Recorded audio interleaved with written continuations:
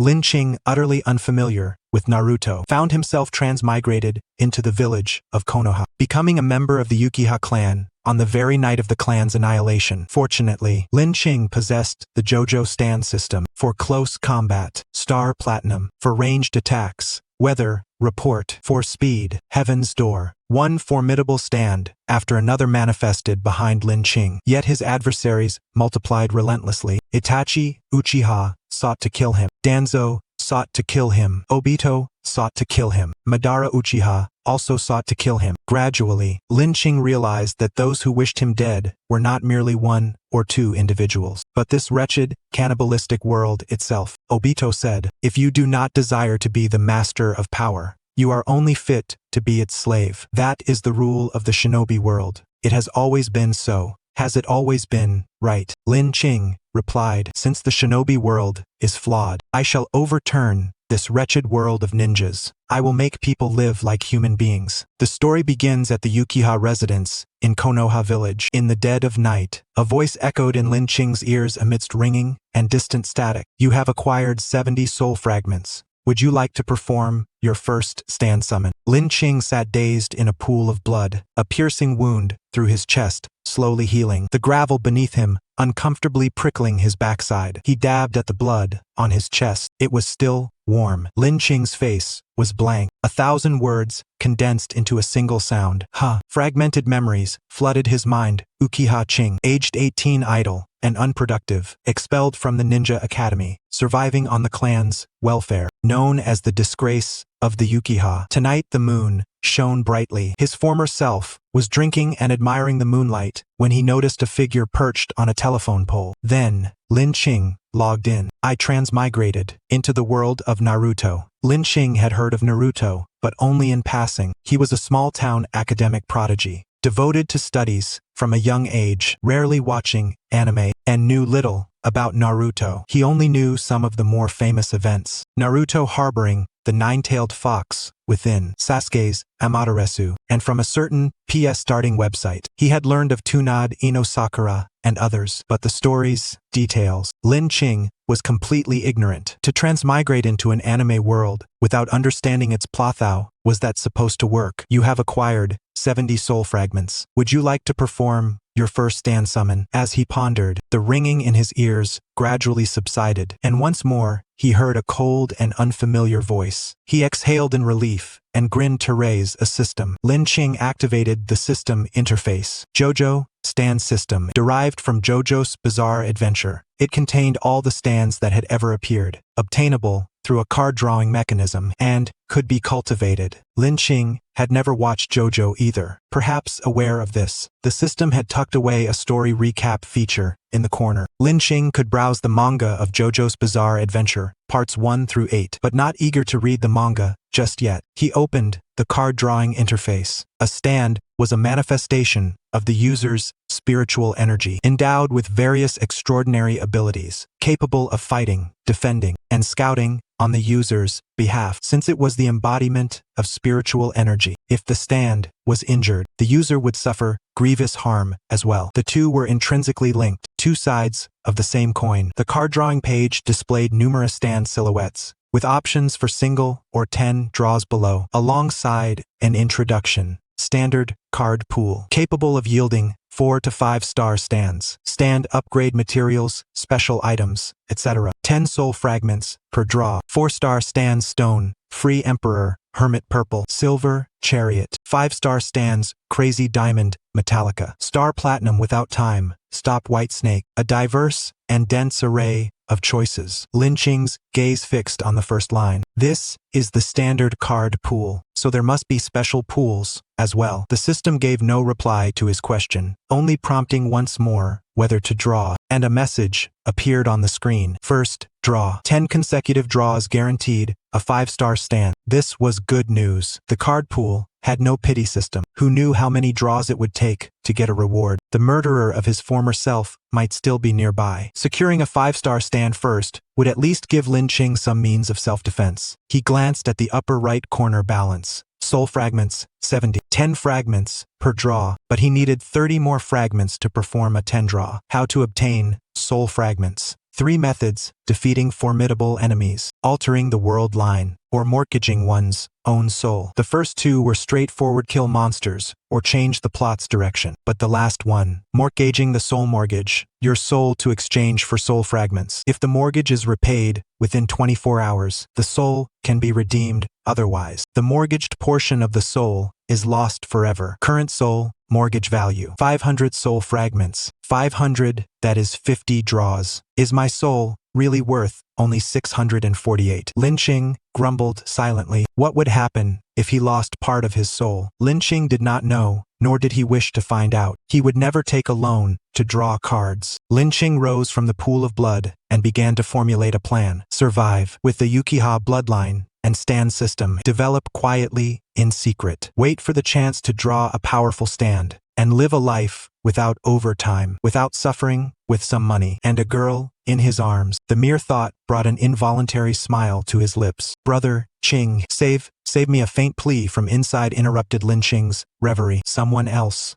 Lin Qing furrowed his brow and pushed open the door. Inside, a little girl of 4 or 5 years old lay prone on the tatami, her hair tied into 2 small, horn-shaped pigtails. A crimson wound on her abdomen oozed blood. She reached out her hand toward Lin Qing. He grasped it, cold, trembling, fragile. A memory surfaced. Her father had died in the war. Her mother drowned her sorrows in alcohol and struck the children when drunk. Though his former self was a failure, he had cared for the village's children, often using the welfare money he received to buy sweets for them. The little girl dared not return home, so she clung to Lin Qing daily, coming to his house to play games and scrounge snacks. When I grow up, I want to marry Brother Qing, she often said. Tonight, her mother was drunk again, so she came to find Lin Qing. Brother Qing, I don't want to die. The joy of acquiring the system quietly faded away. Without hesitation, Lin Qing scooped up the girl and dashed outside. Doctor, find a doctor. He sprinted out of the courtyard, then recalled he still had the system. He remembered some stands possessed healing abilities. If he could draw one, he might save the child's life. Hold on, just a little longer. The last words stuck in his throat. The girl in his arms had eyes clouded gray, devoid of life. She was dead. Lin Qing did not know her, and the memories of his former self were fragmented at best. But as a modern man, witnessing a vibrant, delicate life snuffed out before him stirred his heart deep. First came fear, but once fear subsided, it was replaced by fury, not because of the fragmented memories of a past life and the emotions tied to the departed, simply because he was an ordinary man, educated in modern times, who understood the preciousness of life and was enraged by the barbaric massacre. In the world of Naruto, battles and bloodshed are inevitable after all. It is a spirited, shonen manga. Death is commonplace. Yet to kill a trembling old man walking down the street, to slaughter a child who could barely babble, is this the work of humans? Monsters? Only beasts could commit such atrocities. A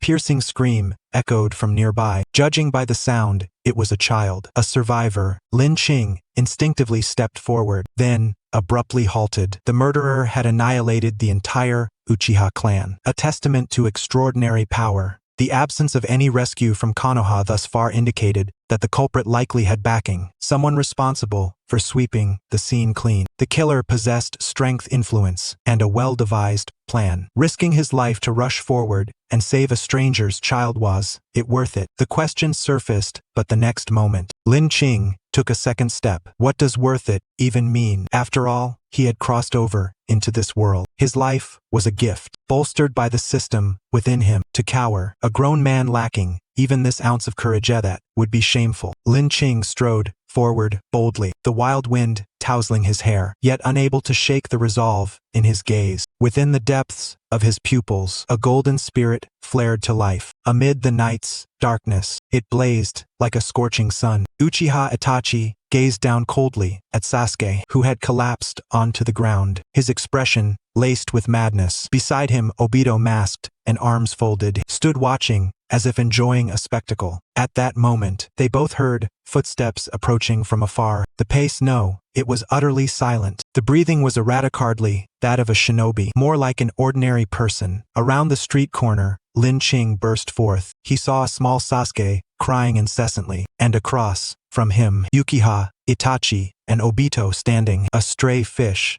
Obito glanced at the bloodstain on Lin Qing's chest. Itachi, are you too tired? Killings, getting sloppy. Shall I take over for you? No need. Uchiha Itachi drew his blade. His voice, icy. Didn't expect to have to kill you again. He knew Lin Qing, the disgrace of the Uchiha clan, a professional welfare recipient. During the Third Great Ninja War, most of the Uchiha clan had participated, yet Lin Qing, in the prime of his youth, was weaker than a child, incapable of any ninjutsu, not even qualified for logistics, spending the entire war lying at home. To be such a waste was infamous. Seeing it was Lin Qing, the faint hope that had flickered in Sasuke's eyes immediately extinguished. Teach, Lin Qing spat on the ground. A beast pretending to be close to me. He caught his breath, stepped forward, and gently patted Sasuke's small head. Go squat over there. Lin Qing looked back at Uchiha Itachi and Obito, issuing a command to the system: pawn my soul. Then, 10 consecutive draws, 70 soul fragments, like coins, dropped into a pachinko machine, clinked crisply. Numbers flickered and vanished, transforming into sparkling stars that entered the card-drawing interface. Still insufficient. I stake my soul. A golden light drifted from Lin Qing's soul. Once more, it was cast into the card-drawing page. 10 draws completed. Draw. Suddenly, the starry night exploded with brilliance. 10 stars, plummeting, tracing dazzling arcs across the horizon. Ding ding ding ding. Accompanied by 4 crisp chimes, 4 stars emerged. The starlight coalesced into a purple vine. Stand, name, Hermits, Violet. 4 stars. Owner, Joseph, Joestar. Ability, stand writing by shattering cameras or other media to view distant scenes. It can transmit ripple and electricity, and can be used as vines for movement. Current, level 1. Note, old man, your stand is the most useless. 4 stars. Lin Qing was momentarily stunned. Wasn't a 10-draw guaranteed to yield a 5-star stand? And what did most useless in the note mean? Suddenly the crisp chimes rang again. This time, 5 times. The starlight flickered, revealing a robust, muscular humanoid stand. Its entire body, a blue-purple hue. Hair flowing wildly. Stand name, Star Platinum. 5 stars. Owner, Jotaro Kujo. Ability, possesses immense strength, incredible speed, and ultra-precise, close-range power. Current, level 1. Note 1 time, stop ability, not yet unlocked. Note 2, invincible. A double stand from 10 draws. What extraordinary luck. No, it could no longer be called mere luck. There was also a mysterious recognition from the stands themselves. Lin Qing had countless reasons to hide, to flee. After all, stepping forward meant risking his life, wagering his very soul. But only one reason compelled Lin Qing to advance: the courage to confront injustice. The 2 stands before him answered that courage. Lin Qing did not know who these 2 murderers were, nor the overwhelming power behind them that prevented any rescue from their village. Lin Qing knew only one thing. As a mature adult, if he lacked the ability, that would be one thing. But now that he had the power to choose, he could not stand idly by as 2 beasts set upon a child. In hardship, one preserves oneself; in prosperity, one aids the world. Naturally, at this moment, Lin Qing was not thinking so far ahead. He simply wanted to crush these 2 beasts. He drew a deep breath, and when he opened his eyes again, there was not a trace of fear. His hands clenched into fists, assuming a boxing stance. Come on, you waste, called the disgrace of the Uchiha clan a waste. Uchiha Itachi's eyes flickered with complex emotions momentarily. He had not expected Lin Qing to be the one standing before him in the end. Was this fate's mockery? The fleeting emotion vanished. Itachi gripped his blade and advanced. He did not expend chakra to perform ninjutsu, nor did he activate the Sharingan. The masked man beside him was too mysterious and dangerous. Itachi needed to reserve enough strength to guard against him. Most importantly, Itachi believed he did not need such measures to deal with Lin Qing. The reason he drew his blade rather than throwing a kunai was out of respect for Lin Qing's courage in knowingly facing death. Itachi stepped forward like a phantom. The blade sliced through the air with a sharp hiss. He stared coldly at Lin Qing. I withdraw my contempt for you. You are a man worthy of respect. Just a pity that, for Konoha and world peace, you must die. The blade slashed upward. Lin Qing was about to be cleaved in 2. Obito yawned lazily. Young Sasuke, having witnessed too much death this night, squeezed his eyes shut tightly. At that moment, aura, accompanied by a thunderous roar, the dull thud of fists striking flesh rang out. Sasuke suddenly opened his eyes. Obito frowned slightly, his gaze piercing through his mask. The lethal blade froze midair. Though less than an inch from Lin Qing, it seemed to have encountered an invisible barrier. Unable to continue its strike, blood sprayed out, shimmering like tiny red rubies under the silver moonlight. The source of the blood, Obito's pupils contracted sharply. Itachi was injured. Moments ago, Star Platinum had struck Uchiha Itachi's face with a punch, crushing his prominent nose and spraying blood. And this was on Laura. Aura.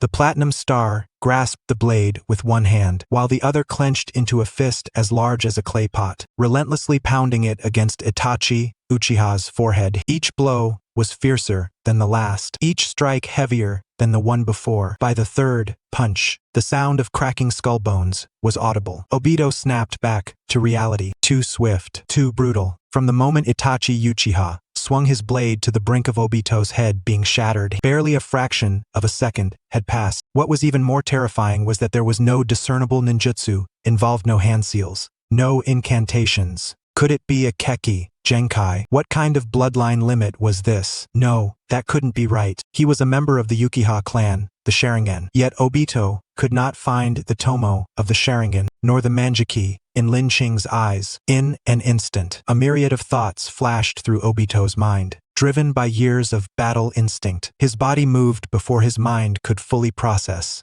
instantly teleporting beside Itachi Uchiha and reaching out to grasp his shoulder. Itachi's strength was crucial for Obito's next plan. He intended to transfer Itachi into Kamui's dimension. Lin Qing's abilities were too enigmatic, and Obito did not want to make contact recklessly. Just as Obito's hand was about to touch Itachi Uchiha's finger, stabbed, the Platinum Star released the blade, aligning two fingers together and extending them like a spear, thrusting toward Obito. Obito could not see the Platinum Star, but instinctively sensed the threat and activated his intangibility. He successfully dodged the meteor finger stab, but his hand passed through Itachi's shoulder. In his intangible state, Obito was unable to bring people or objects into the intangible space, a limitation of his ability. Information has always been the key to a shinobi's combat. With the fighting prowess of Itachi, Uchiha, and Obito, even if not 2 against 1, a one-unknown duel with their ninjutsu techniques and combat experience would unquestionably crush Lin Qing. Yet, it was the slightest advantage in the opening move, a pure first strike, kill effect. No matter how formidable the ninjutsu, no matter how refined the taijutsu, the human body remained fragile. The Platinum Star was only at level 1, not yet upgraded, but the impact of his fists was no less than that of a semi-trailer truck barreling down a national highway. What? Uchiha Itachi. I thought that was a speed bump. Take that up with my insurance. The Platinum Star tossed Itachi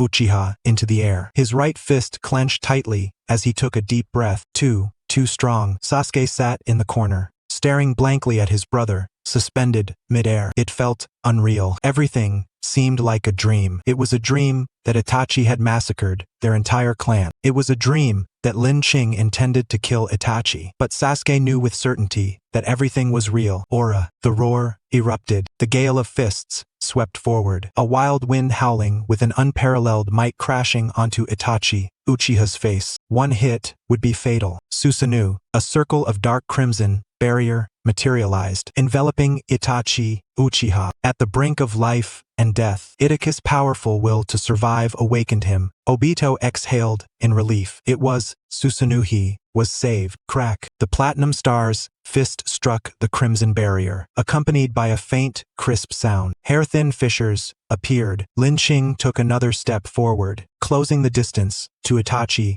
Uchiha, and spoke calmly. I pledge my remaining soul, exchanging all for resources to upgrade the Platinum Star. Platinum Star has been upgraded to level 2. Soul pledge quota is 0. Please acquire 500 soul fragments within 24 hours, or the soul will vanish entirely. Despite having pledged all his soul, the golden radiance in Lin Qing's eyes shone even more brilliantly. The wind stirred by the Platinum Star's punches blew his hair wildly. Moonlight hid behind clouds, and the world seemed to plunge into darkness, except for Lin Qing's eyes, glowing with golden light. In the darkness, they resembled a god descended to earth, silently fixing their gaze on Itachi Uchiha. Lin Qing raised a finger, pointing toward Itachi, suspended in midair, issuing the command, "Smash him to pieces." At level 2, the Platinum Star's strength and speed had ascended comprehensively. Aura, aura, aura. In a fleeting moment, countless punches rained down. The Susanoo that Itachi had just unleashed now resembled a tea egg left in a pocket all day, riddled with fine cracks until the final punch. Bam. A gash appeared in the Susanoo's armor. The Platinum Star's arm thrust in, seizing Itachi Uchiha's neck. His neck was slender. After all,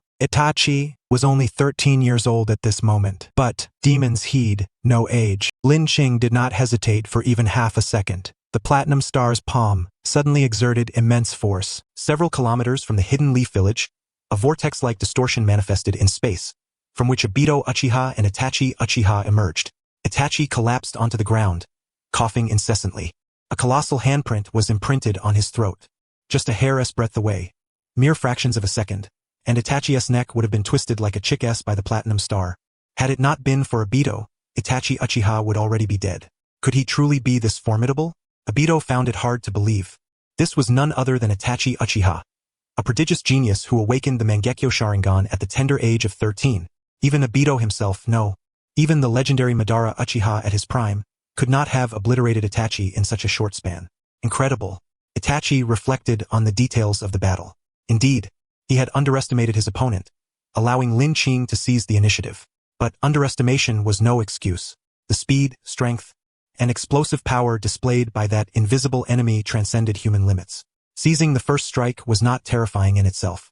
Yet when combined with invincible speed, pinpoint accuracy, and overwhelming force, it became utterly terrifying, almost akin to a tailed beast. Itachi Uchiha rose to his feet and glanced back toward the hidden leaf. However, this failure would be his only one. The effect of a first encounter kill would not hold the second time.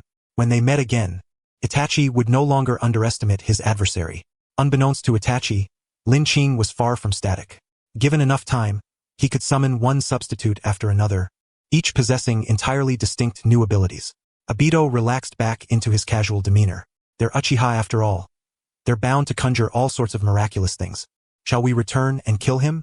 Obito inquired. Itachi shook his head. No need. Let us depart. He had fulfilled his promise to Danzo. Whether one or two remained no longer mattered to the overall situation. The other hidden leaf shinobi were no fools. Returning again would only provoke unnecessary conflict. Obito shrugged as the spatial distortion reappeared, and the two vanished without a trace.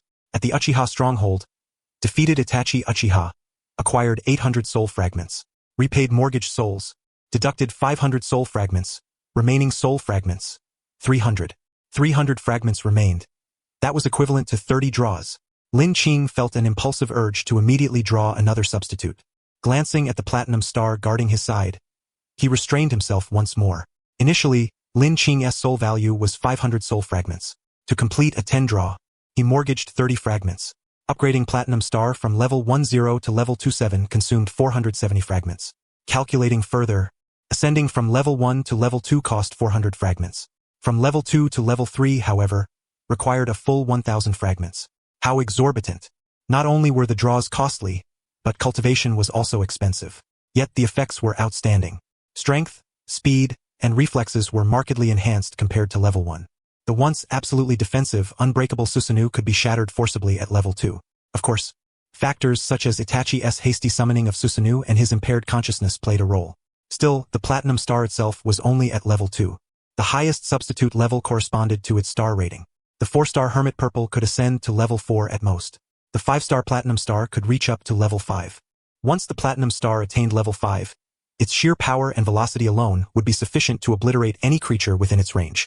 After pondering for a while, Lin Qing decided to reserve his soul fragments, opting to decide between drawing cards or upgrading later based on forthcoming circumstances.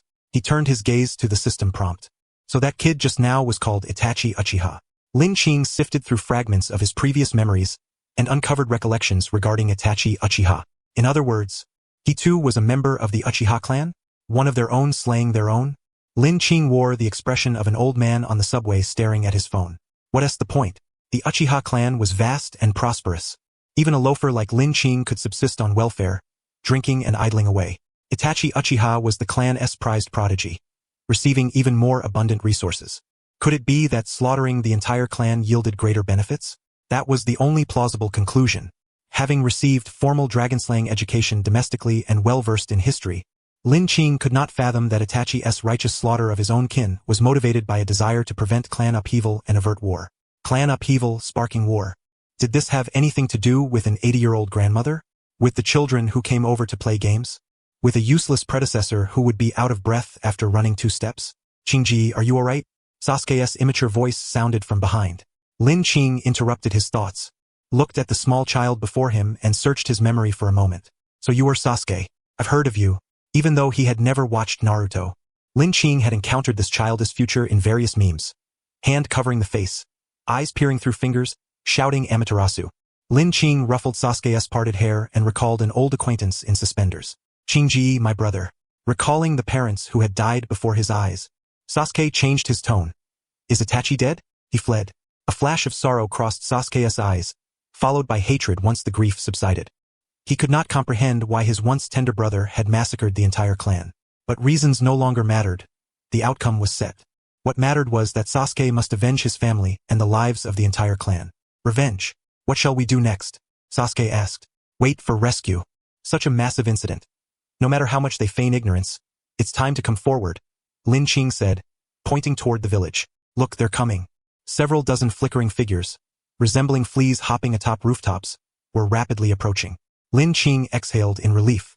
Tonight's calamity was finally at least temporarily over. He wrapped himself in a blanket, cradled a cup of hot cocoa, and stared blankly as the rescue personnel busied themselves. Disaster movies usually play out this way. Now that the murder was over, the mastermind lurking behind the scenes, no matter how arrogant, would not dare openly annihilate the 2 survivors, Lin Qing and Sasuke, right? After all, Naruto was a shonen manga.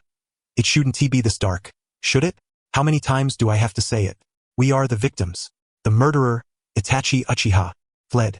Sasuke and I are eyewitnesses. You are experts, you should be able to find physical evidence at the scene. What more do you want to investigate? Or rather, Lin Qing's gaze fixed on the interrogators opposite him, his eyes brimming with questioning and disdain as if to say, what answer are you hoping to hear from me? The interrogation room was dimly lit. Lin Qing's hands were cuffed to the table. For shinobi affiliated with Root stood in the room's 4 corners, surveilling him without a single blind spot, as if Lin Qing himself were the perpetrator.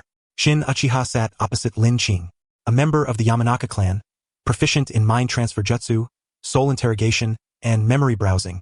He was the designated interrogator. As a master of interrogation, even without employing secret techniques, Shin could discern from Lin Qing's tone, demeanor, and gaze that the young man before him was telling the truth. Yet, in countless instances, the truth holds little significance. What truly matters is the intent of those who wield power. The crux lies in the judgment of Lord Danzo. Knock, knock. The heavy metal gate creaked open. A Root ninja stood at the threshold, beckoning Yamanaka Ao. Ao stepped outside. Lin Qing extended his palm toward Ao's retreating figure. Hermit S. Violet.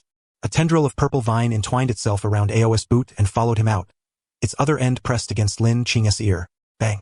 The interrogation room's door slammed shut once more. The voices of 2 Root operatives echoed clearly through the vine. Lord Danzo has issued an order. Eliminate him without leaving a trace. 1 Uchiha left in the village is more than enough. There's no need for 2. Besides, Danzo's deal with Itachi Uchiha only involved Sasuke. There's no such thing as buy 1, get 1 free. Understood. Yamanaka Ao harbored no doubts, nor did he question the reasoning. When Lord Danzo commands, they obey. Such is the rule. What about the other one? Ao inquired. That's none of your concern. Ao gave a slight nod and uttered an apology. He had overstepped. Leave it to me. Silent assassination was second nature to the Yamanaka clan. He grasped the heavy handle of the interrogation room door and began to twist it. Boom! The 10-centimeter thick metal door crashed down like a giant iron fist, slamming into Ao and pinning the seasoned interrogator against the wall like a mere fly. The Root operative who had come to deliver the message stared in disbelief. Years of training triggered his instincts. He drew a kunai and assumed a defensive stance. Ora! A platinum star's punch descended, shattering the kunai, his arm, and even several ribs. The messenger was flung back, collapsing against the metal door. 2 men trapped by a steel gate like a human sandwich. With a clatter, they fell to the ground, barely clinging to life, their eyes wide with terror as they gazed at Lin Qing emerging from the room. Lin Qing sighed softly. This is supposed to be a shonen manga? It's way too dark. He had long suspected that darkness lurked within Konoha. Yet, to leave murderers unpunished while preying on survivors. Where was the justice? The law? The rule of law? Lin Qing wanted to ask. Is Konoha a village of the Fire Clan or the Danzo clan? He could no longer remain. Staying in Konoha meant that even if he survived this time, sooner or later, he would be assassinated in the shadows. Besides, with the JOJO system, the world was vast and boundless. Where couldn't he find refuge? If all else failed, Lin Qing could spend his days farming and hunting with the Platinum Star, living a life free from want. Why endure such indignity in Konoha? His decision was made. The immediate priority was to escape. He was imprisoned within Root's underground base. The base resembled the roots of a massive tree, corridors twisting and turning, tangled and labyrinthine, riddled with numerous traps. Even if he escaped the interrogation room, leaving the base would not be an easy feat. However, Lin Qing possessed a method uniquely his own. Hermit's Violet. The purple vine extended outward, probing ahead and illuminating the path. Lin Qing sprinted through the corridors. Upon passing a room, he paused. Sasuke was inside. Fleeing with a child in tow was bound to be troublesome. Lin Qing hesitated for a mere half-second before switching to Platinum Star and forcibly pulling the heavy metal door free. Saving once was saving. Saving twice was still saving. Qingji. Sasuke's eyes were swollen and red, his voice thick with a nasal tone. Lin Qing said, Danzo wants us dead. Are you coming or not? I'm coming.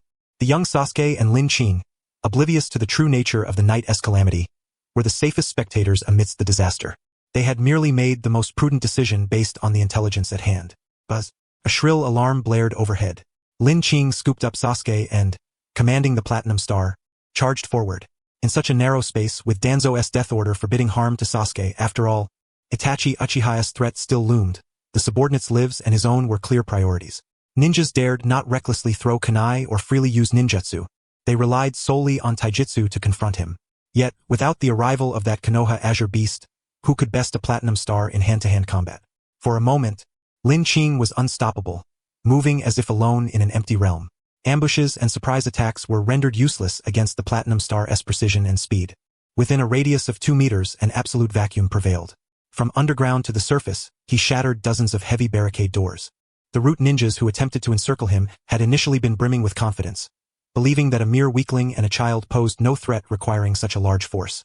But the instant they engaged him, their confidence morphed into fury and disbelief. Now, as they watched Lin Qing step out of the underground base, bathed in moonlight, the battle-hardened ninjas could not conceal their terror. The Third Great Ninja War had ended less than 10 years prior. Many among them were veterans who had once fought on the battlefield. Lin Qing's silhouette reminded them of those legendary heroes who stood against hundreds alone. Even under Lord Danzo's orders, they were restrained. Yet the Root ninjas glanced back. Blood stained the path behind them, with elite warriors collapsed in pools of crimson, their fates uncertain. Such combat prowess was terrifying beyond measure. As Lin Qing prepared to leave, a Root operative instinctively stepped forward, meeting Lin Qing's sidelong gaze. Get lost. A single intimidating command froze the ninjas in place, rendering them too stunned to pursue. The Platinum Star's punch struck the base's entrance. The lintel collapsed. Bricks and stones shattered, sealing the underground entrance completely. Bang! Lord Danzo slammed his fist onto the table, his expression grim and sinister, resembling a malevolent demon. His sharp, venomous eyes seemed to pierce through the screen, as if gouging a piece of flesh from Lin Qing. Danzo, you have gone too far. An aged voice spoke behind Danzo. Danzo turned off the surveillance screen. The screen went dark, reflecting the figure behind him. The third Hokage, Hiruzen Sarutobi. Too far? Danzo asked. Hiruzen's voice rose slightly, anger swelling beneath his words. Must I remind you? Yes, of course I must. Danzo turned to face Hiruzen, meeting his gaze squarely without a hint of evasion. Is it that I ordered Itachi Uchiha to annihilate the entire Uchiha clan? Or that I intended to kill Uchiha Ao, sparking this chaos? Or that I commanded the collection of the Uchiha clan's bodies? Danzo rose, hands clasped behind his back, standing before Hiruzen. You are no fool. If you were, I would have eliminated you to seize your position long ago. You know everything. So, I ask, exactly what have I done that is too far? That way, I can give you a precise answer. Hiruzen was silent. For a full 30 seconds, he uttered not a word, then swept his sleeve and departed. Tonight was destined to be a restless night. Blades clashed and swords flashed as Konoha ninjas, both familiar and unfamiliar, emerged from the shadows, flinging kunai toward Lin Qing. From time to time, genjutsu specialists attempted to ensnare Lin Qing within illusions. Fortunately, Lin Qing discovered that pain could break the illusion's hold on him, so he instructed Platinum Star to gently tap him every 5 seconds. Bloodied from head to toe, Lin Qing cradled the young Sasuke, embodying the invincible spirit of Zhao Yun of Changshan, who charged through enemy lines 7 times and emerged unscathed. Yet, to those familiar with the layout of Konoha village, a careful examination of the wailing ninjas scattered on the ground would reveal the absence of any renowned shinobi. The Hyuga clan's Byakugan, the Ino Shikacho trio, the Aburame clan's insect manipulators, none of these veteran families were present. Lin Qing was never one to be arrogant. It was obvious that Itachi Uchiha, still but a half-grown child, could not be the strongest ninja in the village. So why had no other formidable warriors come to intervene? Lin Qing pondered throughout the journey and arrived at a conclusion. This matter was tainted. True masters, the established clans, were not foolish. The Uchiha clan's sudden annihilation overnight was a disgraceful catastrophe, like mud falling into one's pants. Anyone associated with it would be sullied and repulsive. Each clan found excuses to remain behind closed doors. Those who came to intercept were essentially powerless. Low-ranking corporate shinobi who scrambled out of their wives' beds at midnight to respond acknowledged to orders from their superiors. Naturally, they had no connection to true strength. Hold on. We'll be out soon. Lin Qing gently patted Sasuke's small head. Sasuke looked toward the direction of their home. A place without family could no longer be called home. It was merely an empty box filled with sorrowful memories. Where are we going? Sasuke asked. I don't know. Lin Qing's understanding of this world was no greater than Sasuke's. But there had to be a place where they could live like human beings. And if they're isn't, Sasuke pressed. Lin Qing fell silent for a moment before saying, there will be. Sasuke nodded firmly. He caught the sound of the wind behind them and glimpsed a cold gleam hurtling toward Lin Qing. Watch out, Sasuke warned. Before the words had fully left his mouth, kunai was lodged in midair. Platinum Star deftly pinched the flying kunai, turned, stepped forward, and arched his powerful arm like a whip, hurling the kunai back. Boom! The air exploded with a thunderous blast as the kunai whizzed past someone's ear. Oh dear, that was close. So this is the invisible guard from the records? An unheard-of ability. A languid, frivolous voice emerged from the shadows. A man descended lightly, standing casually before Lin Qing, holding a book, wearing a mask and a forehead protector that covered one eye. 2 young friends, passage ahead is forbidden. Lin Qing halted. White hair, a disinterested aura, eyes obscured. Lin Qing recognized the figure. A very famous character, a name long whispered, blurted out instinctively. Satoru Gojo? Kakashi Hatake. Kakashi corrected him. For some reason, upon hearing the name Satoru Gojo, Kakashi felt an inexplicable irritation. He glanced back at the kunai that had disappeared into the clouds. Is that your ninjutsu? Or a summoned beast?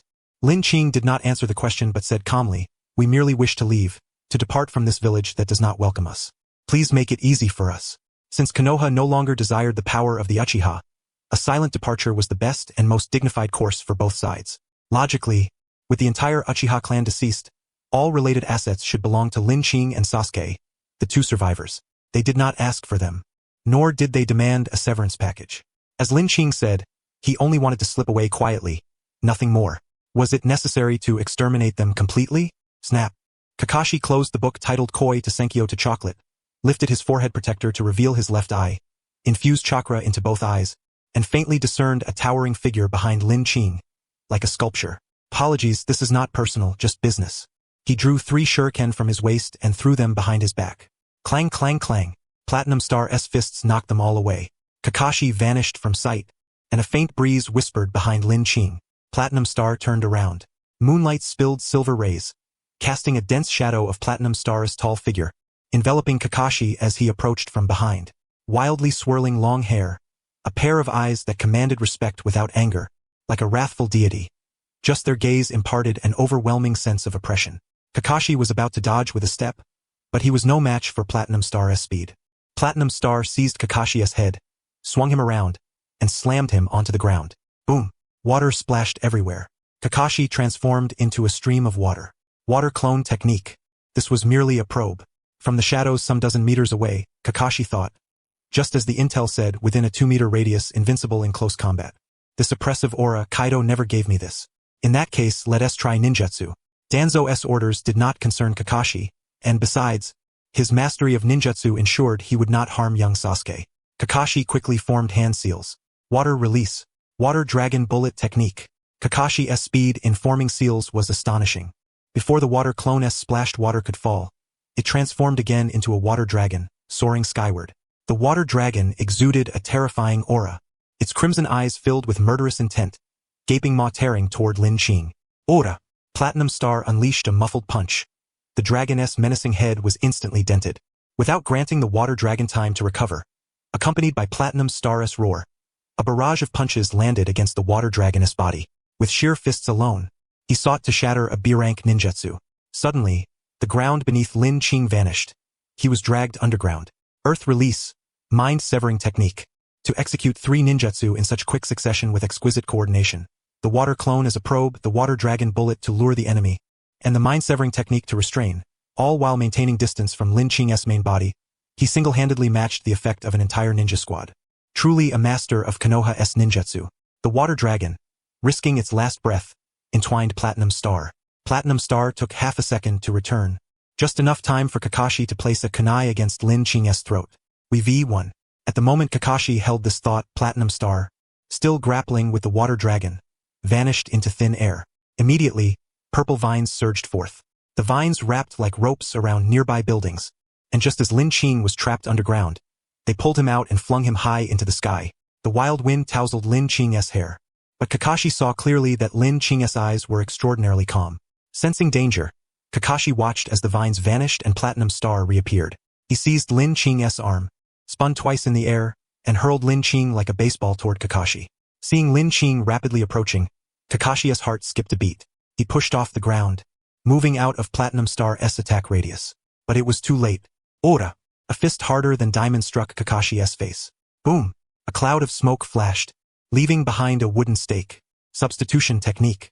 Sasuke, having seen the world to some extent, noticed the talisman attached to the stake. Watch out! It's an explosive tag. The tempo of their battle was unbearably swift, so rapid that Sasuke could scarcely react, only now finding a brief moment to call out a warning. The Platinum Star shattered the wooden stake with a single punch, while the other hand extended a finger. With absolute precision and velocity, the fingertip, as if wielding a scalpel, sliced the detonating seal from the stake, severing the fuse and denying any chance for the explosive to detonate. 10 meters away, Kakashi reappeared, his expression laden with gravity. Before the true confrontation, Kakashi had harbored a faint disdain for Lin Qing, dismissing him as merely possessing a peculiar ability. He had encountered countless ninjas who relied on a singular technique to dominate, and as long as he found a countermeasure, the matter would be swiftly resolved. Yet now, Kakashi realized the situation was far more complex. The key did not lie in the ability of the stand, but in Lin Qing's use of it. His composure on the battlefield and instantaneous judgment were formidable. Nearby, young Sasuke sensed the heavy atmosphere and instinctively clenched his tiny fists. It was not only Sasuke who was focused on this battle. Within the Hokage's office, the third Hokage, Hiruzen Sarutobi, puffed thoughtfully on his pipe as he gazed into the crystal ball before him. A dozen or so flying insects hovered in the air, their compound eyes surveying below and transmitting images to the Aburame clan. The Hyuga clan was even simpler. Their Byakugan pierced through walls, allowing them to watch the live broadcast directly. Countless eyes, each harboring their own complex thoughts, were fixed upon this battle. Kakashi had grown stronger. His tactical choices and speed of ninjutsu execution were flawless. Yet, facing such a Kakashi, Lin Qing showed not the slightest sign of falling behind. All eyes converged on Lin Qing. His dossier was not hard to obtain. The most infamous failure of the Uchiha clan, steadfastly resigned to a life of passivity. Could it be that he had been masquerading all these years? But why? Espionage? No, spies strive to climb higher. Remaining at the bottom would yield no vital intelligence. So was he simply a recluse? A multitude of gazes, each tinged with different emotions, fixated on Lin Qing, their minds haunted by a single question. Who exactly are you? If Lin Qing could hear that question, his answer would be, just an ordinary unlucky soul. He had spent his entire life diligently studying from dawn until dusk, only to be transported to another world just as he was about to start working and earning a living. Not only that, upon opening his eyes, his entire clan had been annihilated, leaving him without even the right to idle away his days. The ruling powers, rather than comforting the survivors, sought to eradicate him completely. The JOJO Stand system he acquired was less a blessing of transmigration and more a compensatory balance for his misfortune. Qing, can you win? Sasuke asked. Lin Qing had wrought many miracles that night, but Kakashi was a battle-hardened warrior forged in real combat. A succession of intense clashes had already exposed Lin Qing's strengths and weaknesses. Absolute dominance in close quarters, yet vulnerability at medium to long range. As long as Kakashi harassed him incessantly with ninjutsu, maintained distance, and delayed for reinforcements, Lin Qing would be forced into a passive defense. tempting as before. To hurl Lin Qing with the Platinum Star to close the gap rapidly was not only physically taxing for Lin Qing but also allowed Kakashi sufficient time to evade and deploy his stand. Even Sasuke could perceive this flaw, and those observing the battle from the shadows saw it too. The fight was over. The third Hokage, Sarutobi Hiruzen, shook his head slightly, leaning his aged, weary frame against his chair. A single hand emerged, drawing the audience's attention. Lin Qing gently stroked Sasuke's small head, tousled his middle-parted hair, and smiled. "We will win." "Win? With what?" Sasuke questioned. Lin Qing launched himself once more at Kakashi, entangling in close combat. The Platinum Star seized another opening, delivering a punch. A familiar plume of smoke arose as Kakashi activated his stand, vanishing to a spot over 10 meters away, ready to face the next assault. But Lin Qing did not move. The ever-aggressive Lin Qing stood silently in place.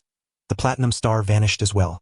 Danzo, hidden behind the scenes, observing the surveillance footage, snorted coldly. After all that bluster, has he given up after all? He voiced what many thought. Even Sasuke on the scene believed Lin Qing had surrendered. Only Kakashi's hairs stood on end. He sensed a profound threat and was about to vanish again when he realized he could not move. Several strands of wisteria vines erupted from the ground, entangling Kakashi's feet and waist. The vines tightened like steel cables, binding him fast. "When did this happen?" Kakashi demanded.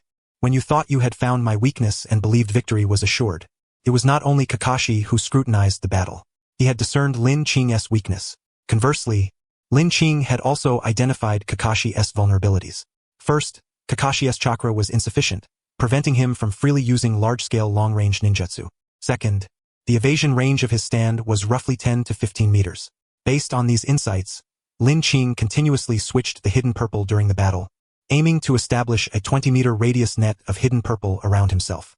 Whenever Kakashi activated his stand, no matter which direction he dodged, he would inevitably become ensnared in the vines. The stand was not teleportation. Bound in this way, Kakashi could no longer escape. But so what? Lin Qing could only wield the power of one stand at a time. This was Kakashi's observation. The hidden purple could not inflict actual harm on Kakashi. Once Lin Qing switched stands, a prepared Kakashi could immediately activate his stand to evade and counterattack. "I know what you're thinking." Lin Qing withdrew a crumpled piece of paper from his pocket.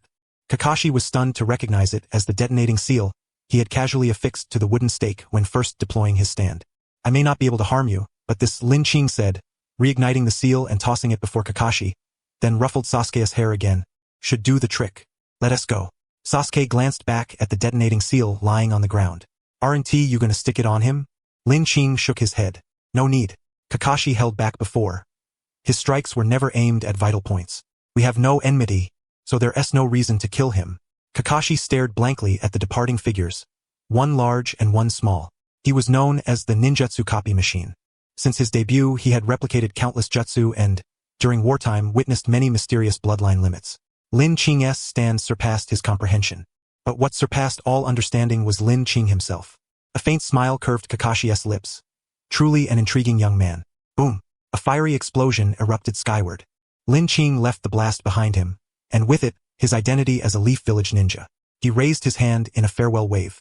The scene resembled a masterpiece, etched indelibly into the memories of many observers. As the flames faded, Lin Qing and Sasuke vanished into the darkness.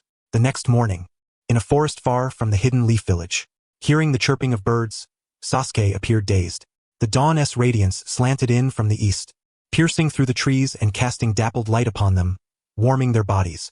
Sasuke had not yet come to his senses. "What are you thinking about?" Lin Qing inquired. Sasuke spoke candidly from his heart. "I just find it incredible that we managed to escape so boldly and openly." Lin Qing nodded slightly, understanding Sasuke's bewilderment. After departing from Kirigakure, Lin Qing had been sifting through fragments of his past memories, gradually comprehending Konoha's stature within the Shinobi World. If all of Konoha's ninjas were determined to keep someone captive, relying solely on a second-level Platinum Star and a first-level Hermit Purple, survival and escape would have been impossible. Pondering carefully until dawn, Lin Qing slowly unraveled the complexity of the situation. There were numerous layers of strategic interplay at work. First, several major clans and formidable individuals had abstained from participating in the battle. Among these was the factor of Itachi Uchiha. No one wanted to provoke a madman who had annihilated his entire clan. Another element was the principle of the rabbit's death saddens the fox. The Uchiha clan's extermination was shrouded in intrigue. Although no concrete evidence could be found, No one was foolish enough to ignore the implications. If one day an Uchiha could be wiped out, the next day it could be a Hyuga or an Aburame. Many powerful figures deliberately avoided involvement. Secondly, there was the decision of the third Hokage, Hiruzen Sarutobi. Had the Hokage issued a direct order or appeared in person, Lin Qing would certainly have been defeated and captured. Perhaps out of guilt toward the Uchiha clan, this legendary ninjutsu professor never revealed himself throughout the ordeal. Indecision breeds chaos.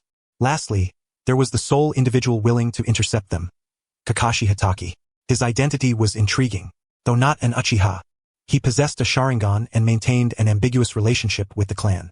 Kakashi was one of the rare few who could involve himself without becoming tainted. Lin Qing recalled his battle with Kakashi. The latter held back. Rather than a fight, it resembled a test. Sasuke asked in surprise, "A test? A test of what?" Lin Qing pointed to his eyes. "A test of whether we can keep these eyes intact outside." The Uchiha clan's Sharingan symbolized mystery and power. Just look at Kakashi. Merely acquiring one Sharingan transformed him into the copy ninja. Everyone yearned for a chance to ascend in a single bound. Once news of Lin Qing and Sasuke's escape from Konoha spread, countless ninjas and bounty hunters would pursue them. Without sufficient combat strength, it would be better to remain a prisoner in Konoha than to be dismembered and have their eyes plucked out. Moreover, leaving Konoha had to present a challenge. Otherwise, it would be a loss of face. Kakashi served as that obstacle, part test, part deliberate leniency. But why would he help them? Lin Qing pondered briefly and said, "Perhaps because of his Sharingan. Maybe he feels indebted to the Uchiha and wants to offer one last hand." This was Lin Qing's deduction based on existing intelligence. His guess was close, but there was another reason. Kakashi's own judgment. Kakashi was unaware of the true cause behind the Knight's tragedy. Having worked with Itachi Uchiha, he knew Itachi well enough to be certain he would never commit such a cruel and inhumane act. Something was amiss. Therefore, Kakashi had to intervene. He intended to let Lin Qing and Sasuke escape so that once they left the village, the hidden puppeteers behind the scenes would have to reach out to act. The farther their hand extended, the more likely it was to leave traces, allowing Kakashi to unravel the truth step by step. That night seemed only about the Uchiha clan's destruction, but behind it lay intelligence, stratagems, and considerations intertwined like a chessboard. Lin Qing was a sudden piece on this board. However, Danzo Shimura, Hiruzen Sarutobi, Itachi Uchiha, and others played shogi. Lin Qing was a rook from Xiangqi, disrupting countless setups and secret lines. "Brother Qing, you're truly remarkable," young Sasuke exclaimed sincerely. "Your ninjutsu is incredible, but I didn't expect you to deduce so much.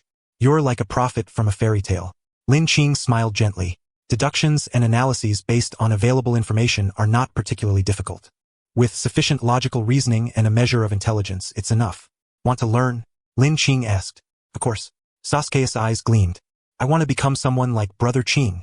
Then start with mathematics to cultivate your logical thinking skills." "Huh?"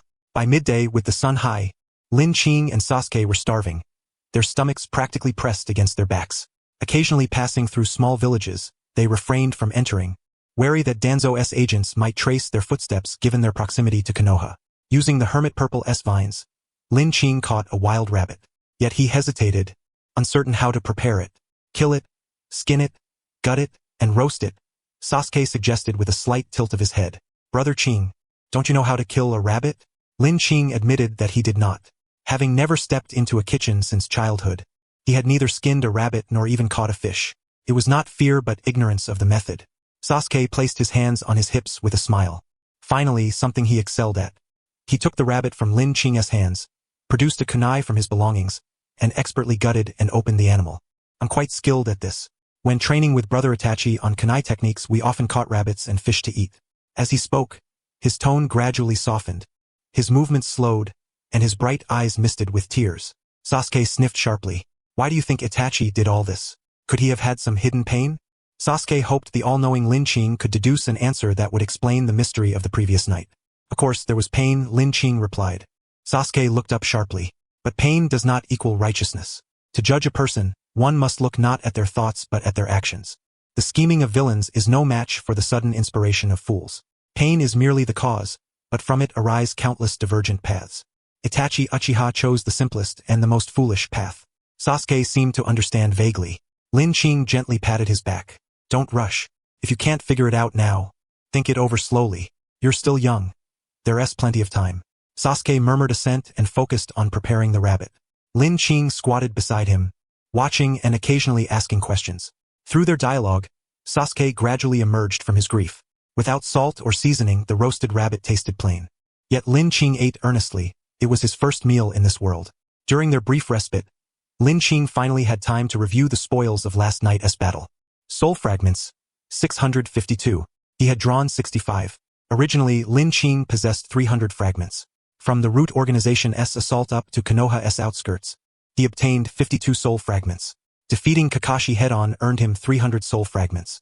Beating Itachi Uchiha granted him 800, while Kakashi had only 300, not because Kakashi was so much weaker, but due to their differing mindsets in battle. Itachi fought with the intent to kill Lin Qing, whereas Kakashi held back considerably, refraining from using techniques like Lightning Cutter or Kamui. It was merely that Itachi Uchiha had suffered from a lack of intelligence. Lin Qing's rapid succession of combos left no room for Itachi to make a move. 652 fragments. Lin Qing resolved to draw cards ahead of time. A level 2 platinum star was sufficiently formidable in close combat. Even if he amassed 1,000 fragments to upgrade it to level 3, it would merely be an embellishment. During the battle with Kakashi, Lin Qing discerned his own weakness, a deficiency in mid to long range combat capability. He required a new stand to compensate for this shortcoming. Otherwise, he risked being easily kited to death. After weighing the pros and cons, Lin Qing opened the system interface. Draw cards. 10 draws. Nothing. 20 draws. Nothing. 30 draws. Nothing. 40 draws. Nothing. A slight twitch at the corner of Lin Qing's eye betrayed a rising irritation. What kind of lousy system was this? Not even providing a guaranteed minimum? Isn't it standard to have a guaranteed 4-star stand every 10 draws, and a guaranteed 5-star every 80 draws? Even a skewed permanent would do. After 40 draws, he had only obtained some stand experience books, all of which he invested into Platinum Star, raising it from level 2.7 to level 2.13. A drop in the bucket. Lin Qing poured another 100 soul fragments into the system. 50 draws. 10 streaks of stars fell from the sky once more. The crisp ding-ding sound finally sounded. Lin Qing counted. 1, 2, 3, for 4 stars? He comforted himself. 4 stars would suffice. 4-star stands typically possessed average combat power, excelling in 1 or 2 specific abilities, primarily serving supportive roles. Tactically, they were akin to support positions in games, secondary tanks, or secondary damage dealers. 5-star stands, on the other hand, boasted relatively superior combat prowess, more comprehensive abilities, multiple combinations including offense, defense, and support, excelling strongly in at least one domain. If it were a 4-star stand with ranged attack power or rapid assault capability, could indeed alleviate Lin Qing's urgent predicament. As he pondered, the radiance of starlight faded. A book floated before Lin Qing's eyes. The ripple breathing technique? Lin Qing had been fleeing all along and had not yet had the chance to read the JOJO manga series. Fortunately, the ripple breathing technique was mentioned in the first part of JOJO, Phantom Blood. He carefully examined every mention of the ripple and roughly understood what this ripple power was. The ripple originally originated from Tibetan monks, a breathing cultivation method created for spiritual practice and the pursuit of longevity. Just as throwing a stone into water creates ripples, using a special breathing technique produces ripples within the body, thereby generating a variety of miraculous effects. Strength, heat, physical enhancement, resistance to aging, and so forth. Lin Qing looked around, and no matter how he saw it, the ripple bore the unmistakable aura of a rudimentary cultivation technique. The ripple breathing technique was indeed very useful to Lin Qing, perhaps even more so than acquiring another 5-star stand. No matter how many stands he had, the frailty of his own body remained a significant flaw. With multiple stands at his disposal, Lin Qing could defend against attacks from any angle. Yet he could not withstand poison wine offered with a smile, nor the fatigue of consecutive battles. Physical strength and a thick health bar would grant Lin Qing greater leeway for error. The negative example was Itachi Uchiha. No matter how many ninjutsu he mastered or how advanced his Sharingan was, what use was it? He was but a fragile little glass cannon. However, why did the system yield the ripple qigong? This was not technically a stand but rather a type of skill book, wasn't it? Lin Qing scoured the system instructions. The normal card pool can yield 4 to 5-star stands, stand upgrade materials, special items, and so forth. Skill books were classified as special items. Besides the ripple breathing technique, other special items included the stone mask, insect arrow, firearms, aya gems, and so on. 50 draws to obtain a ripple technique was not a loss. Though only 4 stars, its effect on Lin Qing's own body was a genuine means of survival. From this perspective, it was even more precious than a 6-star stand. With 15 draws remaining, Lin Qing decided not to continue. His intuition told him that today's fortune had been entirely spent upon drawing the ripple breathing technique, and any further attempts would only squander soul fragments. He closed the system interface and savored a brief respite. Lin Qing and Sasuke traveled on foot, stopping and going as they pleased. When thirsty, they drank from the river. When hungry, they ate wild game, vegetables. When tired, they found a clean spot to rest, using the earth as a bed and the sky as a quilt, sleeping without care. Time slipped by for more than half a month, and they were nearly beyond Konoha's jurisdiction. The two sold the pelts of the animals they had hunted along the way in a small town, used the money to book a stay at a hot spring inn, luxuriated in a soothing bath, and feasted heartily, finally allowing themselves to relax. Afterward, they boarded a merchant caravan's wagon and leisurely journeyed toward the land of water. They could no longer remain in the land of fire.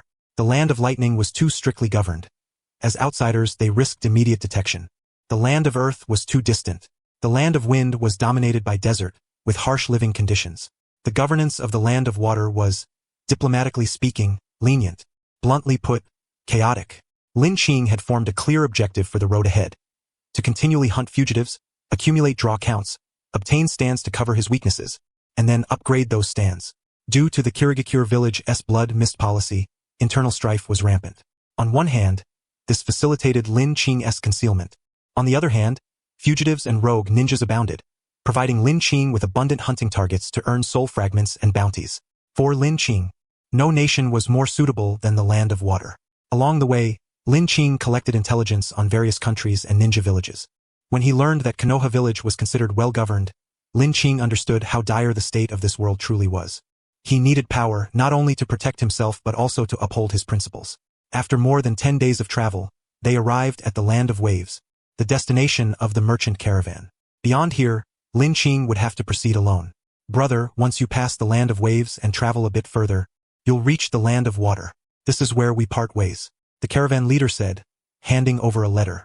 Recently, the Land of Water had closed its ports, allowing only a few fleets to pass.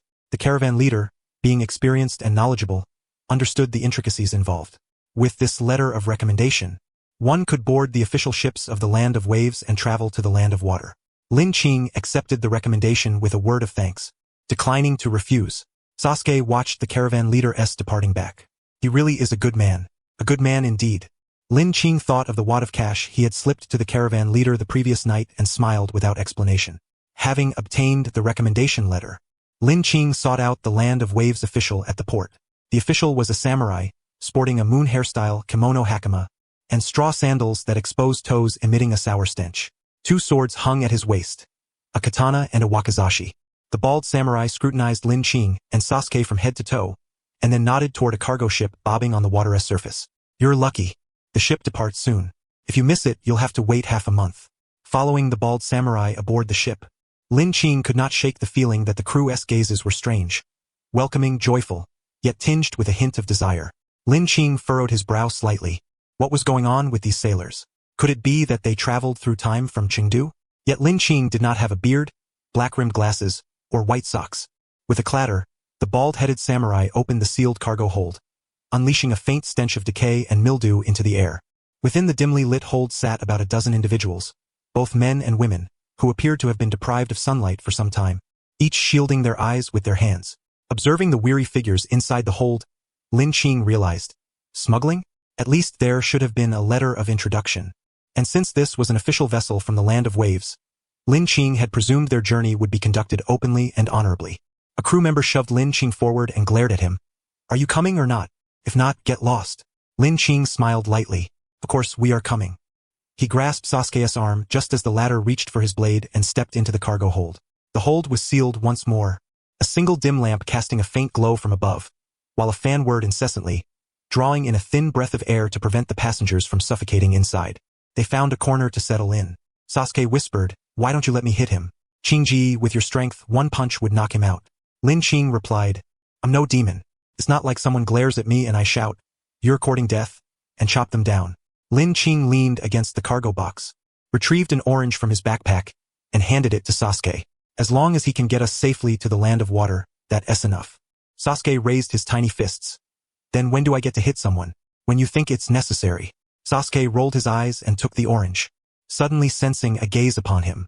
It was the little girl sitting opposite. Her name was Komomo, about Sasuke's age, with shoulder-length pink hair tied into a bun, and large eyes fixed intently on the orange in Sasuke's hand. Komomo's eyes held no distractions, only a pure longing for the fruit. Sasuke glanced at Komomo, then at the orange in his hand, snorted coldly, and turned his head away. Pat. Lin Qing gently tapped Sasuke's small head. Go socialize a bit. Don't always keep that cold little face. If anyone else said that, Sasuke would have ignored it outright.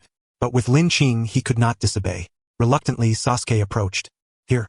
Sasuke averted his gaze and broke the orange in half, offering one piece to Komomo. Her eyes suddenly sparkled. She glanced back at her mother, who nodded in approval. Thank you, brother. She accepted the orange and leaned forward, planting a light kiss on Sasuke's cheek. Sasuke's face flushed crimson. It was unclear who laughed first, but the dark, musty, and stifling cargo hold soon echoed with laughter. At that moment, the ship trembled softly. It had set sail. The vessel was a steam-powered steamer. Hidden in the cargo hold, one could hear the rumbling of the steam engine below, punctuated by the occasional hissing release of steam. Initially irritating, the sounds gradually became a white noise that lulled one toward drowsiness. There were over a dozen passengers in the hold. Most had fallen into a deep sleep. During such tedious voyages, slumber was the best way to pass the time. Sasuke remained awake, his hands concealed within his sleeves as he practiced hand seals. Determined to one day exact revenge with his own hands, he refused to waste even a moment. Lin Qing sat beside Sasuke, legs crossed, his chest rising and falling with a distinctive rhythm. With each breath, the dim cargo hold seemed to brighten slightly. The travelers felt a comforting warmth spread through their bodies, their tense nerves relaxing, leading to deeper, more peaceful sleep. Sasuke, seated nearest, sensed it most clearly. Qingji, have you succeeded in your training? Sasuke asked. Lin Qing nodded slightly. It had been over a month since he had acquired the ripple breathing technique. He had been eating, sleeping, and walking strictly according to its breathing regimen. Perhaps it was the Uchiha's innate talent, or Lin Qing's own aptitude, but from the very beginning, he had felt a faint ripple undulating within him in time with his breath. At first, it was weak and delicate, like a dragonfly landing on floating duckweed, causing barely perceptible ripples. Now, Lin Qing could manipulate the ripple to flow along his veins and skin, releasing it into the outside world to affect reality. Activating the breathing technique enhanced Lin Qing's muscular strength to 3 to 5 times that of an ordinary man, enabling him to shatter rocks with bare hands. The outward ripple, wielded as a weapon, became an invisible, scorching blade. As a defense, it absorbed sudden impacts. Even injuries could be healed through it. Unlike the power cultivated by ninjas, whose training sought rapid results.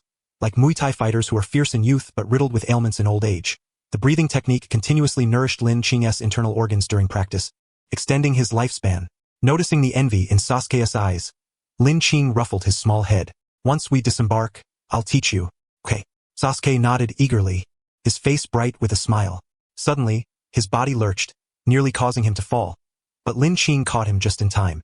The other passengers were not so fortunate. A chorus of groans sounded as more than a dozen people stumbled and fell within the hold. The ship came to a halt. Komomo, still drowsy, asked her mother, Mom, have we arrived? Komomo's mother looked toward the cargo hold's ventilation shaft, but the narrow window offered no view. She stroked her daughter's head. The ship has stopped. We must have arrived. Komomo's sleepiness vanished, and she blinked excitedly. Yay! We get to see Grandpa and Grandma. The land of water had closed its ports. Most of the passengers were traveling there to visit relatives.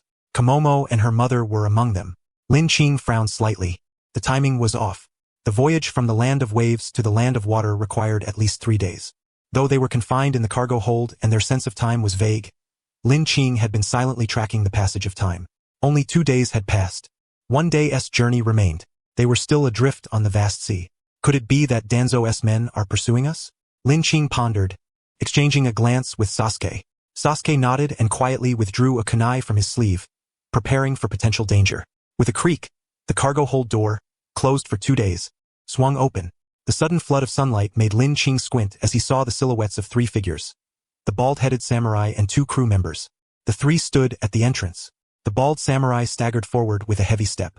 A gaunt man inquired, Sir, have we arrived? The bald samurai replied, Apologies, everyone, but there's been a slight complication on the journey. An elderly woman curled up in a corner asked, What complication? The samurai's hand rested on the hilt of his sword, swinging it side to side. The scabbard clanged against the cargo hold walls, the sharp metallic sounds echoing ominously. The passengers' hearts tightened in fear. We encountered pirates. But don't worry, I persuaded them to spare your lives on one condition. You must hand over any valuables you carry to buy your survival. Two crew members strode forward with bags, disregarding the passengers' protests, and began rifling through their luggage and backpacks. No, you can't take that. It's all I have left, protested the gaunt man who had spoken earlier. As he tried to retrieve his belongings, a crew member kicked him to the ground. Just as he scrambled to rise, a blade flashed before his eyes. Move again, and I'll cut you down. The travelers had begun to realize the truth. There were no pirates here. Rather, the samurai and crew of the Land of Waves before them were the pirates themselves. Under the shelter of the roof, preserving one's life was paramount. Begrudgingly, each traveler surrendered their belongings. Don't touch me! A scream pierced the air. It was the bald samurai who, upon seeing Komomo's mother, plump and graceful, with a striking beauty, and noting her status as a married woman, harbored impure intentions. His thieving hands encircled her waist, accompanied by a lecherous grin and crude words. Your breasts are so large. Let me see if you're hiding something inside. Let go of my mother. Komomo lunged forward, landing a fist squarely into the bald samurai's groin. Get lost. The samurai howled in pain, fury igniting within him as he swung a palm with full force toward Komomo's face. Ah! A harrowing scream echoed through the cargo hold, but it was not Komomo who cried out. A jet-black, icy-cold kunai pierced through the samurai's palm, pinning his hand to the wall of the cargo hold. Blood trickled down the wall. Following the trajectory of the kunai, Komomo's gaze met the stern face of Sasuke. In that moment, Sasuke grasped the meaning behind Lin Qing's words. When you feel it is necessary. Without any prompting, Sasuke had instinctively thrown the kunai. His force, speed, and precision far exceeded his usual practice, for this strike was fueled by a power called emotion. A gentle hand rested on Sasuke's shoulder, and he came to his senses, his once icy expression shifting to one of anxiety. I'm sorry for acting without permission. Sasuke had studied ninja tracking techniques. A seasoned tracker could deduce the ninja's village merely by the way a kunai was thrown. His current action essentially revealed his identity, potentially leading the pursuers from Konoha and Danzo directly to them. No need to apologize, you did well, Lin Qing said. Power alone is meaningless. If, when confronted with injustice and the anger swelling within, you hesitate and lack the courage to act, then what is the point of your training? You might as well go back to farming. I'll kill you all. The bald samurai drew the kunai from the ground and unsheathed the wakizashi at his waist, a faint blue glow shimmering along its blade. Samurai and ninja followed two distinct paths of cultivation. The former was straightforward and direct, focusing all their prowess into a single blade, mastering the art of cutting through myriad techniques with one strike. Lin Qing rose and pulled Sasuke behind her. Leave the rest to me. All eyes within the cargo hold turned toward Lin Qing. You're a ninja, the bald samurai demanded. No, Lin Qing answered truthfully. The samurai gripped his sword tightly, eyes ablaze with fury. Whether you are or not, today you will die. Komomo was cradled in her mother's arms, her eyes wide with terror. The samurai roared, delivering a downward diagonal slash aimed at Lin Qing's face. With a flick of her toes, Lin Qing caught the kunai she had tossed to the ground earlier, raising her hand to meet the descending blade. A bloodthirsty gleam flashed in the samurai's eyes. How could his powerful two-handed strike be halted by Lin Qing's single-handed kunai? This was no cheap martial arts film. Komomo's mother covered her daughter's eyes, unable to bear the sight. Clang! The clear clash of steel echoed through the cargo hold, rippling outward like concentric waves. What? The samurai stared in disbelief. Not only him, but two crew members eager for blood and the gathered travelers all widened their eyes in astonishment. The kunai held firm against the long blade. If it were merely a block, one might attribute it to Lin Qing's innate strength. But she used the kunai's tip to counter the blade's edge without the slightest deviation or tremor. It was as if the two had rehearsed this moment in advance, frozen in place. This was the power of Hammon, the energy of the ripple. It enhanced speed, strength, and reflexes in every aspect. Lin Qing now resembled a smaller-scale version of the Platinum Star. Sir, what are you doing? Finish him off with one strike. A crew member shouted. The samurai was frantic. Did he not wish to do so? Yet his blade seemed glued in place, utterly immovable. What kind of ninjutsu is this? A faint wisp of smoke emanated from the samurai's palm, accompanied by a pungent smell of burning flesh. Ah! The samurai screamed in agony, attempting to discard the scalding blade, but his hands were firmly fixed. His face twisted with a mixture of rage and terror. Everyone here will perish because of your actions. Remember, it is because of you that they will die. Lin Qing's voice was calm as she stared him down. Your militaristic, imperialist logic serves no purpose other than speeding your demise. Any last words? The word mother was cut off as the Platinum Star's fist, as large as a casserole pot, struck the samurai's face. Thud, thud, thud. 3 heavy blows landed in succession. The samurai and 2 crew members were hurled like broken sacks, toppling 7 or 8 dockworkers and crashing heavily onto the deck, their fates uncertain. Sir, what happened? The crew, seeing their lord fallen, were thrown into panic, rushing to press the samurai's philtrum. At that moment, footsteps approached from behind. Lin Qing emerged from the cargo hold, picking up a spilled sack of white flour, her voice cold. So this is what the Land of Waves sells? No further explanation was needed. The revulsion that welled up upon grasping the sack silently revealed to Lin Qing the true nature of this contraband. D-grade goods. The Land of Waves was officially engaged in clandestine trade of D-grade products. Lin Qing despised 2 things most: gambling and D-grade goods. Sasuke reached out a small hand, clutching Lin Qing's sleeve. He seldom saw her gaze so icy. Iemme fine, Lin Qing whispered. But she lifted her eyes to the dozens of boxes of white flour aboard the ship, then looked ahead. An old, rust-covered fishing vessel had come alongside them, black cannon barrels protruding from both sides. 40 shirtless, dark-skinned crew members, armed with knives and axes at their waists, stood on deck.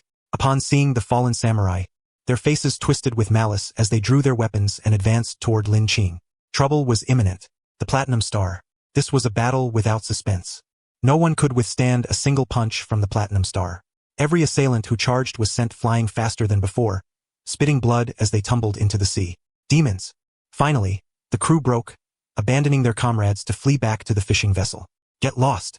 Little Sasuke shouted after their retreating backs, a wide grin of exhilaration spreading across his face. He loved the journey with Lin Qing, the thrill of swift justice and unbridled passion. Ninja! What ninja? He refuses to endure. But Sasuke's smile quickly froze. Shouts erupted from the fishing vessel opposite, and the cannon barrels turned to target them. Bang! Bang! Bang! 3 cannonballs traced arcs through the air, firing in unison. The Platinum Star. Qing Lin raised his hand and pointed. The Platinum Star let out a mighty roar, spinning a full circle in midair before kicking away the first cannonball. Then, spreading his arms wide, he seized 1 cannonball in each hand. With arms as unyielding as steel, he exerted tremendous force, hurling all the cannonballs back. Whiz! Whiz! Whiz! 3 cannonballs sliced through the air with piercing sounds, as if breaking the sound barrier, their speed leaving nothing but fleeting shadows on the retinas. The thunderous explosions and anguished wails followed in rapid succession. The fishing boat was pierced through and torn to shreds, the crew screaming as they plunged into the sea. The battle erupted suddenly and as abruptly ceased. Only then did the passengers regain their composure, realizing they had narrowly escaped death. They were no fools. Even in this wretched ninja world, the trade of D-grade goods was strictly forbidden. The ship had but a single cargo hold, and the moisture-sensitive D-grade items naturally had to be stored there. If those who saw the D-grade goods were still alive when disembarking, the answer was obviously no. The passengers collapsed onto the deck, their hearts lodged in their throats finally able to settle. They were saved.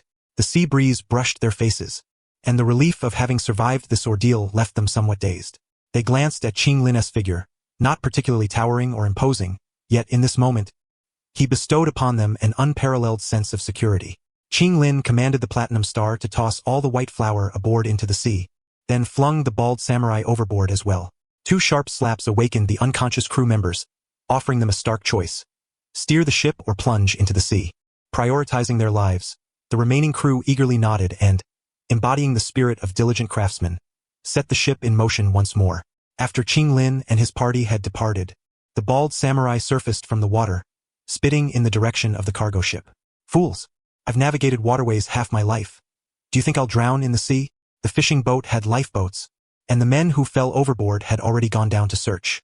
They would be found soon and could row back to the land of water. Dare to touch Lord Kato's cargo? Boy, you're as good as dead. Even if you flee to the ends of the earth, someone will bring back your severed head. He cursed bitterly. The sea surface broke as a bleeding crewman gasped for breath, his face etched with terror. Sir, fish, fish, fish. The bald samurai failed to comprehend why fish could inspire such fear. Sharks? No, he was intimately familiar with this route. This was not a shark-infested area. The fish have gone mad, the crewman shouted. To confirm his claim, a tiny fish no larger than a palm leapt from the water, darting into the crewman's mouth and biting his tongue fiercely. Ah! The crewman screamed in agony, reaching to extract the frenzied fish from his mouth. But a second fish bit his hand, and a third gouged out his eyes. The bald samurai stared in shock at the scene unfolding before him. He recognized the species of fish leaping from the water. They posed no threat. What shocked him more was the fish's eyes. Ruby red, like scarlet jewels. This was the effect of consuming D-grade substances. The D-grade items Qinglin had thrown into the sea were devoured by the fish, who, stimulated by the drugs, had gone berserk. Only then did the bald samurai notice the terrifying stillness of the sea surface. No crew members remained. Looking down, he saw a sea of crimson. "Don't come any closer." The bald samurai's desperate cry echoed through the sky. Qinglin withdrew his gaze.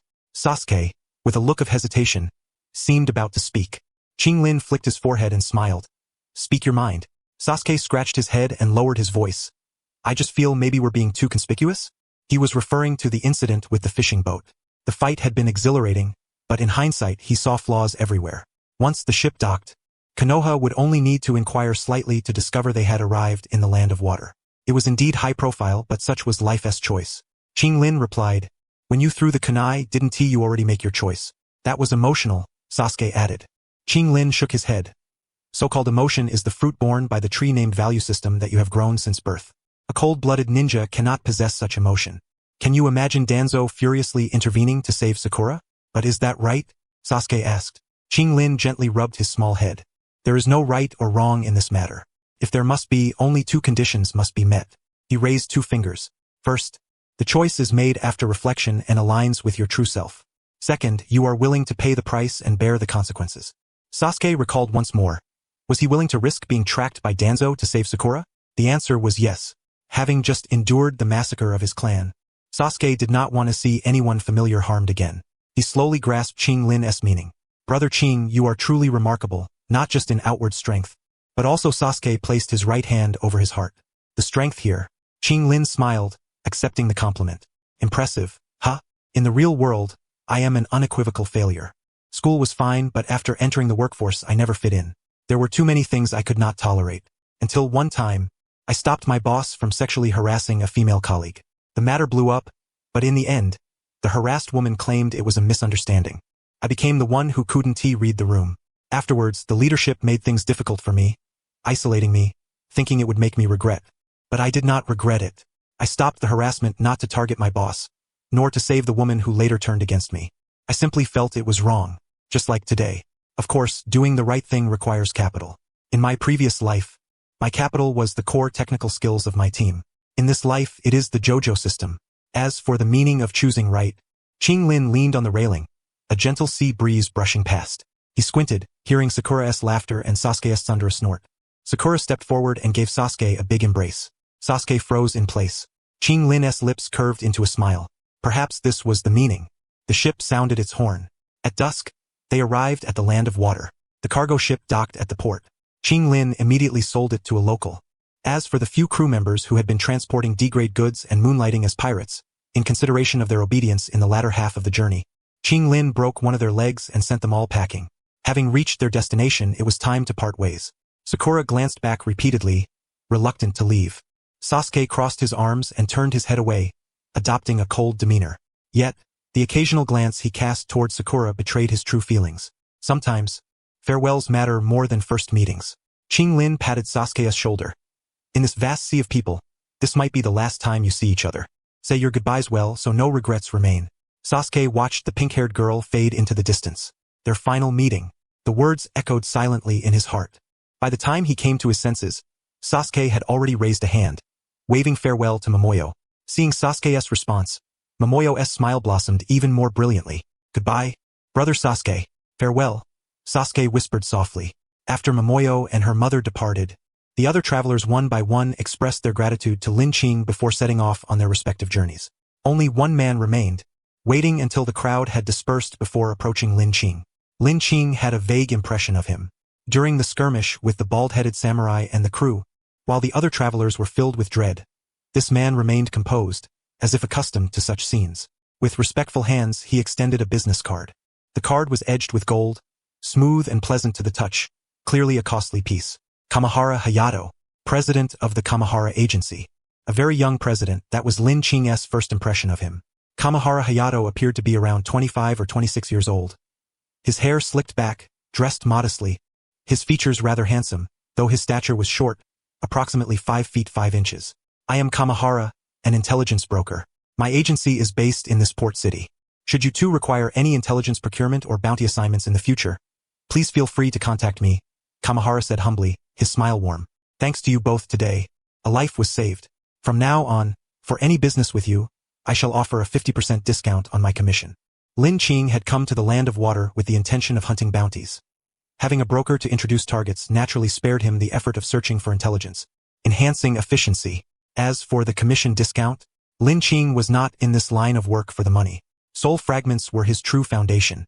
Being new to the area, rather than collaborating with unknown locals, the shared experience of surviving together with Kamahara made cooperation more convenient. Taking the card, Lin Qing tucked it away and said, "Apologies, I do not have a business card." "I understand. Then I shall not impose further." Kamahara bowed politely. Lin Qing nodded and departed with Sasuke. Kamahara slowly straightened his posture, narrowing his eyes as he watched their retreating figures. The evening glow of dusk stretched their shadows long across the ground. "Farewell, my life-saving benefactors." Kamahara's voice was imbued with a sense of destiny. He had thought that when he saw them again, they would have made a name for themselves in the land of water. Unexpectedly, that very night, Lin Qing came to Kamahara's agency. "Is there a bounty?" Lin Qing inquired. Kamahara, glancing at the two seated on the sofa, one large, one small, was taken aback. "Aren't you two resting? Perhaps we could discuss work tomorrow?" The cat had spent 3 days on the ship at the warehouse. Kamahara's hemorrhoids were nearly unbearable. That evening, he had specifically arranged for a young model from the land of sand to help him relax. He had no intention of discussing business at such a juncture. "Rest?" Lin Qing tilted his head slightly and candidly replied. "We've already rested. We ate dinner, took a walk, and even showered. So, rest is over." Kamahara's mouth twitched. "What kind of rest is that? Where did you two come from? Some kind of tireless workhorses?" Despite his grumbling, Kamahara was, after all, a businessman. When business came knocking, there was no reason to refuse. Rubbing his chin, Kamahara asked, "Do you have a preferred target? For instance, the type of opponent you're skilled at handling, or their approximate combat level?" A targeted arrangement of objectives maximizes mission efficiency. A high death rate among bounty hunters is a broker's disgrace, preferably a close combat target. As for combat level, Lin Qing hesitated, unsure how to describe it. In this world, the only true enemies he had encountered were Uchiha Itachi and Hitaki Kakashi, the former caught off guard, the latter holding back somewhat. After some thought, Lin Qing said, "Someone slightly weaker than Kakashi from Konoha would be ideal, easier to deal with." Kamahara swallowed hard. "What do you mean by slightly weaker than Kakashi? Since when has the legendary copy ninja become a unit of combat measurement?" He took a sip of tea, restraining the urge to comment further. "At the moment, I have no intelligence on anyone matching Kakashi's strength here in the land of water. Even if I did, they wouldn't be around here. However, if that's the criterion, your options are quite broad." Kamahara pulled out a stack of dossiers from beneath the table. "Choose for yourselves." Lin Qing casually picked up 4 dossiers and flipped through them. Each contained personal information about the targets, their combat styles, concealment zones, and impressively, every dossier bore an updated date in the lower right corner. People change, especially fugitives and rogue ninjas whose combat abilities fluctuate unpredictably. Having the latest intelligence ensures thorough and meticulous preparation. Professionalism. Lin Qing favored working with professionals. He shook the dossiers in his hand and said, "I'll return in a couple of days." "A couple of days?" Kamahara glanced at the document numbers, immediately recognizing Lin Qing's choices. One was a B-rank fugitive known as the Mountain Demon, a brutal killer who had massacred an entire village. The other 3 were C-rank rogue ninjas, brothers who fought in perfect synchronization. Together, their combat prowess rivaled that of a B-rank, making them formidable opponents. Although these 4 targets were nearby, traveling to them would still consume most of a day. Adding in the ensuing battles, healing, resting, and preparations, Kamahara quietly chuckled to himself, bracing for the possibility of not seeing Lin Qing and Sasuke for 10 to 15 days. Yet aloud, he said, "I wish you both martial success and a triumphant return." After bidding them farewell, Kamahara tossed the dossiers aside, left the agency, adjusted his waistband, and strode into a nightclub. A night of passion ensued. "The beauties of the land of sand are truly exquisite," he mused. Morning light filtered through the window cracks. Kamahara lay by the bed, eyes closed, his hand gently stroking a face, from brow to nose bridge, along the beard, to the lips. Beard? Kamahara suddenly snapped his eyes open. He saw Lin Qing and Sasuke seated on the sofa, calmly sipping tea. 4 men bound and thrown on the floor, one lying right beside Kamahara's bed. The face Kamahara had been touching was that of the man on the floor. "Sorry to disturb your rest," Lin Qing said. "It's just that carrying these 4 around, I wasn't sure where would attract the least attention. Is this a matter of rest? Kamahara checked his watch. It had been only 10 hours since he handed the dossiers to Lin Qing, and already 1 B-rank and 3 C-rank fugitives had been dealt with. Alive and captured. Capturing alive and killing are 2 different matters. The commission payout for the former is higher, and the difficulty greater. Even with Lin Qing's discount, the remaining commission was enough for Kamahara to indulge the Land of Sand model for a whole week. Any more? Lin Qing asked. Kamahara was momentarily stunned. Any more of what? But he quickly caught on. Lin Qing was referring to bounty targets. Yes, of course there are. Kamahara threw back the covers, clad only in his briefs, ready to leave, eyes shining with excitement. A thirst for wealth, profit, he thought. This is a true big shot. That's good to hear, Lin Qing said as he finished the last piece of cake on the coffee table. Please help me pick carefully this time. The last ones were too weak. Upon hearing these words, the 4 fugitives who had been subdued began to shed tears of humiliation. Hayato Kamahara had never encountered anyone like Lin Qing before. Their dialogue had evolved from the initial cautionary remark, "This one is a bit dangerous, be careful," to, "Don't rush, give me some time, I'll find you a few more targets," and now to the present moment. "Brother, Qingji, you should take a break. If you don't rest, neither will I." Honestly, there's not a single person left. Lin Qing pushed Hayato Kamahara aside and opened the cabinet behind him. It was completely empty. Gone. Truly gone. In just half a month, centered around the city they inhabited, it was as if a tornado had swept through. All fugitives ranked B and above, as well as rogue ninjas, were captured one after another and brought before Hayato Kamahara. This was the final payment he had received. Hayato Kamahara handed over a briefcase. "Take a good rest. When new business comes up, I'll be the first to contact you." Lin Qing took the case, which was filled with stacks of cash. He picked up a thick bundle, placed it on the table, and pushed it toward Hayato Kamahara. Hayato Kamahara, puzzled, said, "If it's a cut, the client has already transferred it to me." Lin Qing shook his head. "This isn't a cut. It's overtime pay. Thanks for your trouble these past days." Over the past fortnight, Lin Qing's efficiency in collecting soul fragments had been remarkable, a feat inseparable from Hayato Kamahara's assistance. Hayato Kamahara stared at Lin Qing in astonishment. He had collaborated with many bounty hunters before. Most in this line of work carried unsavory pasts, and he had, to some extent, investigated Lin Qing's history, the massacre of his clan, the internal assassination within the ninja village, and his forced escape. Hayato had assumed Lin Qing's temperament would be bitter and vengeful, but he was unexpectedly gentle. He rose and extended his hand earnestly. "Not hard work. It's my job. It's been a pleasure working with you." Lin Qing clasped his hand. "Likewise. By the way, there is some intelligence I can't really call intelligence since it hasn't been confirmed. More like a friendly heads up." Hayato Kamahara's smile faded. "Ninjas from the Konoha Root organization have arrived in this city." Sasuke's expression shifted, and he nervously said, "Konoha has nothing to do with us." A hand landed on his head, and Lin Qing shook his head slightly at him. Hayato Kamahara was a professional information broker. After knowing them for so long, it would be abnormal if he had not uncovered their true identities. Previously, no one had openly acknowledged it, and everyone tacitly pretended ignorance. Now that Hayato brought it up himself, feigning ignorance any longer would be disrespectful. The Root organization's ninjas might not be formidable in direct combat, but under Danzo's pathological management, each was a master of infiltration and subterfuge. To earn soul fragments, Lin Qing had been somewhat arrogant during this period. The reputation of the 2 bounty hunters, one large, one small, had spread in several surrounding cities, which naturally attracted Danzo's attention. "I understand. Thank you. You're welcome." Also, Hayato Kamahara retrieved 2 Konoha forehead protectors from his drawer. "Are you truly not planning to operate as rogue ninjas? The Root ninjas have already found you.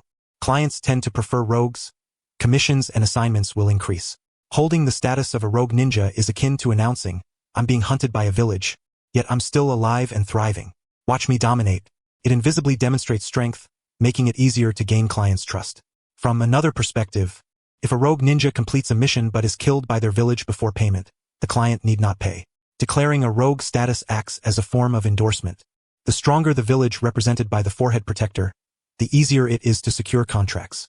Among them, Konoha's rogues are particularly favored in the market." Sasuke showed some interest.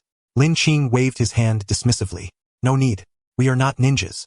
Hayato Kamahara shrugged and saw the 2 off from his office. A brief respite was incomplete without a soak in the bath. Lin Qing placed a towel atop his head, leaned against the edge of the bath, and savored the gentle warmth of the water flowing past him. Sasuke, bare-bottomed, sometimes swam underwater, sometimes floated on his back like a little chick. No matter how heavy his burdens, he was still just a 7-year-old child. Lin Qing smiled faintly, wiped his face with the towel, and opened the system interface. Hunting day and night, he had captured a total of 53 fugitives and rogue ninjas, causing the number of soul fragments to soar from 152 to 614. On average, fewer than 10 soul fragments per fugitive, a testament to the disparity between individuals. Soul fragments, 614. This equated to 61 draws. Considering that last time he had to expend 55 draws before obtaining the ripple breathing technique, Lin Qing's intuition told him that this time he was likely to draw a 5-star stand. Lin Qing disliked sporadic single draws. For half a month, he had been saving up draws, all for the thrill of today. He closed his eyes, inhaled deeply, paused for half a second, then exhaled slowly. Start drawing. 10 draws, no luck. 20 draws, still none. 30 draws, nothing. Lin Qing's composure was far steadier than last time. 40 draws, no. 50 draws, no. Final 10 draws. His intuition whispered, "It's coming."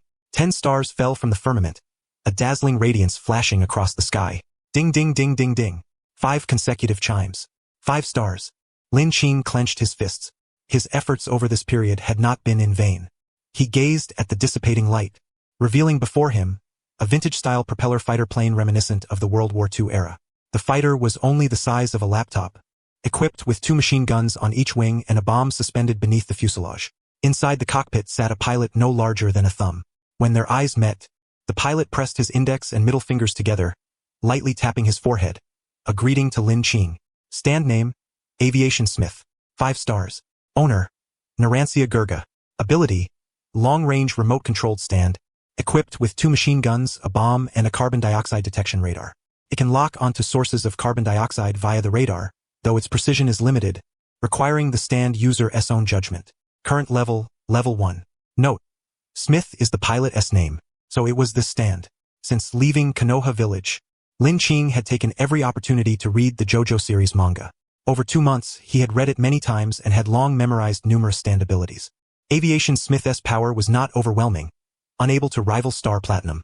However, it could partially compensate for Lin Qing's shortcomings at medium to long range, serving as a distraction and pulling opponents away, preventing him from being kite.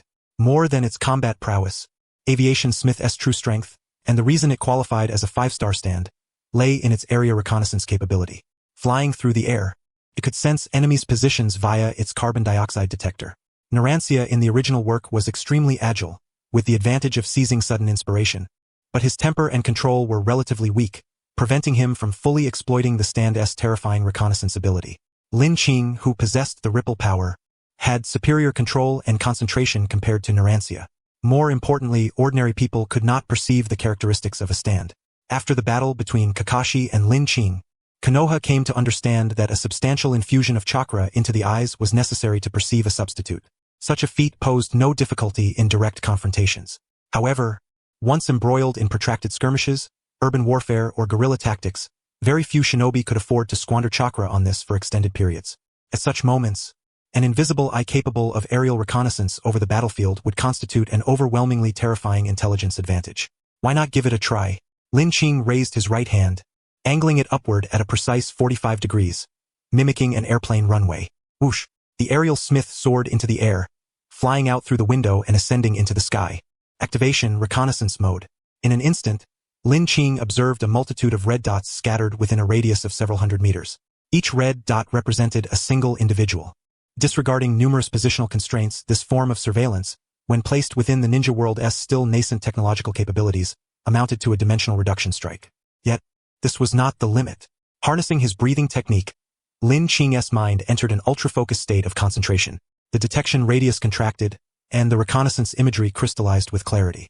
Exhaled carbon dioxide from people's mouths and noses settled upon nearby objects. Influenced by spatial factors, environmental elements, and wind, the carbon dioxide morphed in shape, sketching the surrounding scene. Within a 30-meter radius, every breathing creature was laid bare. Lin Qing could vividly discern each of their movements. It was almost as if he possessed a Byakugan endowed with long-range bombardment capability. Lin Qing was exceedingly pleased with the aerial Smith's capabilities. Not only did it compensate for his shortcomings at medium to long distances, but it also addressed his weaknesses in reconnaissance and intelligence gathering. Return, he commanded. The aerial Smith circled once in the sky, preparing to come back. Suddenly, it detected a figure crouched atop the bathhouse roof, peering at Lin Qing through a narrow gap. Lin Qing raised his gaze and locked eyes with a pair of jet-black orbs. He cupped some bathwater, infused it with ripple energy, and flicked it upward. Sizzle, crackle. Hot spring water ripple dash. Like an electric current, faint golden sparks flickered, adhering to the warm water. The flow instantly became sharper than metal and hotter than molten lava, transforming into countless razor-sharp blades aimed at the rooftop voyeur. Shing! The rooftop was torn apart. Bathed in the light from within the building, the intruder was revealed. He wore no forehead protector, but the coldness in his eyes was all too familiar to Lin Qing. A Root operative. They arrived swiftly indeed. Takizo Sato leapt into the air, narrowly evading the water blades. Information regarding Lin Qing was no longer a secret. He possessed terrifying close combat dominance, exceptional battle intelligence and judgment, but was deficient in medium to long-range combat methods. Maintaining distance was the safest strategy. Sato, following the intelligence briefing, infused chakra into his eyes to guard against Lin Qing summoning the evil spirit giant, and prepared to swiftly retreat while airborne. At that moment, he heard a buzzing sound approaching from afar and looked up. A bird? Rat-tat-tat-tat-tat. The Ariel Smith-S twin machine guns erupted with flashes, unleashing a dense barrage that sealed off Sato's escape route. Boom! Sato vanished into smoke. Shadow clone technique. This was also part of the intelligence dossier. Lin Qing's frontline combat power was so fearsome that his margin for error was terrifyingly thin. To survive, one had to employ clones to probe as much as possible. From the shadows several meters away, a pair of eyes slowly opened. Sato glanced warily at the sky. Was that a ninja beast just now? Whether beast or jutsu, it only proved that within a mere 2 months, Lin Qing had grown stronger and more threatening. He must report this intelligence to Lord Danzo. Sato concealed himself in the shadows and silently withdrew, chakra still infused in his eyes, maintaining heightened vigilance. Under the cover of night, he traveled for nearly half an hour before finally arriving at a safe house in the region. As he closed the door, he let out a faint sigh. Thank you for your hard work. No trouble at all. It is my duty.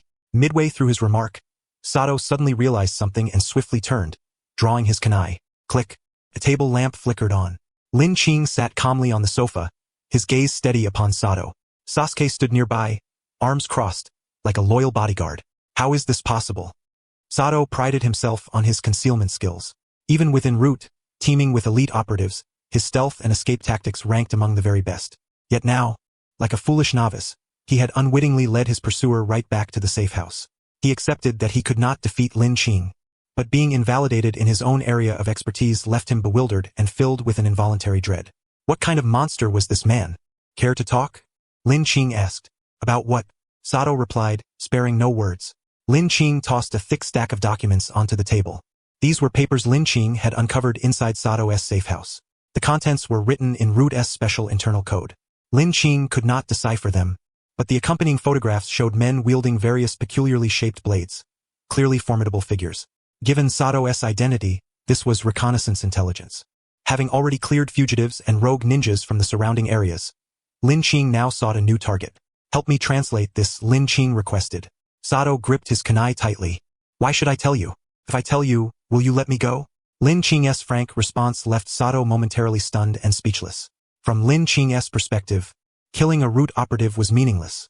The sole essence gained was negligible and better traded for intelligence. He made a beckoning gesture. I said, if you tell me, I'll let you go. Sato questioned, are you afraid to die? His journey to the Land of Water was not solely to pursue Lin Qing. In fact, Lin Qing's priority did not warrant dispatching a jonin specialized in intelligence gathering. The Land of Water, especially Kirigakure, had become bewildering after the Third Great Ninja War's successive missteps. Rumors abounded that the fourth Mizukage, Yugurukare Itachi, a fully grown adult standing approximately 4 feet 7 inches tall, had lost his mind. 4 years, Danzo had been probing the internal affairs of the Land of Water, accelerating this process. The more chaotic other nations became, the more stable the Land of Fire remained. It was worth noting that the previous Mizukage had taken a cautious developmental approach, refusing to participate in the Second Great Ninja War and establishing a ninja academy, spending decades nurturing the once-weak Kirigakure into a stable village. This had provided Yugurukare Itachi with the resources to squander.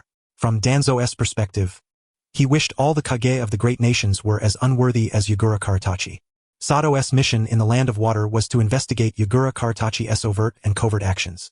If possible, to add fuel to the fire, igniting the Land of Water, the already blazing, precariously afloat broken ship, even further. This intelligence was hardly secret. The great nations all infiltrated each other, their hands in one another's pockets. Each took what they could, leaving none clean. Sato had to bring back the intelligence on the fourth Mizukage alive. It was far more important than his own life. Lin Qing said, "If you tell me, I swear on my soul that I will set you free." Sato stared at Lin Qing, seemingly trying to discern truth from falsehood. After a moment he sheathed his kunai. After all, he was a specialist who had infiltrated enemy territory alone to steal intelligence. In his previous life, Lin Qing would have been akin to James Bond or Jason Bourne, possessed of considerable courage. Sato pulled up a chair and sat down, picking up the intelligence documents on the table and spreading them out. "There are many details I cannot disclose," he said, opening his mouth and extending his tongue. As chakra was infused, a series of jet-black cursed seals appeared at the root of his tongue.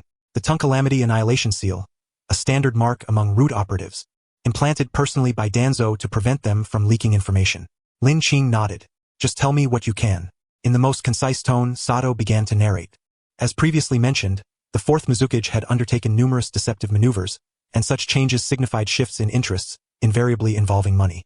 Wars are fought over two things, money and manpower.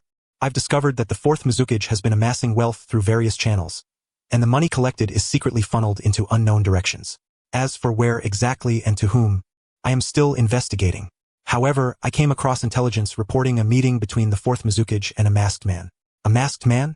Lin Qing and Sasuke exchanged glances, recalling the masked figure who had been with Uchiha Itachi on the night of the Uchiha clan's annihilation. Could it be the same individual? Or merely a coincidence? Sato continued, "The authenticity of the intelligence remains to be verified, but this," he gestured toward the documents on the table, "is one of the fourth Mizukage's channels for amassing wealth. 3 members of the 7 ninja swordsmen of the mist are responsible for this operation. Biwa Juzo, wielder of the decapitating greatsword, Suikazan Fugu Oni, bearer of the shark skin sword, and Kuratsuchi Raiga, owner of the thunderbolt blade. The 7 ninja swordsmen of the mist." During his time in the land of water, Lin Qing had often heard their names. In his impression, they were akin to a local version of the Avengers or the formidable Golden Calabash brothers, ruthless native powerhouses. "That is all the intelligence I can disclose." Sato waited quietly for Lin Qing's reaction. The next moment, aura, a fist from Platinum Star slammed into Sato's forehead. "You damn." Sato's vision darkened.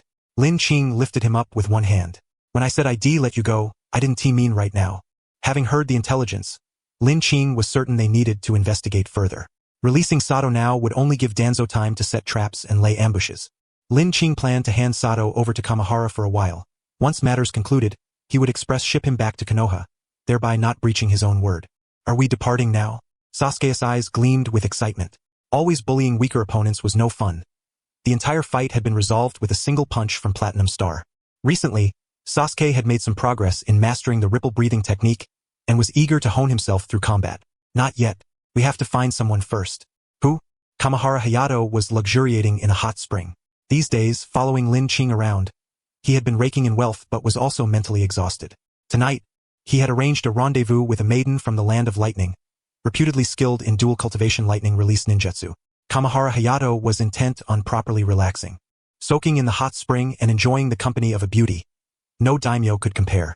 Kamahara Hayato hummed softly, pleased with the haiku he had composed, finding its rhythm increasingly delightful. He swept his hair back, revealing a still handsome visage, though the expression between his brows was lecherous. Wrapped in a bath towel, he staggered as he drew aside the curtain. "My beauty, I have arrived." He raised his tone and suddenly opened his towel, eager to hear the distinctive coquettish moan of the lightning country maiden. Silence. There was no maiden in sight. Lin Qing and Sasuke sat on opposite sofas. Lin Qing turned away to avoid the unsightly scene, while Sasuke made a gesture with his thumb and forefinger that would enrage Koreans. "Why won't you two just disappear?" Kamahara Hayato was genuinely furious. "Didn't we agree to take separate vacations?" "Sorry, after much thought, you're the only one I could turn to." From behind the door, Lin Qing dragged out the unconscious Sato, then retrieved the previously obtained coded intelligence and handed it to Kamahara Hayato, recounting the entire sequence of events. "Please help me verify its authenticity," Lin Qing said. The lust in Kamahara Hayato's eyes faded, replaced by resignation. He sighed. "How is it that you seem to possess some kind of magic, always attracting these strange, bizarre matters?" Lin Qing did not know how to respond and remained silent. Kamahara Hayato shook his head, wrapped his towel tighter, grabbed pen and paper, and entered work mode. He reviewed the documents repeatedly, scribbling and drawing, spending the entire night before finally providing an answer. Every intelligence agency employs special codes that must be interpreted in conjunction with the organization's internal core texts, which are regularly updated and adjusted. Under normal circumstances, even if you handed me this file, I wouldn't understand it. However, by reverse engineering the leaked information, it became much easier. Kamihara Hayato patted the file. He didn't lie to you, but he concealed part of the intelligence. This trail has not only been discovered by Root but is also being monitored by others. The city mentioned in the intelligence is Mirage City. Nowadays, it is rife with all manner of factions. Should you go there, you will likely invite attacks from multiple forces, making it extremely dangerous. Kamihara Hayato knew Lin Qing's approach well. Like a spear, he charged straight toward the target, tearing apart every enemy in his path. His relentless advance was naturally gallant and bold. Yet, who remains undefeated forever? Excessive rigidity is brittle. Persistently pushing forward will inevitably lead to unimaginable setbacks. I advise you not to go. Lin Qing asked, is that professional advice from an intelligence agent? No, Kamihara Hayato said seriously. It is counsel from a friend. Lin Qing smiled faintly. If it were possible, he would not wish to take such risks. Who would not prefer a life of drunken reverie, like Kamihara Hayato, who enjoyed the company of different beauties daily? Life like that, what more could one ask? But it was impossible. Naruto was a shonen battle manga. Though Lin Qing had never read it, he roughly understood the storyline trajectory. The protagonist grows stronger, enemies become increasingly formidable, battles expand from small-scale skirmishes to nationwide, even global conflicts. This was in stark contrast to the JOJO series, where each part features a different protagonist. Why? To provide room for character development arcs. Yet, Naruto's fame had reached Lin Qing when he was very young, and it took over a decade to hear of its conclusion, with only one protagonist, Naruto Uzumaki. To captivate readers, the world grows ever more perilous, and conflicts increasingly terrifying. Currently, the highest combatants might be the Kage of each village, but that could change. Danzo wanted him dead. Uchiha Itachi wanted him dead. Now, Root's ninja had tracked him down. If Lin Qing allowed himself to become complacent, resting on the laurels of a newly acquired 5-star stand, the next time someone was knocked unconscious on the ground might be him. When you have the power to choose, don't let yourself regret it. Lin Qing treasured the choices still available to him. Let us go. Qing Lin patted Hayato Kamihara on the shoulder and rose to his feet, with Sasuke quickening his pace to catch up. Hey, are you even listening to me? Hayato Kamihara shouted at Qing Lin. In response, two shadows of differing sizes waved at him from behind. The land of water was not vast to begin with, and since both possessed mastery over the ripple-breathing technique, their swift dash left only two black silhouettes flickering past. Throughout their journey, Arrow Smith hovered overhead, scanning the terrain below to assist Qing Lin in charting their path. On the afternoon of the following day, Qing Lin arrived at Mirage City. Nestled beside the ocean, Mirage City at noon was shrouded in rising mist and swirling clouds. The sun's rosy glow cast an ethereal light, rendering the city a dreamlike fairy tale seemingly born of fantasy alone. Upon drawing near and parting the veils of vapor, the weathered and dilapidated city walls came into view. The air was thick with a briny tang, and the cacophony of voices filled the crowded harbor. Inside the city, Qing Lin witnessed thieves slashing open passers-by's backpacks more than once. Unlucky pickpockets caught in the act were immediately punished. Hands hacked off on the spot, blood spurting forth, making Sasuke's eyelids twitch involuntarily. Beneath Mirage City's enchanting facade lurked chaos, gloom, and suffocating oppression. This was Qing Lin's initial impression. Qing Lin first secured lodging at an inn. Unsuitable for daytime operations, he rested and refined his breathing techniques within the inn's confines. At midnight, a second-floor window opened, and Qing Lin and Sasuke leapt lightly into the night's embrace, vanishing into the darkness. The night sky was overcast with clouds, the moon's light faint.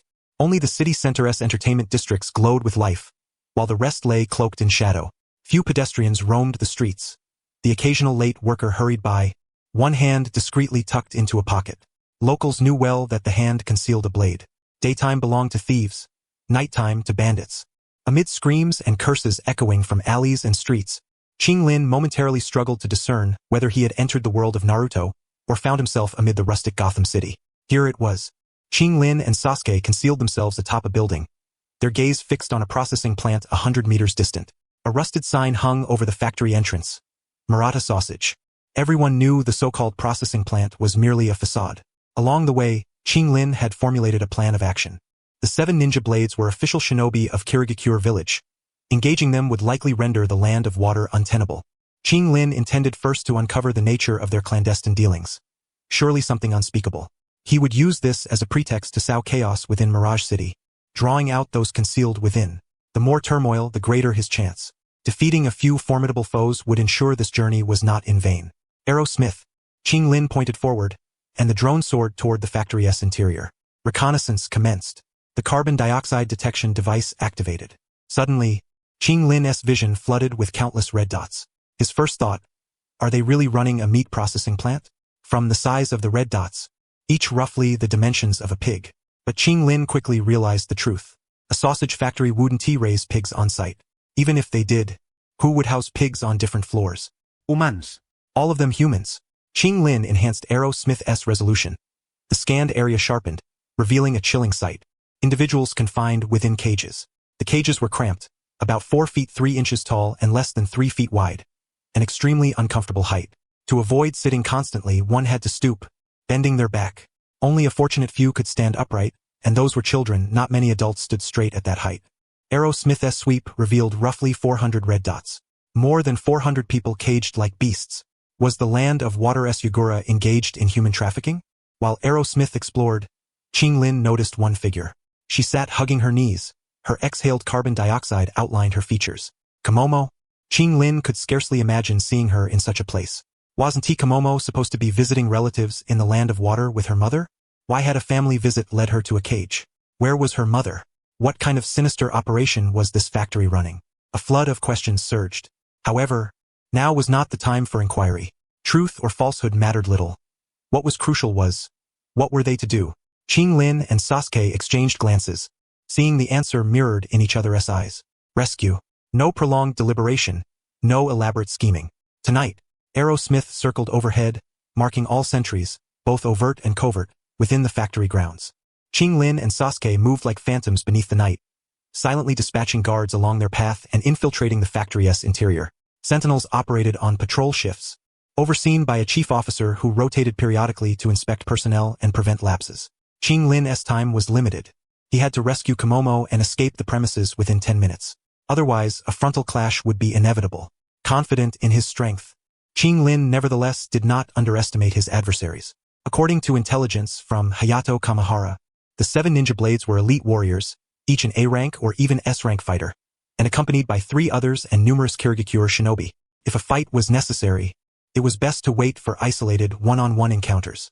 They advanced swiftly inside the factory, guided by Arrow Smith to a concealed door. Qing Lin pushed it open. The air grew thick and foul, a scent difficult to describe. Sweat, blood, festering rot, and urine.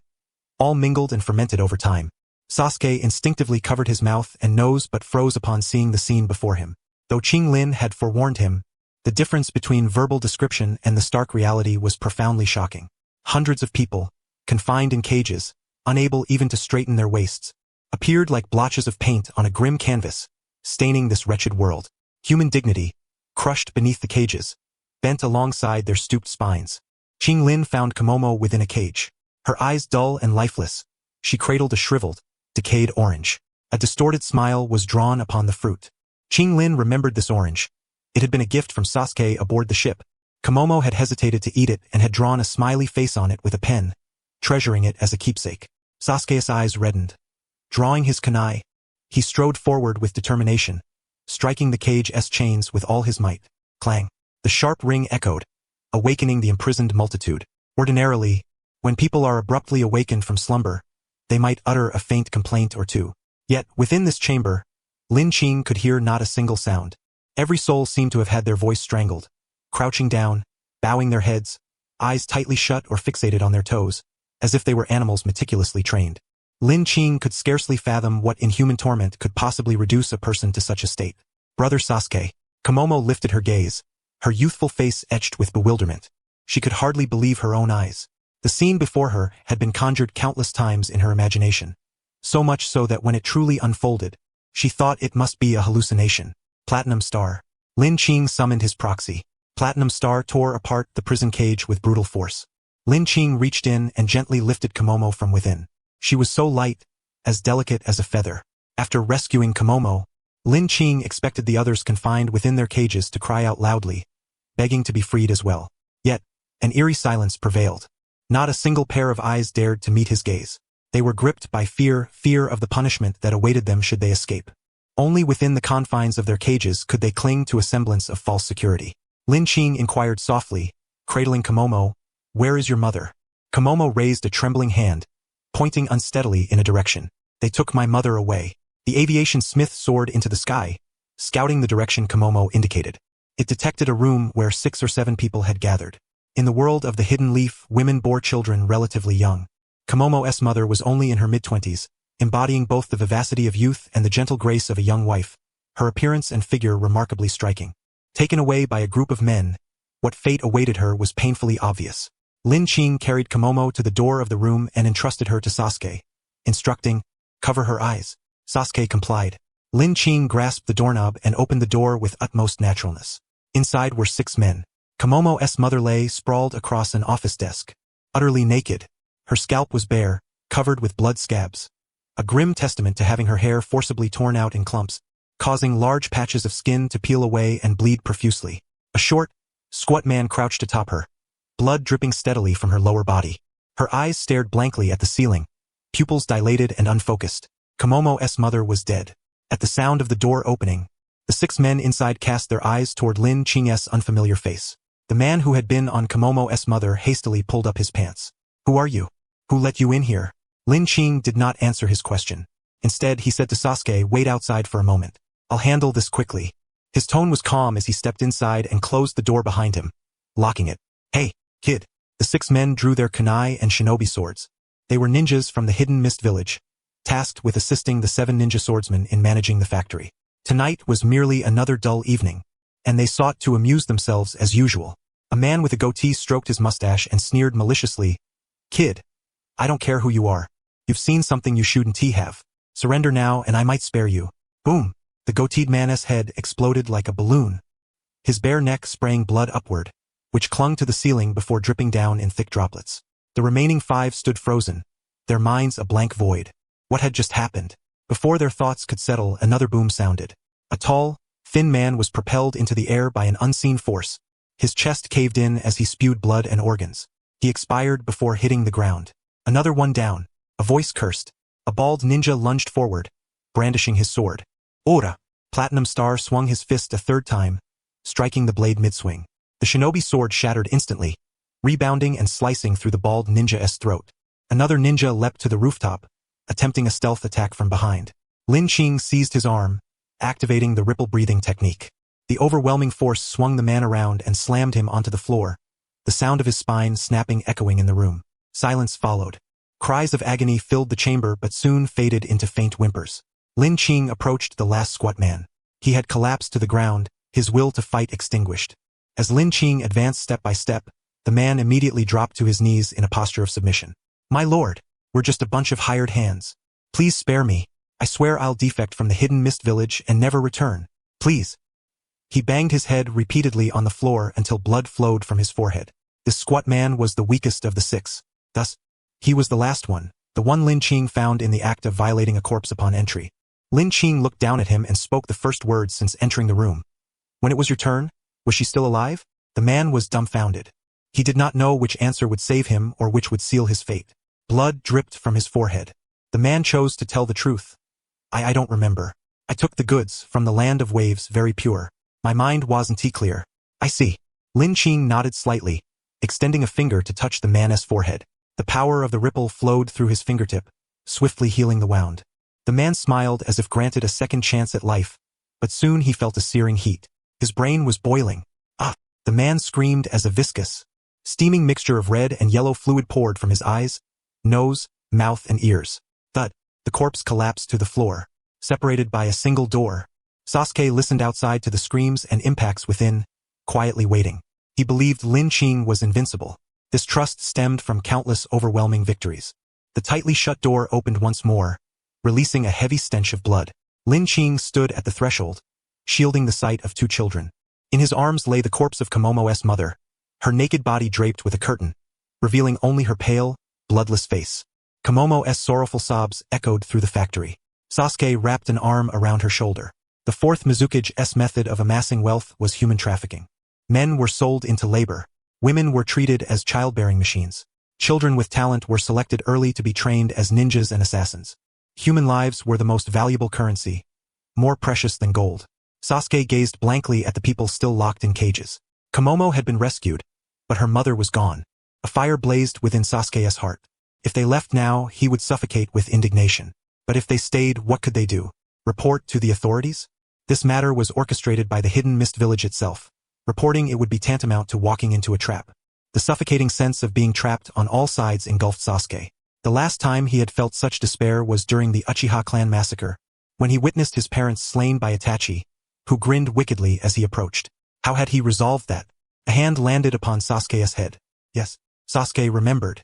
In his darkest, most desperate moment, Lin Qing had appeared and pulled him from the abyss of fear.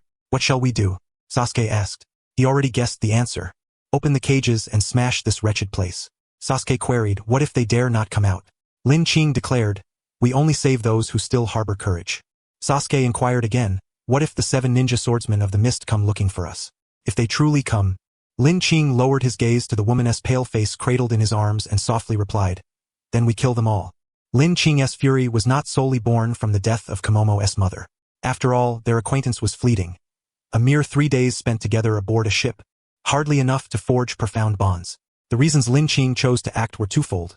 From a rational standpoint, after eliminating 6 ninjas, Lin Qing discovered a recent shipment list in the office.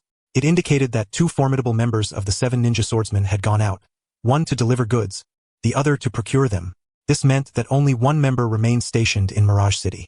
In a one-on-one confrontation, Lin Qing stood a chance to eliminate the opponent and reap a substantial bounty of soul fragments. He was unwilling to let this opportunity slip away. From an emotional perspective, such atrocities were beyond human comprehension. To imprison someone in a cage so confining that one could barely straighten their waist, to erode human dignity through fear and hunger, to treat people as mere playthings for violation and torture, such acts were nothing short of Nazi-like barbarity. If Lin Qing were to turn a blind eye and walk away, he would cease to be Lin Qing. Thump, thump, thump. Lin Qing's heart beat steadily and powerfully. As if sensing his resolve, the platinum star standing behind him grew denser and more vibrant. Resembling a deity descended to the mortal realm. Lin Qing raised a hand and pointed. Smash it. Ora. The platinum star tore through the cage's bars like strands of noodles. Ora. Ora. Ora. In less than 10 seconds, the entire prison was unsealed. You are free now, Lin Qing proclaimed. Over 400 captives, abducted and imprisoned, exchanged glances. The yearning for freedom clashed with their dread of the hidden mist village ninjas within their hearts. At last, someone trembled as they took the first step forward. Let us see who dares to come out today. A fierce voice thundered from above. Bang! The skylight shattered, and a towering figure descended. The newcomer bore wild orange hair. Green tattoos streaked across his face, bandages wrapped around his neck, and shark-like sharp teeth. On his back was an enormous sword, also swathed in bandages. This was Suka Yamagawa, the pufferfish demon, one of the 7 ninja swordsmen left to guard Mirage City, master of the shark skin sword, a renowned and formidable warrior on the battlefield. Suka Yamagawa hurled a kunai at the captive who had mustered the courage to step forward. Despite his rough, burly appearance, Suka Yamagawa was no simple brute. His intent was to make an example, to kill one to intimidate the rest. For over 400 captives to swarm out like rabid dogs, no matter how strong Suka Yamagawa was, he could never recapture them all. A hand appeared, catching the flying kunai with steady precision. Lin Qing had saved that person. Yet, in the eyes of the more than 400 captives, their longing for freedom began to wane. They recognized the Lord before them. Silence fell. Despair silently took root in their hearts. They retreated back into their cages, knelt on the ground, heads bowed, unwilling to meet Suka Yamagawa's gaze, as if such submission would guarantee safety and spare them from further inhuman torment. But then, stand up. No kneeling.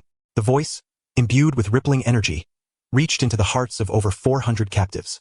One by one, they lifted their heads and watched Lin Qing face Suka Yamagawa's slender figure alone. Komomo whispered in bewilderment, does hope truly exist?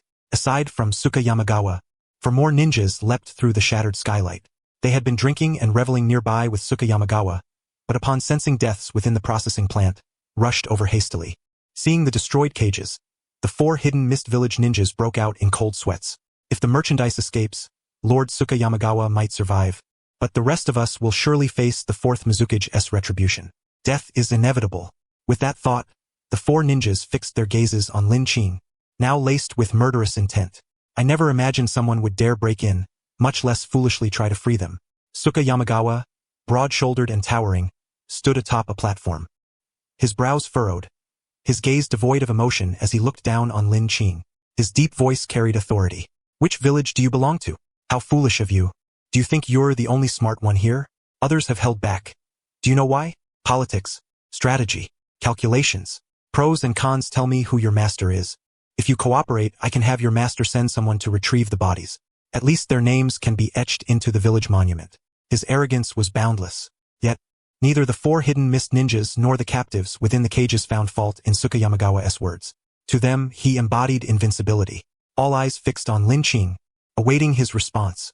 Language is humanity's gift, setting it apart from beasts. Lin Qing favored negotiation and collaboration through words. But today he chose silence.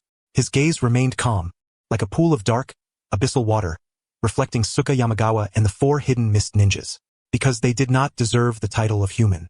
Lin Qing stepped forward, light, steady footsteps. A subtle, lightning-like golden glow flickered beneath his feet. Whoosh! A fierce gust swept through as Lin Qing suddenly appeared before one of the hidden mist ninjas. With the full power of the ripple-breathing technique unleashed, his heartbeat thundered like war drums in the ninja's ears. A swift hand chop slashed across the ninja's throat. Blood sprayed. Only then did the ninjas and captives react, eyes wide in disbelief, fixed intently on Lin Qing. Yes, made a move. He really made a move. Bastard! The hidden mist ninjas roared. Suka Yamagawa's eyes widened in fury as he hefted his massive sword. Boy! I gave you a chance. Leaping high, the bandages on his sword unraveled, revealing the fearsome shark skin blade, which he swung down toward Lin Qing's head. The blade whistled through the air. If it struck Lin Qing, survival would be uncertain, and at best, he would lose a layer of flesh. Lin Qing stood frozen, terrified, unmoving. The hidden mist ninjas wore ferocious expressions, anticipating Lin Qing's demise beneath the shark skin blade. The captives closed their eyes, unable to witness the scene, their hearts sinking into despair. A smile spread across Suka Yamagawa's shark-like teeth. Just as he was about to strike the fatal blow, their eyes met for a fraction of a second. Suka Yamagawa found no trace of fear in Lin Qing's eyes, no acceptance of death either, but rather anger and serenity. He could scarcely fathom how such diametrically opposed emotions could coexist. Suka Yamagawa was no stranger to this gaze. He had seen it before, but where? Before he could ponder further, Suka Yamagawa's strength surged anew through the great blade in his grasp. Boom! The shark skin struck as if it had collided with an impenetrable wall. No, with Suka Yamagawa's might, even a wall would be cleft asunder. It was as though he had driven his blade into a towering mountain. The edge halted just a single step beyond Lin Qing's position. No matter how Suka Yamagawa exerted himself, the shark skin would not yield an inch. Under this tremendous contest of strength, the shark skin, possessing a semblance of life, emitted a mournful cry. Crack, crack. Fractures appeared along the blade's edge, as if an invisible hand gripped it tightly, poised to crush it into oblivion. What kind of power is this? An illusion? Suka Yamagawa unleashed the chakra coursing through his body, endeavoring to dispel the enchantment. When some chakra gathered in his eyes, he beheld it, a colossal malevolent spirit. You claim to have given me a chance? Lin Qing's gaze fixed upon Suka Yamagawa, who stood but a breath away. Alas, I have no intention of reciprocating courtesy. Raising his right hand and pointing at his opponent, a gleam of golden radiance deep within his eyes blazed ever brighter. I shall grant you no chance. Platinum Star yanked the shark skin aside, pulling Suka Yamagawa directly before him. One hand seized his neck, while the other rose high, fingers curling into a fist one by one. Ora! With a single punch, Suka Yamagawa's face twisted grotesquely. 3 shinobi from Kirigakure village stared dumbfounded, their minds utterly blank. The captives who had once shut their eyes, unwilling and fearful to witness Lin Qing's demise, now opened them wide, mouths agape. The godlike Suka Yamagawa had actually fallen behind. Such a notion was inconceivable in days past. Now Lin Qing's actions imparted a lesson. No one is invincible. Moreover, the true battle had yet to commence. I will not take advantage of you. There are 400 souls here, tormented by your hand. For each one, I will strike you once. If, after all my blows, you still live, I shall depart. Lin Qing's tone was calm, yet precisely this calmness felt like salt scattered over Suka Yamagawa's wounds. Bloodshot veins filled his eyes. Don't underestimate me. I am Suka Yamagawa. His orange hair suddenly grew wildly, each strand sharp as porcupine quills, stabbing toward Lin Qing. Suka Yamagawa intended to force Lin Qing back first. Thereafter, Whether to fight or retreat would be his choice. But Ora! Platinum Star unleashed dozens upon dozens of punches, shattering the incoming quills one after another. Then, clasping his hands together, he pulled with great force. Accompanied by a chilling sound of tearing, Suka Yamakawa's long mane was wrenched clean from his scalp. Crimson flesh lay bare, and beneath, the skull was faintly visible. Ah! Suka Yamakawa emitted a harrowing scream. Could you not endure such pain yourself? Lin Qing inquired. I want you dead. Suka Yamakawa swiftly formed hand seals, preparing to unleash a water-release jutsu. Platinum Star clamped his mouth shut, forcing him to swallow the technique back down. Drawing a deep breath, power accumulated with each inhalation. Then Ora!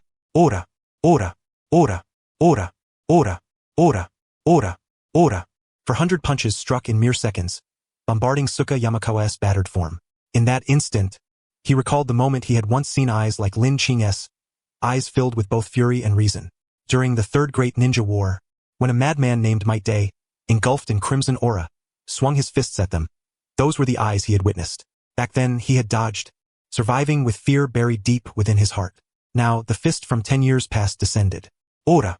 Platinum Star's final strike landed upon Suka Yamakawa's face, long since unrecognizable, sending him hurtling into a wall. The impact shattered the surface, leaving a human-shaped indentation, deep and permanent. He was embedded there like a mural. Slain. Suka Yamakawa. Soul fragments acquired. 450.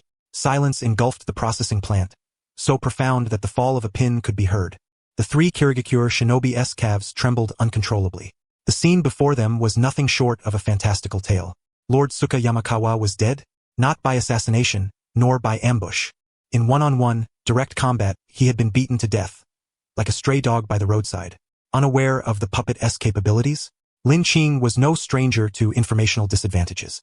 He, too, knew nothing of Suka Yamakawa's ninjutsu or the miraculous powers of the shark skin. This battle was the epitome of fairness. Suka Yamakawa even held the home field advantage. Yet, in the end, he was the one who perished. The three shinobi stiffly turned their heads, fixing their gaze upon Lin Qing, silently adding, he didn't even manage to touch his opponent's cloak.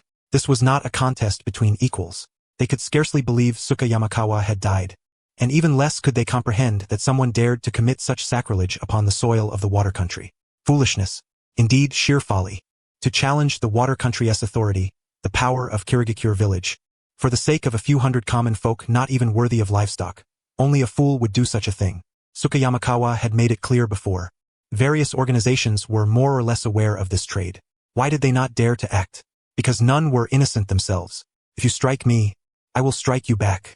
Rather than mutual destruction, they preyed upon the lower ranks, amassing wealth, a tacitly accepted rule. To risk the wrath of the world and shatter this unspoken pact, the man before them must be a madman beyond reckoning. Clack. The sound of a shinobi's instinctive step backward caught Lin Qing's attention. At their eye contact, the Kirigakure ninja's defenses crumbled. An all-consuming terror overwhelmed him, and he fled without hesitation. The other two shinobi snapped back to their senses and hurriedly fled in opposite directions. They clung to the last shred of reason. By scattering, if Lin Qing chased, he could only pursue one, leaving the others a chance at survival. They must carry the news of Lord Suka Yamakawa's death back. The three sprinted with all their might, ears filled only with the harsh sound of their own breathing and pounding hearts. Glancing back, they saw Lin Qing still standing where he was, a wave of relief washing over them. He did not pursue. The shattered skylight was within reach. If they could escape through it, they would live. Suddenly, one shinobi sensed something amiss. His pounding heart. Was it gone? Looking down, a sharp sting surged through his chest, a crimson stain blossoming. The blood spread under their desperate gaze, sapping their strength. Under the threat of death, they mimicked Suka Yamakawa, infusing chakra into their eyes. Finally beholding, the aviation smith arced through the sky, turning back toward them, twin machine guns spewing tongues of fire. Rat-tat-tat-tat-tat. A dense barrage of gunfire engulfed the three, their screams and wails swallowed by the storm of bullets. Their bodies, riddled with holes, collapsed with a dull thud, silenced forever. They were dead. All of them perished. The stench of blood and decay seeped forth, trickling through the crevices of the ground, pooling at the feet of the 400 imprisoned souls, soaking their feet. They lifted their heads to gaze upon the figure of Lin Qing. Outside the skylight, a gust of wind swept away the clouds, revealing a waning moon. Moonlight streamed through the window, casting a shaft of silver radiance upon Lin Qing, enveloping him in a faint, ethereal glow. He appeared as a deity, a Buddha incarnate. One pair of withered eyes after another began to shimmer with light. Yet, this light did not emanate from the moon. It originated from the man before them. Like a blazing flame, he rekindled the extinguished fires of hope within their hearts. The first prisoner stepped out of the cage, his feet sinking into the pool of blood. Then the second, the third, the fourth. More and more emerged.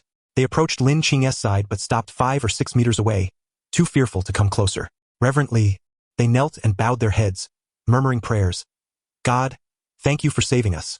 In their eyes, Lin Qing was a divine savior sent from the heavens to rescue the innocent. Otherwise, how could one explain Lin Qing's immobility while the Watermelon Mountain Pufferfish Demon and the ninjas all dropped dead one after another? It was too mysterious, too magnificent. Ninjas simply could not achieve such a feat, only a god could. Lin Qing slightly turned his head. The prisoners lifted their eyes, eager for divine decree. Stand up. No more kneeling. The crowd froze. This was the second time Lin Qing had uttered these words. The first time, he urged them not to succumb to fear. This time, he implored them not to fall into worship. You are free now. Bewilderment painted their faces, confusion gripping their hearts. They were natives of the water country and some, like Xiaotao, were travelers. Now that they were free, where could they go? Home? Only to be captured again after some time? Moreover, with the Watermelon Mountain Pufferfish Demon dead, would the hidden mist village hold them accountable? Even if public opinion prevented immediate pursuit, what would happen once the storm settled? One question after another suffocated the prisoners. Please, sir, show us the way forward. A voice rose from the crowd. Rather than rising, they knelt even lower, their submission deepening. They truly wished never to be captured again, never to endure such hellish torment. Lin Qing's gaze swept over them. After a long moment, he said, "Follow me." Yes. Over 400 voices echoed in unison as they bowed so deeply their foreheads touched the blood-stained ground. When they raised their heads once more, blood trickled down their brows and the corners of their eyes, mingling with the fear etched within. They stood. Lin Qing retrieved the sharkskin from the ground, hoisted the corpse of the Watermelon Mountain Pufferfish Demon upon it, and strode at the forefront. Behind him surged the formidable mass of over 400 souls. As they departed the processing plant, every spy lurking in the shadows, silently watching the facility, was stunned. What has happened? Has the fourth great ninja war broken out? Given their understanding, it was inconceivable that the Watermelon Mountain Pufferfish Demon of the hidden mist village would fall on its own soil during peacetime. No one dared provoke a ninja village so brazenly. Yet, Lin Qing, calm and resolute at the front, demonstrated through his deeds. He kills those others dare not kill. He saves those others dare not save. As they left the plant, Lin Qing glanced back. Upgrade, Aeronautical Smith. Soul fragments cascaded, 400 fewer. Aeronautical Smith upgraded to level 2. It became more agile, its flight speed significantly enhanced, and, more importantly, its arsenal grew stronger. There was no reason to linger here. Roger. Within the cockpit, Pilot Smith gave Lin Qing a thumbs up, gliding above the processing plant. The bay doors opened, unleashing a salvo of fist-sized missiles. Boom, boom, boom. A series of explosions reverberated through Mirage City, the towering flames dispersing the ever-present, hazy fog that clung to the city. The air seemed to grow noticeably fresher. Lin Qing inhaled deeply and stepped forward. In silence, the 400 followed closely behind. The glow of the flames cast their light from behind, unfurling a crimson, radiant path before them. At this moment, all the watchers hiding in the shadows shared the same thought. Though they dwelled within the same city, those in darkness and Lin Qing's group bathed in fire belonged to two different worlds. There was no way to conceal it, nor was there any need. The image of Lin Qing carrying the corpse of the Watermelon Mountain Pufferfish Demon, followed by a vast multitude of 400, advancing through the flames, was etched indelibly into the hearts of Mirage City's citizens. They pressed against windows, peered through door cracks, cautiously observing. The water country, comparatively smaller than other nations, enjoyed more convenient water transport than land routes, making intercity travel frequent. Citizens of Mirage City gradually recognized familiar faces among the crowd. Nita, what are you doing here? Brother Yusuji, what happened to that wound? Oh, Sister Matsudaira, come inside quickly. Let me bandage you. Some stepped out of their homes, eager to bring familiar kin and friends indoors for treatment and healing. But those who had just escaped the nightmare did not move forward. Having endured torment, they were clearer-headed than others. To go would only bring calamity to the very relatives and friends who extended help. The group pressed on, following Lin Qing's lead. Along the way, citizens of Mirage City and spies from other organizations bombarded them with questions, seeking the story behind the events. Occasionally, exclamations rang out from the ranks. By the time the massive procession of 400 reached the harbor, Nearly half the city knew the deeds of the fourth Mizukage, the 7 ninja swordsmen, and how Lin Qing miraculously vanquished the Watermelon Mountain pufferfish demon. Lin Qing found an official water country vessel moored at the dock. It was a yacht over 30 meters long, reserved for hosting daimyo and foreign dignitaries. With a single kick, Lin Qing shattered the railing and led the crowd aboard. "Do not proceed. Stop." 8 or 9 samurai attempted to block them but were each flung into the sea by Lin Qing's powerful kicks. The natives of the water country had been treated like merchandise by their own ninja village. Now, compensation came in the form of a ship. Was that unreasonable? Over 400 souls, born to the sea and accustomed to ships, found piloting this overly luxurious vessel as natural as breathing. After a brief exploration, they set it in motion. The whistle of steam sounded. "Do not leave." The officials of Mirage City arrived in a hurry, their buttons undone, bellies protruding, faces flushed red as they shouted, "Return at once. I command you." As the ship sailed farther away, the city's leader collapsed to the ground, weeping bitterly. Such a monumental event within his jurisdiction spelled the end of his political career. Aeronautical Smith circled overhead. Initially, a few ships clandestinely pursued, but after Lin Qing commanded Aeronautical Smith to destroy them, no further pursuers emerged. After a night of travel, the group gradually relaxed. They had truly escaped. Ding-ling-ling. The sound of a bell rang out. A young man hurried over, his face radiant with a smile, a smudge of grease still lingering at the corner of his mouth. "The meal is ready. Come and eat." 400 souls gathered in the dining hall. Before them stood several large barrels filled with dishes they had never even seen before. "Are these ingredients meant for the noble lords?" Someone laughed aloud. "In this lifetime, if I get to taste the food of the great, I consider dying a worthy end." No sooner had he spoken than a slap landed across his face from a nearby companion. "Don't speak such unlucky words." The man felt the truth in that and chuckled sheepishly, his mouth watering at the sight of the food. Everyone was famished. Yet when they caught sight of Lin Qing standing by the window, all silently formed a queue.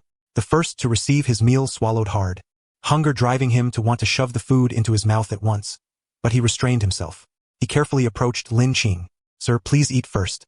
Lin Qing glanced at him, understanding that the gesture was not born of flattery or reverence, but rather gratitude for the events of the previous night.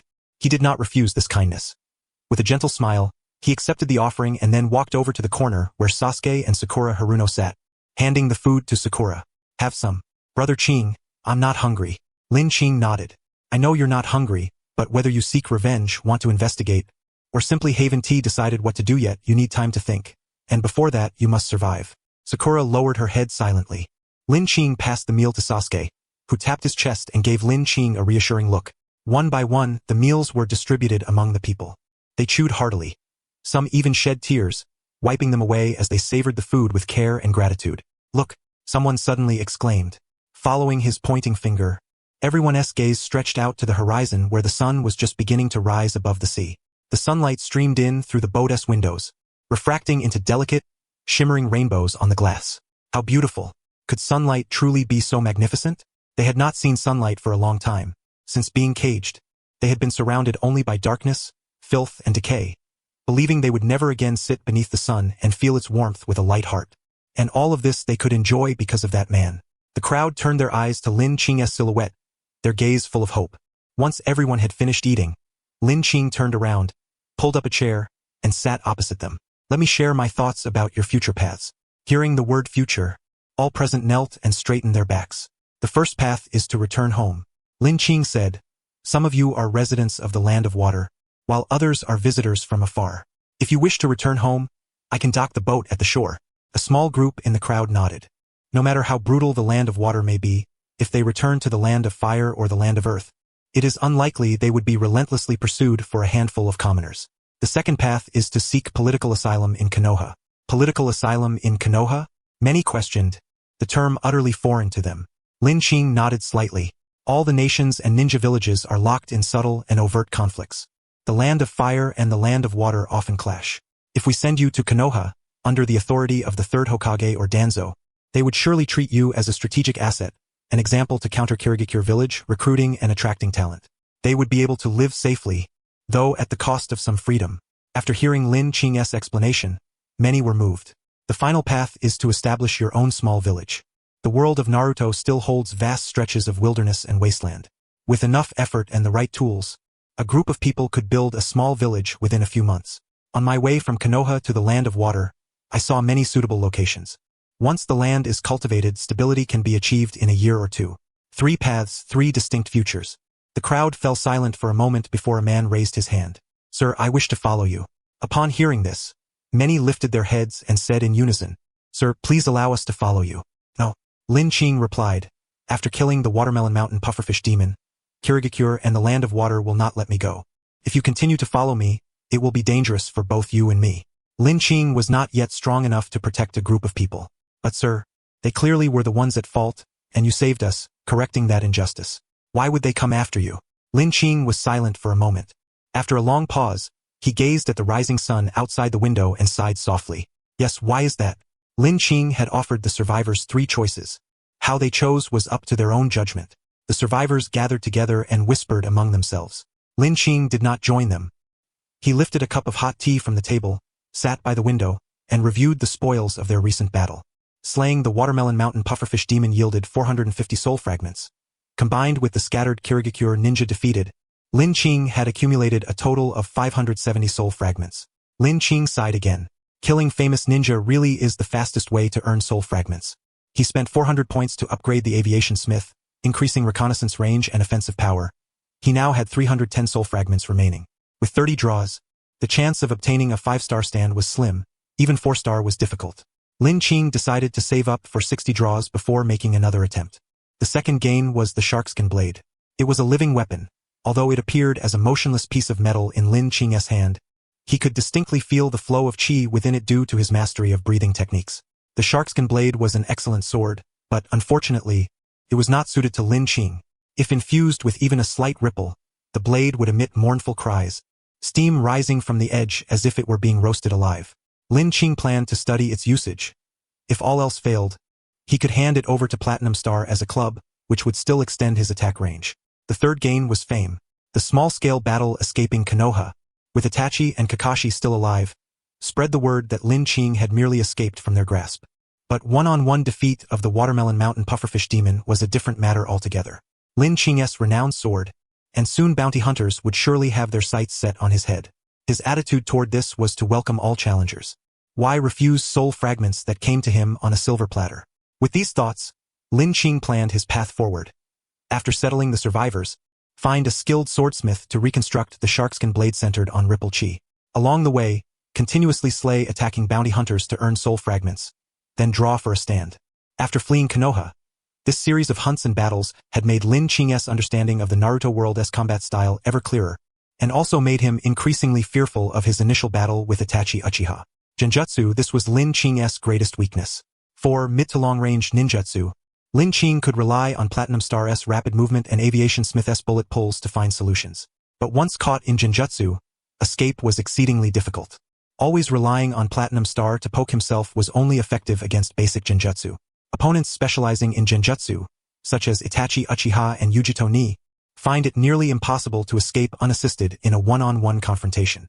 After slaying the pufferfish demon of Suka Mountain, Lin Qing's combat style was no longer a secret. His enemies would undoubtedly target him with precision. Lin Qing needed to devise a strategy to acquire someone capable of resisting Genjutsu or possessing autonomous agency. Someone who could aid him in combating the foe's substitute even if he himself were ensnared in an illusion. The path ahead was arduous and long. Lin Qing sighed deeply and took a sip of the steaming tea in his cup. The boat drifted intermittently, with passengers disembarking from time to time. Before their departure, Lin Qing removed the valuable items on board the vessel and handed them over as travel provisions. The survivors bowed respectfully to Lin Qing, then set off on an uncertain and anxious journey. Xiao Tao stared blankly at the horizon. Since her mother's passing, she seemed as if her soul had been drained, remaining silent for long stretches. In contrast, Sasuke, who had previously appeared aloof, circled around her, occasionally performing ninja techniques and breathing exercises to capture her attention and prevent her from succumbing to sorrow. Sensing Lin Qing's gaze, Xiao Tao slowly rose and lowered her head as she approached him. Brother Qing, am I leaving too? Lin Qing glanced at Xiao Tao, then at Sasuke's worried face. He extended his hand and produced an orange from his bosom, offering it to her. Are you willing to follow me? It might be dangerous. Xiao Tao accepted the orange, her eyes moist, and nodded vigorously. Her mother was dead. Her father had passed away long ago, and when the Hidden Mist Village's ninja abducted them, they had slain her grandfather. Xiao Tao had lost all her kin. Then come with me. I cannot protect 400 people, but I can still watch over a little child. In such a vast world, for the two of them to meet again, perhaps it was fate ordained by the heavens. The number of people remaining on the boat steadily diminished until only the final group remained, those resolved to establish a village. This group numbered around 160, men and women alike. They stood before Lin Qing, and the man at their head stepped forward, bowing at a 90-degree angle and declaring in a sonorous voice, "Sir, we are forever indebted to you for saving our lives. If there is ever anywhere you require our assistance, please command us at any time. We may not be ninja, but we still possess strength to aid you." Lin Qing patted the man's shoulder and met the eyes of the assembled survivors. Safe travels. With that, they departed, clutching the map Lin Qing had drawn, venturing into a desolate land to build a village of their own. Only Lin Qing, Sasuke, and Xiao Tao remained on the boat. Sasuke leaned against the railing. The once lively vessel suddenly felt desolate, leaving a hollow sensation in his heart. "Do you think they will succeed?" "They must," Lin Qing replied, watching the survivors' figures vanish into the forest.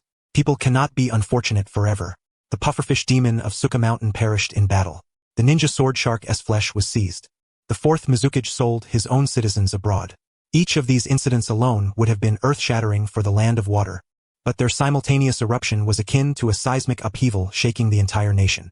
Most notably, the last incident.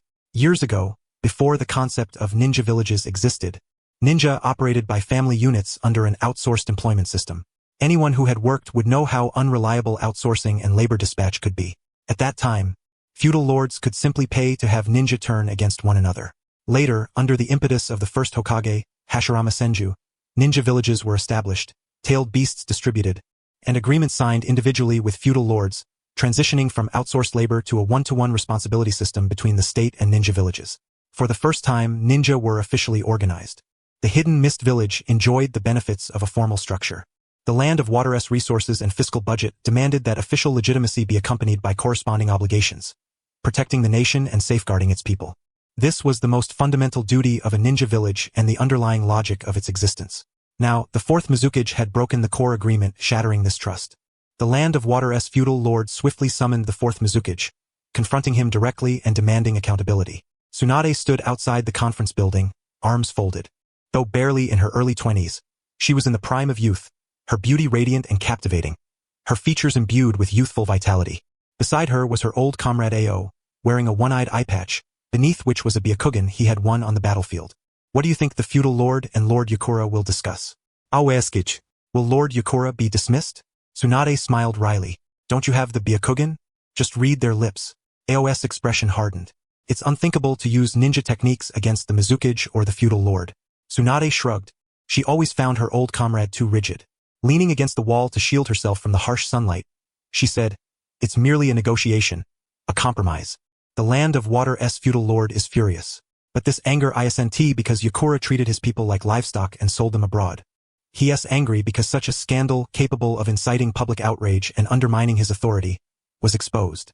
He is angry because Yakura profited but forgot to pay homage to him? You think they're dividing the spoils? Don't put it so crudely. It's a division of shares, not spoil sharing." Tsunade scoffed. "Probably a 70-30 split." Ao was stunned. "Lord Yakura only gets 30%? Tsunade laughed bitterly. 70% belongs to the feudal lord. Ao could not comprehend it. Setting aside right or wrong, Lord Yakura secretly captured people and built trafficking networks, bustling with activity, yet only earned 30%, and even that depended on the feudal lord's favor. Was Lord Yakura reduced to begging? Even the Mizukage was on his knees. What did that make his subordinates? O's heart churned with complex emotions, leaving him speechless and silent. After a moment, Tsunade spoke again. "That man called Uchiha Ao, according to intelligence, abandoned the Uchiha surname and now calls himself Lin Qing. What is his true purpose in rescuing those 400 trapped in the prison cage and killing the pufferfish demon of Suka Mountain? Is it Konoha's covert manipulation? Interests linked to other organizations? Or a personal grudge against Yakura and the 7 ninja swordsmen?" Ao pondered for a moment. Could it simply be a desire to save people? Tsunade gazed at the sky, where clouds drifted and curled. Are there truly such pure-hearted individuals in this world? Creak. 2 massive wooden doors slowly opened. The land of water's feudal lord lightly fanned himself, raised his chin, and with half-lidded eyes and a languid, arrogant demeanor, nodded at the fourth Mizukage Yakura before stepping into his palanquin and departing. Yakura's appearance was handsome, but his stature was small and slender, resembling a youthful adolescent. It was difficult to associate him with the perpetrator of the Bloody Mist Massacre. He looked down upon the gathered ninja below. Tsunade. Tsunade strode up the steps and approached Yakura, kneeling on one knee. Behind them, the great doors closed, sealing them inside. Mizukage-sama. I entrust you with a secret mission. Go and kill Lin Qing. Huh? Me? Is there a problem? Tsunade's eyes flickered as she replied promptly. No. I will obey your command. Coo coo coo. A pure white dove flew over. Lin Qing caught it, removed the secret message tied to its leg, and handed the carrier pigeon to Sasuke. Sasuke held a handful of rice grains and a cup of water before the pigeon, eagerly hoping the little bird would eat. The homing pigeon's jet-black eyes flickered with disdain as it fanned its wings like a palm leaf and alighted upon the adjacent table. It pecked open a rice ball, devouring the meat within, then sipped delicately from the tea Lin Qing had left unfinished. Only then did it recline contentedly on the table, lifting one leg in repose. Lin Qing unfolded the secret letter in his hands. To Lin Qing, for your eyes only. Regarding the swordsmith, I am acquainted with an exceptionally skilled artisan residing in a village perpetually blanketed in snow, located in the northern reaches of the Land of Water. You may seek him out and mention that Hayato Kamihara sent you. He will assist you. Furthermore, various factions have recently set their sights on you. As your liaison, for security reasons, I shall depart from the Land of Water. By the time you read this letter, I shall be traveling to Konoha village, accompanied by a young lady. Should urgent matters arise, entrust this letter to Junko-chan, the white, foolish pigeon, and you will be able to contact me. Signed, Hayato Kamihara. Note 1. The reverse side of this letter contains a map leading to the swordsmith's village. Note 2. Under no circumstances must you be captured. Lin Qing turned the letter over and beheld the sketched map on the back. In the world of Naruto, satellites did not exist, so the map could hardly be precise. Fortunately, the secondary-class aviation smith's patrol radius was 1 kilometer, allowing aerial reconnaissance of the terrain below, guiding Lin Qing toward the general direction. Discarding the yacht at the riverbank, Lin Qing, accompanied by Sasuke and Sakura, purchased 2 horses and set off for their destination. Along the way, Lin Qing encountered over a dozen waves of adversaries. They disguised themselves as pedestrians, travelers, and merchants, no longer engaging him directly but resorting instead to poisonings, assassinations, arson, and explosions. This was the other face of the ninja, employing minimal chakra to inflict maximum damage. This was indeed the aspect Lin Qing was least adept at. While responding crudely, he humbly absorbed the enemy's techniques. During this time, Lin Qing instructed Sasuke to teach Sakura breathing techniques. Sakura wished to remain by Lin Qing's side and thus required some means of self-preservation. Even if she could not fight, she needed to be able to flee when danger arose. Lin Qing believed that having something to do might help her better escape from her psychological shadows. More than half a month passed in the blink of an eye. When the 3 of them left the city and entered the forested mountains, the bounty hunters pursuing them gradually dwindled. Crackling sounds echoed. Frost had formed on the grasslands, joining in vast patches to create a blanket of white. The horses' hooves trod upon it, producing a crisp sound reminiscent of crushed soda crackers. Lin Qing exhaled, releasing a thick cloud of white mist. Sakura, look. Sasuke pointed toward the sky. A single snowflake drifted before their eyes. Is it snowing? This was welcome news. According to Hayato Kamihara's intelligence, the swordsmith's village was indeed a place of perennial snowfall. Lin Qing said, maintain your breathing techniques to ward off the cold. We are nearly there. Yes. Sasuke and Sakura responded in unison. Sasuke had become quite proficient with the breathing techniques. Sakura was still somewhat clumsy, stumbling as she rode, but the steady warmth radiating from Sasuke's body helped steady her breath. I hope we find the village today, Sasuke whispered. Their rations had been consumed the night before last. The bitter cold and sparse wildlife in the forest made foraging nearly impossible.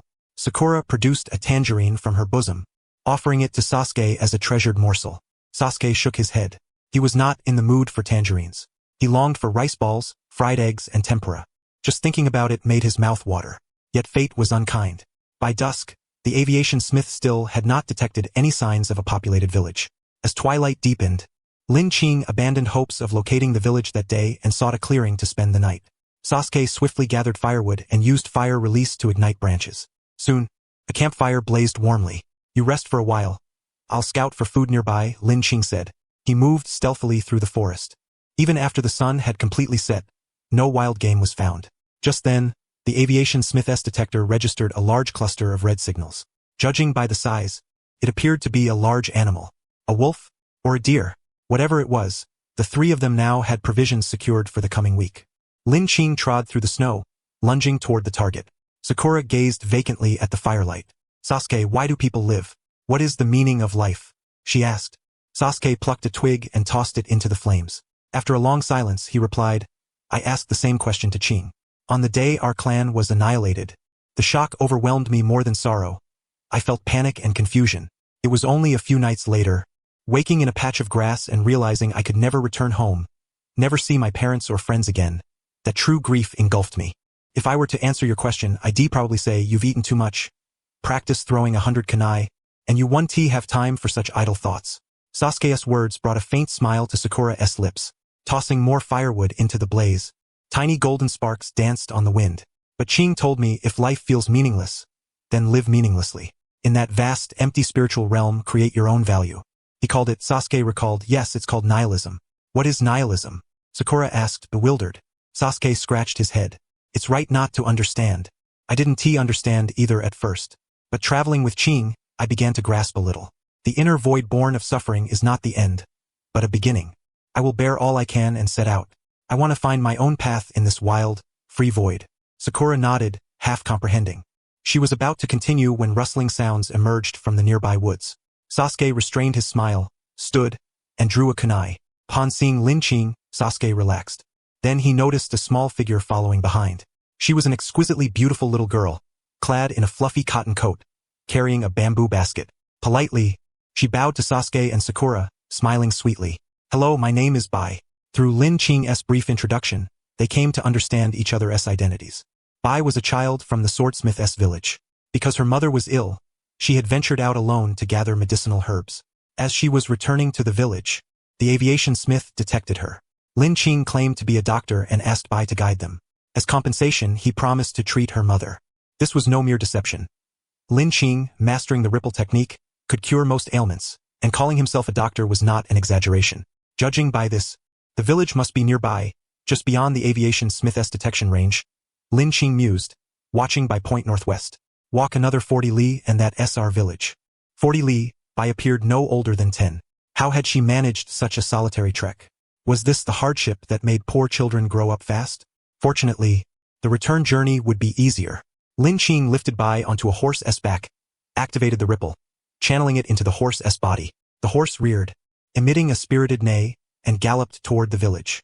Within less than an hour, before darkness fully fell, they arrived at Bai's village, Snowfall Village. This was a very small village, comprising no more than 30 or 40 households in total. Bai pointed toward a house. Qinggu, that's my home. She dismounted from her horse and trotted lightly toward the house, opening the door. Mother, we have visitors. It's the doctor. Lin Qing followed Bai inside and saw a woman with a weary expression seated on a chair. Beside her, a man, presumably her husband, was carefully pouring medicine for his wife. Sorry to intrude. Lin Qing was about to remove his shoes and enter when the kitchen door swung open. Wearing an apron, Terumi May emerged carrying 2 dishes. Dinner's ready. She glanced at Lin Qing, tilting her head slightly with a gentle smile. Guests? Someone asked. Chicken soup is here. Terumi May placed a pot of chicken soup on the table and noticed that no one had started eating yet. Come on, eat. Why aren't you picking up your chopsticks? She pulled out a chair and sat down. Lin Qing, Xiao Tao, Sasuke, Bai's family of 3, and Terumi May. 7 people gathered around the table, the atmosphere thick with awkwardness. This is Teacher Teru. She arrived in the village a week ago, offering free lessons to the children, teaching them to recognize characters and read. Bai introduced, hoping to ease the tension. Mom has been ill these past few days, so Teacher Teru has been coming over to help with the cooking. The attempt had no effect. Lin Qing quietly fixed his gaze on Terumi May. Those acquainted with friends frequently targeted for assassination know that intuition often helps us avoid many perils. At the very first glance, Lin Qing knew Terumi May was no ordinary person. From such close proximity, his ripples could clearly sense the vibrant life force emanating from her. Yet, the intelligence about his arrival in Luashua village was known only to Kamahara Hayato. Kamahara had long since fled to Konoha for a vacation. Logically, assassins or bounty hunters would not have preemptively set an ambush in Luashua village. Was it a coincidence? Was she truly just a teacher wandering the 4 seas? Terumi May maintained her gentle smile, her eyes narrowed with curiosity. So this is Lin Qing. He doesn't seem any different from other ninjas. So, do you dare eat this meal? And how will you test me? Terumi May silently speculated about Lin Qing's methods. Clatter. Lin Qing rose to his feet, Catching Terumi Mei's startled gaze. Why think so much? Friend or foe, just use the Sage S purple script and you'll know. He addressed Terumi Mei. Teacher Teru, please come outside with me. Huh? Without waiting for her consent, Lin Qing strode out of the room. Terumi Mei followed behind, bewildered, until they reached the snowy expanse beyond the village. You know me, Lin Qing said. There was no probing, no covert exchange of words. Lin Qing's calm gaze was like a steamroller barreling straight toward her. I don't know you, Terumi Mei replied. Lin Qing did not press further and took a step closer. The distance between them shrank to about 2 meters. A bead of cold sweat appeared on Terumi Mei's forehead. The intelligence was explicit. Lin Qing's strongest attack radius was 2 meters. Once someone stepped within that range, it was tantamount to handing their life over to Lin Qing. She wanted to retreat and regain distance, but stepping back would reveal that she knew Lin Qing and was familiar with his profile. That would mean she was lying. Don't be nervous, Teacher Teru. You just need to stand still right where you are. Lin Qing spoke as he summoned the Sage S purple script. From his backpack, he retrieved a Polaroid camera he had procured as strategic supplies during his escape. When Lin Qing first arrived in the ninja world, he had thought it was a feudal era. After some time, he realized that the overall technological level corresponded roughly to the year 2000 in the real world. Of course, the technology tree was skewed, there were no rockets or airplanes, but everyday technology was comparable. In this regard, the first volume of Naruto was published in 2003, roughly overlapping with Masashi Kishimoto's own life experience. Lin Qing, however, was unaware of this. He was a pragmatist. Whatever worked was good enough. What he needed to do was use the Sage S purple script to touch Terumi Mei, locking onto the target as tightly as possible, focusing on her purpose to conduct a targeted script writing. That way, whether she was friend or foe would become clear, and unnecessary incidents could be avoided. However, Terumi Mei dodged the vines of the Sage S purple script. Lin Qing nodded. "Isn't this much more convenient?" Terumi Mei was about to say something more. ORA. The platinum star suddenly appeared, swinging a full-circle punch toward Terumi Mei's chest. Madman! Terumi Mei cursed inwardly. She did not understand where the flaw had appeared, but, don't underestimate me. Yes, barely in her early 20s. The young Terumi Mei did not mind being called old lady at all, a stark contrast to her 30-year-old self. People cannot empathize even with their past selves. Having anticipated this, Terumi Mei instantly formed hand seals. Futon, clévé mist technique. A billowing, scorching crimson mist erupted toward the incoming platinum star. Terumi Mei possessed water, fire, and earth chakra natures. Her Kekkei Genkai combined melting and boiling techniques, making her the sole ninja with 2 Kekkei Genkai. The Futon, clever mist technique combined fire and water chakra within her body to exhale a boiling, highly acidic vapor with adjustable acidity, like a concentrated sulfuric acid steam. The moment Platinum Star's fist touched the mist, it corroded violently. Lin Qing's fist also suffered slight burns. Terumi Mei keenly noticed this. New intelligence. Damage inflicted on the evil spirit would simultaneously affect Lin Qing. The crimson mist surged toward Lin Qing. For Platinum Star to strike Terumi Mei, his entire body would have to plunge into the scalding acidic fog, tantamount to courting death. Terumi Mei dared to seek out Lin Qing because she was thoroughly prepared. Mid to long-range ninjutsu bombardment was too inefficient. Apart from the Jinchuriki, few ninjas could afford such consumption. The slightest gap in fire coverage would easily allow Lin Qing to seize the opportunity for a close-range counterattack.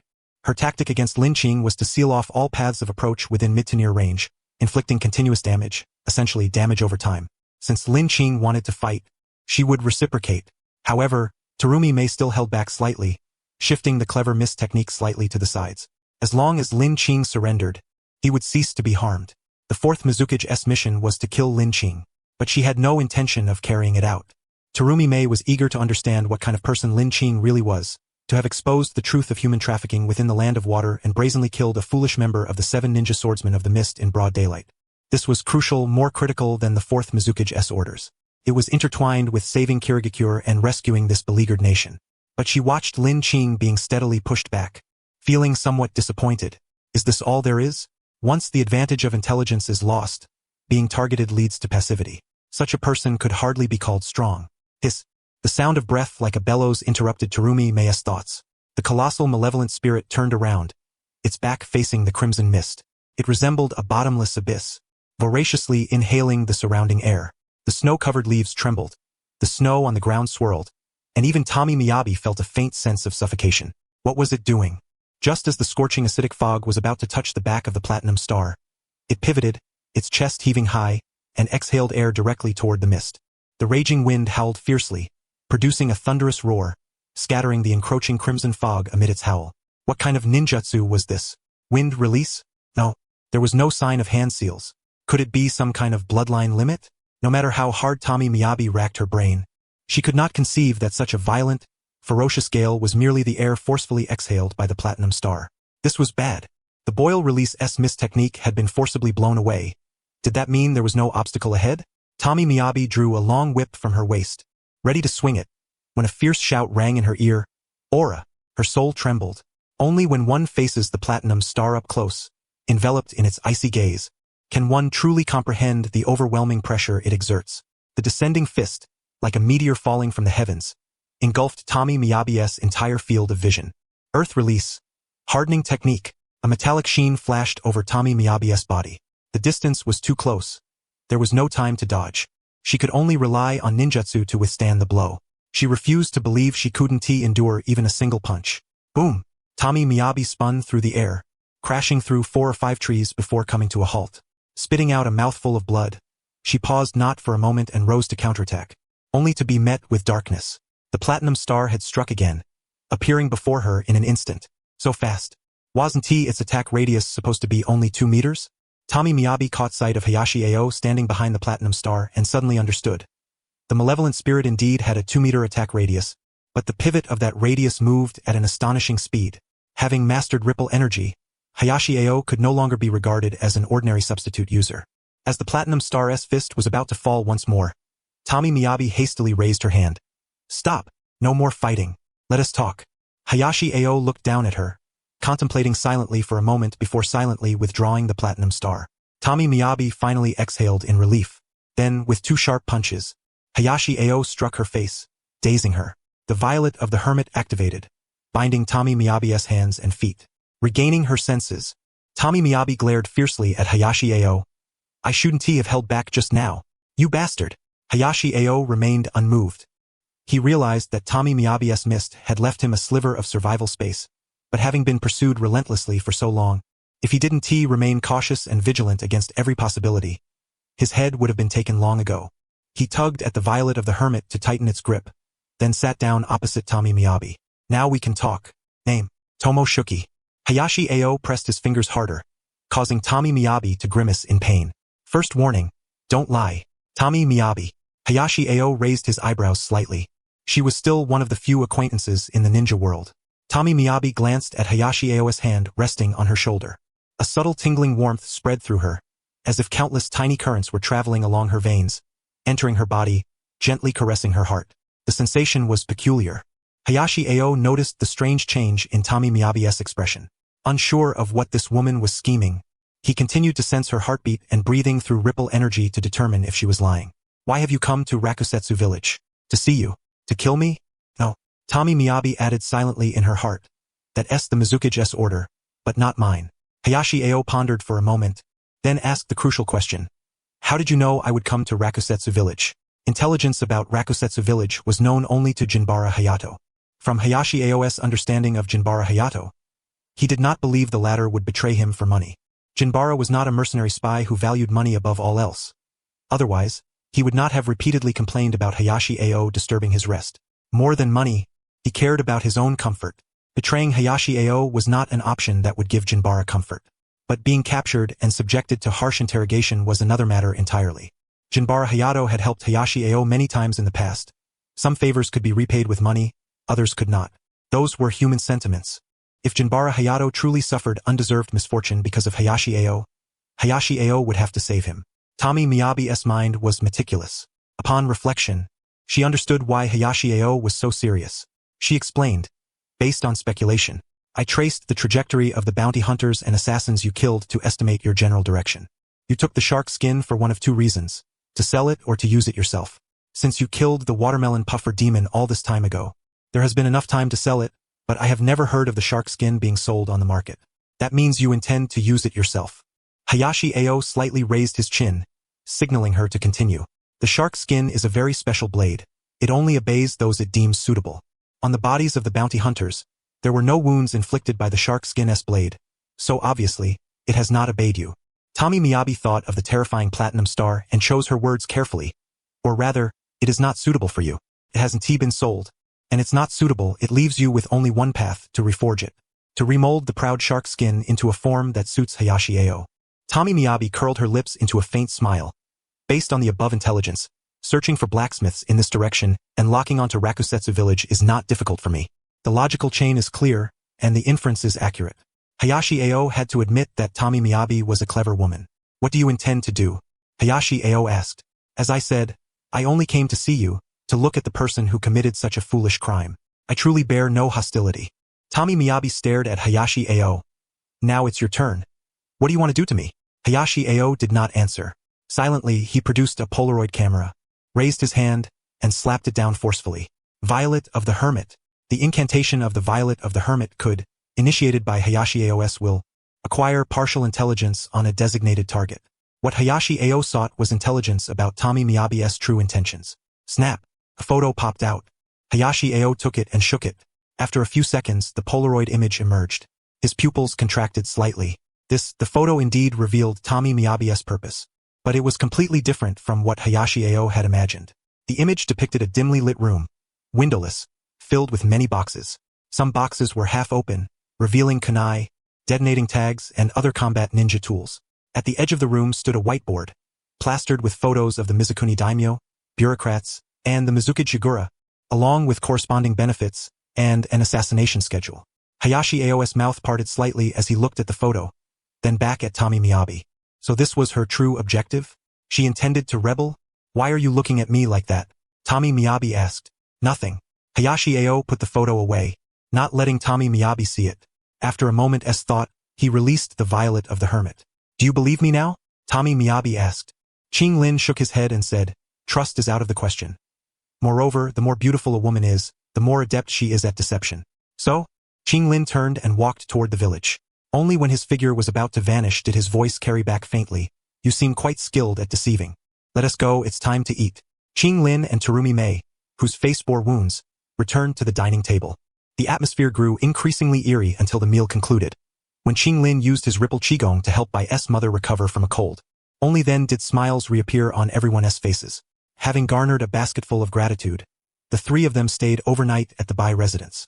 Qing Lin, Xiao Tao, and Sasuke shared a simple floor mat.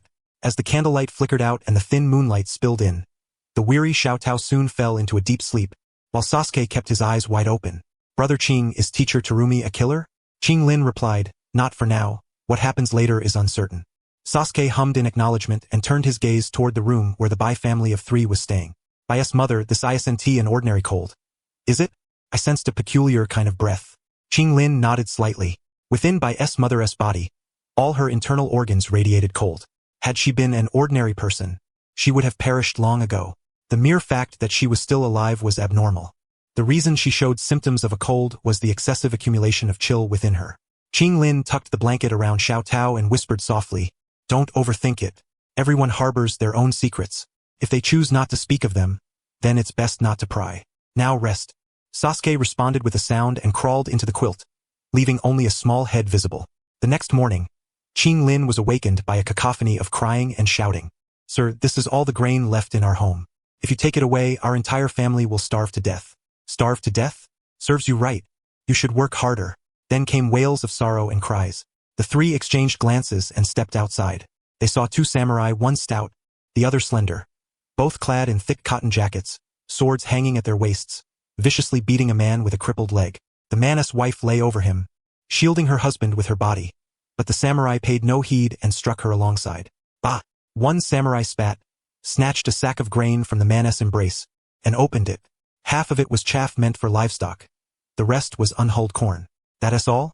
The samurai sneered and hoisted the man's wife onto his shoulder. Then sell your wife to pay this month's heating tax. This was the consequence of Yagura's human trafficking and the failure to dismiss him after the daimyo's summons. A corrupt practice trickling down from above. When the higher-ups turn a blind eye, those below learn to earn extra money however they can. What's wrong with that? No, sir. You can't do this. The crippled man limped forward but was knocked down again by a kick from the tall, lean samurai. The Bai family of three emerged and witnessed the scene, their faces etched with sympathy. Qing Lin asked, what is the heating tax? Bai whispered. A new magistrate arrived nearby. Since his appointment, many new taxes have appeared. The heating tax is levied on burning wood at home to keep warm. Besides the heating tax, there are fishing taxes, autumn harvest taxes, marriage taxes, childbirth taxes, and so forth. The village of Luoshue was bitterly cold, and its inhabitants were already impoverished.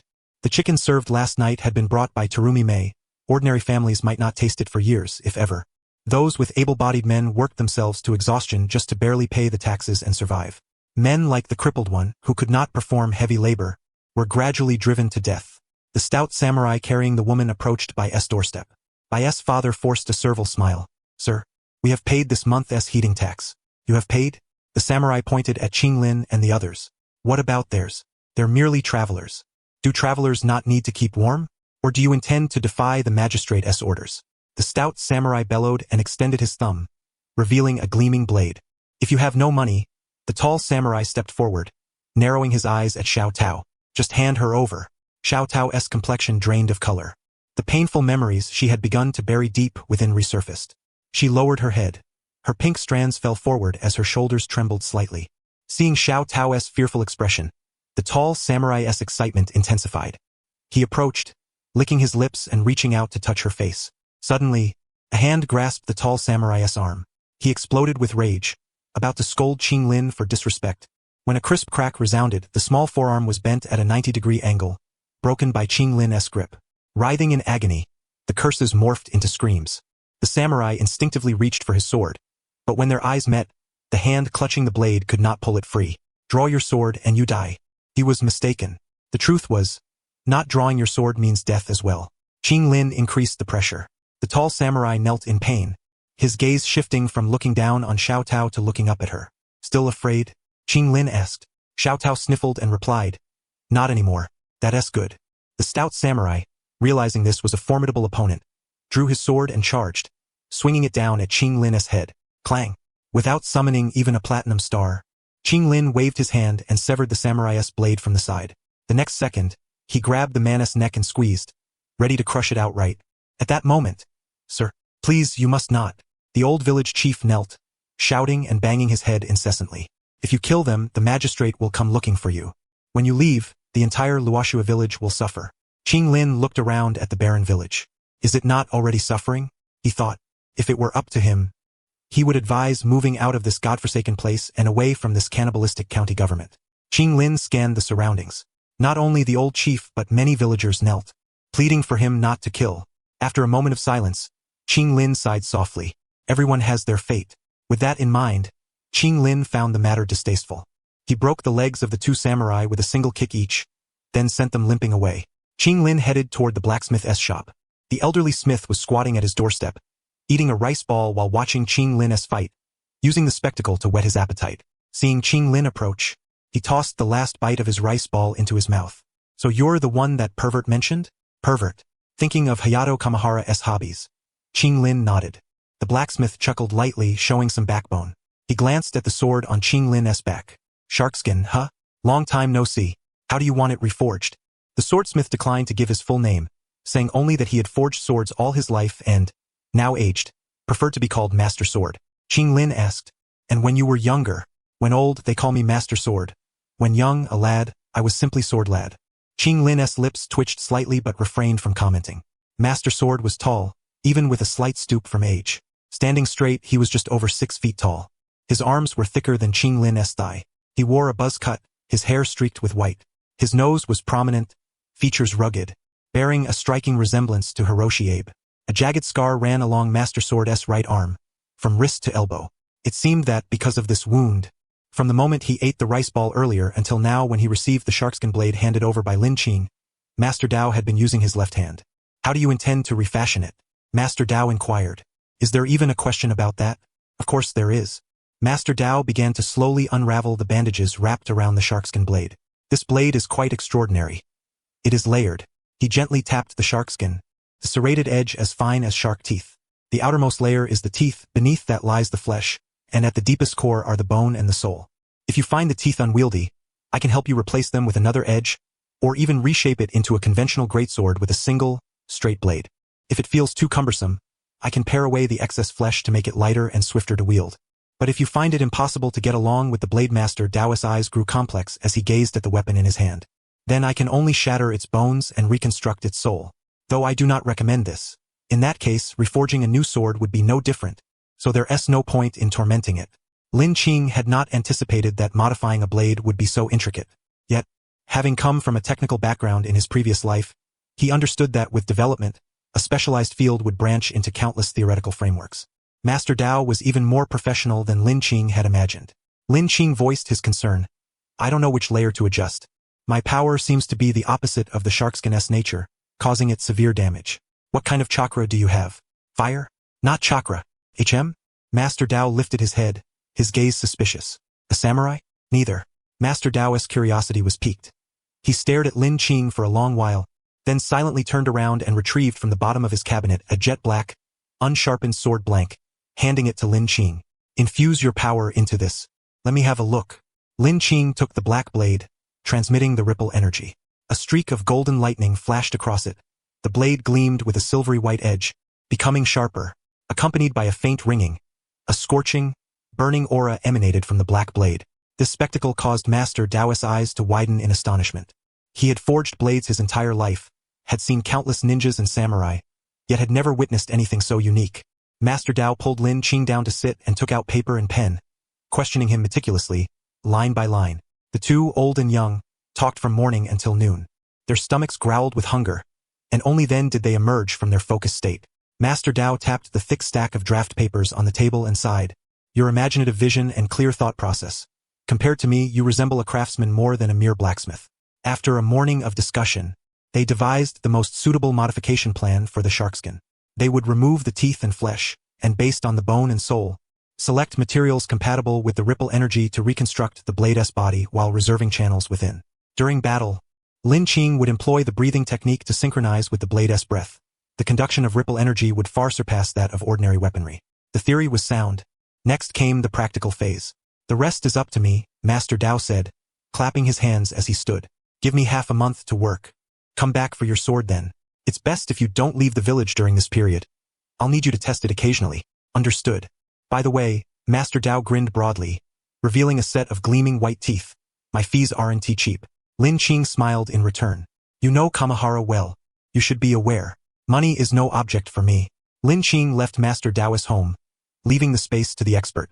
Upon stepping outside, he immediately spotted Terumi Mei leaning against the wall. Were you eavesdropping? What do you mean eavesdropping? I'm standing here openly with so many people watching.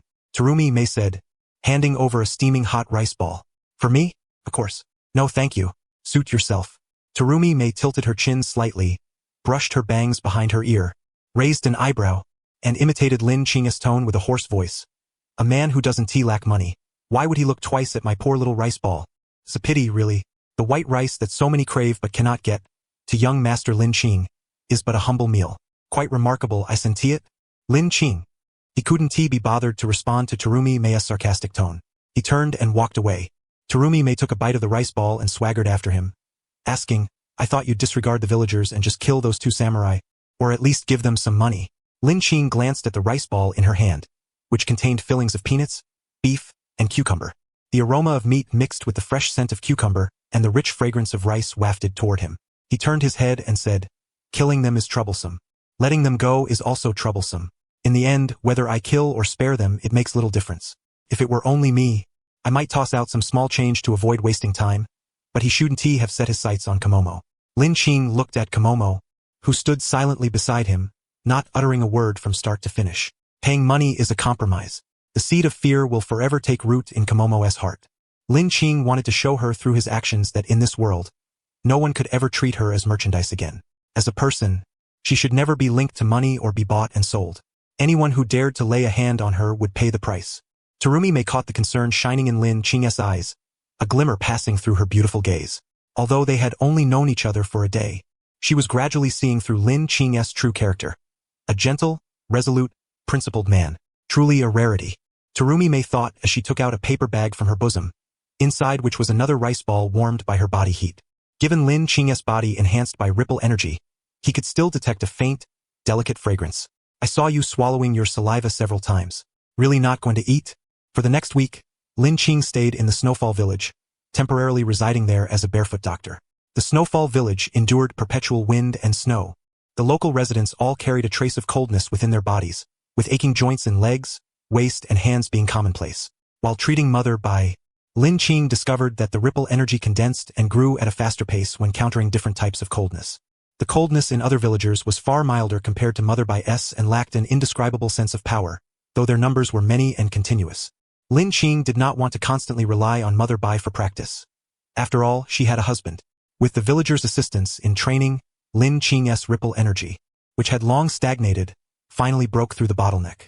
In the first stage of ripple cultivation, it could heal flesh wounds and enhance physical strength 2 to 3-fold.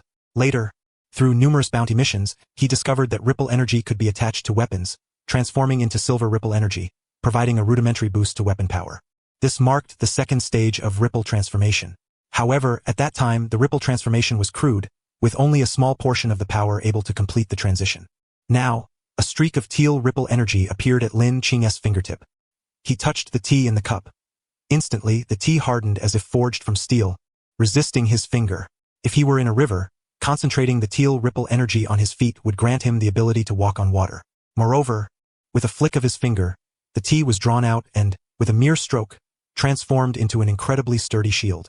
In the next moment, the ripple's hue deepened into a crimson scarlet, radiating an even more searing power than before. The tea transformed into steam, and Lin Qing's fist struck into the vapor. Bang! An explosion resounded, the steam detonated. Lin Qing's hair fluttered wildly. The force of this technique exceeded his own expectations. The first stage was the outward emission of the ripple. The second stage involved adjusting the breathing frequency to alter the ripple's properties, thereby adapting to various combat scenarios. The crimson ripple produced an extreme high-temperature effect. The teal ripple manipulated water flow. The silver ripple enhanced metal, dramatically amplifying its hardness, sharpness, and elasticity. And then, the most formidable of all, Lin Qing opened his palm once more, a streak of golden electricity flashing across it. Previously, when he unleashed ripple energy, it manifested as a golden radiance. Now, the golden current was more condensed and possessed even greater power. Yamabuki-colored ripple, the most potent ripple for frontal assault. Lin Qing faintly sensed subtle variations within it, but having just broken through a bottleneck, he needed time to gradually comprehend them. He clenched his fist again, summoning the white platinum star, aviation smith, and hermit S purple. The stand embodied the will of its user. As Lin Qing's body and spirit strengthened, all of his controlled stands received corresponding enhancements. If not for the time required for cultivation and gradual breakthroughs, the ripple breathing technique would undoubtedly be rated 5 stars, no, comparable to a 6-star stand technique. Once I fully master the Yamabuki-colored ripple S property transformation and accelerate, even if my punch S power is slightly less than that of the first stage white platinum star, it won TB by much. Lin Qing could already envision future adversaries, believing they had unraveled the secret of his stand, bypassing the white platinum star to strike at the fragile original body, only to be obliterated by a single punch. This trip to the falling snow village was worthwhile. Otherwise, if he kept training in seclusion, striving to break through to the second stage of the ripple, who knew how much time it would consume? No wonder the Tibetan monks wandered far and wide, healing others not only out of kindness but also for the sake of their cultivation. Lin Qing slowly exhaled and withdrew the ripple energy. Knock knock. The door was struck again. Before Sasuke could open it, a woman in her 30s, still bearing a graceful charm, pushed the door open and strode inside. As she walked, she removed her padded coat, revealing a loosely wrapped bustier beneath and a large expanse of snow-white skin. Dr. Lin, could you please examine me again? Treat me. My shoulder still aches. Hey, what are you pulling me for? Before the woman could finish speaking, another short-haired woman grabbed her. Line up. I came first. If Dr. Lin is going to examine anyone, it should be me first. I was here before her. Me. Voices of women quarreling outside the temporary clinic arose, each vying to receive Lin Qing's treatment first. It was a rare occasion for the village to have a doctor. The moment Lin Qing's hand touched them, their entire bodies tingled and numbed. Coupled with his traditional Uchiha family's handsome features and the fact that he was unmarried, it was natural that many young women and brides flocked to him, including widows from neighboring villages who had heard the news. Brother Qing, women are terrifying, Sasuke whispered softly. Terrifying indeed, Lin Qing smiled. So make sure you never get caught. Huh? Sasuke was stunned. What does getting caught have to do with women? Think about it, if you were captured by another organization or a ninja village, what would happen? Harsh interrogations? Forced to reveal your breathing technique or ninjutsu? Ultimately, they might gouge out your Sharingan. That was the most dreadful outcome Sasuke could imagine. Lin Qing shook his head slightly. No, you wouldn't die. Not die. Not only would you survive, but you'd be lavishly pampered. Served 20 lamb kidneys daily, 30 beef testicles, unlimited oysters. And then a smile curled at Lin Qing's lips. Breeding. Breeding. It was not Sasuke who exclaimed but Momoko, the little girl sitting in the corner reading a book. Hearing that Sasuke would be taken away for breeding, her eyes widened in astonishment, and she cried out. Lin Qing explained, exactly. Killing you and taking your eyes is like killing the goose that lays the golden eggs. Leaving you alive to continuously produce new Uchiha offspring is the optimal solution. In just over a decade, they could create an army of Sharingan bearers. Sasuke stroked his chin, recalling Hayato Kamihara's hobbies. But for men, that doesn't seem too hard to accept? Lin Qing chuckled lightly. You think the women sent for breeding will be beauties? To produce robust offspring, the women sent over are muscular, strong, and sturdy. Imagine different tough northeastern women crawling into your bed every night. That thought alone is terrifying. At those words, Sasuke shuddered. Noticing his reaction, Lin Qing couldn't help but laugh. And beside him, Momoko covered her mouth in a rare, gentle smile. Lin Qing, come for testing, came the voice of Master Dao from outside. Coming, Lin Qing responded and stepped out. Meanwhile, at the county magistrate's residence, Magistrate Morimura sat in his chair, holding a wine glass, while a dark-skinned maid from the land of thunder poured wine for him. Bringing the glass close to his nose, one could detect no scent of alcohol. He was drinking water. Morimura was in his 40s, with thinning hair, standing just over 5 feet 3 inches, possessing an unremarkable appearance and a slightly plump figure. No one would have guessed that such an ordinary man was the county's ruling magistrate. Morimura never drank alcohol. It slowed his mind and muddled his thoughts, and muddled thoughts meant mistakes. He disliked making mistakes. He had risen from a mere commoner, engaging in business, forging connections, purchasing office, and finally assuming the position of county magistrate, becoming a local despot, all through his intellect. He was simply enjoying the service of beauties. Before him was the accountant, reporting line by line the county's financial income and expenditure over the past month. Wait, the heating tax for Falling Snow Village hasn't been paid this month? No. The accountant reminded. The 2 samurai sent to collect taxes were chased back with their legs broken. Magistrate Morimura vaguely recalled his subordinates mentioning this but paid it no mind. The lives of his subordinates were of no concern to him. It was just the occasional foolishness of the ignorant masses. Breaking the samurai's legs was inconsequential. But cutting off his financial stream was unacceptable. Bring those 2 samurai here. Shortly after, 2 samurai, one tall and one short, limped in.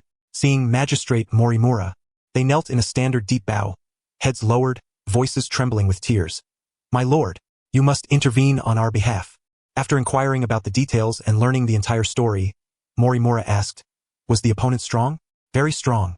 The 2 samurai gestured exaggeratedly, describing Lin Qing as a ravenous demon who devoured his foes. Despite their utmost efforts, they could not defeat him and had no choice but to flee and report back to their lord. Very strong, understood. You may leave. The 2 samurai exchanged puzzled glances, unsure of the magistrate's meaning, then bowed again on their crutches and departed with lingering doubts. Morimura stroked his chin, pondering for a full 5 minutes. Fetch a box of gold and silver jewelry and 2 bundles of cloth from the accountant. Also bring 2 beauties. Have the Wolfpack Squad make a trip to Falling Snow Village to deliver gifts to that powerful individual. The Wolfpack Squad, an exclusive ninja team under Magistrate Morimura's command, consisted of 5 members, all rogue ninjas who had fled from various villages, equipped as follows. An elite jonin, a jonin, and 3 chunin. Such a deployment of personnel was extraordinarily extravagant for a remote county town. Thanks to the Fierce Wolf Squad, the jurisdiction under Governor Morimura was remarkably secure. Common bandits and robbers did not even dare to resist before being brutally annihilated. This was a rare advantage. However, dying at the hands of bandits was scarcely different from being crushed by oppressive taxation. The 5 desperados willingly followed Governor Morimura for 2 reasons: wealth and prospects. Regarding wealth, Governor Morimura provided them with generous monthly stipends, beautiful women, fine wine, everything one could desire, and assigned them relatively safe missions. After all, what real danger could there be in a remote county? The cost-benefit ratio far exceeded that of living as fugitives, earning meager bounty rewards while constantly fearing being hunted down. As for prospects, they believed in Morimura's political career, confident it would extend beyond the confines of a mere county governor. The tribute extracted by Governor Morimura was only partially enjoyed by himself. The stipends paid to his subordinates accounted for a small fraction, while the vast majority was covertly sent to the residents of the daimyo of the Land of Water. Such consideration meant promotion and transfer to prosperous towns were inevitable. Following Lord Morimura guaranteed a bright future. The wolf glanced back at the carriage, where a chest of gold, silver, and jewels sat alongside for women of diverse allure, and smiled. It seemed his lordship was on the verge of promotion, and with such lavish generosity, he hoped the young man from Rakusetsu village would not disappoint. Boss, do you think those two samurai lads are just bluffing? Someone asked. The wolf shrugged. Who knows? With the samurai's narrow perspective, they understand nothing of true strength. Laughter erupted among the group. It had long been politically correct for ninjas to belittle samurai. This trip was merely to test Lin Qing's mettle. The fourth member inquired, but boss, what if the lad from Rakusetsu village refuses Governor Morimura's goodwill? Refuse? The wolf patted the chest on the carriage. What is this? Gold and jewels? The fourth member answered. No, this is the governor's face being extended. The wolf said, then tapped the ninja blade at his waist.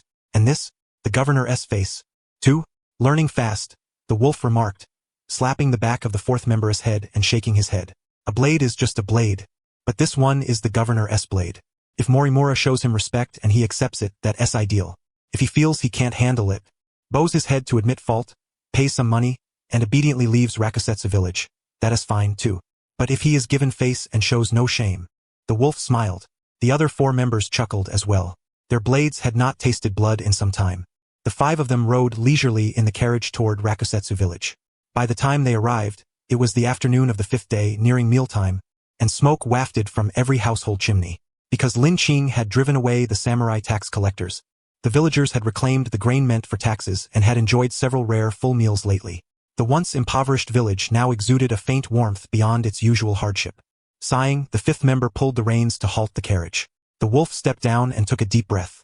The desolate scent unique to a remote rural winter was unpleasant to his nostrils. Spitting on the ground, he muttered, "This godforsaken place?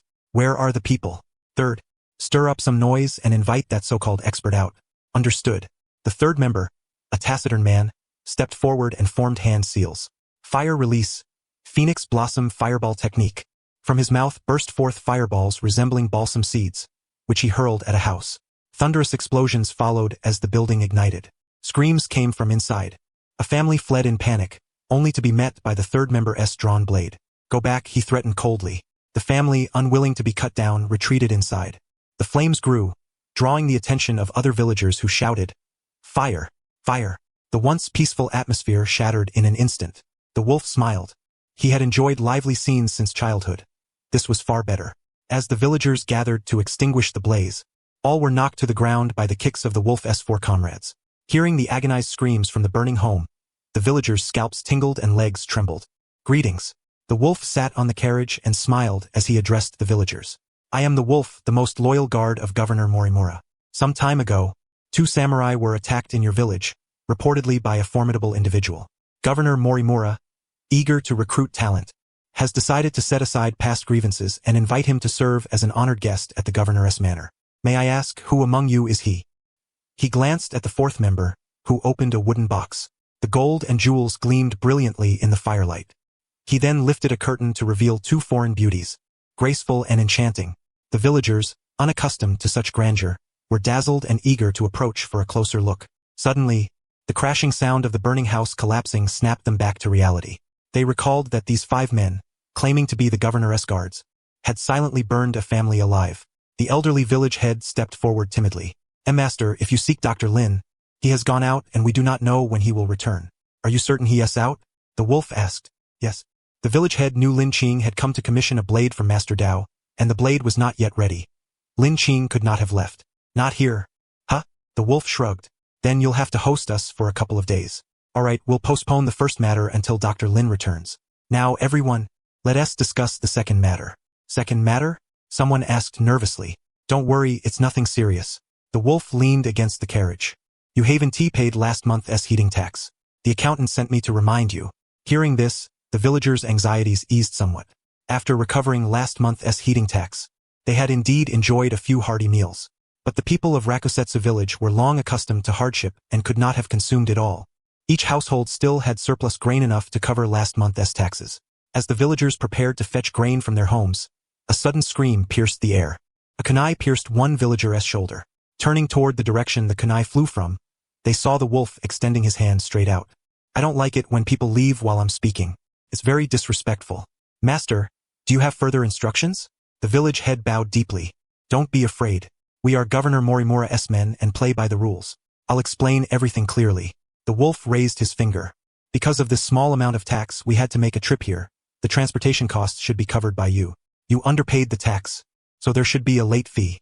You refused to pay and watched the samurai tax collectors get injured. That incurs a fine. Finally, since we're here, we'll collect this month's heating tax as well. Last month's, this month's transportation costs, late fees and fines all added up. He extended 5 fingers. 5-fold. He smiled kindly. Today, each household will pay 5 times the heating tax, and this matter will be closed. 5 times. The villagers' mouths dropped open in shock. Master, 5 times is almost a death sentence for us. Death? The vicious wolf sneered coldly. Your lives are worth nothing. If you have money, hand it over. If you don't, then give up your grain. And if you have neither money nor grain, bring your belongings and come with me. The incident in Mirage City had stirred a great uproar, and even the remote Snowfall village had caught wind of the human trafficking business. Someone gasped aloud. You mean to sell us off? The second brother strode forward and delivered a swift kick to the speaker's abdomen. Address me as sir. As expected, you're an unruly commoner with no manners whatsoever. The vicious wolf waved his hand, maintaining a friendly smile. Don't be like that. As Lord Morimura says, you are means of production. Gentlemen, this isn't selling you off.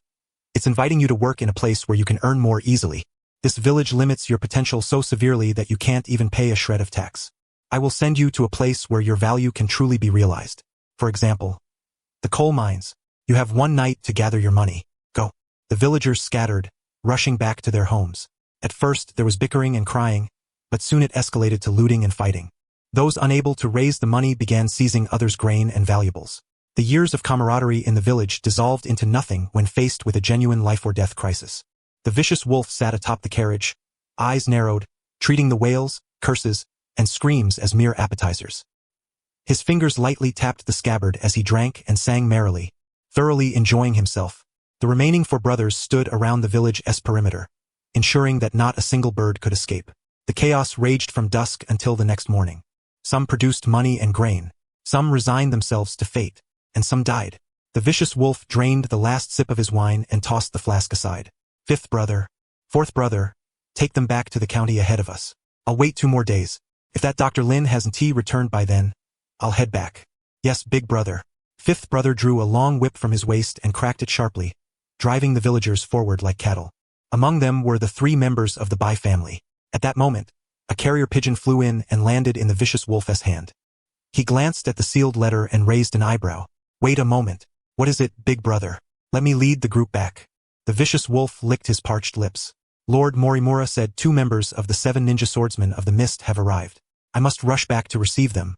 Thoughts flashed through the vicious wolf's mind. The negotiations between Yagura and the daimyo of the Land of Water, the status of the 7 ninja swordsmen, the county magistrate Morimura's political ambitions. His instincts told him, the time had come. When Magistrate Morimura soars to the heavens, it will be now. He had to return and bear witness.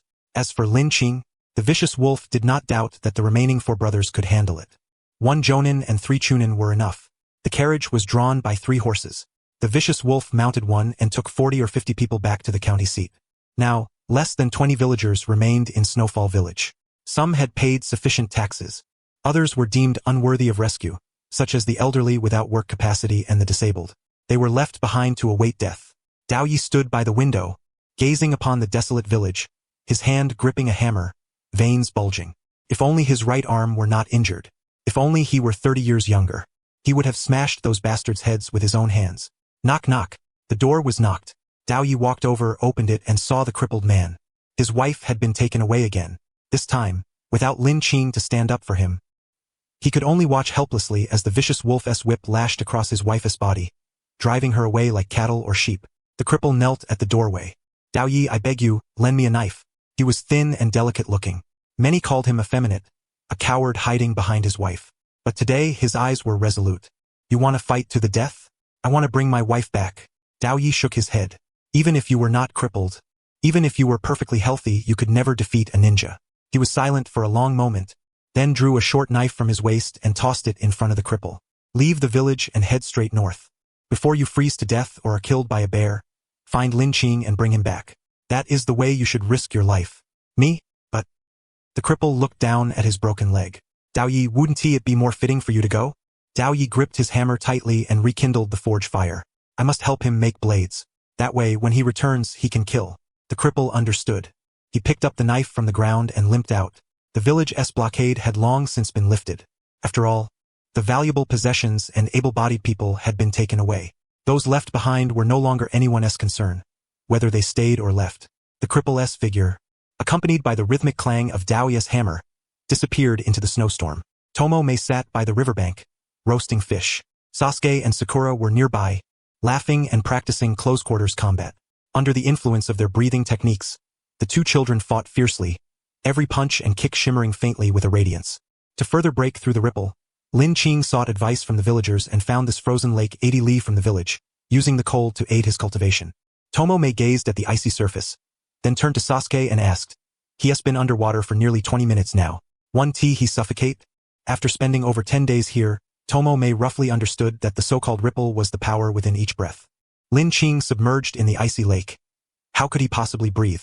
"I believe in Brother Qing," Sasuke said. Tomo-me rolled her eyes. That brat, always blindly worshipping. Boom! She heard thunder and looked up. The sky was overcast, but anyone with basic knowledge would know that in the dead of winter, during the snow season, thunderstorms were nearly impossible. Tomo-me soon realized the thunder was not coming from the sky. It came from beneath the lake. Golden electric currents flickered across the thick ice surface. Another thunderclap echoed, and the ice shattered and collapsed, sending waves rippling through the water. Sasuke and Sakura came over and stood beside Tomo-me. They saw that as the water surged, it flowed to both sides, forming a staircase made of water.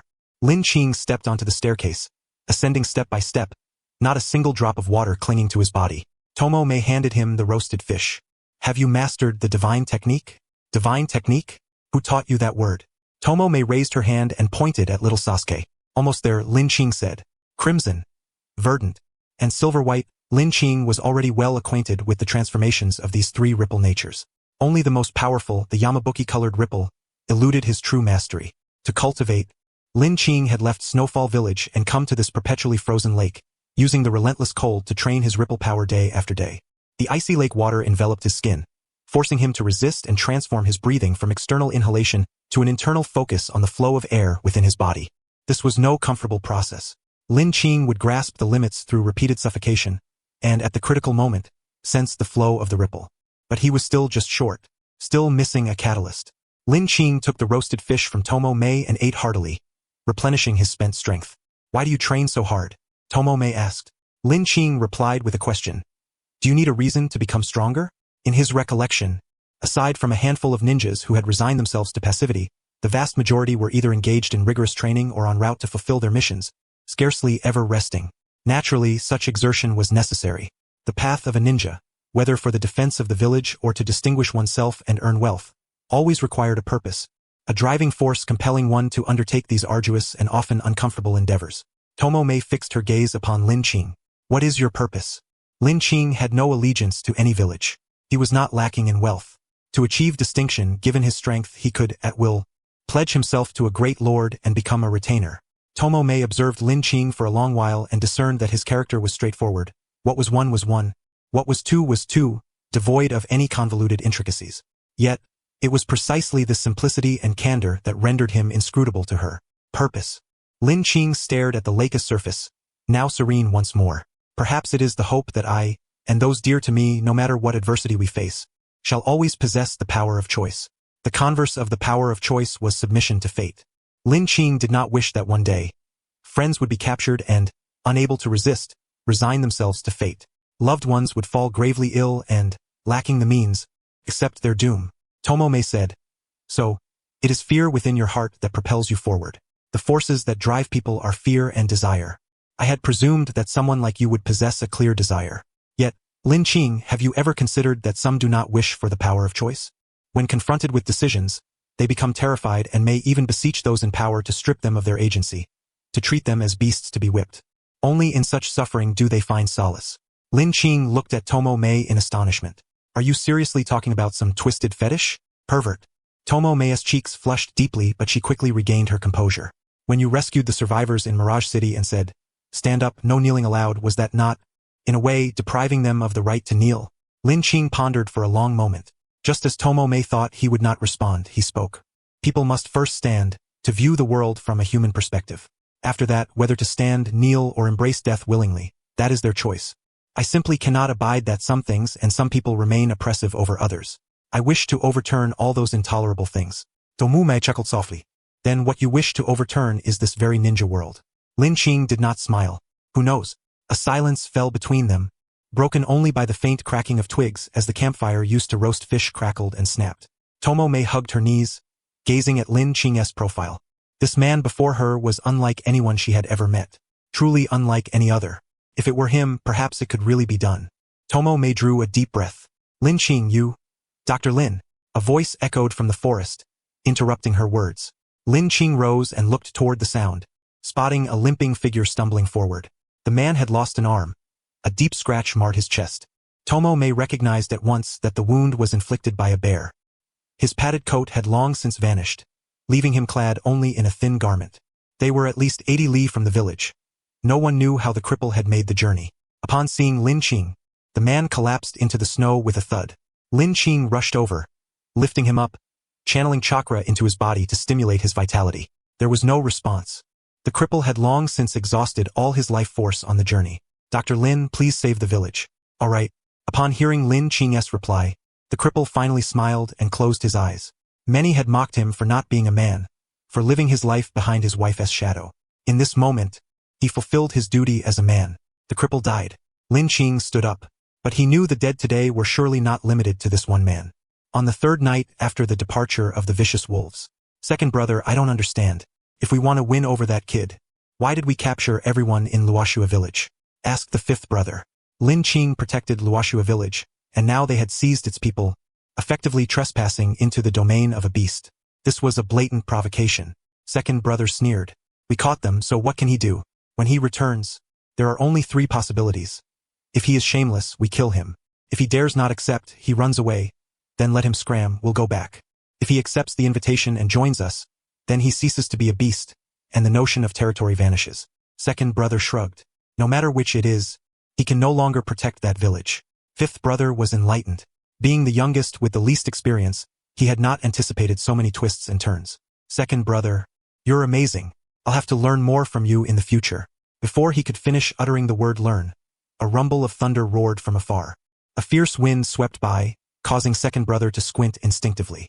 When he regained his senses, fifth brother was no longer by his side. Ah! Second brother whipped around, drawing his blade, eyes locked fiercely on the suddenly appearing Lin Qing. 2 others hurried over. When their gaze fell upon fifth brother in Lin Qing's grasp, their pupils constricted sharply. Fifth brother's head was twisted at a right angle, limp and slack, as though his neck had been broken. How is this possible? In merely one exchange, not even a full round, the Chunin fifth brother was crushed like an insect by Lin Qing. With a thud, fifth brother's corpse dropped to the ground. Lin Qing shook the blood off his hands and looked at the remaining 3.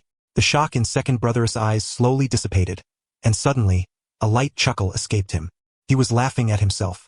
They 5 were outlaws, and after coming under the command of the governor of Senmura, they had grown close enough to call each other brothers. For a fleeting moment, they had truly regarded one another as kin. Killing one person to vent your anger? Second brother asked. Lin Qing did not respond, his gaze calmly sweeping over the 3 men.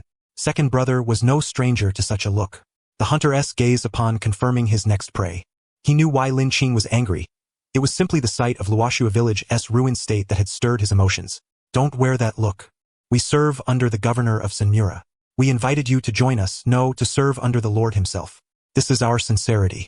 Second brother kicked open a box, revealing gold, silver, and jewels, then opened the door to reveal 2 beauties that could stir desire at first sight. This is but an appetizer. Join us, and there will be far more to come. They had originally prepared a test for Lin Qing, but with fifth brother's untimely death still fresh, such a process was no longer necessary. Lin Qing took a deep breath. Though 3 days had passed, the air still carried a faint, chilling metallic scent mixed with cold blood. One could only imagine the unspeakable tragedies that unfolded that night. Second brother finished speaking and waited. Is this your last word? Lin Qing asked. Second brother's smile vanished, replaced by a grim expression. He stared coldly at Lin Qing. I recall I gave you a chance. Beside him, fourth brother stepped forward, drawing a kunai from his waist, raising his voice in anger. Second brother, why waste words with him? Kid, what the hell are you playing at? Who do you think you are? The 7 ninja blades? You killed fifth brother. What, you want to kill us too? Lin Qing turned his gaze toward fourth brother. Is this your final utterance? Damn it! The fourth elder, known for his fiercest temper, suddenly produced two shadow clones with a loud bang, arranging them in a triangular formation, each clutching kunai as they strode forward with great strides. On the other side, the third and second elders swiftly performed hand seals together. Fire release, dragon flame technique, wind release, vacuum sphere. A ferocious fire dragon materialized, roaring as it circled in the air. The second elder expelled several wind release light waves from his mouth, which swirled around the dragon's body like scales. The already tens of meters long fire dragon doubled in size, and the surging heat melted the snow beneath. A composite ninjutsu, the wind demon flame dragon. A roar. The wind demon flame dragon howled as it charged toward Lin Qing, controlled by the third elder, while the second elder, having already unleashed the vacuum sphere, circled around and slashed with his ninja blade from behind Lin Qing. Ahead was the fourth elder, above was the wind demon flame dragon, and behind was the Jonin second elder. In almost an instant, Lin Qing found himself ensnared in their coordinated formation. If the fifth elder were still alive, and the leader of the savage wolves present, not to mention you, young man, even the entire Ninja Blade 7 would dare not make a move against us. But the fourth elder at the forefront fixed his gaze on Lin Qing's profile. This is enough. With just the few of us, we can surely finish off this unguarded youth before us. They closed in, and not only Lin Qing but even the legendary swift-handed copy ninja Kakashi would not have time to form seals or cast techniques. As this thought flashed through his mind, the fourth elder's vision darkened, the world spun wildly, and his body uncontrollably flew backward, crashing against a building, shattering the wall, buried under heaps of bricks and stones. Blood trickled from the crevices of the rubble. Fourth elder. The third elder growled lowly, his eyes flickering uncertainly. He saw no movement from Lin Qing, no hand seals. He could not comprehend how the close combat expert fourth elder had been flung away, but there was no time to ponder. He exerted all his strength to control the wind demon flame dragon, which opened its bloodthirsty maw to tear at Lin Qing. Lin Qing drew a gentle breath. Ripples surged within his body, and a streak of green electric light appeared beneath his feet. The melted snow water, rising into the air, suddenly transformed into a water curtain as hard as steel. The wind demon flame dragon collided with the barrier, steam hissing as it evaporated. The third elder's vision blurred. Buzz. What was that sound? Before the third elder could recover, dozens of bullets pierced his body. He collapsed into a pool of blood, bewildered. Having lost control, the wind demon flame dragon let out a resentful roar before dissipating with a bang. Only then did the second elder reach Lin Qing. His palm, gripping the blade, was slick with sweat. The wind made it feel especially cold and clammy. Although standing merely 3 paces away, the second elder dared not advance further nor swing his blade. He swallowed hard. His heart pounded fiercely. He knew who stood before him. The one who had crushed the Watermelon Mountain pufferfish demon, exposed the human trafficking truth, slain countless bounty hunters and assassins, the greatest villain within the land of water. Lin Qing. The battle fervor drained away, replaced by profound dread blooming from the depths of the second elder's heart.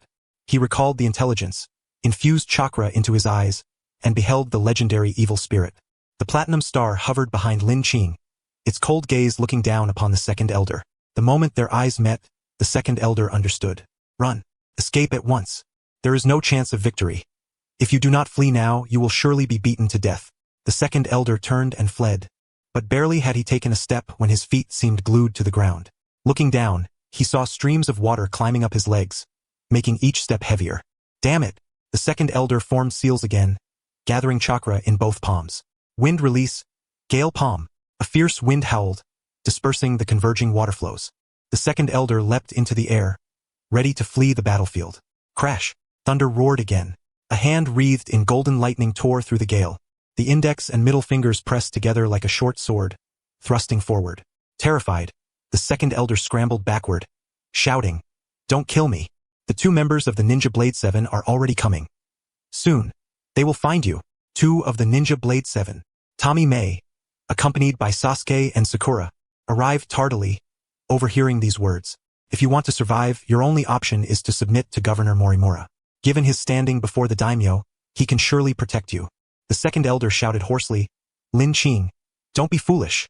Tommy May, Sasuke, Sakura, and the gazes of many villagers were fixed on Lin Qing. They did not know what choice he would make, but if their positions were reversed, they would certainly agree. Money, beauty, power, and life. These are the desires of mankind. Why fight against yourself? Lin Qing retracted the 2 fingers poised to strike.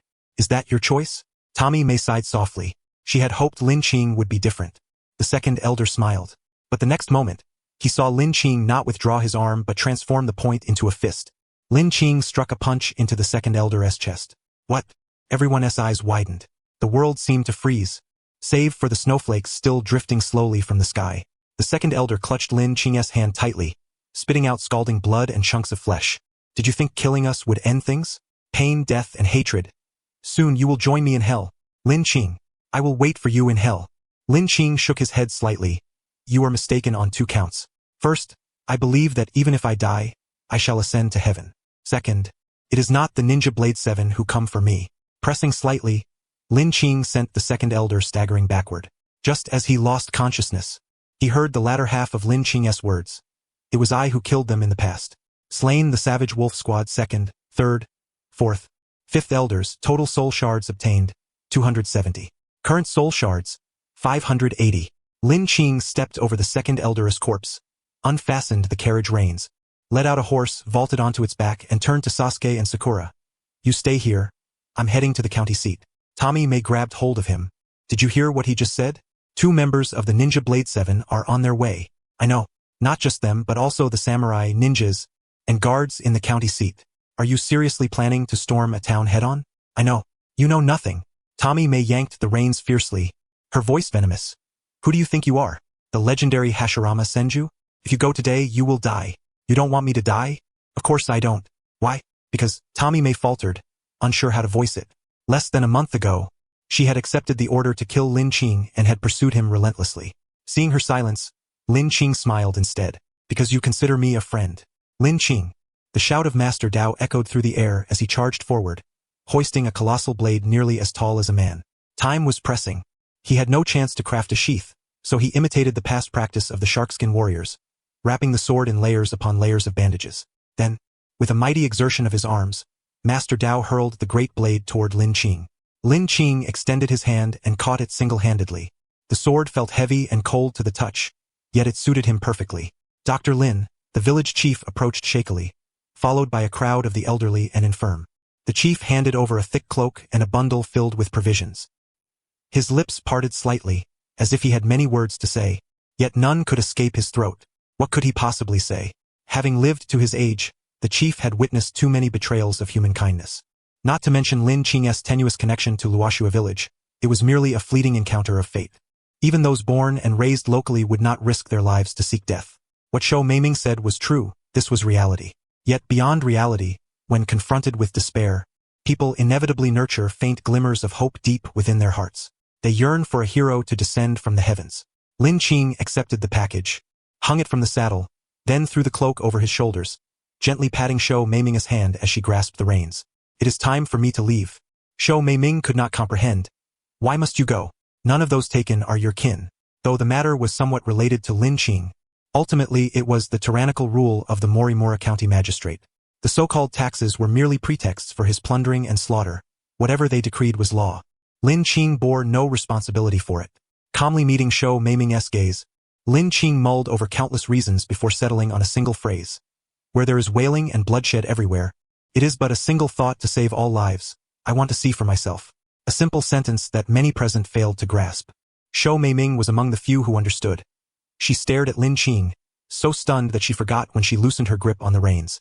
In that moment, she recalled the tragedy within the blood mist and the increasingly frenzied policies of Yakura in recent years. An impulse surged within her to follow the man before her, to fight and slaughter alongside him. Yet as she took a step forward, Shou Meiming was forced to halt. She could not go. Their adversaries were the county magistrate personally appointed by the daimyo of the Land of Water and the upper echelons of the mist-hidden village as 7 ninja swordsmen. To go would be to betray both her nation and village. Though she wished to overturn the country, the time was not yet ripe. She was not ready. A warm hand settled on her shoulder. Lin Qing shook his head slightly. Do not burden yourself. Take care of them for me. Surveying the crowd, Lin Qing flicked the reins. The horse neighed. Mounted alone, he charged into the snowy night, vanishing in the blink of an eye. Shou Meiming gently caressed the shoulder that Lin Qing's hand had just touched. The warmth gradually faded, leaving her with a deep sense of loss. In the martial world, one's path is seldom their own, Sasuke said. Dr. Zhao, you need not blame yourself. Snapping back to reality, Shou Meiming retorted stubbornly. Who said I blame myself? Didn't Lin Qing tell you? I'm a ninja sent by another organization to observe him. But Lin Qing, he is not afraid. If I were to kidnap you all, would he use you to threaten him? Sasuke crossed his arms. No, Dr. Zhao, you're not that kind of person. When you observe others, you are also being observed.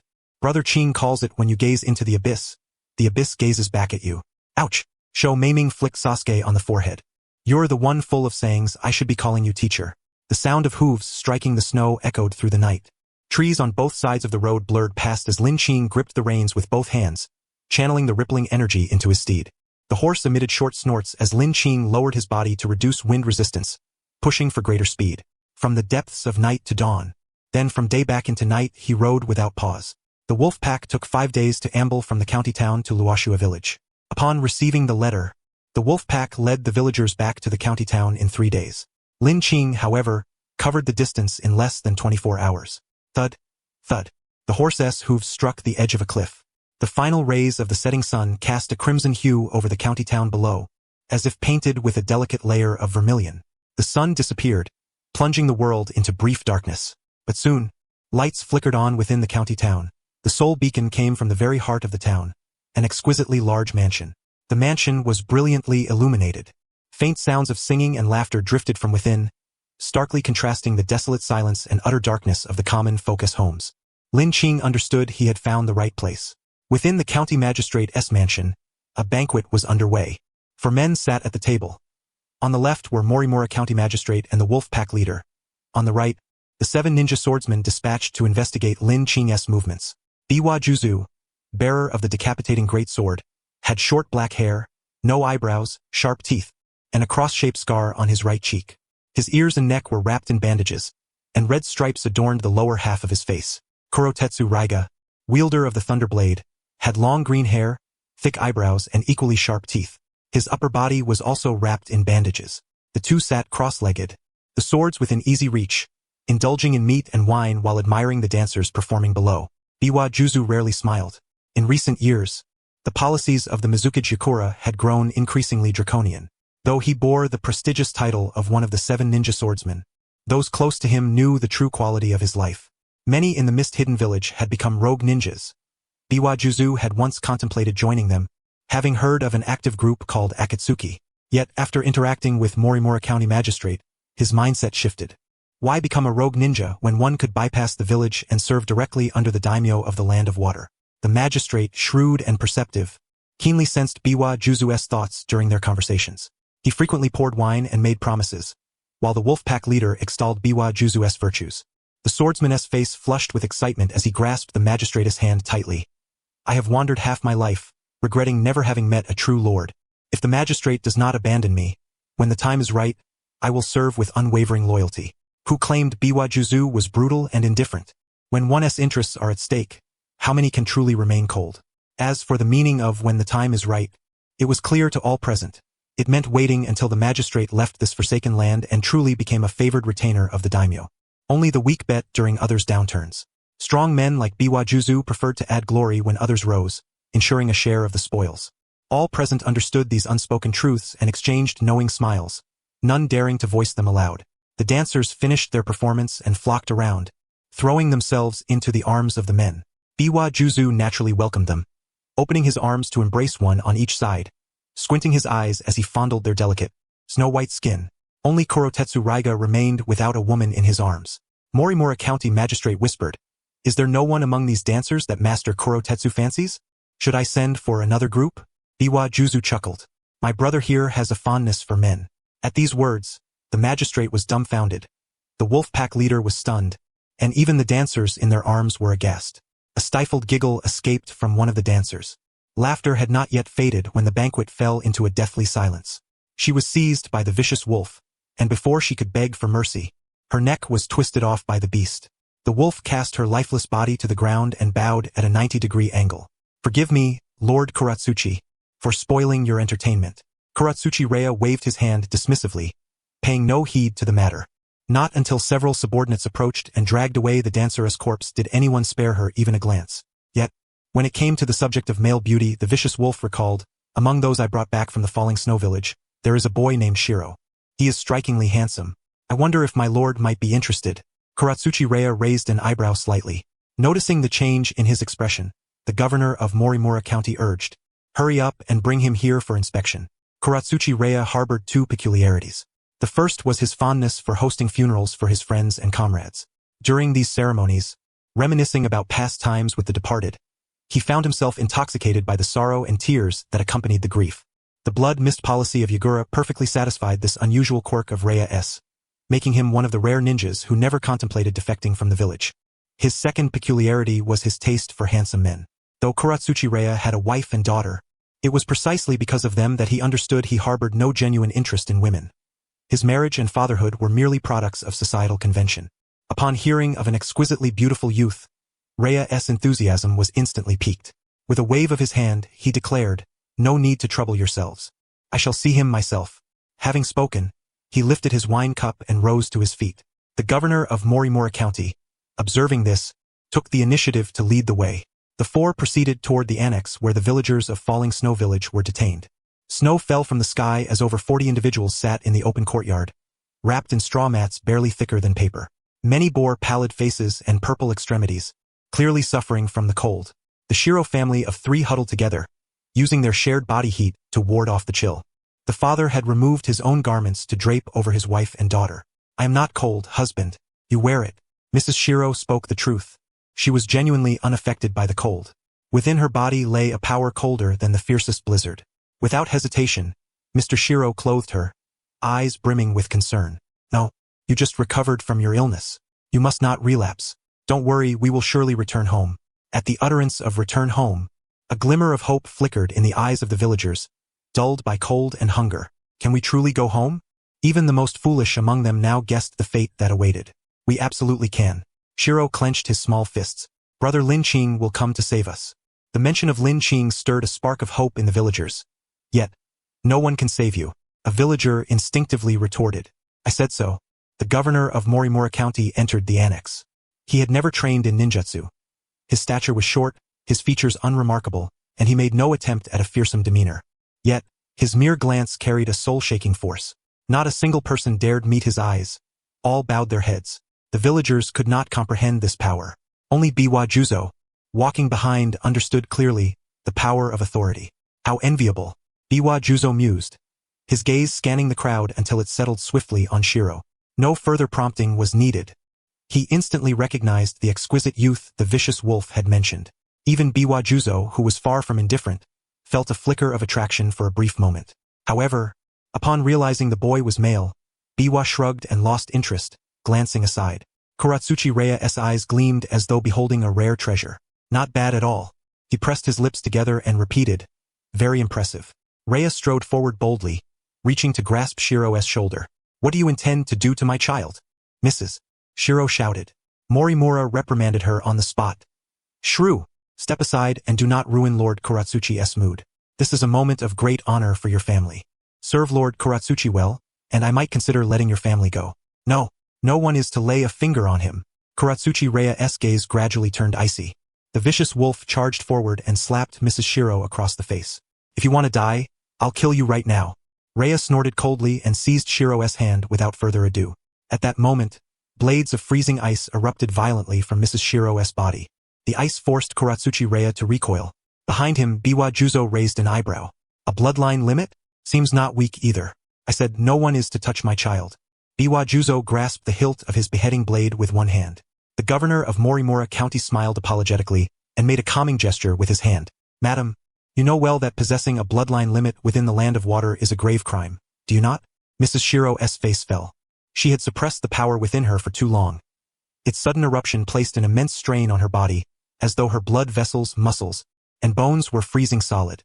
Yet what troubled her most was not the physical pain. It was the loathing in the eyes of her husband and the villagers who now regarded her as a monster. Under the Yagura 4th Mizukage's policy, those possessing bloodline limits were ruthlessly suppressed. Only a precious few ninjas were permitted to wield such power. For others, especially those outside the hidden mist village, exposure meant merciless eradication. This purge did not only target individuals or families, but entire villages. If one harbored a bloodline limit in secret, the whole village would be sacrificed. Such was the law. The governor drew a samurai sword from the waist of a nearby guard and tossed it before Mr. Shiro. "But I am a soft-hearted man who hates needless bloodshed." If you kill your wife and voluntarily surrender your son, I will consider ways to suppress this matter. After all, this is within my jurisdiction, and as your magistrate, I truly do not wish to see you perish. He looked down at Mr. Shiro, smiling faintly. One life or an entire village, you should be able to make the right choice, yes? Mr. Shiro picked up the sword from the ground and slowly stood. Behind him stood the villagers united. His gaze toward his wife no longer held care or love, only profound disgust. It was as if, the moment Mrs. Shiro unleashed her bloodline limit, she had transformed into a man-eating monster. Father! Shiro cried out loudly, attempting to rouse his father. Mr. Shiro raised the blade and approached his wife. Do not blame me. As Lord Morimura said, this is the law. He lifted the sword high. Though her bloodline limit ice release was formidable enough to repel the 7 ninja swordsmen, Mrs. Shiro could not bring herself to strike her husband. She stared blankly at the raised blade. D. Monster! This was Mr. Shiro's roar. D. The villagers' shouts echoed in unison. The governor of Morimura County opened his folding fan to conceal a smile, his eyes filled with contempt. Fools will always be fools. Kuratsuchi Rei seemed to empathize, a trace of sorrow flickering in his eyes, beneath which lay a deeper, more intense delight. Only Biwa Juzo scoffed. If you want to kill, then kill. I am straightforward, I dislike this kind of drawn-out torment. It is a waste of time. The cold gleam of the blade descended. Boom! The wall crumbled as a shadowy figure hurtled through, crashing into it with a deafening roar. At the very last moment before the blade descended, it severed the hands of the elder Bai. A piercing scream echoed. Blood spouted from both arms as the elder Bai collapsed to his knees in agony. Yet, none of the onlookers paid him any mind. Their gazes were fixed on the spot where the shadow had landed. There lay a sword without a sheath, its hilt wrapped in bandages. A massive, terrifying blade.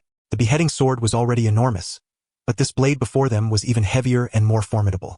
The great sword shattered the wall, severed a pair of arms, and with unabated momentum, plunged deeply into the stone ground. To wield such a weighty weapon was a mark of true strength. To hurl it as one would a kunai was even more extraordinary. Juzo Biwa and Raiga Kurasuchi exchanged glances, a flicker of apprehension passing through their eyes. What kind of power was this? Who could it be? They abruptly turned toward the direction from which the great sword had flown. The rapid sound of galloping hooves approached like thunderous war drums. Lin Qing charged swiftly from the end of the street, reining his horse sharply to a halt beside the shattered wall. The horse emitted a sharp neigh, its forelegs raised high, while Lin Qing's cloak billowed behind him, scattering a fine dusting of snow that shimmered like molten mercury under the moonlight. The hermit's purple tendrils coiled around the sword's hilt and tugged with force. The great sword sped back even faster. Lin Qing caught it single-handedly, his gaze sweeping over the assembled crowd within the courtyard. I am Lin Qing. I heard someone wish to kill me? Lin Qing. County Magistrate Morimura stepped back half a pace, positioning himself protectively before the others. Lin Qing's fearsome reputation had long spread throughout the land of water. Morimura had never expected Lin Qing to appear within his jurisdiction, much less to trespass so boldly. After the initial shock came unbridled joy. If he could assist the 2 members of the 7 ninja swordsmen in slaying Lin Qing, it would be a monumental achievement. Morimura had already supplied the daimyo with sufficient funds, yet his promotion was stalled for lack of tangible merit to command respect. Now, fortune had delivered that merit right to his doorstep. Strong luck. Absolute strong luck. Morimura ordered the dire wolf to aid the 2 lords in eliminating the rebel Lin Qing. Yes, sir. The dire wolf drew his ninja blade and crouched low. Meanwhile, 2 or 3 guards retreated to alert the samurai stationed in the county seat, calling for reinforcements. Juzo Biwa hefted the beheading sword. So, you are Lin Qing, the rogue ninja from Konoha. Do you know Might D? Lin Qing had no intention of answering. The longer the delay, the more samurai and ninja would arrive. Better to kill one first. Lin Qing inhaled deeply, ripple energy swirling around him. His horse neighed again, exhaling hot breath through its nostrils. Pulling on the reins, the horse leapt over the rubble of the broken wall, galloping with full force. Together, man and steed charged like a war chariot toward the retreating magistrate Morimura. You're seriously underestimating me, boy. Juzo Biwa's sinister voice whispered into Lin Qing's ear. Suddenly, a rushing sound pierced the air as the beheading sword swung in a wide arc toward Lin Qing. Yet Lin Qing didn't even glance at him, calmly replying, Is there a problem? Hearing those words, a flame of fury surged within Juzo Biwa, speeding his strike beyond its usual pace. But Lin Qing had been waiting for this moment all along. The platinum star manifested suddenly, striking with a fist, while Lin Qing gripped his blade with both hands and slashed horizontally from another angle. One man and his shadow simultaneously launched an assault against Juzo Biwa. When Lin Qing said kill one first, he was not referring to Magistrate Morimura. Such civil officials could be dispatched at any time. The real targets were Juzo Biwa and Raiga Kurosuchi. If they could fell one of them early, the battle tonight would become far easier. Clang! The collision of blades rang out, emitting long, resonant war cries. Two slender, long swords with reverse-edged blades clashed against Lin Qing's great horizontal slash.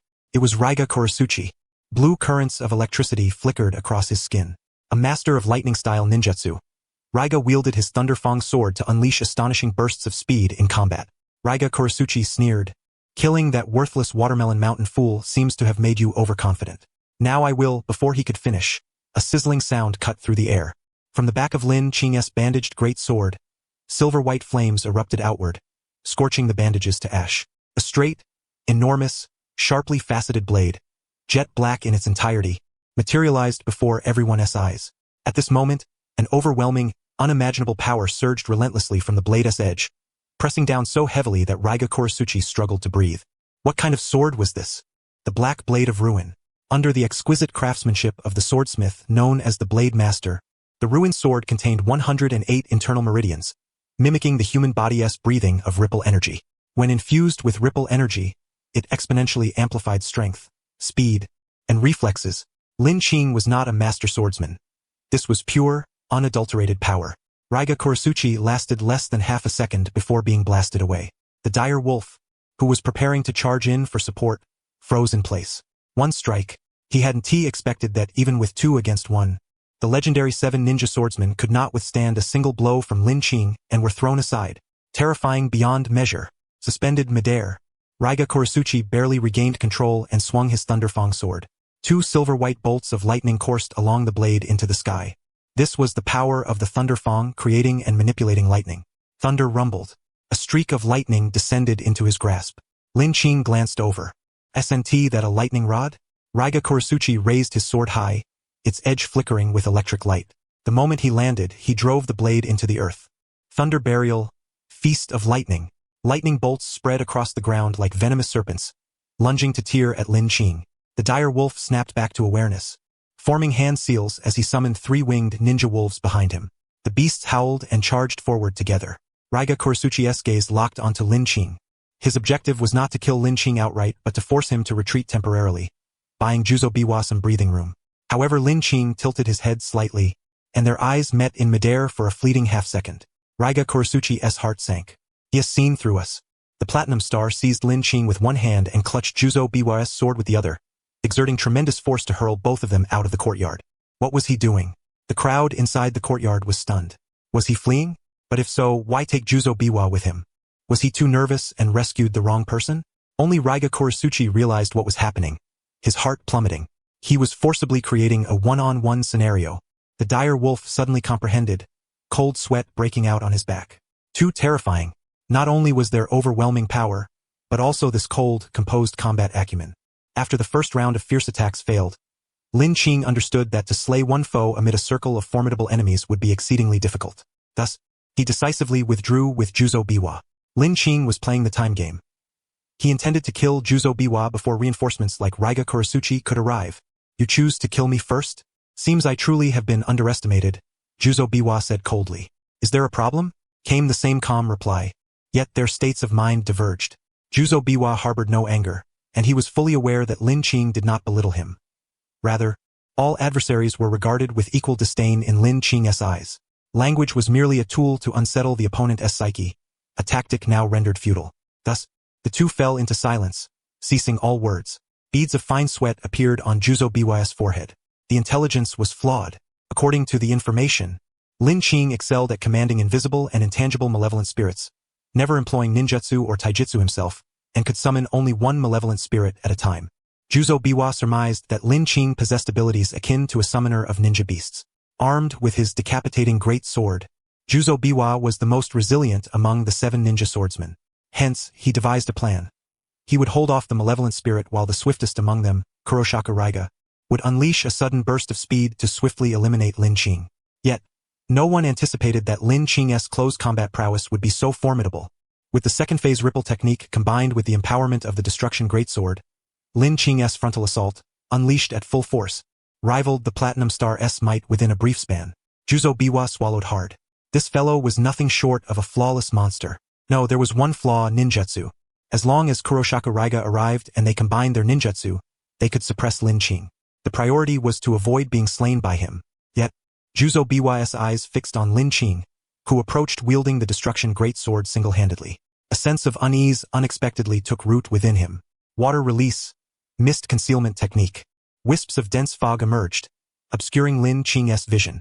Juzo Biwa concealed himself within the mist, vanishing from sight.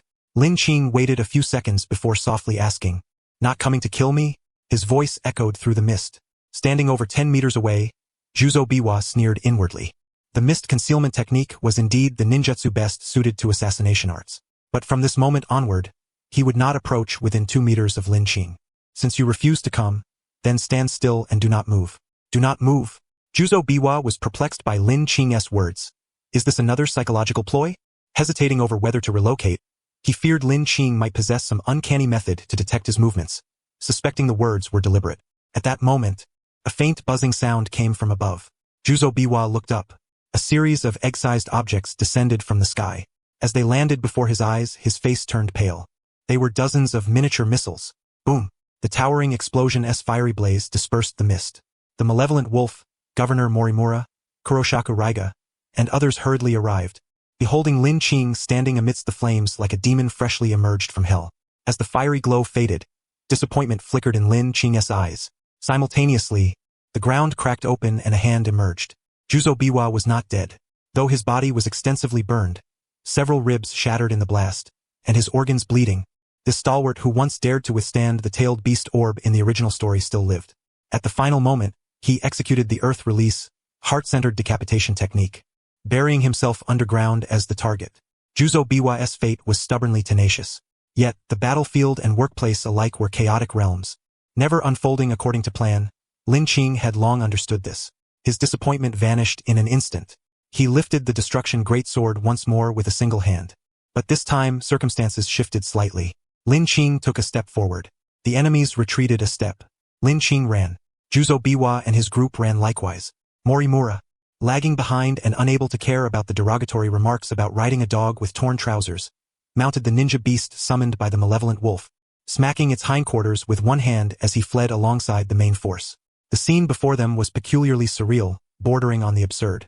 The townsfolk peered through cracks in doors and windows, witnessing the spectacle and believing themselves half awake, still trapped in a dream, instinctively slapping themselves hard across the face. For a moment, the town echoed with the sound of slaps. "Lin Qing, this is your greatest weakness," Kuroshaku Raiga bellowed. "As long as we keep our distance from you, you lose all your means." As he spoke, he brandished his 2 long swords, clashing them against the bullets relentlessly fired by Aviation Smith with a metallic ringing. Aviation Smith's frontline combat strength was sufficient to bully ordinary genin and adequate for chunin. Yet breaching the defenses of the 7 ninja swordsmen under enemy vigilance was utterly impossible. Lin Qing acknowledged the truth in these words. This was why he had initially ridden a horse, to advance swiftly and catch the enemy unprepared. Kuroshaku Raiga unleashed continuous bolts of lightning, maintaining a distance of over 10 meters between them. No matter how Lin Qing tried to break through, he could not close the gap. Lin Qing's brow furrowed slightly. Compared to the crackling lightning of Kuroshaku Raiga, it was Juzo Biwa, hoisted on the malevolent wolf's shoulder, hands continuously forming seals, who posed a greater threat. He must not be allowed to execute ninjutsu, Lin Qing decided, wrapping the destruction greatsword with the purple tendrils of the hermit. Grasping the vines, he swung his arm, causing the destruction greatsword to spin violently in midair, emitting a terrifying buzzing roar. Everyone knew the dreadfulness of this strike. The assembled warriors and shinobi, like schoolchildren avoiding eye contact with a teacher during a pop quiz, averted their gaze, fearful of becoming Lin Qing's target. Only Juzo Biwa held his head high, intuition telling him that he was the intended victim of Lin Qing's blow. Lin Qing swung his arm. The destruction greatsword flew straight toward Juzo Biwa. "Damn it! I knew it!" Juzo Biwa cursed, hastening his hand seals. But could he be faster than a hurled blade? 3 or 5 warriors trailing behind attempted to block the attack with their samurai swords. The instant they touched the blade, their swords shattered with a loud bang, shards embedding in their faces, inflicting agonizing pain that caused them to scream and collapse, writhing helplessly. The destruction greatsword's momentum remained undiminished as it crashed toward Juzo Biwa. Kuroshaku Raiga's 2 long swords appeared once more. Clang. The Destruction Greatsword collided with Raiga's blades for the second time. Kuroshaku Raiga summoned every ounce of strength. But Raiga's blades were not of sharkskin or the decapitating Greatsword's thick-skinned, rugged variety. Designed for agility and speed, they suffered subtle warping along the edges from the relentless clashes meant to protect Juzo Biwa. Heartbroken, Kuroshaku Raiga clenched his molars. Get lost! He struck the Destruction Greatsword away. Juzo Biwa shouted, well done. His ninjutsu was nearly complete. Once that technique was unleashed, Lin Qing's demise was inevitable. Silver-white ripple dash. Lin Qing inhaled deeply. A silver-white ripple coursed along the Hermit's purple tendrils, casting a gleam upon the jet-black Destruction Greatsword. From the hollow along the blade's spine, a silver-white airflow surged forth. A sharp, piercing sound rent the air, chilling to the soul. The air distorted as the previously hurled Destruction Greatsword, now faster than before, sliced down through the air. Governor Morimura cried out in astonishment.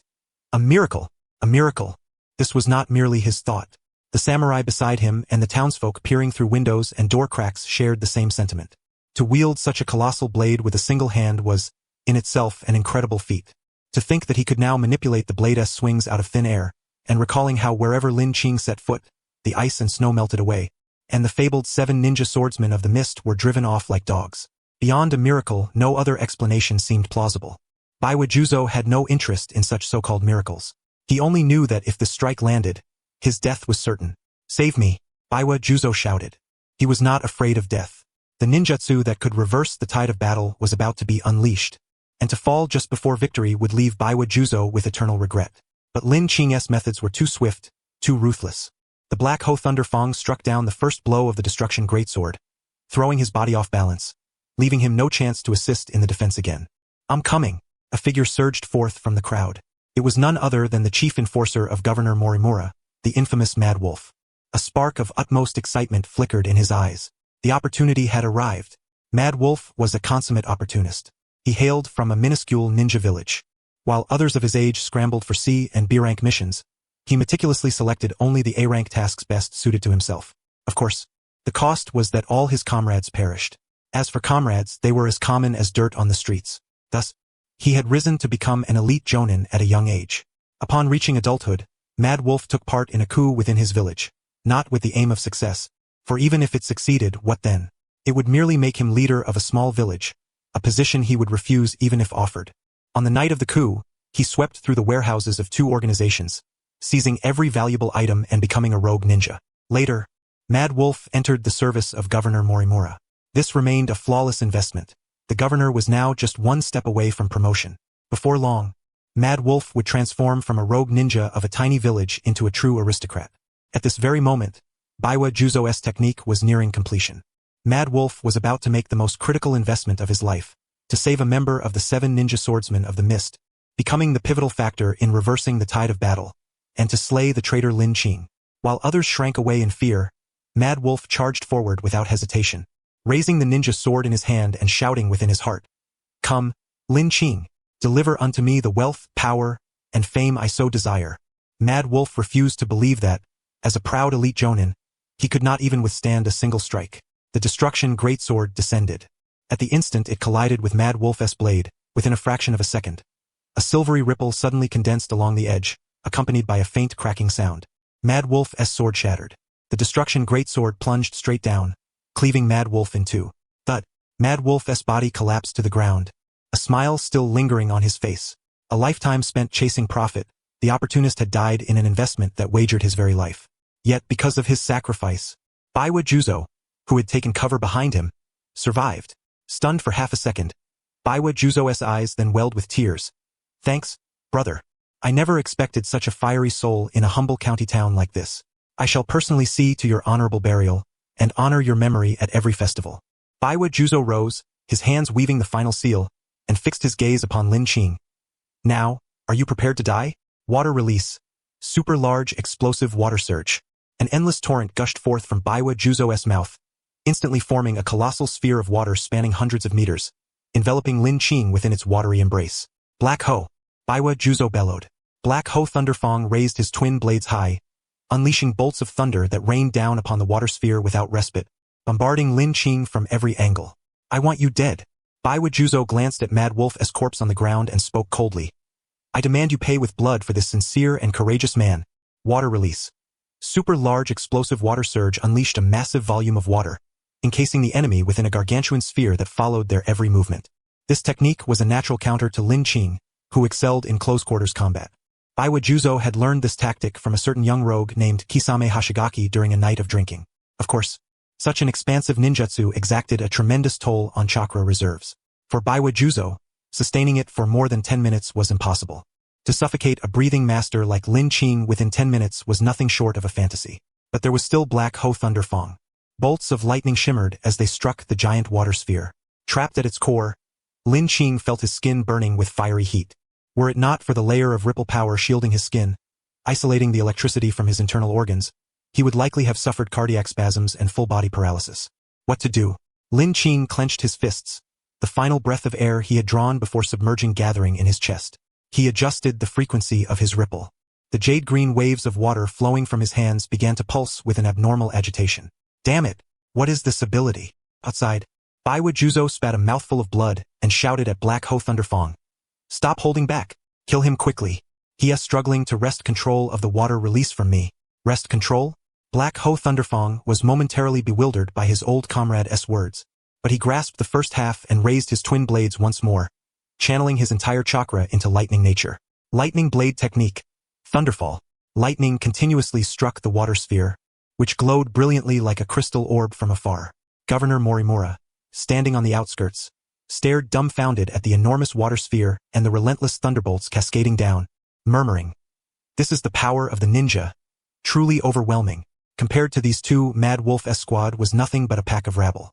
Initially saddened by Mad Wolf's death, the governor grew filled with anticipation upon envisioning the near future, when he might recruit Baiwa Juzo under his banner.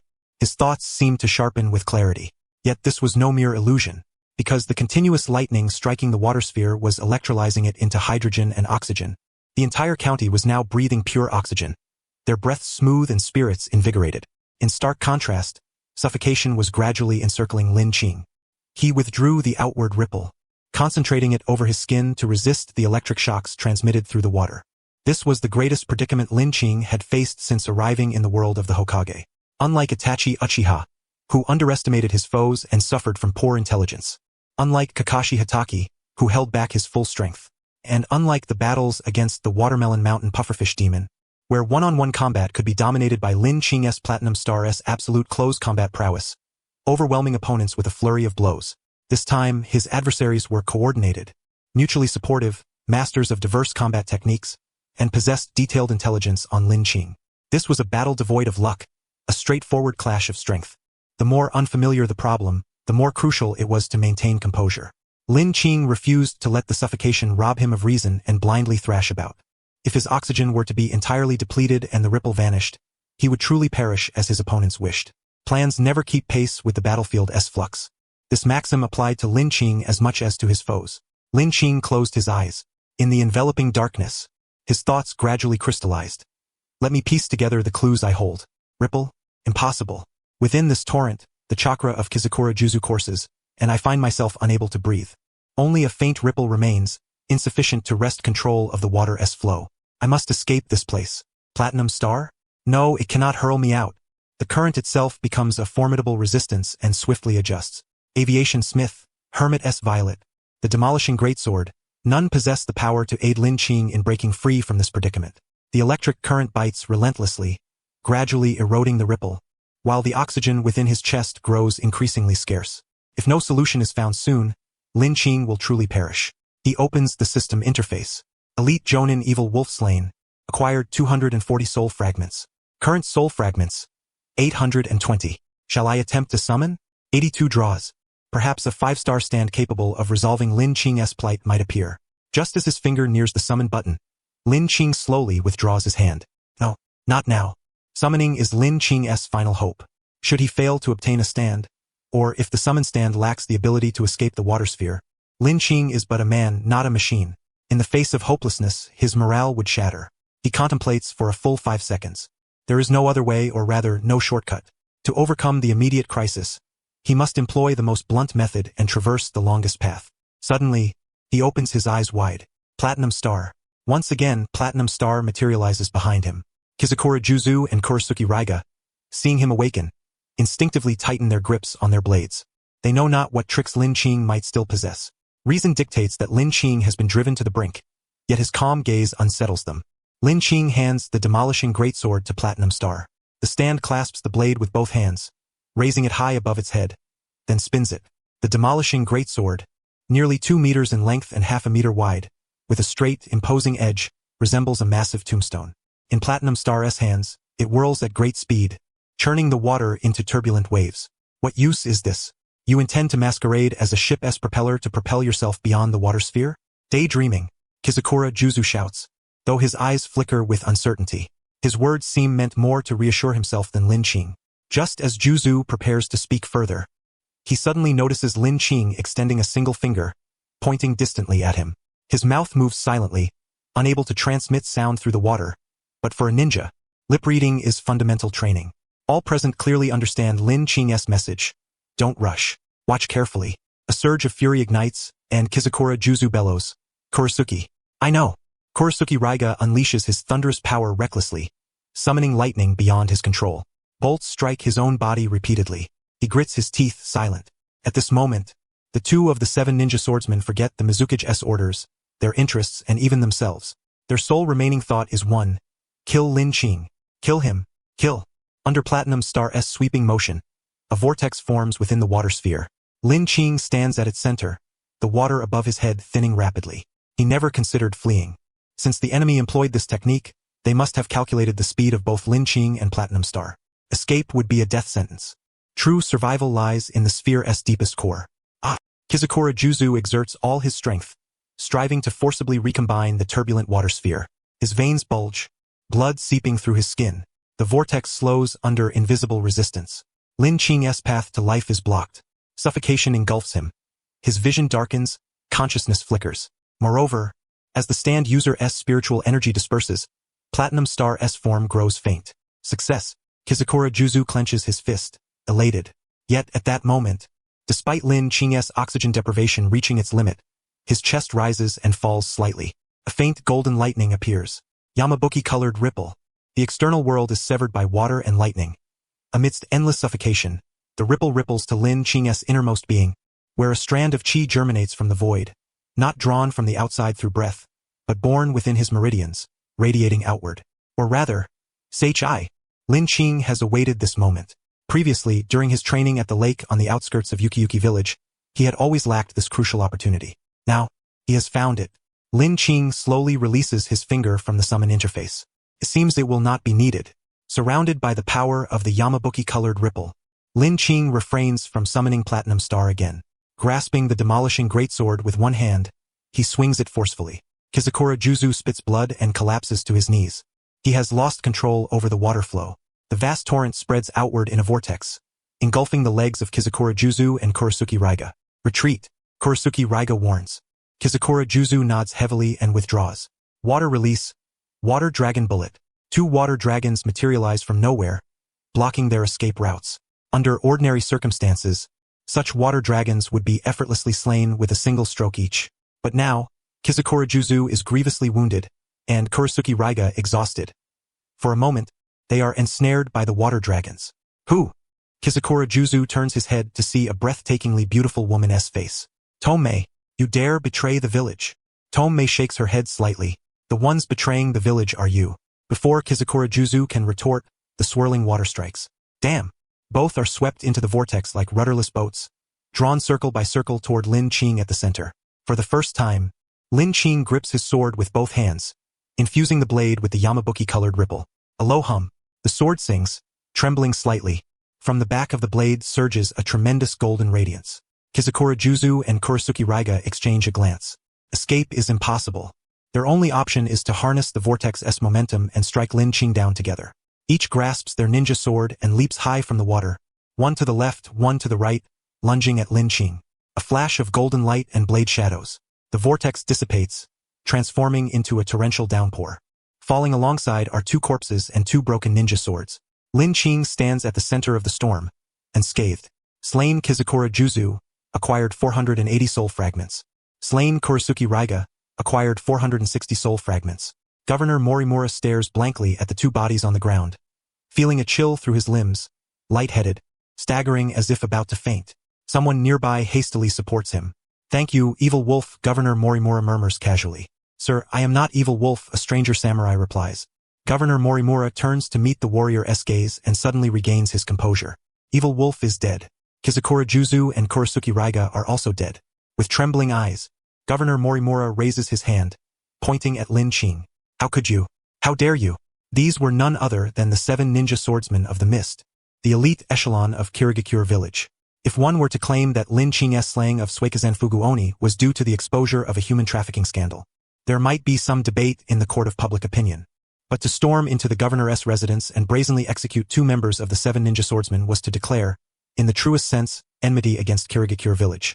Within the jurisdiction of Governor Senmura, a death would also implicate him, casting a shadow over his political career.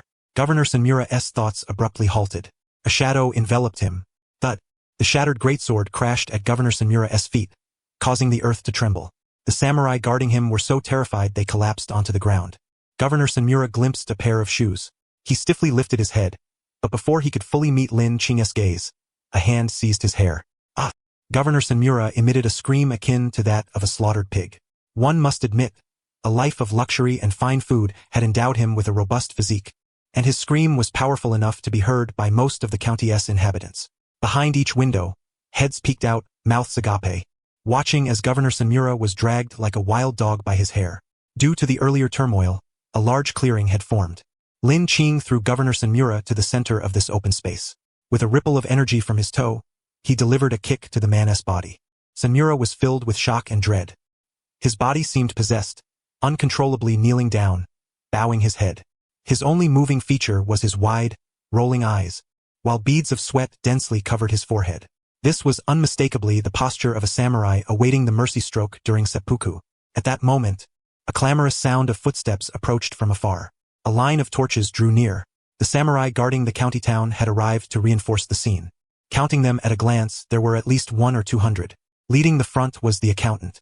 "Stop!" The accountant's eyes reddened with urgency. "You cannot kill him," Governor Senmura echoed repeatedly. "Yes, yes. You cannot kill me. Why shouldn't I kill you?" Lin Qing's gaze swept over the bodies of Biwa Juzo and Kuratsuchi Raiga. He had slain these 2 men. How could he hesitate over a remote county official? "It's different." The accountant strode forward and declared, "Killing a ninja and killing a government official are 2 entirely separate matters. You have killed 2 of the 7 ninja swordsmen and thereby become an enemy of Kirigakure village. But if you kill Governor Senmura, an official personally appointed by the daimyo, you declare war against the entire land of water. You must understand, Kirigakure is but a ninja village. At the daimyo's command, tomorrow it could be renamed Mizukakure or Kirikamagakure. But the land of water and the daimyo will never change." The accountant approached Lin Qing directly. "If you kill Governor Senmura, that is true treason. You have done enough today. Stand down." The accountant's words were unequivocal. The land of water and Kirigakure village were not entities of the same magnitude. Kirigakure was merely a blade. The daimyo was the true wielder of that blade. No matter how many ninja Lin Qing killed, the daimyo of the land of water would not bat an eye. But killing Governor Senmura meant striking at the daimyo's very realm. One must know that even in this barren land, Governor Senmura was able to remit tributes monthly, enriching the national treasury. Such a talent who alleviated the daimyo's burdens would surely cause the daimyo great grief if slain. Do you understand? Lin Qing, killing me will invite endless trouble. If you spare me, I will give you half, no all, the gold and silver in the warehouse. Governor Senmura had amassed countless wealth. The treasures stored within the warehouse could allow one to live in comfort for the remainder of their days. He panted heavily, his eardrums thundering. Finished speaking? Lin Qing inquired. Over 100 samurai raised their torches, the crimson flames casting a glow upon Lin Qing's face and the watching villagers alike. The accountant swallowed hard. He had spent his life calculating accounts and observing human nature, yet he found himself utterly unable to predict Lin Qing's next move or discern his thoughts. The accountant opened his mouth, attempting to say more, when suddenly a hot, foul liquid splattered onto his face and trickled into his mouth. It was blood. Governor Senmura's blood. Thud. A head fell to the ground. Behind each door and window, the county's residents who had witnessed this let out faint gasps. The once all-powerful governor had, astonishingly, died. A gust of wind howled through, causing the samurai's torches to flare wildly, yet not one dared to draw their blade. The corpses of the 2 7 ninja swordsmen were still warm. None believed themselves superior to Biwa Juzo or Kuratsuchi Raiga. The enormous sword in Lin Qing's hand emanated an overwhelming aura simply by its presence. Their katana were but toothpicks in comparison. Governor Sunmura's head rolled to the accountant's feet.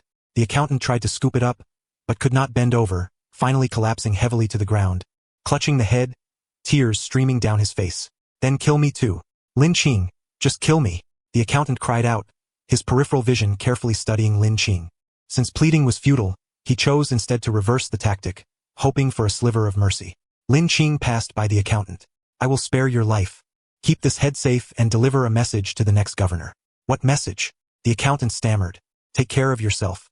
The accountant watched Lin Qing's retreating figure. For words churned ceaselessly in his mind. The tears in his eyes gradually ceased, replaced by a complex surge of emotions, culminating in a deep sigh. Take care of yourself? Had Governor Sunmura truly done wrong? Indeed, he had enacted harsh tax laws, but had he been greedy? Most of the wealth Governor Sunmura extorted was handed over to the daimyo. From the commoner's perspective, life was undoubtedly harsh, but were the commoners truly human? In the eyes of the powerful and the ninja, commoners were nothing more than foolish beasts who produced grain. Only Lin Qing before him treated people as people. The accountant dropped to his knees, bowing deeply in the direction Lin Qing had vanished. Please spare me, Lord Lin. Please guide me. After Tsumamai Raimi collected the bodies of the 7 ninja swordsmen and stored away their broken swords, she found Lin Qing in the governor's warehouse. He was stepping out, carrying a bag of preserved fruits. He ate one himself, then tossed another to the horse waiting at the door. Tsumamai Raimi scrutinized him from head to toe, confirming that Lin Qing had taken nothing of value besides the bag of preserved fruits, and asked incredulously, "You're not taking anything else?" Lin Qing chuckled lightly. "I told you I'm not short of money. Compared to me, you need this money more, don't you?" Tsumamai Raimi fell silent. She did not know how to voice her thoughts. If she spoke of her plans, those who heard might risk their lives. Lin Qing had already stirred enough trouble. She did not wish to cause him more. Hesitating, Tsumamai Raimi found something in front of her. It was the preserved fruit Lin Qing had offered. She accepted it and bit into one. Sweet. The worries and sorrows in her heart seemed to fade somewhat. After a long pause, she spoke.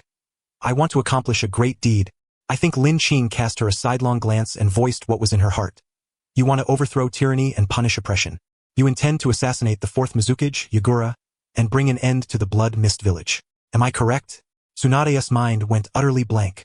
All the years of ninja training, her prudence, her schemes, vanished, leaving only one question. "How do you know?" A rare hint of bewilderment flickered in Tsunade's bright eyes. "How do I know?" Lin Qing bit into a candied fruit and said, "I have my own sources of intelligence." After discerning Tsunade's core objective through telepathic insight, Lin Qing dispatched a carrier pigeon to inquire of Jinpachi Kamahara, who was vacationing in Konoha, regarding Tsunade's situation in Kirigakure. Lin Qing remarked, "From what I understand, the current Kirigakure is in chaos. The Mizukage has descended into madness, exploiting every ninja without granting a moment's rest. You came to me, likely bearing an order to kill me, yet you refrained from acting. Meanwhile, the Mizukage dispatched 2 members of the 7 ninja swordsmen of the mist to assassinate me." Lin Qing shrugged. Squandering 2 squads of manpower on a single mission can only mean 2 things. Either the Mizukage distrusts you, or your assignment was merely a ruse, he's using me to eliminate you. I believe the latter is more probable. Currently, Kirigakure consists of 3 kinds of people. Those who obey the Mizukage and revel in slaughter, madmen like Raiga Kurosu. Those who detest intrigue and plot to escape as rogue ninjas, like Juzo Biwa. For neither of these groups has the Mizukage issued death sentences. This clearly indicates that you belong to the 3rd category, Lin Qing said calmly, gazing at her. Rebels who abhor the Mizukage's bloody reign. Where oppression exists, resistance inevitably follows. Though ninjas train for years in the art of endurance, they cannot all be like docile oxen, bowed and subservient, blindly toiling away. The reasoning was sound, but Tsunade felt an inexplicable unease at being labeled by Lin Qing as one of those oxen not yet broken. Did you deduce all this merely from such subtle clues? And also, you've lately worn that sniffing expression, so grievous and burdened, that anyone could tell you're about to act decisively. Sniff, sniff? Lin Qing narrowed his eyes, lifted his chin slightly, and flared his nostrils. Exactly like that. Tsunade's lips twitched, her small fists clenched tightly, aching to lash him with a whip. I'm not burdened by any great grievance, and besides, she sighed softly, I have no intention of killing Lord Yagura. I only wish to persuade him to abdicate. Before he became Mizukage, he was truly a good man. Perhaps the weight of the position overwhelmed him. Could his drastic change in temperament be the result of an illusion? Lord Yagura is a Jinchuriki. He cannot be affected by Jinjutsu. A Jinchuriki and his tailed beast are like comrades. If one falls under an illusion, the other can adjust chakra to dispel its effects. Lin Qing nodded. His knowledge of ninjutsu and jinjutsu was limited. Since the expert said it was impossible, he could only believe it. Many forget their roots after gaining power. For example, someone who was slacking off yesterday suddenly becomes a manager today and admonishes former companions to work hard and stop loafing. When do you plan to make your move? Lin Qing asked. I still need some time to prepare. Toppling a Kage and dismantling a tightly woven coalition of vested interests is no simple feat. Tsunade looked at Lin Qing. May I ask for your assistance? On what terms? Anything, as long as I can afford it. I will find a way to raise the funds. After today's battle, Tsunade was once again awestruck by Lin Qing's display of power. Despite being deliberately targeted, he single-handedly slew 2 members of the 7 ninja swordsmen of the mist. With Lin Qing's help, the likelihood of Tsunade's plan succeeding would increase dramatically. Lin Qing sized her up and shook his head. I'm not short of money. He stood, took the broken blades of Raiga's lightning cutter and the executioner's greatsword from Tsunade's hands. Though Lin Qing could no longer use these weapons, there were still Sasuke and Sakura, perhaps they could make use of them. Mounting his horse, accompanied by the rhythmic clatter of hooves, Lin Qing leisurely departed the courtyard. Tsunade lowered her head in disappointment. Lin Qing does not wish to wade into this murky affair? Indeed, by leaving behind this warehouse of funds, Lin Qing had already done her a great favor. How could she ask for more? Thus, the matter of payment was dismissed. Tsunade lifted her gaze, watching Lin Qing's figure astride the horse. He turned his face, offering a faint smile. When you truly need me to intervene, you'll owe me a favor. A gentle light gradually emerged in Tsunade's eyes. She longed to emulate Lin Qing and utter a few impressive words. But after holding back for a while, she only felt a slight sting in her nose and realized that in her current state, she resembled Lin Qing's sniffing expression. Unable to contain herself, she burst into laughter. Let us go. Lin Qing waved his hand. Farewell. Gathering the supplies, Lin Qing led the group from Rikuetsu village back to their homeland. Because many had been staying at the county chief's mansion, falling ill in the bitter cold, the journey back took even longer than the trip out. When they returned to Rikuetsu village, it was already noon on the 4th day. Sasuke and Sakura were crouched at the village entrance, building snowmen. The 2 rows of snowmen, large and small, evidenced their waiting for Lin Qing all this time. Upon seeing Lin Qing's return, Sasuke and Sakura finally breathed a sigh of relief. Lin Qing was their last remaining family. If anything happened to him, they truly wouldn't know what to do. The village chief and elders, upon hearing the commotion, shakily came out to greet them. Villagers, eyes moist with tears, recounted their ordeals over recent days with quivering voices. But as the tale unfolded, the village chief sensed something amiss. A man from the Bai family had lost an arm. Mrs. Bai and Bai were alienated from the other villagers. After clarifying the entire situation, the village chief grabbed his cane and, swinging it in wide arcs, struck at the villagers. The so-called rejection of bloodline limits is a rule that emerged only after the Blood Mist Village incident, slaughtering one's closest kin due to an obscure edict imposed by others. Such people are either fools or villains. The village chief approached Mrs. Bai and her daughter, bowing deeply. I'm sorry, these fools nearly harmed you. Mrs. Bai spoke softly. It's all right, village chief. We've decided to leave Rikuetsu village. We won't bring trouble upon anyone. Leave? The village chief was stunned. Where will you go? Mrs. Bai replied, we don't know, but as long as we are together, anywhere will do. The village chief nodded. The fact that Mrs. Bai possessed a bloodline limit would inevitably become public knowledge sooner or later. Rather than wait for the Kirigakure ninjas to arrive, it was better to leave early. Yet, a life on the run would surely be difficult. If you have nowhere to go, would you like to come with me? Bai turned to look at Lin Qing, who was approaching. Is that really possible? Compared to wandering aimlessly, following Lin Qing clearly offered a greater sense of security. I know a group of people who are establishing their own village. I can take you there. Having slain the 7 ninja swordsmen, the county chief of Morimura, Lin Qing was certain to provoke the daimyo and Kirigakure double retribution. But according to Lin Qing's information, with 3 members of the 7 ninja swordsmen dead, Kirigakure elite forces were nearly depleted. Those who would come to hunt them down next would most likely be assassins skilled in poison and stealth. Such assassins are like flies. Annoying, but not worth much in terms of soul fragments. Qing Lin intended to temporarily depart from Kirigakure village to seek his objectives elsewhere, taking the opportunity to visit the new settlement of survivors from the human trafficking case. The Land of Water was a fine place, yet recently Qing Lin had claimed too many lives there. He needed to grant the Land of Water a period of rest and recuperation. Once a new wave of fugitives and formidable adversaries emerged, Qing Lin would return to reap the harvest anew. They resolved to rest for a night and set out at dawn. That evening, Qing Lin ventured into the jungle and hunted a considerable amount of game. Mother Bai prepared a table laden with dishes and brought out the treasured family liquor. As for Bai's father, he secluded himself in the bedroom. Qing Lin had spared his life, as had Mother Bai and Bai herself. Or rather, they had already killed him. At the moment he raised his blade against his own wife, he had already died in the hearts of the mother and son. The group savored a rare moment of leisure. If only the teacher were still here. Sasuke whispered softly. She is quite kind. Qing Lin patted Sasuke's head. She is undertaking something significant. What sort of thing? If successful, it will ensure that no one need fear or worry ever again, and that every day can be as joyful as today. Sasuke nodded, half understanding. With Qing Lin's return, Sasuke and Komomo relaxed, and shortly after dinner, the two children fell into a deep sleep. Qing Lin sat by the window, spreading out a sheet of paper and pondering future plans by the moonlight. Knock, knock. Suddenly, a gentle, soft knocking came at the door, clearly a woman's touch. Qing Lin rose and opened the door. It was Mother Bai, clad in a beige kimono, her hair elegantly pinned up, her features delicate and graceful, her bearing enchanting. Mr. Lin, the children are asleep. May I have a word with you? She asked, tucking a stray lock of hair behind her ear. Qing Lin glanced at the peacefully sleeping Komomo and Sasuke and gestured for her to step inside for a conversation. In the living room, tea and refreshments had been prepared in advance. Mother Bai invited Qing Lin to sit and took a seat beside him, pouring tea and placing the cup before him. Yet the closeness was undeniable, almost too intimate. Only 29 years old, still in the prime of her feminine allure, she appeared as if freshly bathed, her hair tips slightly damp, exuding a faint, delicate fragrance. Her complexion, pale with a rosy glow, resembled a ripe peach imbued with a captivating charm. Gazing at the teacup she offered, Qing Lin momentarily fancied he heard a whispered invitation. If you desire, drink from this half-cup of lingering wine. He chuckled softly. Sir, why do you laugh? Mother Bai inquired. Qing Lin waved his hand dismissively, accepting the tea but not drinking it, instead setting it on the table. If you have something to say, just say it outright. There is no need for such pretense. Though in close proximity, when Mother Bai met Qing Lin's clear, steady gaze, the subtle allure that had been conjured vanished like steam rising from hot tea.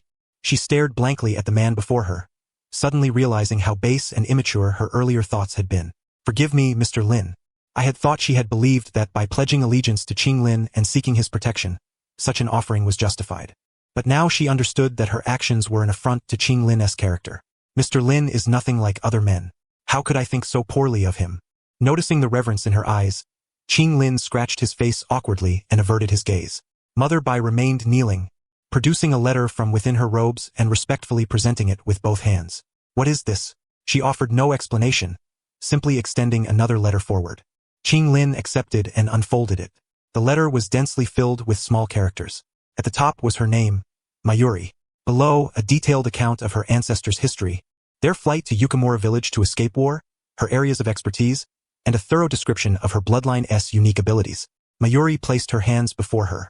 Mr. Lin, from this day forth, my son and I will follow in your footsteps, serving your life. Should you have any requests, please do not hesitate to ask. Having spoken, Mayuri bowed deeply. Qing Lin glanced at the resume in his hand, then at Mayuri kneeling and bowing before him, momentarily dazed.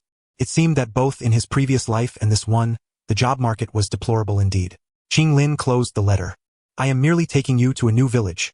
There is no need for such solemnity. Mayuri looked up, offering a faint smile. Perhaps it is a woman's intuition, but I feel I will be troubling you for a long time to come, Mr. Lin. Qing Lin smiled in return and poured her a cup of tea as well, gently clinking their cups. Then, here's to a long future together. I look forward to working with you. After seeing Mayuri off, Qing Lin exhaled and stepped out of the Bai residence, speaking toward a shadowed corner. Stop hiding. Come out now. The knife master emerged from the shadows of the wall, awkwardly saying, I seem to have arrived at an inopportune moment. No, you came just in time, Qing Lin replied. He had planned to visit Knife Master before setting out the next morning, so now that he was here, there would be no delay. You're here for those two broken ninja swords? Qing Lin inquired. Knife Master nodded. For him, a famed blade was more alluring than beauty, wealth, or power. Unable to sleep, he had simply bitten the bullet and come over.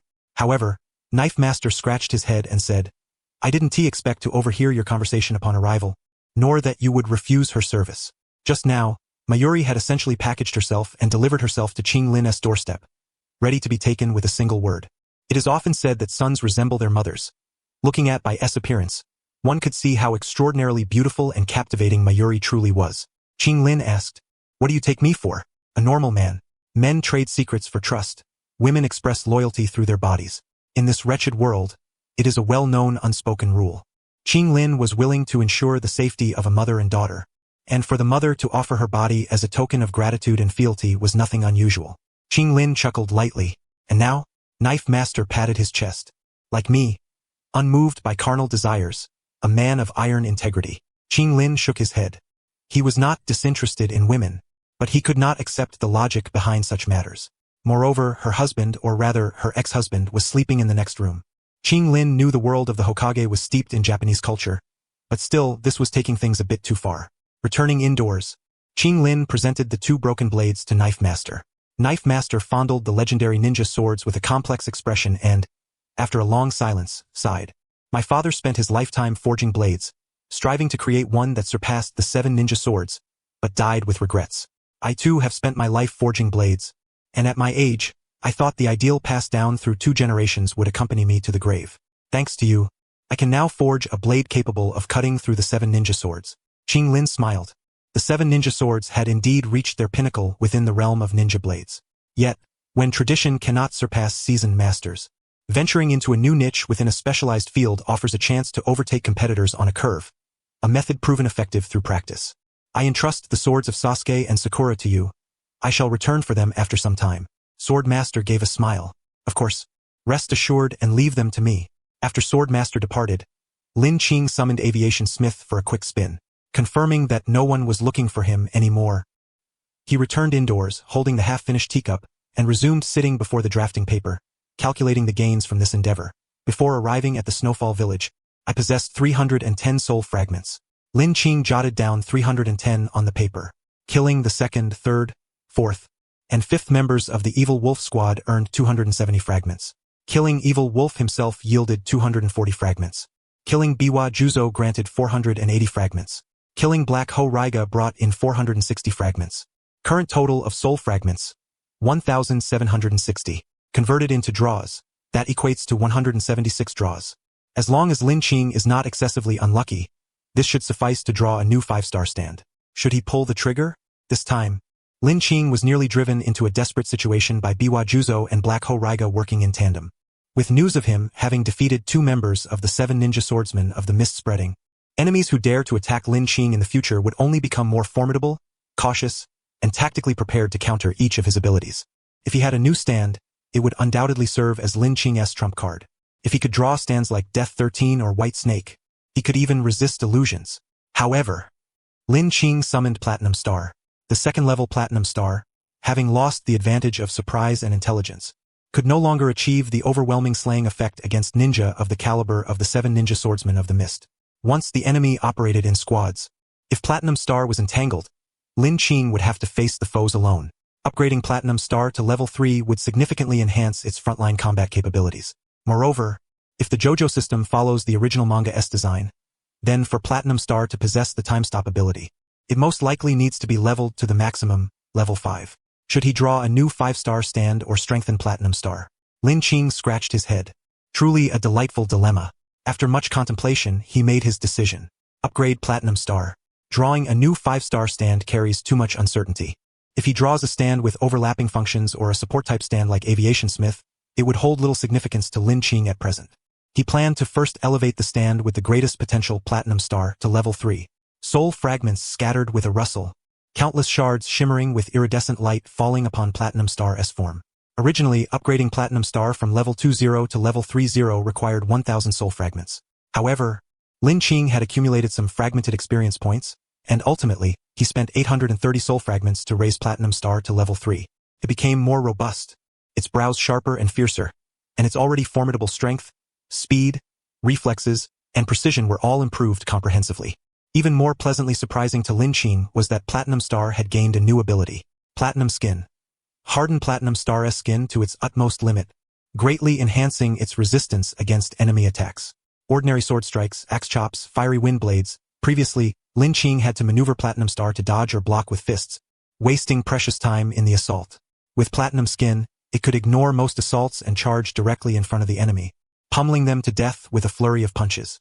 Upgrading from level 2 to level 3 costs 1,000 fragments. From level 3 to level 4 requires 2,000, truly expensive, but worth it. Whether for direct combat power enhancement or to obtain the future time stop ability, the 1,000 fragments were well spent. 930 soul fragments remained. Lin Qing decided to keep them as strategic reserves. If he encountered a thorny enemy later and urgently needed power, he could draw cards. If not urgent, he would slowly accumulate fragments to further upgrade Platinum Star and strive to obtain the time stop ability as soon as possible. Early the next morning, Lin Qing, Sasuke, Sakura, Mayuri, and by a party of 5, embarked on their journey to the survivor village. Only a handful of villagers came to see them off.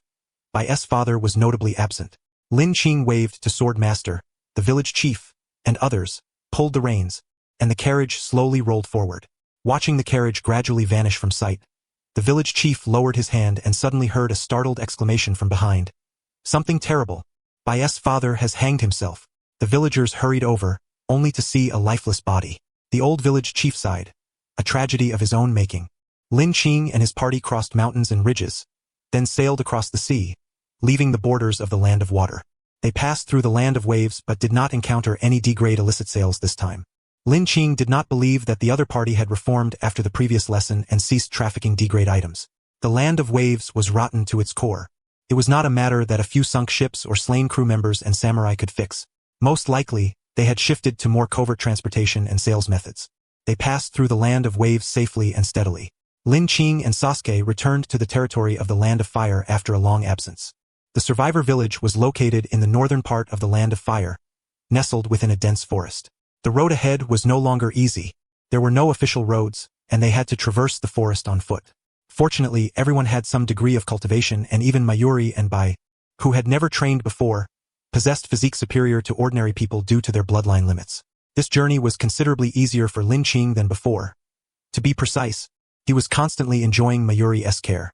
From setting out to cooking to resting at night, Mayuri acted like a gentle elder sister, organizing everything meticulously. Lin Qing was not a master of the manner. Several times he tried to help but found himself unable to keep up with Mayuri's rhythm, only causing disruption. So he shamelessly accepted and quietly enjoyed it. 2 months passed in the blink of an eye. Because they did not pursue speed, the party strolled and paused leisurely, occasionally entering towns to replenish supplies. Fire release, great fireball technique. Lin Qing quickly formed hand signs and cast the ninjutsu onto an empty patch of ground. Taking advantage of the recent absence of enemies, Lin Qing tried learning ninjutsu alongside Sasuke. It was not that he intended to become a ninja but merely desired an additional means of response. It was always beneficial to better understand oneself and one's opponent. However, a miniature flame, the size of a balloon, flickered into existence. Still no good. Lin Qing clapped his hand and dispersed the ninjutsu. The hand signs were correct. The ninjutsu was correct. The problem lay in chakra. Lin Qing could not properly gather chakra. Chakra was a supernatural energy created by the fusion of body and spirit. Lin Qing's body was strong. The problem lay in his spirit. Sasuke stroked his chin and analyzed. Qing, could it be that because you are a stand user, all your spiritual energy is devoted to summoning your stand, leaving none to generate chakra? That is certainly possible. But there is another possibility.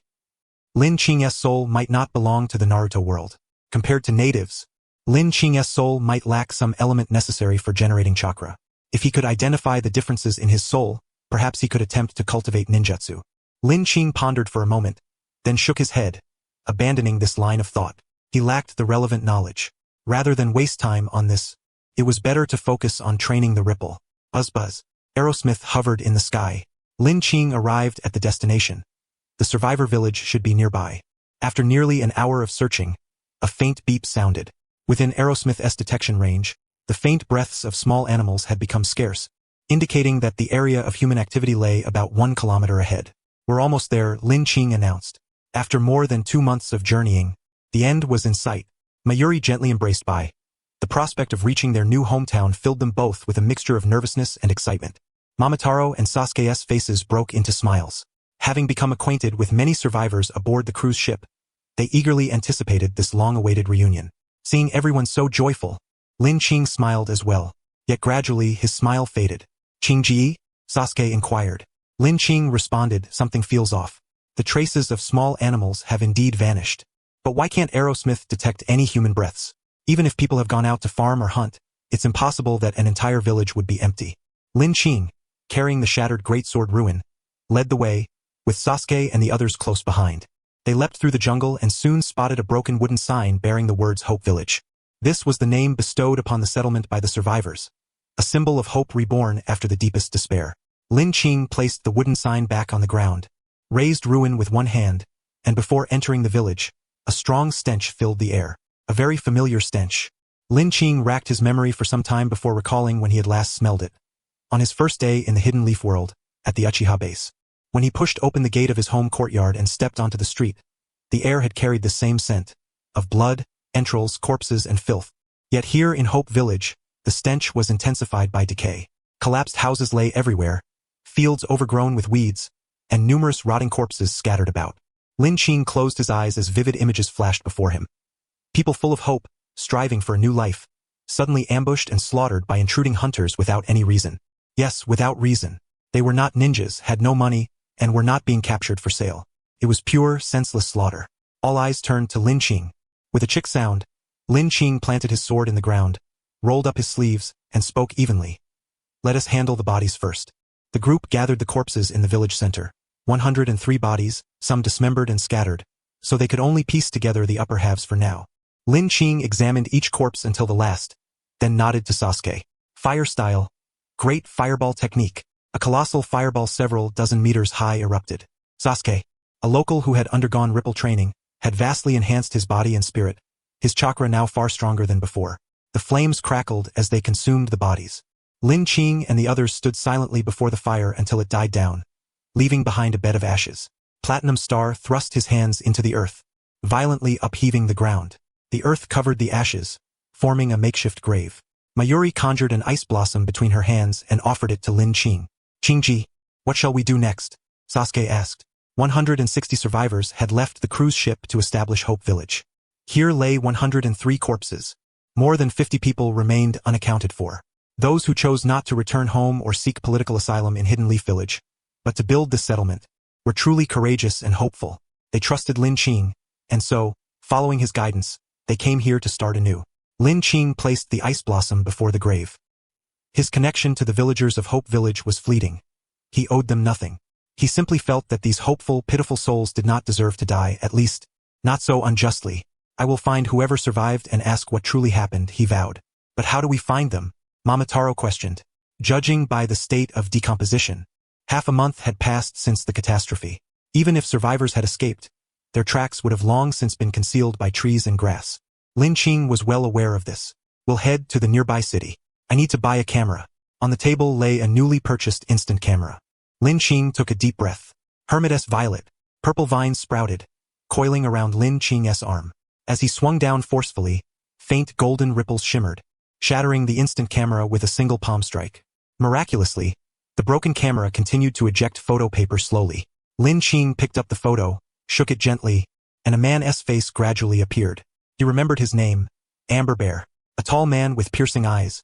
He had originally represented the survivors in expressing gratitude to Lin Qing and had led over 160 people in building the village. In the photo, Amber Bear looked terrible, one eye blinded, his body covered in bandages for various wounds. He was grimacing as he carried a bucket larger than himself. Platinum Star. Lin Qing switched to his stand and activated Platinum Star's printer ability.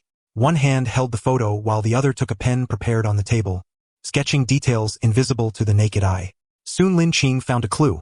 A thumb-sized iron plate embedded on the edge of the wooden bucket, inscribed with Matsumoto Sake Brewery. Matsumoto Sake Brewery?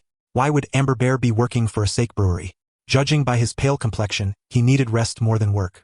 Lin Qing exchanged glances with the others inside the room.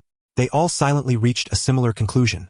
After the massacre at Hope Village, the survivors had been enslaved and sold to the brewery. The group dispersed, entering the city to gather information. Lin Qing had expected a lengthy search but was surprised to find Amber Bear that very night. Indeed, Matsumoto Sake Brewery was a local enterprise. Amber was seated with a group of laborers, eating lunch. Because of the heavy physical work, the brewery provided a generous meal. Rice, fish, and an egg. But Amber Bear's plate contained only a single ear of corn.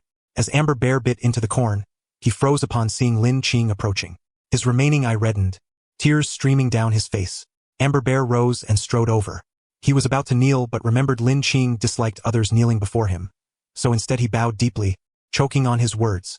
My lord, he wanted to recount recent events, but so much had happened that thousands of words surged at once, leaving him at a loss for where to begin. Lin Qing gently patted his shoulder, sending a ripple of energy that healed Amber Bear's wounds. No ruse. Take your time. Momotaro produced an orange. Uncle, have an orange. Amber Bear took the fruit and nodded vigorously. What he recounted closely matched Lin Qing's suspicions. Indeed, it was an unpremeditated massacre. Yet, beyond Lin Qing's imagination, the perpetrator appeared to be a madman, incessantly muttering to himself. He possessed the uncanny ability to transform into various monstrous forms, slaughtering many villagers. Amber recalled, but he did not kill for the sake of killing. He was merely venting his emotions. I charged at him, intent on fighting to the death, only to be knocked unconscious. When I regained consciousness, the madman had already fled. I tallied the survivors, fewer than 50, most bearing wounds. Fearing the madman's return, Amber led the survivors to the town. Using the remaining savings from the village, he rented a small warehouse and purchased medicines to treat the injured. Yet it was far from sufficient. Amber and the few able-bodied among them went out to work and earn money, seeking doctors and buying food. However, some gave up. Unwilling to labor while wounded for others, they quietly slipped away. Lin Qing nodded. Understandable. Human nature is inherently selfish. After such relentless blows, how many possess the strength to care for others? To resist succumbing to despair is already a testament to resilience. Yet precisely because such endurance eludes most, the tenacity of Amber and those who stayed is all the more commendable. How many remain? Lin Qing inquired. Counting myself, 34. Of these, only 5 can work. The rest are convalescing in the warehouse. Over 160 had disembarked, yet now only a little over 30 remained. Lin Qing lifted his gaze to the cerulean sky. Though the sun shone high, not a trace of warmth was felt. The world seemed like a ravenous maw, endlessly chewing through the cycles of day and night. 5 to care for 29. No wonder the other workers ate rice and fish while Amber gnawed on a meager ear of corn, to save money to treat the wounded. Are there more detailed leads about the madman? Lin Qing asked. The activation of the Hermit's purple requires certain conditions. The more clues and causality, the better the target can be pinpointed. Amber pondered before replying. Sir, I am unlettered and ineloquent. Compared to me, the official wanted notices from the Land of Fire are much clearer. Wanted? It turned out the perpetrator of the Hope Village massacre was a repeat offender. Starting from the northern reaches of the Land of Fire, 6 villages had been brutally slaughtered in succession. The Fire Nation's authorities had long placed a bounty. This decree had also been sent to Konoha village, where ninjas were presumably investigating in nearby cities. Take us there, Lin Qing commanded. Yes, sir. Amber led the group away from Matsumoto Brewery. Along the way, they encountered his foreman, who eyed them suspiciously. Who might these be? Amber froze, unsure how to address Lin Qing. Before he could reply, Lin Qing said, we are his friends. Friends? Huh? That's good. You don't know how hard Amber works. Injured yet laboring day and night as if his life depended on it. I truly fear he'll die from overexertion. The foreman departed. Amber bowed his head slightly. My lord Lin, I apologize. Why apologize? I don't know, but there's a distinction between ranks. Lin Qing shook his head gently. Nonsense about ranks. If you want to follow me, don't mention such things. Putting aside the disparity in their power, Amber's willingness to gnaw on corn, shoulder heavy loads, and toil desperately for a group with no blood ties spoke volumes. Such a man, who dares to bear responsibility on his shoulders, deserves to be Lin Qing's comrade. Lin Qing patted the dazed Amber on the shoulder and exited the brewery. Amber inhaled deeply, gazing at Lin Qing's retreating figure. A flame ignited within his heart, and he resolved to follow Lin Qing with his very life. Wiping away tears from the corner of his eye, he strode forward. The bounty notice was posted in the busiest commercial street of the city. Lin Qing approached and, heedless of the shocked gazes around him, reached up to tear it down. I advise you not to. A rough, resonant voice came from behind. Lin Qing turned to see a middle-aged man standing a few paces away, grinning. He had wild, white-tousled hair, red markings extending from the corners of his eyes down to his chin, wore a forehead protector inscribed with the kanji for oil, and donned a red Chinese-style jacket. Who are you? Lin Qing asked. I go by many names, but those familiar usually call me the Toad Sage. Jiraiya, who was currently tracking Orochimaru's whereabouts, had not expected to encounter Lin Qing and Sasuke here. The massive, broken blade on Lin Qing's back was impossible to miss. Coupled with the presence of Sasuke and Sakura beside him, anyone paying attention could deduce his identity. Yet knowing was one thing, Daring to approach and provoke was another. Over time and distance, Lin Qing's feats, slaying 2 members of the 7 ninja swordsmen of the mist, single-handedly defeating Kirigakure elite, killing multiple members of the 7 swordsmen, repelling the Mizukage Yagura, and departing with flair, had become legend. Jiraiya had heard of the tragedy that befell the Uchiha clan. He was somewhat aware of Danzo's underhanded dealings, which partly explained why he was reluctant to return to the village. By his nature, he could not tolerate injustice. Preferring to avoid trouble, he took the opportunity of searching for Orochimaru to leave the village. Jiraiya had long heard of Lin Qing, one of the last bloodlines of the Uchiha clan. Some called him a merciless killing god. Others regarded him as a savior. Jiraiya wished to see with his own eyes what kind of man Lin Qing truly was. Toad Sage? Before Lin Qing could speak, little Sasuke cocked his head, noticing that the day special at the izakaya was bullfrog sushi. Uncle, are you here to drum up customers? Jiraiya's eye twitched slightly. This Uchiha brat really is insufferable. I came to warn you that this bounty is extremely dangerous. Lin Qing scrutinized the man. You're a broker? You could say that. Jiraiya gestured invitingly. How about some drinks and a chat? I know a place where the landlady is fair-skinned and beautiful, and the sake is excellent. After a moment's thought, Lin Qing decided to talk with this self-proclaimed Toad Sage broker. Though he was from Konoha, Lin Qing's memories of his previous life were too fragmented. His knowledge of Konoha and the Land of Fire was likely even less than that of Kirigakure in the Land of Water. He needed local intelligence. The group arrived at the izakaya Jiraiya had mentioned. Jiraiya's words were true. The landlady was pale and lovely, her kimono neckline slightly open. As she leaned forward to pour sake, a small mole near her chest was visible.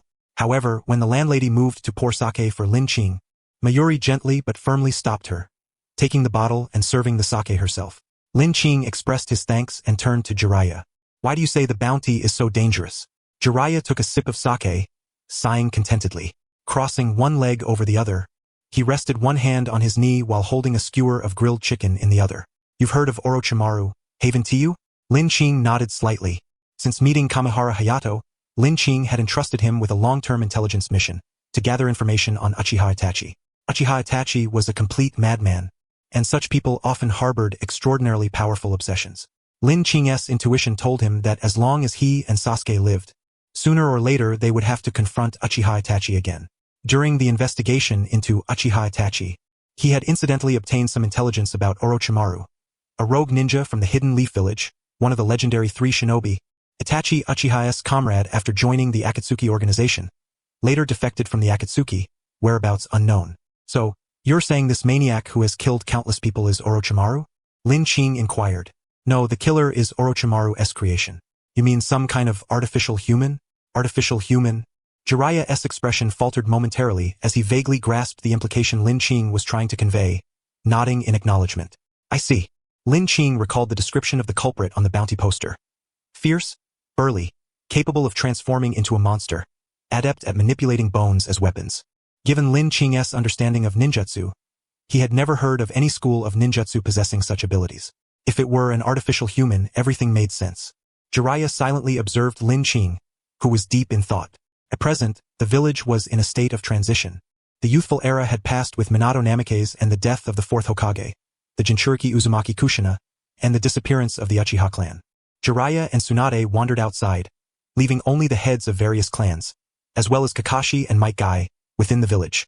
Jiraiya, having spent many years outside, was worldly wise. Except for the Hidden Mist village, which was recklessly plunging down a perilous path, the other great villages were either vigorously expanding their military capabilities, like the Hidden Cloud village, or remaining inconspicuous like the Hidden Stone village.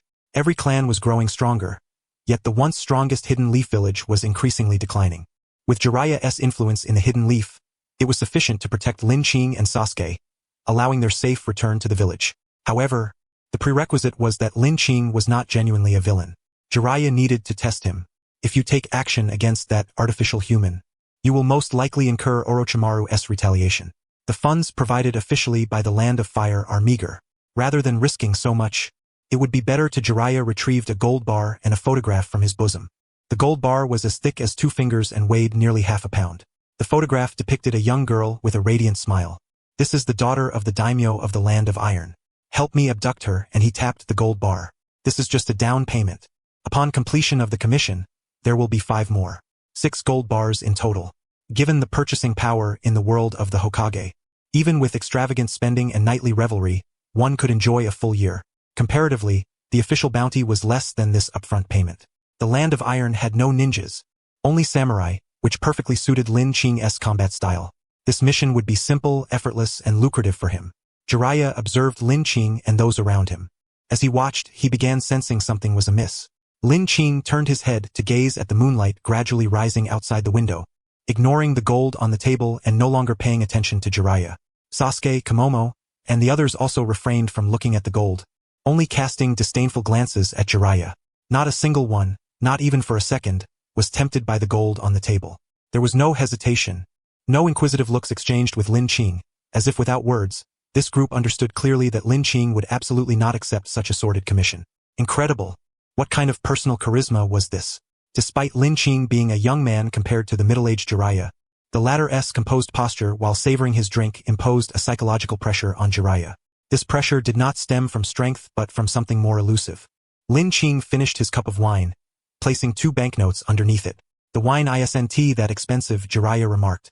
The rest is your intelligence fee, Lin Qing said. Jiraiya realized that Lin Qing was referring to intelligence linking the wanted criminal to Orochimaru. You know you'll provoke Orochimaru, yet you still intend to go?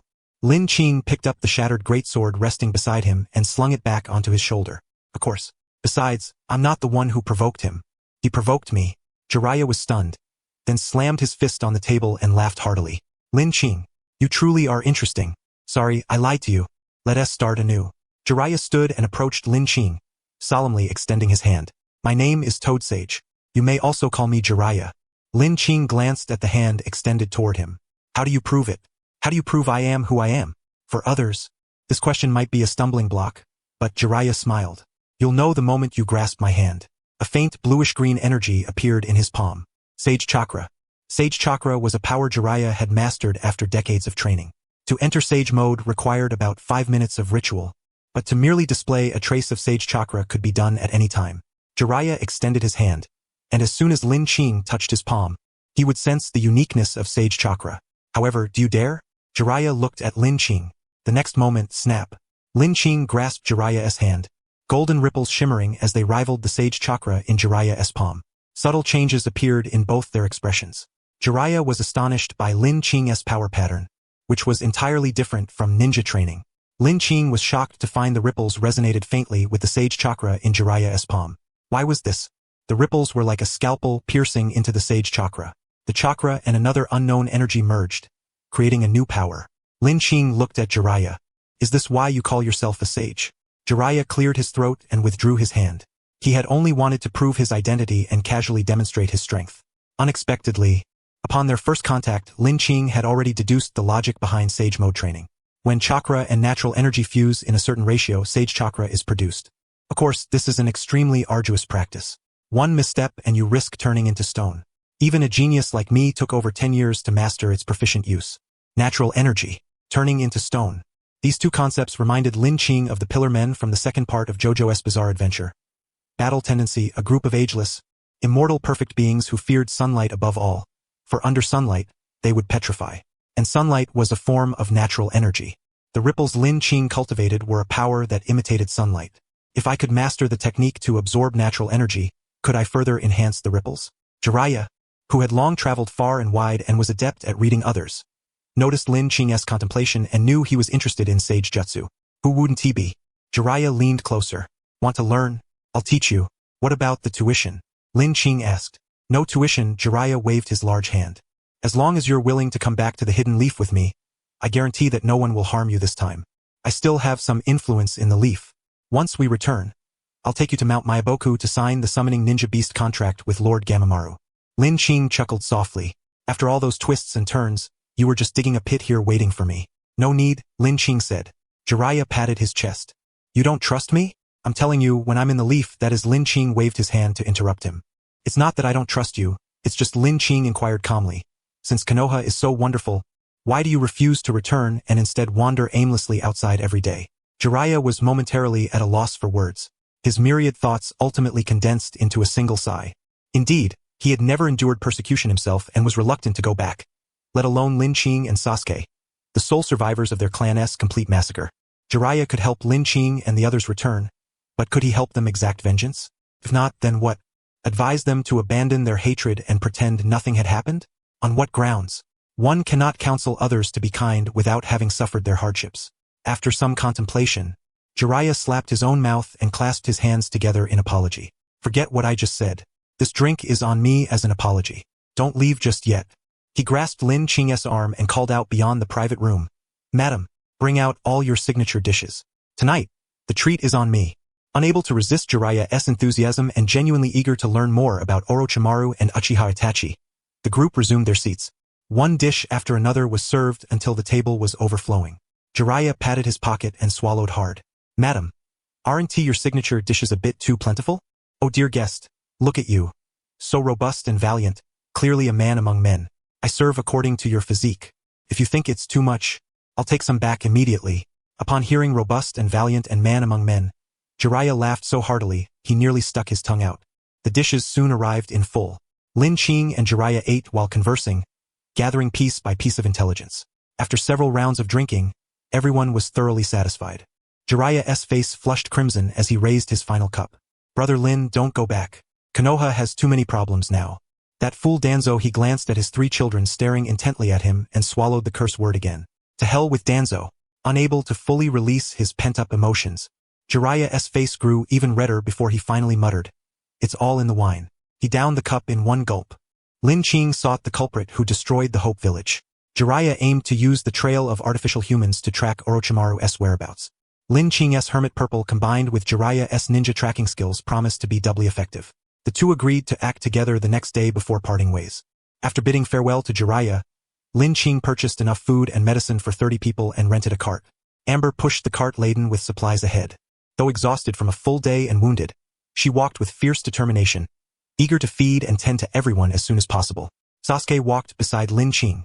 Brother Qing, Jiraiya said the sage art greatly enhances your abilities, right? Lin Qing glanced at him. What, do you want to go back just for power? From what we know, Danzo and the Uchiha Massacre are most likely connected. Don't you want revenge? Of course I do. But Sasuke spread his hands, gazing at his palms. After all these days and all I've experienced, I feel there are things more important than hatred. To accomplish those things, I need strength. Lin Qing asked, what are these things you speak of? To let ordinary people live without fear of being killed, driven to death, or sold off like cattle. I want to have the power to save others, just like you, Brother Qing.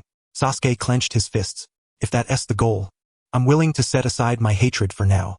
By any means necessary? Yes, by any means necessary. Sasuke finished and scratched his head sheepishly. Brother Qing, is this right? Lin Qing shook his head slightly. It might be right in the future, but not now. Why? Because as long as I'm here, you don't have to make such desperate choices. I don't want you to become another Danzo. Right is right, wrong is wrong. Your noble purpose cannot justify reversing cause and effect. Sasuke nodded, half understanding, then asked, why might it be right in the future? Because one day in the future, I might die and be unable to protect you. You may have to face cruel choices again and again. But until that day comes, Lin Qing smiled and ruffled Sasuke's hair. Be a person with a clear conscience. Moreover, Lin Qing extended his index finger, and a wisp of teal-green energy slowly gathered at its tip. Sasuke's mouth hung open. I've already mastered natural energy. In the world of the hidden leaf, the absorption of natural energy is divided into different schools. The mainstream methods are those of Mount Myaboku and Ryuchi Cave. The former involves using toad oil to enhance the skin's sensitivity to natural energy, while the latter requires being bitten by the great serpent sage of Ryuchi Cave to inject natural energy. Though the approaches differ, the logic is the same, to allow humans who are insensitive and unable to perceive natural energy autonomously to passively come into contact with it. Once familiar with the fluctuations of natural energy, they can discard the auxiliary toad oil and achieve autonomous absorption, entering sage mode. But Lin Qing requires no such guided process, because Hammon breathing is a power that resonates the body with the outside world through breath. Lin Qing has already reached the second stage of Hammon, mastering various transformations such as manipulating water flow, generating high temperatures, and enhancing metal objects, each leveraging Hammon's influence on nature. With a slight adjustment of the Hammon frequency, Lin Qing can absorb natural energy. So, Brother Qing, does that mean you can enter sage mode now? Sasuke asked in astonishment. Lin Qing shook his head. You forget, I don't have chakra. However, he inhaled deeply. Sizzle. A golden yellow Hammon surged in his palm, stronger than ever before. His power, speed, and reflexes all saw slight improvements, and Lin Qing felt an unprecedented connection to all living things. He could touch the breath of everything around him. Moreover, he vaguely sensed subtle, inexplicable changes occurring deep within his cells. Lin Qing did not know whether these changes were good or bad, but at least, he had not turned into a stone man. Seeing Sasuke's envious eyes, Lin Qing smiled. Don't worry, once I'm fully adept, I will definitely teach you. Sasuke nodded vigorously. Kimimaro folded his arms, while Jugo held his head and wept bitterly. Were it not for the scattered severed limbs and the blood and flesh on him, one might have thought he was the victim. I killed them all because I failed them, Jugo murmured, sinking into deep remorse after regaining his conscience as a dissociative personality disorder patient. Suddenly, he spun around and seized Kimimaro's shoulder with his bloodied hand. Take me back. Lock me up. I really don't want to kill anymore. Kimimaro, unmoved by the foul blood staining his pristine white robe, handed him a towel. Wipe yourself off. Please. Lock me up, Jugo pleaded. Kimimaro remained unmoved. Wipe yourself off. Their friendship was unquestionable. If it were any other request, Kimimaro would have surely granted it. But this, he could not, because releasing Jugo to slaughter was Lord Orochimaru's command. I have already examined Chogo's blood during periods of calm, Kimimaro. Take him to kill. I require a bidirectional control experiment, ordered Orochimaru. Kimimaro did not comprehend the meaning of a bidirectional control experiment, but since it was Lord Orochimaru's command, he would execute it unconditionally, even if it meant his dearest friend's suffering. As for the ordinary people who perished, although they lost their lives, Chogo, who killed them, was engulfed in agony. Doesn't that balance the scales? Beyond compelling Chogo to perpetually commit murders to augment the power of the cursed seal, Kimimaro had another mission. 5 silhouettes emerged.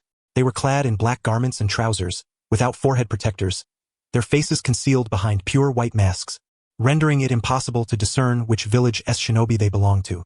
Yet, through the hollowed eyes of the masks, one could see pairs of cold, deathly, emotionless eyes. These were root operatives.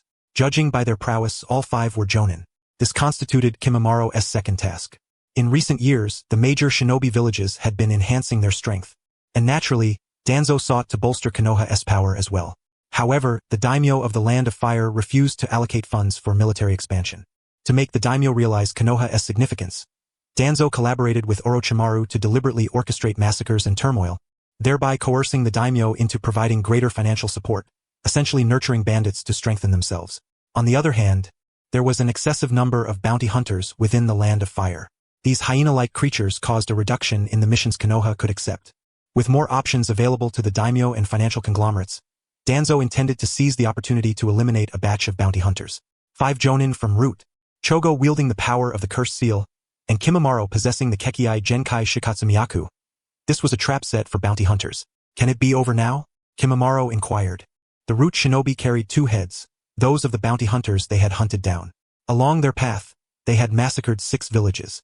If it were solely for Lord Orochimaru's control experiment, it was about time to return. Not yet, the Root shinobi replied coldly. I have not yet received orders from Lord Danzo. This indicated that the daimyo was still hesitating, still watching. As long as the daimyo withheld approval for funding, they would continue their slaughter. Then let us proceed, Kimimaro said. As the group departed, suddenly, the cries ceased. Kimimaro turned to look. The tear stains on Chogo's face vanished. His eyes were cold and indifferent. He extended a single finger, pointing toward the boundless sky. The scene froze. Hayashi Ching shook the photo. The others gathered, locking eyes with Chogo's indifferent gaze. Jiraiya raised an eyebrow. Whoa! That gesture, that look. Plenty arrogant. Huh. Hayashi Ching had not expected the other party to detect the surveillance of the Hermitess Violet. It seemed they truly possessed formidable skill. Employing his trick once more, Hayashi Ching summoned the platinum star again, illustrating the detailed information within the photograph. Since Kimimaro and the others had traveled some distance, the photo only captured Chogo and a field of corpses. White Box Village. Jiraiya pointed to the clothing on the bodies. This village specializes in chrysanthemum tea. Their garments are also embroidered with chrysanthemums. It's about a day's journey from here. Having a local informant was convenient. Otherwise, even if Hayashi Ching communicated with Kamihara Hayato, considering the time for carrier pigeons, their messages would invariably be delayed. Taking into account the wounded in Hope Village, Hayashi Ching decided to split their efforts. Hayashi Ching, Jiraiya, and Sasuke would pursue the fugitives. Among them, Hayashi Ching and Sasuke would operate overtly, while Jiraiya would remain in the shadows to avoid being spotted by Orochimaru, who might deliberately hide from him. The remaining Komomo, Mayuri, Shiro, and Kahaku stayed behind to care for the injured. After purchasing every instant camera in the store, the trio set off in pursuit of the culprits. Along the way, they pressed on without rest or sleep. Everyone understood that even a 1 or 2 hour delay for rest or slumber could mean the innocent citizens of a village would perish tragically. Jiraiya had expected complaints from Hayashi Ching and Sasuke, but even the youngest, Sasuke, gritted his teeth to persist. Eventually, Jiraiya could no longer bear it. "Let us take a break," he urged. After a long silence, Sasuke said, "I don't want to see another clan wiped out." He smiled slightly at Jiraiya, carefree smile. "Someone as unlucky as me should have fewer of those." Saying so, he activated his chakra once more and dashed forward. Jiraiya was moved. The fire burning within him coalesced into a single phrase. "Damn Danzo." Hayashi Ching continuously summoned the Hermit Violet, spitting out photographs and adjusting their tracking route. Finally, at the edge of their vision, he spotted 2 figures, one tall and one short. The ground was already littered with corpses, and numerous wounded emitted despairing wails. "Found them! Platinum Star." The Platinum Star suddenly appeared. Hayashi Ching threw the Destruction Greatsword to it and leapt. "Ora!" The Platinum Star roared fiercely, swinging the Destruction Greatsword in a wide arc, striking the soles of Hayashi Ching's feet as he soared. The immense force propelled Hayashi Ching like a missile. A sharp crack split the air. It was supersonic. With his own body, he had broken the sound barrier. The Platinum Star threw the Destruction Greatsword once more. It landed perfectly into Hayashi Ching's hand. Injecting the Yamabuki-colored chakra into the blade, the back of the sword emitted a sizzling golden aura.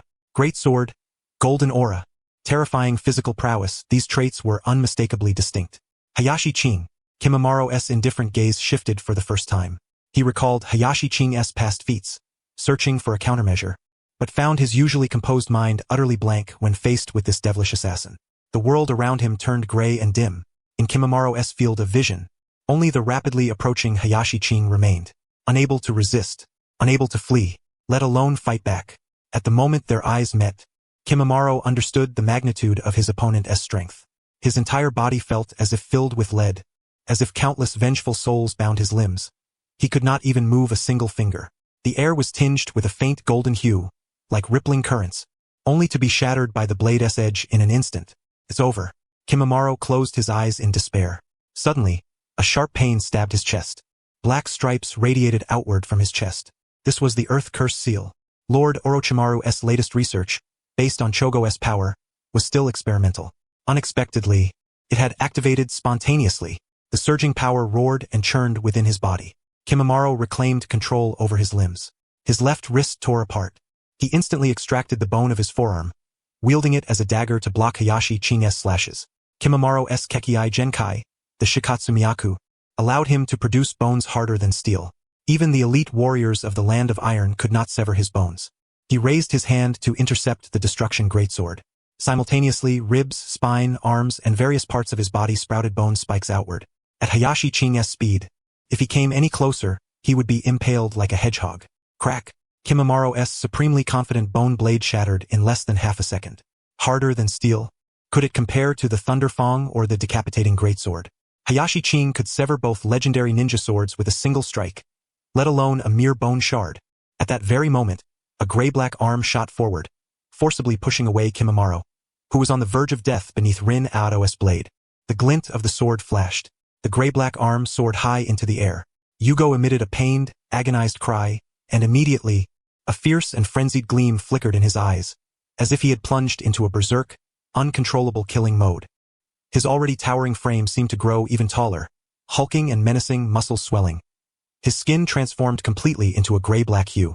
From his shoulders and back sprouted multiple exhaust pipes that spewed blue flames, resembling a demon risen from the depths of hell. Severed limbs staunched bleeding, flesh buds rolled, as if new arms were about to sprout once more. Just die. Yugo roared with razor-sharp ferocity. His only remaining arm clenched tightly into a fist, smashing toward the back of Rin Aoto's head, who had just landed and was facing away from him. Exploding shatter strike. Rin Aoto lifted his knife with one hand, casting a glance at Yugo. Platinum Star. Ora! The Platinum Star did not flinch in the slightest and countered with a punch of equal force. Two massive fists collided midair. The very air seemed to tremble. The hearts of all present skipped a beat, and in the next instant, Yugo's arm sprayed vivid crimson blood outward. Deep fissures appeared down to the bone, and vast areas of muscle tissue succumbed to necrosis. What? Pushed aside and still airborne, Kimamaro stared in disbelief at the scene. He had never witnessed anyone overpower Yugo in raw strength, not even Lord Orochimaru himself. Once Yugo entered his berserk state, he was an unstoppable beast of brute force. The only way to restrain him was through joint locks, genjutsu or ninjutsu. Rin Aodo raised a slight brow. Countless natural energies surged into Yugo's body. The cracks in his arm rapidly mended, and over a dozen stout cannon-like tubes sprouted all over his body, zeroing in on Rin Aodo and the Platinum Star. Wisps of azure-blue radiance gathered at the cannon mouths. Kimimaro clenched his fists tightly. Rin Aodo is doomed. This was Yugo's most formidable attack, the multi-barrel self-linked cannon. Harnessing natural energy, it charged ultra-high compressed chakra projectiles. But charge? Who allowed you to charge in front of the Platinum Star? Ora! Ora! Ora! A rapid flurry of blows shattered all the extended cannon barrels. The Platinum Star turned around, and Rin Aodo no longer paid attention to Yugo, redirecting his gaze toward Kimimaro. Boom! The high-pressure chakra detonated within Yugo's body, a towering blaze erupting behind Rin Aodo. Only at this moment did the pushed-back Kimimaro finally land. The fire's heat was scorching, yet his heart turned ice-cold. Rin Aodo was about to approach Kimimaro but suddenly halted. The system emitted no alert sound. This meant that the charred monstrosity before him was not yet dead. Rin Aodo raised his blade and approached Yugo's side. You cannot kill him, Kimimaro said. Why not kill him? He is a madman, Rin Aodo, a madman. Kimimaro pounded his chest and shouted at the poised Rin Aodo. I am the one who controlled him to kill. He doesn't want this. All sins are mine. If you kill me, spare him. In just one round of combat, Kimimaro had already seen through the battle's outcome. The man before him was nothing less than a monster. They could never defeat Rin Aodo. Kimimaro was terminally ill. Even with Lord Orochimaru's treatment, he had at most 4 to 5 years left. Compared to himself, Yugo was far more valuable to Lord Orochimaru. From rumors, Kimimaro had learned of Rin Aodo's character. Rin Aodo, you are a good man. You cannot slaughter innocents. Kimimaro's words echoed through the village. Simultaneously, 5 figures appeared. Rin Aodo glanced over and immediately recognized their identities. Root Organization? When Rin Aodo appeared, the 5 Root ninjas had already spotted him. They had planned to strike and eliminate Rin Aodo and Kimimaro at the pivotal moment of their battle. No one had anticipated the fight would end so swiftly. After weighing their options, considering the long-standing collaboration between Lord Orochimaru and Danzo, the 5 decided to intervene and protect Kimimaro and Yugo. A Root ninja wearing a fox mask spoke. Since you recognize us, Rin Aodo, this makes things easier. This is the land of fire, and these 2 fugitives should rightfully be handled by Konoha ninjas. We have been tracking them for a long time. Please step back. It was true that matters within the land of fire fell under Konoha's jurisdiction. Rin Aodo nodded slightly, as if acknowledging this. Kimimaro had just breathed a sigh of relief when Rin Aodo continued. What if I say no? The fox-masked ninja raised his tone. Konoha has already shown leniency by not punishing you for deserting the village. If you persist in your obstinacy, a handful of ninjato and kunai were drawn. 2 more ninjas began forming hand seals. Rin Aodo surveyed the scene, the corpses strewn about, and chuckled softly, nodding toward Kimimaro. Didn't you hear what he said? I am the good man. They are the villains. You want to kill the villains but instead point your blades at me. What? Must good men always have knives pressed against them? Furthermore, Rin Aodo raised his blade and, to the shock of Kimimaro and the Root members, drove the edge deep into Yugo's abdomen. How much longer do you intend to hide in this forsaken place? At these words, Kimimaro and the Root members, who were about to act, froze in place. They could not comprehend what Rin Aodo meant. There was nowhere left to hide anyone here. But soon, Yugo's abdomen swelled as if a woman 9 months pregnant. With a ripping sound, his belly tore open, and a pitch-black venomous serpent slithered out. Had Rin Aodo not been certain he had crossed into the Naruto world, he might have thought an alien had landed on Earth. The serpent opened its mouth, and a slick, slimy man's head emerged. He stared fixedly at Rin Aodo, as if beholding his very own Mona Lisa. Orochimaru. Jiraiya's roar came from afar. Orochimaru cast a disdainful glance at Jiraiya, then once more fixed his enamored, yearning gaze upon Rin Aodo. His hoarse, magnetic voice said, Finally, I meet you, Mr. Rin Aodo. Why had Orochimaru appeared here? And why wear such a lecherous expression, as if awaiting Rin Aodo? This matter dated back not long ago. After Uchiha Itachi annihilated his entire clan in an instant and joined the Akatsuki alongside Obito, Orochimaru had teamed up with him to carry out internal Akatsuki missions. During repeated missions, Orochimaru coveted Itachi's Sharingan, attempting to seize it by surprise but was gruesomely slain in return, losing an arm and fleeing the Akatsuki. Orochimaru was a man of adaptability. Aren't there still two Uchiha outside? He had set his sights on Rin Ado, whose prominence was rising.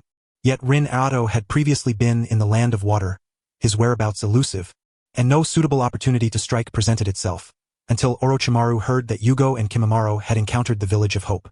Years ago, Kimimaro had traveled extensively with Orochimaru, familiarizing himself with the customs and cultures of various nations. Upon arriving at the Village of Hope, he quickly realized something was amiss. Unnatural. The lifestyle was that of the Land of Water. Hope Village was absent from Konoha's village maps. Coupled with the recent uproar over the Land of Water's human trafficking case and survivors who had sought political asylum in Konoha, it was clear that a group intended to establish their own village. Piecing together this intelligence, Orochimaru deduced that the villagers of Hope were those very survivors. Therefore, I played along, killing some, sparing others, all to lure you here. Orochimaru's pair of serpentine eyes scrutinized Lin Qing with the reverence one might reserve for a masterpiece of art. Lin Qing drew forth his destruction greatsword. To come after me, you've slain so many? Orochimaru chuckled softly. His voice was hoarse, yet far from unpleasant, carrying an oddly comforting quality, akin to the sensation of plunging one's hand into a sack of rice at a supermarket. Lin Qing, I understand you. We are cut from the same cloth. Orochimaru raised a single finger. Life is the most precious thing in the world. Yet look at them. Impoverished, burdened by daily worries of food, taxes, and toil. If living is nothing but suffering, better to end it early and embrace the next cycle of reincarnation. I kill them to release them from their misery, fulfilling my purpose. It is a win-win. This was Orochimaru's rationale, and Kimimaro-'s face bore an expression of admiration. He had long been indoctrinated by Orochimaru, firmly believing in this doctrine of liberation. Arrogant, disgusting, came a scornful rebuke laced with anger from nearby.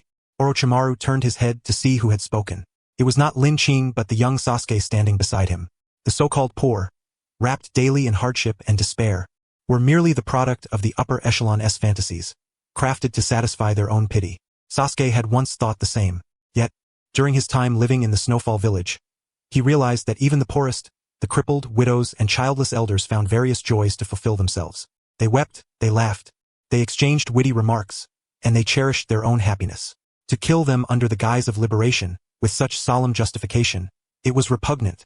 Sasuke wished to spill forth his thoughts, to hurl them at Orochimaru's face. But when his gaze met the serpent's eyes, fear sprouted from his core, cold sweat broke out on his back, and he forgot even how to breathe, nearly suffocating. A figure stepped between Orochimaru's gaze and Sasuke. I find it quite repugnant as well. Lin Qing glanced at Orochimaru, Kimimaro, and Chojuro. Whether it's you, he said, then looked at the 5 Root operatives standing nearby. Or you.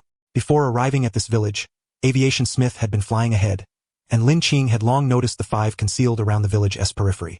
Whatever Danzo was up to, Lin Qing no longer found it surprising. As for Orochimaru, Lin Qing had thought him a man of conviction for daring to strike at Uchiha Itachi. Now it seemed he was merely another madman. A figure darted over and landed beside Lin Qing. It was Jiraiya, who had been lying in ambush behind them. Jiraiya's brows were furrowed, his expression grave. The enemy consisted of Orochimaru, Kimimaro, and 5 Root Jonin. Their side comprised Lin Qing, Jiraiya, and young Sasuke. Jiraiya and Orochimaru were evenly matched. Lin Qing was surely stronger than Kimimaro and the Root members. On paper, their side held the advantage. But ambushing Orochimaru, only to be ambushed by him in return, was an entirely different matter. From what I know of Orochimaru, he suffered a setback with Uchiha Itachi. This time he has undoubtedly prepared thoroughly. Jiraiya whispered, retreat. By his nature, had he been alone, he would have charged recklessly long ago. But these past 2 days of interaction with Lin Qing and Sasuke had earned Jiraiya's respect for their resolve. Such exceptional young men should not perish here. You leave first. I'll hold them off. Orochimaru and I were classmates after all. Even if I lose, he won't kill me. Though Jiraiya spoke lightly, he harbored no confidence. Orochimaru seemed to perceive his old friend's concern and shook his head. From his trouser legs, venomous serpents slithered forth, devouring the flesh and blood of the fallen villagers. No need to worry, Jiraiya. Today anyone may leave except Lin Qing. The poisonous snakes encircled the village, exhaling noxious vapors that sealed off Lin Qing's retreat. Orochimaru's lips curled into a smile. Lin Qing, I do not relish battle. How about this? I release Jiraiya and this young friend. You come with me and assist in my research. Or else I must kill them and take you back by force. Lin Qing gave a slight nod, signaling understanding. Lin Qing. Jiraiya grabbed Lin Qing's arm, urging him to flee while he still could. A fox-masked ninja spoke. Orochimaru, this is beyond the scope of your deal with Lord Danzo. Lin Qing is a rogue ninja of Konoha. We have the right to retrieve him. Without awaiting Orochimaru's reply, the 5 root operatives approached Lin Qing, one producing shackles. The fox-masked ninja sneered coldly. Bind your own hands, break your legs, and I will take you back to Konoha to face judgment. Should you resist, we will join Orochimaru in killing you. Lin Qing nodded once more. Seeing this, 2 root ninjas bearing shackles moved toward him. He raised his destruction greatsword. Lin Qing did not strike from stealth. He deliberately let the advancing ninjas witness the motion of his blade. But as they sought to retreat beyond the range of his sword, it was already too late. How dare you? The fox-masked ninja shouted. Thud, thud. 2 headless bodies collapsed to the ground. Lin Qing flicked blood from his blade. You people are truly strange. Each of you enjoys forcing me to make choices. If you love choosing so much, why do you leave no room for your own options? He stepped forward, closing the distance to Orochimaru. 3 other ninjas advanced toward Lin Qing's back with cold expressions. Jiraiya intercepted them, shouting angrily, You dare call yourselves Konoha shinobi? The 3 remained impassive. Lord Jiraiya, we protect Konoha through Root. Please do not interfere with our work. Fools! Jiraiya cursed vehemently. With Jiraiya at his side, Lin Qing ignored the enemies behind him. Gripping the destruction greatsword tightly, he unleashed the full force of the Yamabuki-colored ripple, summoning golden thunder that coiled around the blade. With a single swing, Orochimaru's form dissolved like liquid, transforming into countless tiny serpents that sprang forth, attacking Lin Qing from every angle. Platinum Star. Ora! Ora! Ora! His fists, swift as the wind, shattered snake after snake midair. At that moment, the ground cracked open, and a straight blade stabbed toward Lin Qing's chest. Orochimaru had concealed himself underground when transforming into snakes. Lin Qing made no attempt to evade. Channeling ripple energy to his feet, he stomped hard on the ground. A muffled grunt resonated from below. The stabbing blade grew limp, losing all strength. The earth split, and Orochimaru emerged from another fissure, blood at the corner of his mouth. But in an instant, all his wounds vanished. He spread his arms wide, shadow-multiplying serpent hands. Hundreds of thick pythons surged like a tidal wave toward Lin Qing. Orochimaru released a giant python with one hand while forming hand seals with the other. Should Lin Qing dodge, a fire-style jutsu awaited the next moment. Yet Lin Qing did not evade. The Platinum Star stood before him. Hundreds of pythons bit into it, metal clashing against Fong. Teeth shattered and splintered, yet not a single bite pierced the Platinum Star's skin. This was the Platinum Skin he had attained upon reaching the 3rd level. Hovering in midair, the Platinum Star gazed coldly down upon Orochimaru, exuding a majesty unbefitting the mortal realm, akin to a divine Buddha. Orochimaru instinctively swallowed hard, his body recoiling half a step. A fierce tugging sensation surged through him. Like a tug of war, Platinum Star yanked Orochimaru toward him with a single grasp. Orochimaru immediately severed his connection with the hidden shadow multi-snake hands. But it was too late. Propelled by inertia, he was still flying toward Platinum Star, toward the fist it had raised. Ora! Platinum Star's punch crashed onto Orochimaru's head with a cracking sound. His skull shattered instantly. Orochimaru let out a pitiful scream, Waga, and was hurled away like a broken sack. At that moment, Orochimaru recalled the words Itachi once spoke about Lin Qing. Don't let Lin Qing catch your flaw, not even for a moment. Before, Orochimaru could not comprehend it. Others were one thing, but with his own physical regeneration and combat prowess, what harm could that legendary evil spirit punch truly do? Now he understood. Orochimaru possessed more than a dozen ninjutsu techniques to accelerate regeneration. His body had undergone complex modifications, rendering him nearly immortal on the battlefield. Yet there was simply no time. Platinum Star, like a true malevolent spirit, had already caught up to Orochimaru. It inhaled deeply once more, channeling all its power into its fist, ready to strike again. A serpent's tail whipped in, coiling around Orochimaru's body and pulling him away. Lin Qing followed the tail with his gaze. A stranger appeared, an emerald-haired woman wearing a golden crown, holding Orochimaru in her arms. For the first time, reverence showed on Orochimaru's face. Thank you, Lady Tianxin. What kind of chicken? Lin Qing asked. Lady Tianxin. Jiraiya's expression grew solemn. A cold bead of sweat appeared on his forehead as he explained to Lin Qing. Within the ninja world, there are 3 revered lineages of immortal arts: Mayaboku Mountain, the Shikatsu Forest, and the Ryuchi Cave. The founder of Ryuchi Cave is the White Snake Sage, and Lady Tianxin is his trusted confidant. After centuries of cultivation, she wields an immense reservoir of immortal chakra. She oversees the trials for Ryuchi Cave's cultivation, Only those who pass her assessments qualify to study its immortal arts. Lin Qing fixed his eyes on Lady Tianxin. She was strikingly beautiful, exuding the same enchanting allure as the snake spirit sister from the old tales he had watched as a child. Very powerful, indeed. Jiraiya hesitated a moment before continuing. It's not just about strength. Immortals who have cultivated for centuries usually possess wondrous abilities beyond ordinary ninjutsu. Lin Qing hefted the destruction greatsword. Coincidentally, I too have abilities beyond those of a common ninja. Jiraiya recalled, but from what I remember, Orochimaru never obtained the right to cultivate the immortal arts. I wonder what price he paid to summon her aid. Under the wary gazes of Lin Qing and Jiraiya, Lady Tianxin seemed indifferent.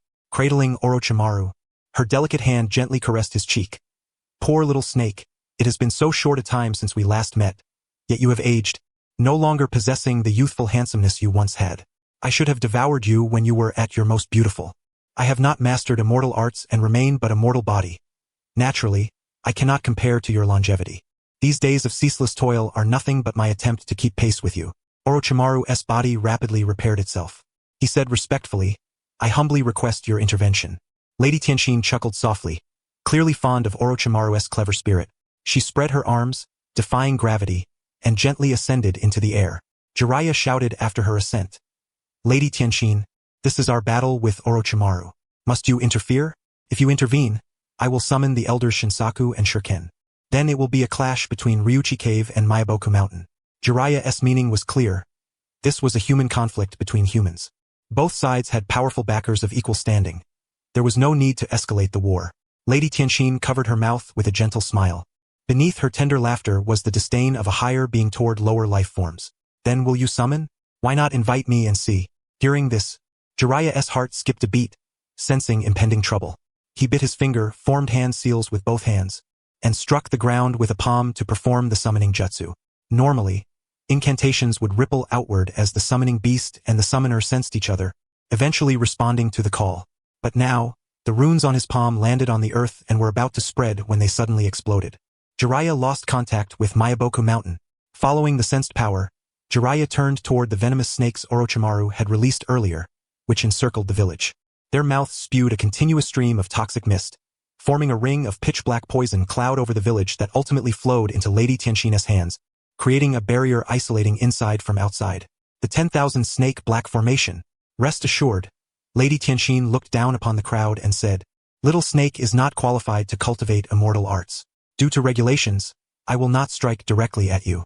I will only conduct a test. What kind of test? A flicker of doubt passed through everyone's minds. Lady Tianxin lifted a jade-green orb with both hands. Her snow-white gown fluttered without wind. Behind her, rays of resplendent light stretched thousands of feet, within which a spiritual serpent coiled. The air was filled with a faint, sweet fragrance. The first affected were the villagers still clinging to life inside. Immersed in this divine phenomenon, they opened their arms and breathed deeply, sensing their wounds healing. What is happening to me? The villagers looked down and saw their bodies inexplicably covered in scales. Before long, their clothes fell off, and snakes slithered out from within. Snake. Humans transformed into snakes. Natural energy?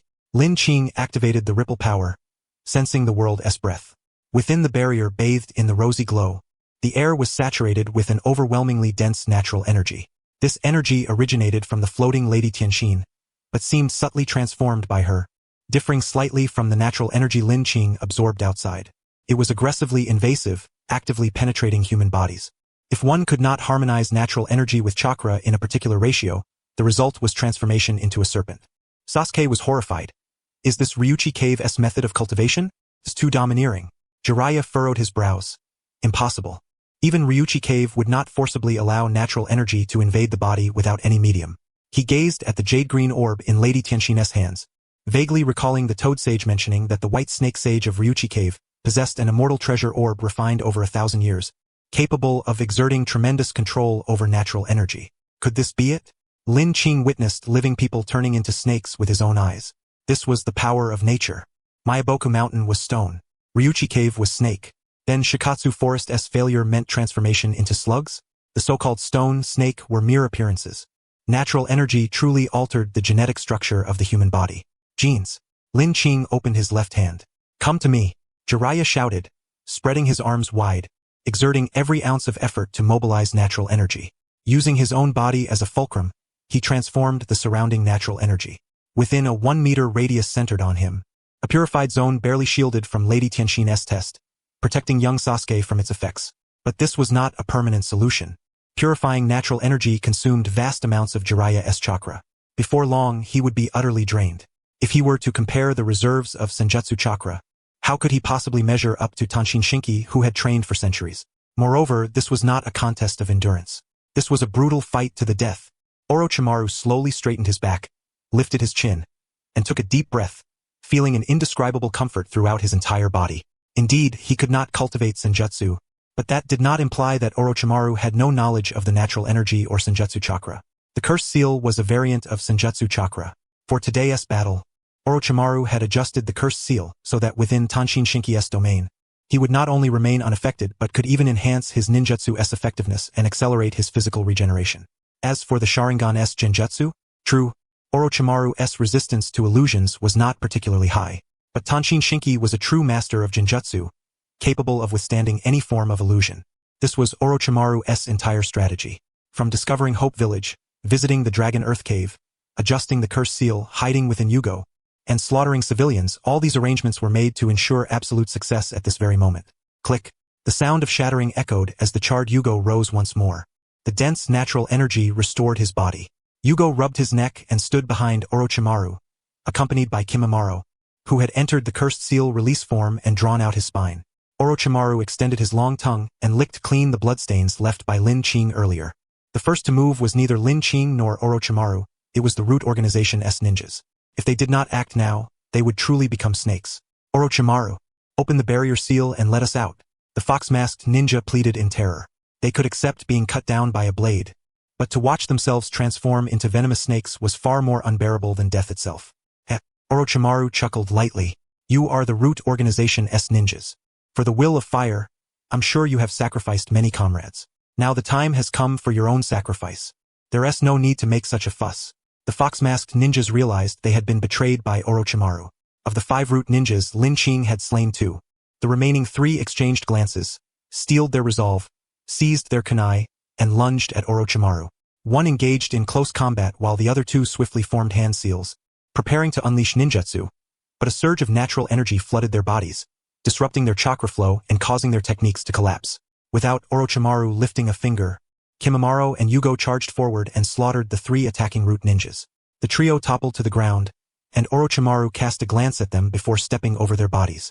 He noticed one still clinging to life and reassured him, "Rest assured, Danzo will grant you double the compensation. If it's not enough, I will cover the difference." Hearing this, whether from genuine relief or sheer anger, the final ninja's eyes rolled back as he passed away. Orochimaru stepped over the corpses and once again addressed Jiraiya. "In consideration of our past as classmates, I'll grant you one more chance.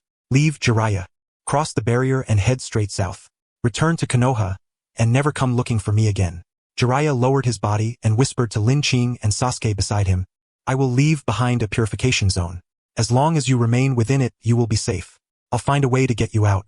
Without waiting for a response from Lin Qing or Sasuke, Jiraiya formed hand seals and created a shadow clone to maintain the purification zone.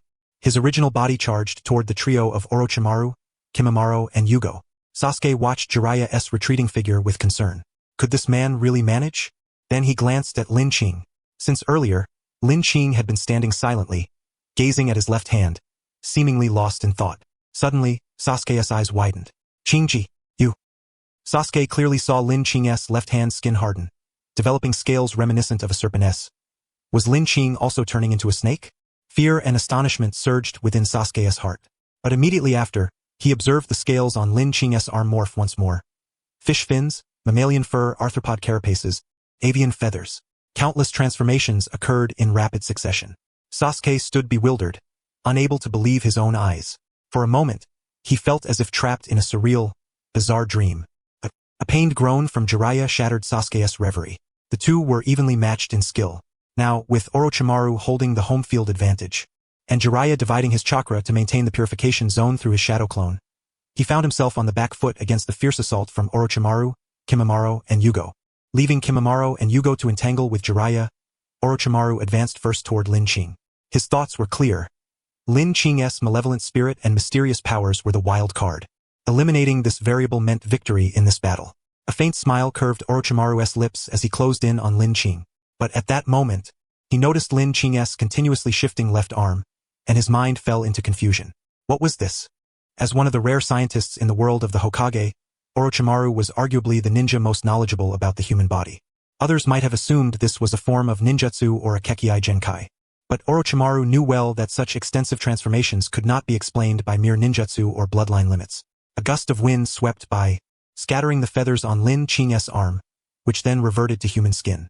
Since Tanshin Shinki had opened her domain, Lin Qing had kept his head bowed, but now he slowly lifted it to face Orochimaru.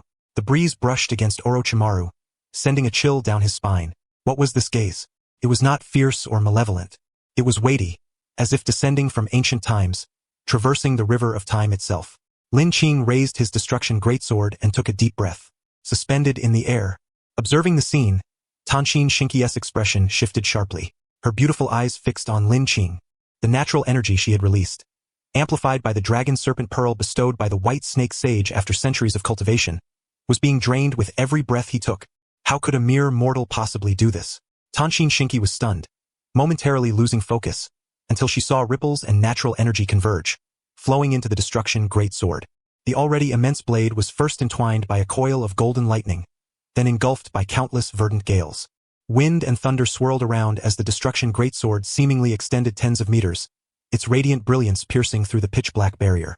Sunlight streamed in once more, casting a spotlight upon Lin Qing. Snapping back to reality, Tanshin Shinki shouted, "Snake! Dodge quickly! Dodge!" Where could he possibly escape to? Orochimaru's eyes blazed with fury.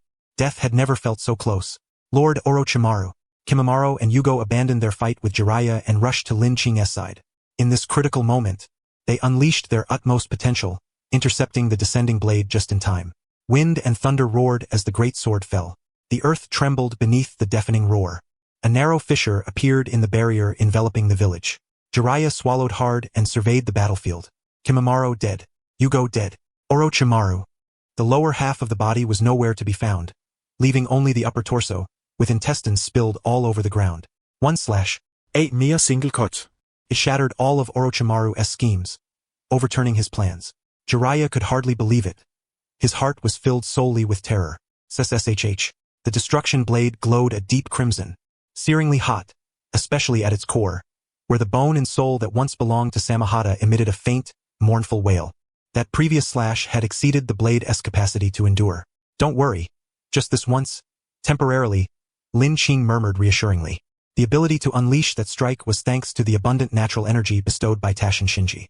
Now that the barrier had been shattered and the natural energy exhausted, Lin Qing could not replicate that slash in the short term. However, with Taishin Shinji's assistance, he had mastered the method of fusing natural energy with ripple energy. Given more time to cultivate, there was no doubt he could wield that soaring blade of light again. Lin Qing plunged the destruction blade into the earth, allowing it to cool naturally. In just a brief moment, Orochimaru's mouth opened, and from it emerged a fully intact version of himself. The original severed half of his body had become a mere skin, discarded on the ground. Orochimaru's substitution technique. After restoring his body, Orochimaru intended to escape at once. "You're really hard to kill," a calm voice sounded from behind. A hand reached out, gripping his neck tightly and lifting him up like a mere chick. Forced to raise his head, Orochimaru met the steely gaze of Platinum Star. But soon, he noticed an even more terrifying stare. Lin Qing stood before him. "Show me, then, just how strong is that recovery ability you pride yourself on." Orochimaru's regenerative capacity was among the finest in the ninja world. Even if his entire skeleton were shattered, his internal organs reduced to mush, and his brain stirred like tofu pudding, given 3 or 4 seconds, his body, modified and pretreated through countless human experiments, would naturally heal. When facing formidable foes and unleashing his full power, the regeneration process could be compressed to a single second. But Lin Qing raised a finger, pointing at Orochimaru. "I'll obliterate you. I don't even need 1 second." An overwhelming wave of dread engulfed Orochimaru.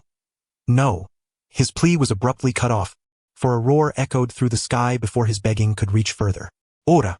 Ora! Ora! Ora! Ora! Ora! Ora! Ora! Ora! Ora! Ora! Ora! Ora! Ora! Ora!" Within less than half a second, Orochimaru's flesh utterly disintegrated. No, not just his flesh. Surrounding Platinum Star's fist was a strand of storm and thunder energy, transferred from Lin Qing's own ripple and natural power. These two forces, channeled through Platinum Star's fist, pierced through Orochimaru's skin and muscles, acting directly on a cellular level. Horrified, Orochimaru realized that his most vaunted cellular regeneration ability was descending into utter chaos. Some cells were regenerating at an accelerated pace by burning through their lifespan. Others suddenly perished, and yet others mutated during regeneration, becoming an infinitely proliferating variant cell. Had Orochimaru been familiar with modern medicine, he would know this was called cancer. Even if Lin Qing spared his life today, given the medical capabilities of the Hokage world, eradicating cancer was nearly impossible. Orochimaru had already one foot in the grave, and the other would only step fully in after enduring the torment of cancer. But that day would never come. Lin Qing would personally grant Orochimaru death. According to Orochimaru's own life philosophy, better to grant death than to suffer pain, he ought to be grateful to Lin Qing. Desperate, Orochimaru looked up at Taishin Shinji. "You dare!" Taishin Shinji roared, her lips splitting toward the back of her head, her once beautiful visage now marked with the traits of a venomous serpent. Her body elongated, coiling high in the sky, a pearl clasped in her mouth. Were it not for the absence of legs beneath her, she would truly resemble a dragon. Suspended in the heavens, had her massive form lunged forward, there would have been no time to save Orochimaru, and close-quarters combat was not her specialty. She excelled in illusions. Senjutsu, Mind Phantom Snake Shadow, a vast surge of Senjutsu chakra, amplified by the verdant dragon serpent orb, was unleashed with near-zero delay. Countless green snake phantoms, ignoring distance and defense, infiltrated the eyes of everyone present. Platinum Star's fist swung through empty air. Orochimaru vanished. Along with him disappeared the village, Jiraiya, and Sasuke. Lin Qing found himself standing within a magnificent palace. He had forgotten many things. His consciousness was hazy, dreamlike. He only felt an overwhelming hunger. If only there were food, he thought. At that moment, countless delicacies and exotic dishes appeared within the splendid hall. Lin Qing stepped forward, about to reach out his hand. Hidden in the air, Taishin Shinji smiled. Her Senjutsu illusions were exceedingly bizarre. Their power lay in confusing the victim's perception. To describe it in modern psychological terms, it weakened the superego and ego while amplifying the ID. Once the ID succumbed to the lure of the illusion, it would violate the rules, leaving both soul and body subject to Taishin Shinji's control, like a delicious matcha cake swallowed whole by her. Eat, eat. Yet just as Lin Qing's hand was about to touch the food, he halted. "This is not what I desire," he said. Taishin Shinji's smile froze, but she quickly renewed her power. The banquet vanished. A throne appeared behind Lin Qing, and before him knelt hundreds of subjects, pledging allegiance and calling him king. Lin Qing gazed at them quietly. "This is not what I desire either." Taishin Shinji's mouth twitched, her fangs grinding audibly. The illusion shifted again, revealing three scantily clad beauties approaching to entwine their arms with Lin Qing, their full, ample bosoms pressing against him. Taishin Shinji swallowed nervously, eyes fixed on Lin Qing, fearing he might repeat his rejection. But he did not. Men will always be men, she thought, awaiting his embrace. Yet Lin Qing merely glanced at the three women and sighed with resignation. He lifted his head, his gaze piercing the illusion and locking onto the concealed Taishin Shinji, whispering, "Is this really the extent of your aesthetic?" What? She stammered. "And still, this is not what I desire." Lin Qing extended his hand. The violet of the hermit pierced through layers of illusion, binding the floating Taishin Shinji tightly. Thunder roared as ripple energy surged through. "Ah!" Taishin Shinji screamed in agony, the scorching heat of the ripple flowing through her. An irresistible force emanated from the end of the vines, pulling her mercilessly toward Lin Qing. "What the hell do you want?" The repeated setbacks and bodily pain drove the centuries-old serpent immortal to curse vehemently. At the end of the vine, Lin Qing grabbed Taishin Shinji's head and brought her face close before him. "What I desire you cannot grant." At such a close proximity, under the influence of the celestial illusion, the souls of the two briefly collided. The divine maiden Tian Xian perceived fragments of Lin Qing's thoughts, glimpsing his yearning. To annihilate the six kingdoms and unify the realm, to seal Lang Jushu, to visit the thatched cottage thrice, to entrust the orphan to White Emperor City. And also, a single spark can start a prairie fire. In Tian Xian's eyes, there was no longer any scorn from higher beings towards humanity. Instead, she was engulfed by fear, panic, and bewilderment. She gazed into Lin Qing's tranquil eyes as if hearing him say, "Such yearning, such ideals. Are you, a mere serpent demon, worthy to touch them? Dare to touch them?" Ah! Blood streamed copiously from Tian Xian's eyes, nose, mouth, and ears, and the entire illusion shattered. Lin Qing returned to the village. The prior illusion was complicated, yet it transpired within a fleeting moment. Orochimaru writhed like a dying venomous snake, escaping to a spot over 10 meters from Lin Qing. Upon seeing Lin Qing regain consciousness, Orochimaru was so terrified his soul nearly fled. He opened a hole in the ground with his mouth, preparing to crawl inside. This distance exceeded the Platinum Star's effective range. Given Orochimaru's adeptness at fleeing, by the time Lin Qing arrived, capturing him would be impossible. Jiraiya! Lin Qing shouted. Jiraiya and Orochimaru were merely 2 paces apart. They could have slain Orochimaru before he entered the burrow. At worst, delaying him by half a second would suffice for Lin Qing to catch up. Jiraiya stood motionless, kunai in hand, unable to throw it. Orochimaru slipped underground, and the next moment, Lin Qing arrived amid roaring winds and thunder, striking the ground and carving out a deep pit. Yet Orochimaru's trace was nowhere to be found. A pained groan came from behind. Orochimaru, like a venomous serpent, appeared from another direction, biting Sasuke's neck, then hastily retreating underground before Lin Qing could intervene. He vanished without a trace. Everything happened too swiftly. Only when Lin Qing cradled Sasuke did a gust of wind brush across Jiraiya's face, awakening the legendary Sannin. He looked at Lin Qing about to speak. The Platinum Star appeared, grasping Jiraiya's face, fingers slowly tightening. With his back to Jiraiya, Lin Qing's voice was icy cold. Give me one reason not to kill you. Why did I not act? Jiraiya's life and death rested in Lin Qing's hands, yet he harbored no thought of resistance. It was not that he couldn't defeat him or lacked courage. Rather, guilt weighed heavily upon him, rendering him incapable of striking. Jiraiya was acutely aware of the foolishness of his recent actions. This was a trap orchestrated by Orochimaru against Lin Qing, a genuine dead end.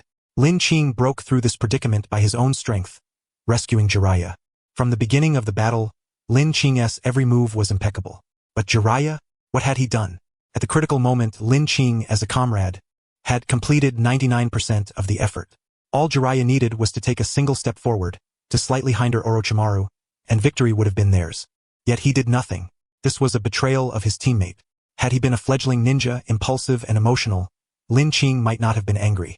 In moments of desperation, panic, or reluctance to harm a former friend, such hesitation could be understood. But Jiraiya was no naive man. As an elder shinobi, he, Orochimaru, Tsunade, the third Hokage, Danzo, this group had endured the darkness of the ninja world. When the time truly called for killing, they would never hesitate out of sentimentality. So, why did I not act? Jiraiya asked himself earnestly, until he saw Lin Qing, Sasuke, and the forehead without a headband. He understood the reason, because Orochimaru had not truly harmed the will of fire. Orochimaru had not crossed Jiraiya's principles. Thus, for years, he had only tracked this old classmate's whereabouts, not pursued him for death. I hesitated because Orochimaru did not violate my principles, and as a result, Sasuke, whom Lin Qing has protected all along, was injured. This was the source of Lin Qing's fury.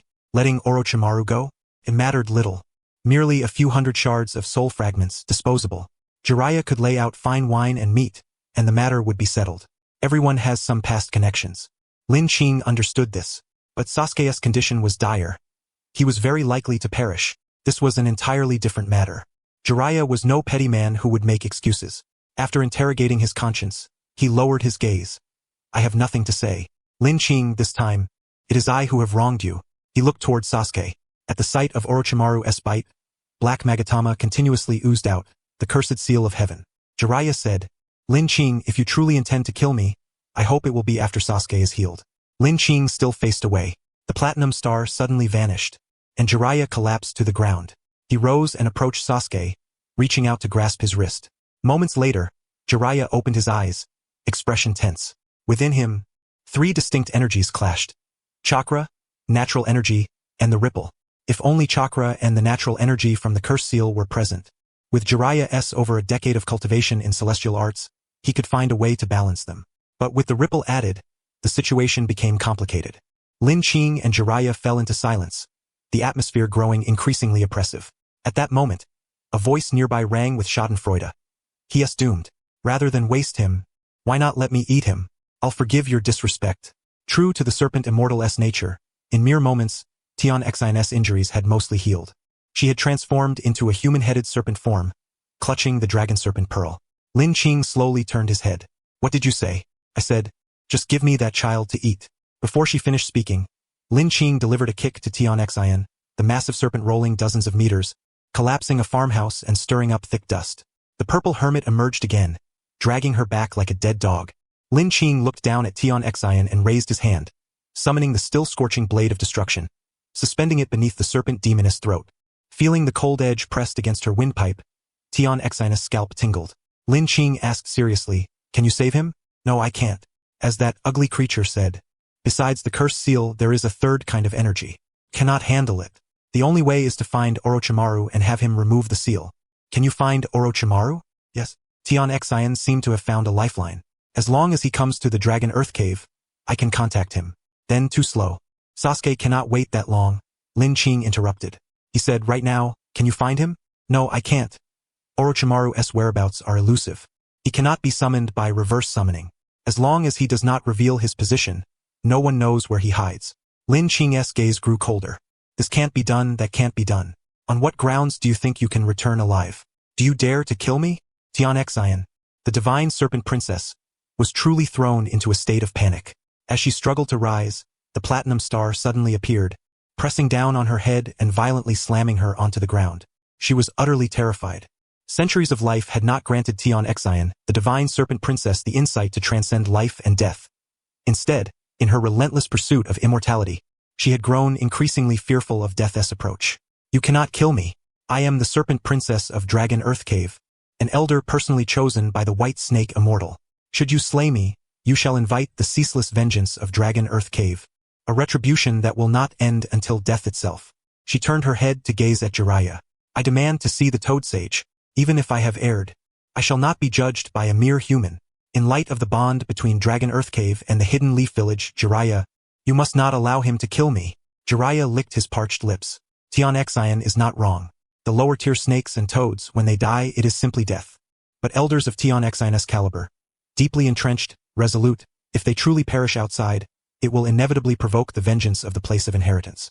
Just as Jiraiya was about to speak words of comfort, a blade-esque gleam flashed suddenly before him. Tian Xian's head tumbled to the ground, transforming in an instant into a massive azure serpent's head. "She is dead. She is really dead." The azure serpent's head, still faintly clinging to the last vestiges of life, had not yet fully perished. It fixed a pair of venomous serpent eyes on Lin Qing, glaring fiercely, low growls rumbling from its mouth. "Lin Qing, you shall suffer the torment of 10,000 serpents gnawing at your heart. You will die without a grave to rest in. Dragon Earth Cave will never let you go." Before it could finish speaking, the devastating great blade descended once more, cleaving the serpent's head in two from the middle, its brain matter spilling across the ground. You, Jiraiya's eyes brimmed with astonishment and concern. That was Dragon Earth Cave. Lin Qing shook the blood and brain matter from his blade. What dragon? Just a bunch of beasts. They really think of themselves as immortals? If they were truly so formidable, why does the world belong to humans, and not these so-called immortals? Lin Qing turned his gaze once more to Sasuke, whose expression was one of agony. His body temperature was rising bit by bit. At this rate, it would not be long before Sasuke burned himself alive from within. Jiraiya was helpless, Tian Xian was helpless, and the instigator, Orochimaru, had fled. To save young Sasuke, there was but one remaining option: to summon a new stand. A gamble that this new stand would possess restorative abilities, such as Crazy Diamond, Gold Experience, or Pearl Jam. Lin Qing opened the system interface, finally finding time to review his gains. Slayed Kimimaro, obtained 320 soul shards. Slayed Yugo, obtained 290 soul shards. Defeated Orochimaru, obtained 890 soul shards. Slayed Tian Xian, obtained 400 soul shards. Together with the more than 900 shards Lin Qing had previously accumulated, plus the shards gained from defeating scattered minor foes, the Root Organization's ninja, the current total of his soul shards was 2,990. Lin Qing took a deep breath and opened the system interface. Draw system activate.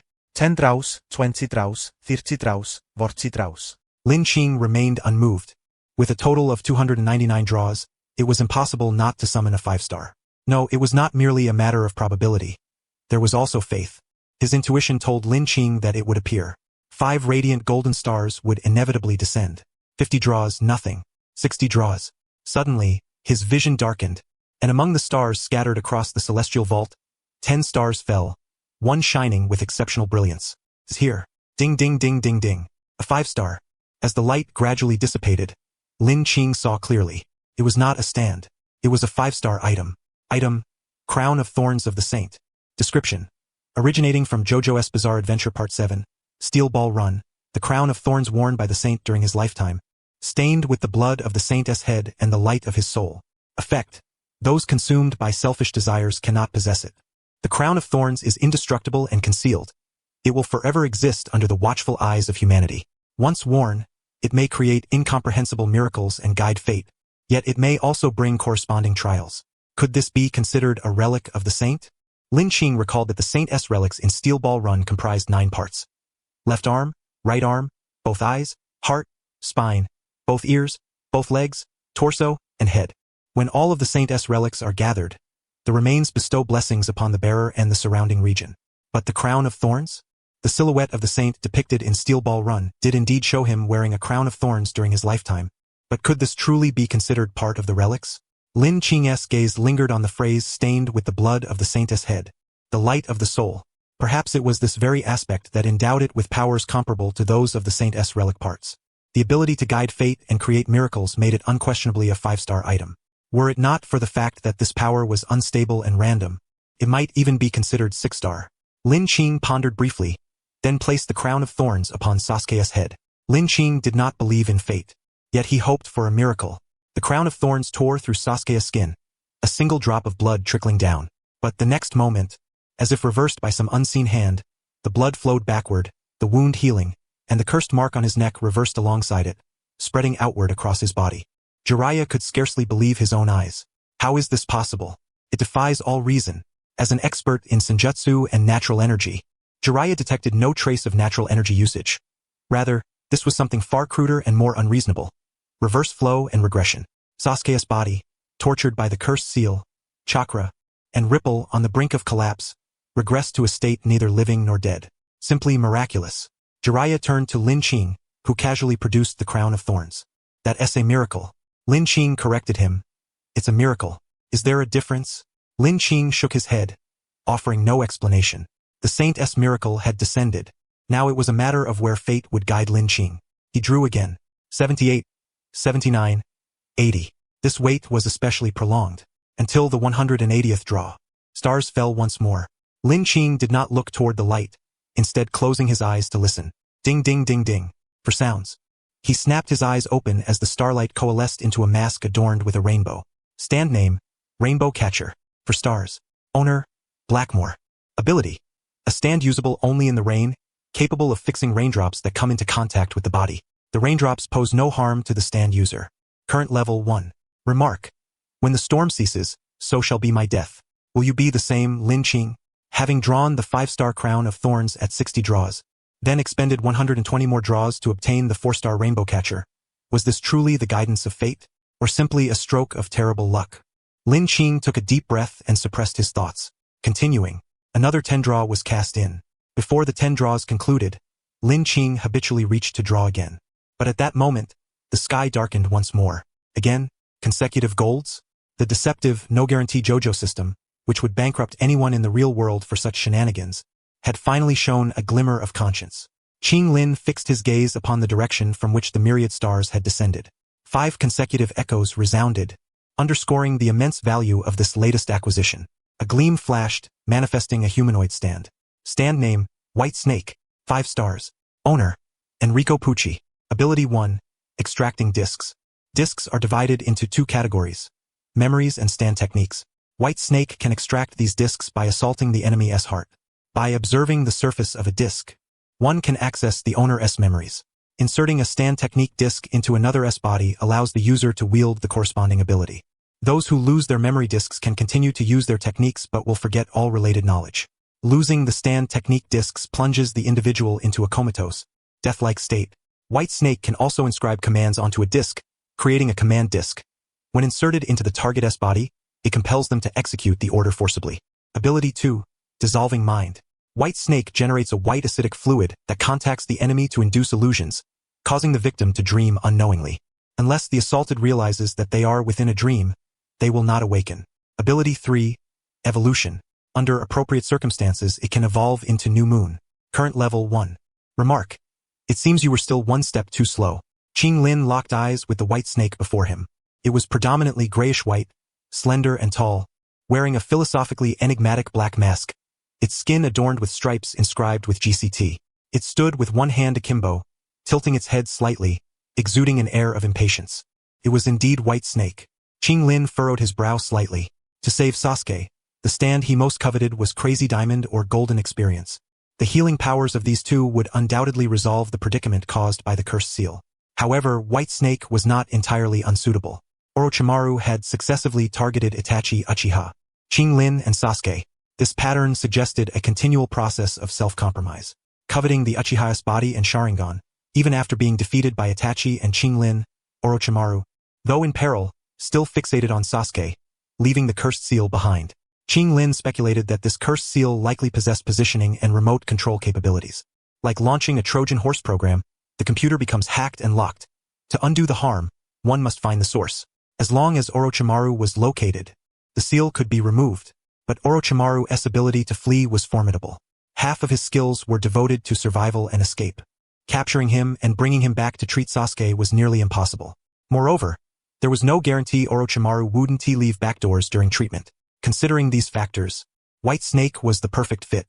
Due to the system's adaptability, White Snake, originally able only to steal stands, now possessed the ability to seize ninjutsu. By locating Orochimaru and extracting the discs, Qinglin could safely treat Sasuke without the slightest risk.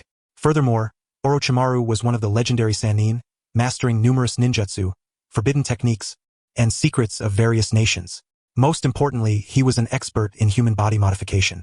Whether Qinglin sought to teach Momoko, Kahaku, and others ninjutsu, gain early insight into powerful figures across countries to identify hunting targets, or use human body techniques to understand how his own body changed after absorbing natural energy, this knowledge would prove invaluable. Yet, Qinglin glanced at the crown of thorns on Sasuke's head, then at White Snake, his eyes flickering with complex emotions. The shortest shortcut is to take the long way around, perhaps. With 110 draws remaining, Qinglin no longer wished to act. Such early golden rewards could not happen twice. The most likely outcome was to gain nothing. The purple of the hermit, tracking regardless of distance. Smith of aviation, locking within 1 kilometer. Platinum star smashing head-on. And finally, White Snake extracting discs. All elements had been gathered. Then, let us depart. Qinglin hoisted Sasuke onto his back. At that moment, Jiraiya, who had been frowning deeply and remained taciturn, spoke for the first time. Leave Sasuke to me. I will take him back to Mount Myaboku and request the intervention of the great Toad Sage. Qinglin halted his steps and turned to ask, "What did you say?" It was not that Qinglin had not heard clearly. He was questioning Jiraiya. "How do you have the audacity to say such a thing?" Jiraiya inhaled deeply. "Qinglin, you cannot chase after Orochimaru while carrying a wounded man. Nor can you entrust him to Momoko or Mayuri. With their strength, they cannot protect Sasuke. The Uchiha surname carries immense value. A living Uchiha, separated from Konoha and unable to defend himself, would attract countless bounty hunters and cause villages to go mad. Moreover, Jiraiya pointed to the crown of thorns on Sasuke's head. It maintained Sasuke in a precarious balance.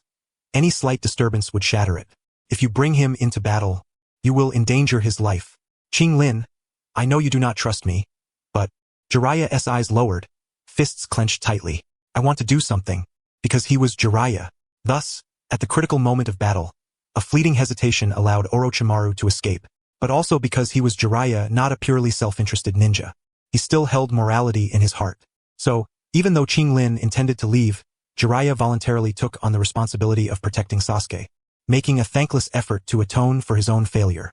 Jiraiya waited silently. Seconds later, Qinglin responded, "Very well. But I will inscribe a command within your heart. A command to protect Sasuke. Until I withdraw this command, this order will override all else. Even the will of fire you insist upon. Are you willing?" Qinglin stared at Jiraiya. It was a harsh condition. He expected Jiraiya to refuse, but to his surprise, without a moment's hesitation, Jiraiya nodded in agreement. Qinglin gazed deeply at the unkempt man before him. The coldness in his eyes gradually dissipated. To bear his own mistakes was still a man's way. White Snake maintained its arrogant demeanor, tilting its head, raising its chin, and looking down at Jiraiya through its nostrils. With one hand it struck Jiraiya's body.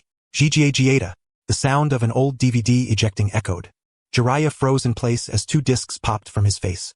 Qinglin retrieved the 2 discs, one containing ninjutsu, the other memories. As Qinglin had surmised, White Snake's disc extraction could not seize Jiraiya's years of physical cultivation. In other words, physical abilities were beyond the scope of extraction. For example, the Uchiha's Kekkei Genkai, the Raikage's formidable physique, or the current chaotic energy state of Sasuke's body, all could not be stripped by the discs. Having confirmed his conjecture, Qinglin looked at the two discs in his hand. If he wished, he could now peer into Jiraiya's memories, turning him into a puppet under his control, or simply kill him without hesitation. But the man entrusted his very life to Qinglin for the sake of righteousness. Qinglin could not bring himself to commit such a despicable act. White Snake inscribed a command onto the memory disk. Unlike the Gate of Heaven, where one can inscribe intricate commands onto a target's soul, the orders issued by the White Snake are limited to simple and unequivocal instructions. In the end, Lin Qing left behind but 4 characters: protect Sasuke. Then, he reintegrated the disk once more. Jiraiya trembled slightly, abruptly snapping back to reality. He probed the spot where the disk had previously ejected but sensed nothing amiss. Yet, upon beholding Sasuke, a profound surge of determination welled up within him, the irresistible urge to safeguard this child. Even though Jiraiya was acutely aware that this impulse stemmed from Lin Qing's power, no trace of resistance stirred in his heart. Is this what they call a command? It was almost as if Jiraiya's thoughts turned to the legendary technique of Konoha, the Bentenjin. Such an ability to manipulate the human heart was terrifying beyond measure. Yet, more fearsome than this power was the man before him. Jiraiya could vividly discern that, apart from the order to protect Sasuke, Lin Qing had not seized the opportunity to inscribe a second directive. Possessing unparalleled skills, yet exercising restraint from exploiting them. Decisive in battle, yet reverent toward life. This world was no stranger to formidable warriors, but Jiraiya had not encountered someone as extraordinary as Lin Qing in many years. What are you thinking? Lin Qing's call brought Jiraiya back to the present. He accepted Sasuke from Lin Qing's hands and performed the summoning jutsu, beckoning forth a massive toad. I shall proceed to Mount Myaboku and request the intervention of the Toad Sage. Though the command exists, Lin Qing, today I owe you a debt. If Sasuke suffers harm again, I shall bring my head to you. Lin Qing nodded in agreement. Boom! Jiraiya, Sasuke, and the toad vanished in unison, bound for Mount Myaboku. The village fell into silence. Surveying the lifeless bodies and venomous snakes, Lin Qing sighed softly. Human life is truly worthless. He extended his hand, retrieving the dragon snake jewel from the pool of serpent-s blood that flowed from Tianqin Shensi. A potent surge of natural energy continuously streamed through it. During the prior battle, Lin Qing had unleashed his most formidable strike, tearing apart the barrier, slaying Kimimaro and Chojuro, and grievously wounding Orochimaru. He recalled the details of that moment. Countless natural forces poured into his body. His physique, already honed to its zenith through Ripple training, instantly transcended the limits of human genetics. To put it metaphorically, it was akin to sublimation. If previously Lin Qing's breathing technique was the ripple generated by cellular fluctuations, then in this sublimated state it represented resonance at the genetic level. Should he master the principles and laws governing this resonance, perhaps he could surpass human limits. Lin Qing carefully stored the dragon snake jewel away. Genetic resonance would require more time for him to explore. Though Lin Qing had appeared at ease before, the path was fraught with peril. A single misstep could result in genetic collapse and reduce him to a puddle of flesh. Resonance at the genetic level was sufficient to expel the curse mark's power from the body, rendering a confrontation with Orochimaru unnecessary. Regrettably, Sasuke could not master this ability, or rather, none capable of generating chakra could. Once natural energy surged within, chakra would cling tenaciously to it, disrupting the delicate control required for the ripple technique. Lin Qing shook his head, abandoning such futile speculations, hoisted his shattered greatsword upon his back, and advanced toward the direction where Orochimaru had fled. 3 days later, the Akatsuki's underground base. Figures materialized upon the fingers of the Outer Path's demonic statue. Sasori, Kakuzu, Konan, Uchiha Itachi, Kisame Hashigaki, Deidara, Zetsu, and their leader, Pain. 8 individuals, either in their true forms or as projections, stood atop the fingers of the Outer Path's demonic statue. In the dim and shadowed environment, Pain's Rinnegan swept over them all. A cold, terrifying aura of absolute dominion emanated forth. Is there another mission? Who is the target? Deidara, hands thrust into his pockets, golden hair tied in a ponytail, spoke with a cocky and spirited tone. He and Kisame were newcomers to Akatsuki. While Kisame was relatively composed, Deidara was different. Having left behind the dull village where no one restrained him, he now sought to let his art flourish everywhere. It's not a mission. It's about dealing with a traitor, Konan said. At the mention of traitor, a single name surfaced in everyone's minds. Orochimaru. After Orochimaru's failed assault on Uchiha Itachi and subsequent defection, members of Akatsuki had been relentlessly tracking his whereabouts.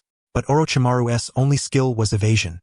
His mastery of escape and concealment was unparalleled, and to this day, they had not caught his tail. Have you found Orochimaru's trail? Kisame inquired. As Itachi's new teammate, he was deeply intrigued by the former comrade. Yes, we have, Conan replied. He is currently being relentlessly pursued by Lin Qing and has fled to the land of rice. Lin Qing. The expressions within Akatsuki varied. Deidara's eyes gleamed. Uchiha Itachi furrowed his brow slightly. Even Sasori, who always bore a deadpan gaze, showed a trace of interest. Pain's cold voice broke the silence. Who among you will go to bring back Orochimaru and Lin Qing? I will go, Uchiha Itachi declared. My genjutsu is sufficient to counter all of his abilities. And you? Sasori's hoarse voice echoed. I heard you were defeated by Lin Qing once and nearly died in Konoha. Humph. I shall go. I have a keen interest in the bodies of Lin Qing and Orochimaru.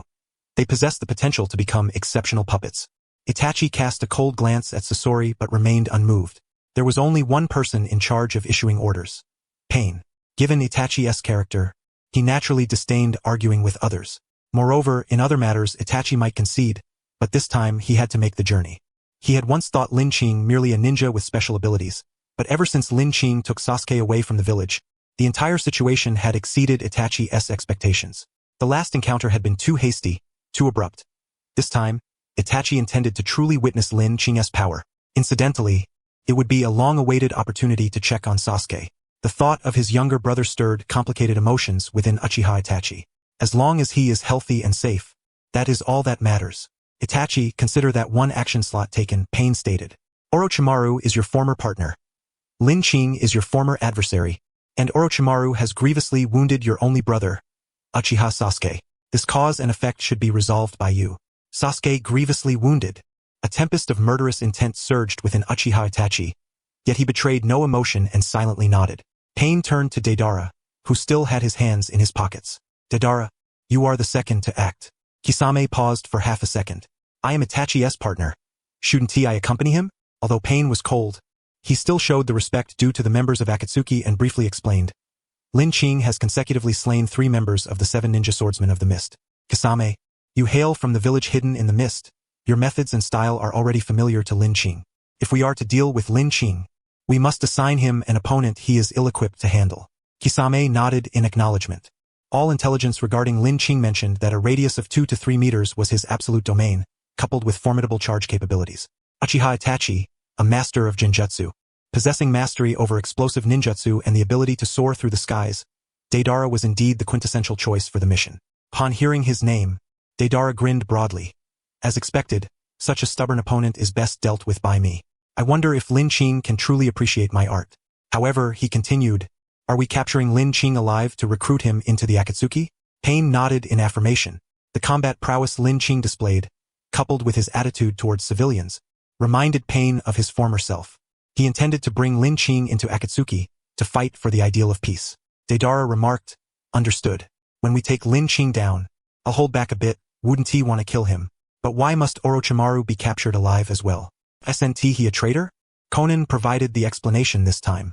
None of you can be certain whether the one you kill is the real Orochimaru or merely an experimental clone or a doppelganger.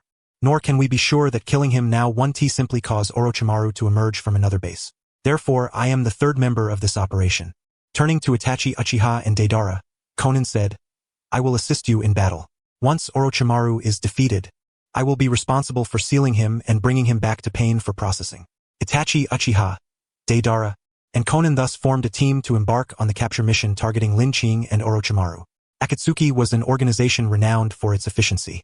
Following the meeting, the 3 gathered and boarded the colossal clay bird fashioned by Deidara, flying towards the land of fields.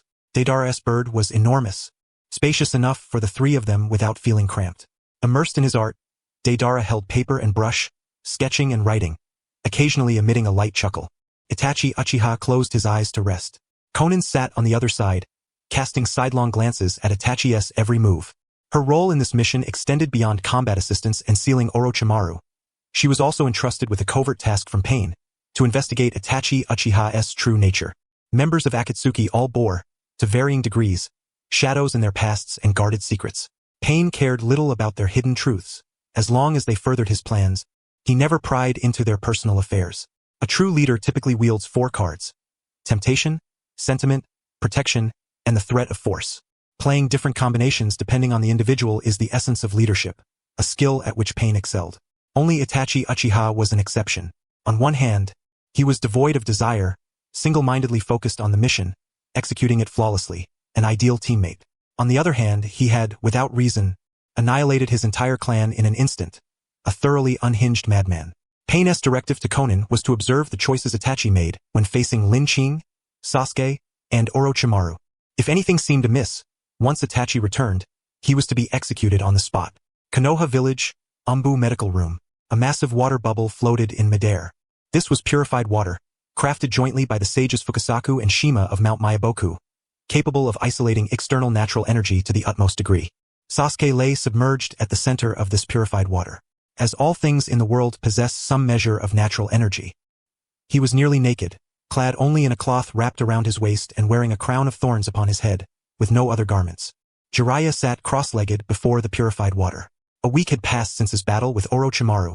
Throughout those 7 days, he had remained sleepless, vigilantly guarding Sasuke's side. Originally, Jiraiya had intended to place Sasuke on Mount Myaboku, where no one would disturb him, ensuring greater safety. Yet, the overwhelming natural energy there made it impossible to maintain the purified water for long. Thus, the treatment site was set in Konoha Village.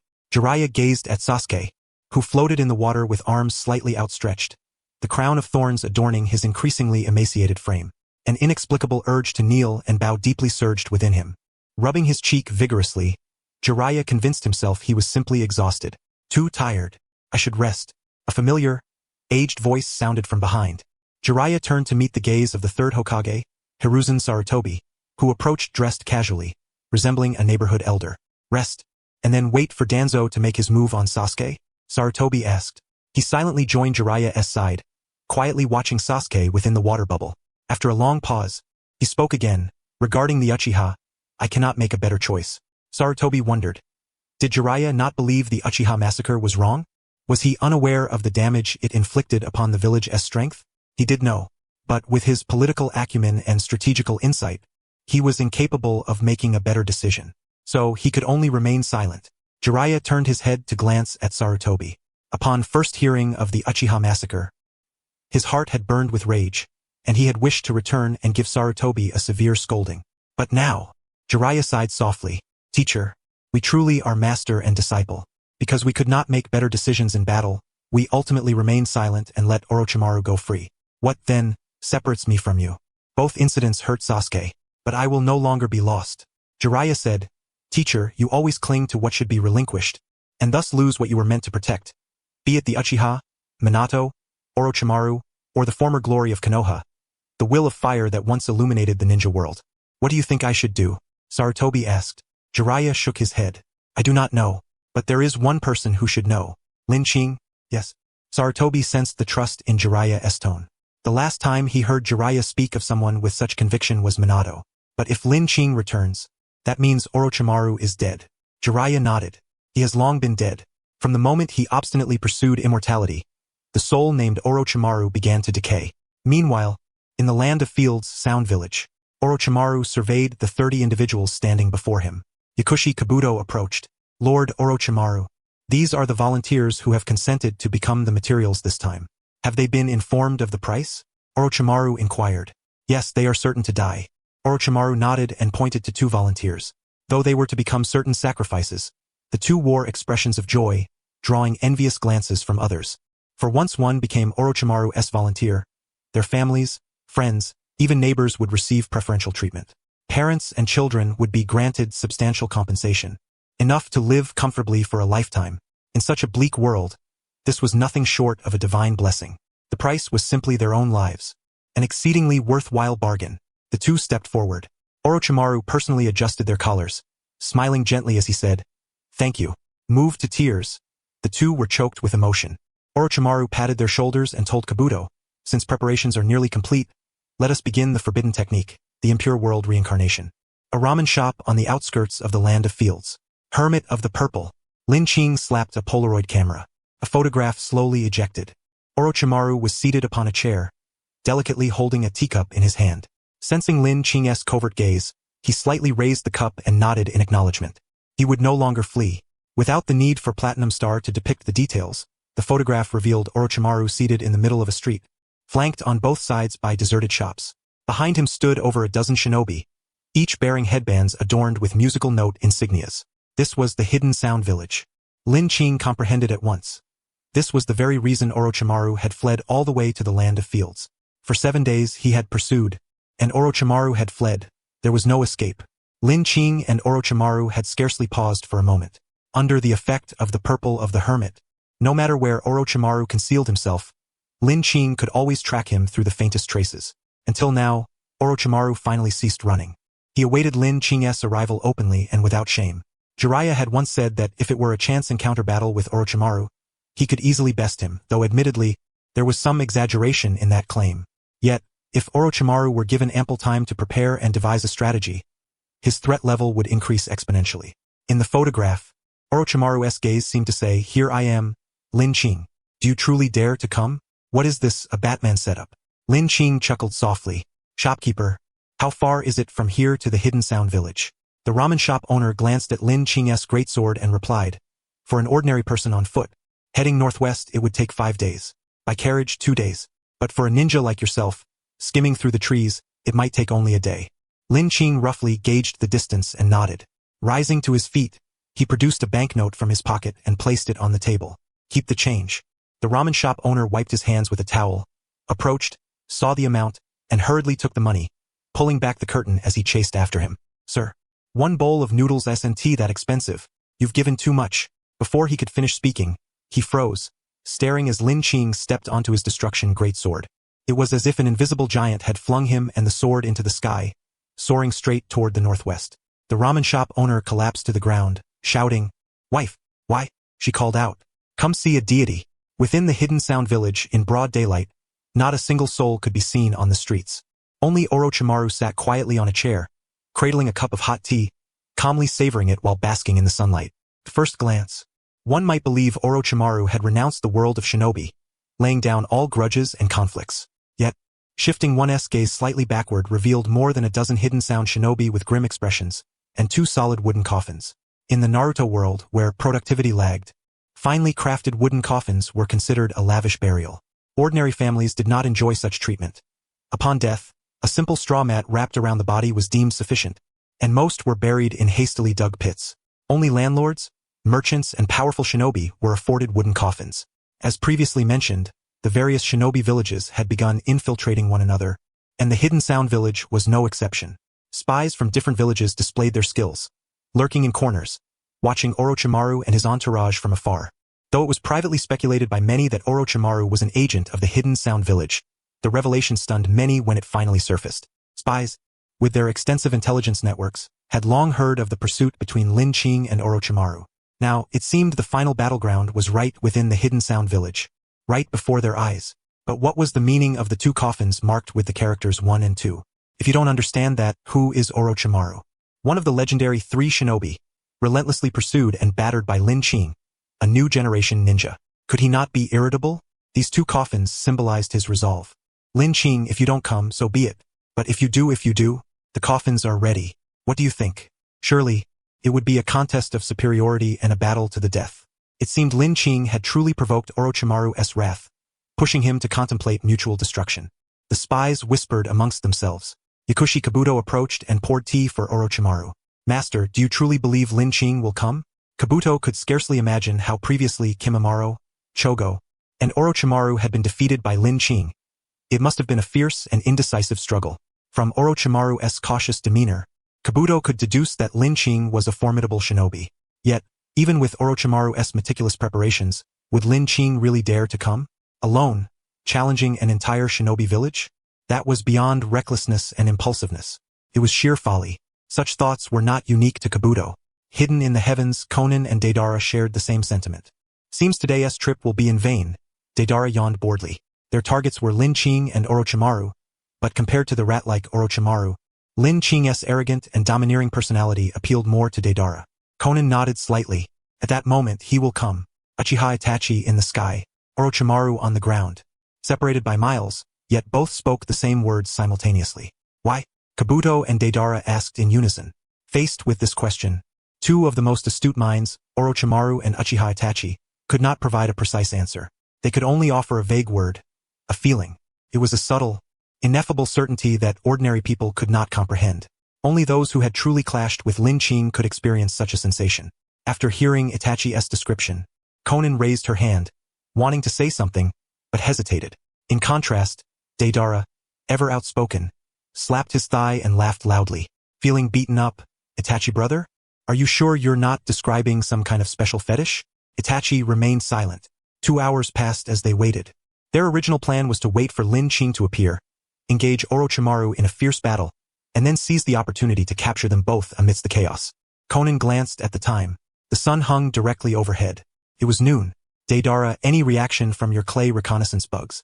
Centered on the hidden sound village, Deidara had established a 20-kilometer radius clay reconnaissance domain. Any step Lin Qing took within this range would trigger subtle explosions. No, Deidara replied. Konan said, Itachi, it seems your feeling was mistaken. We can't wait any longer. News of Orochimaru's presence in the hidden sound village has already spread. It won't be long before various factions arrive. We must act before then. Having spoken, Konan received no response from Uchiha Itachi, who remained with his eyes closed, resting peacefully. Itachi, listen carefully. Suddenly, Uchiha Itachi spoke. Listen. Konan strained her ears and heard the howling wind approaching, growing ever nearer. Look, the noon sunlight shone upon Lin Qing as he soared on his stepping sword. Yes, here. He really came. Nos Tiaut, no assassination, no recruitment. Just boldly, alone.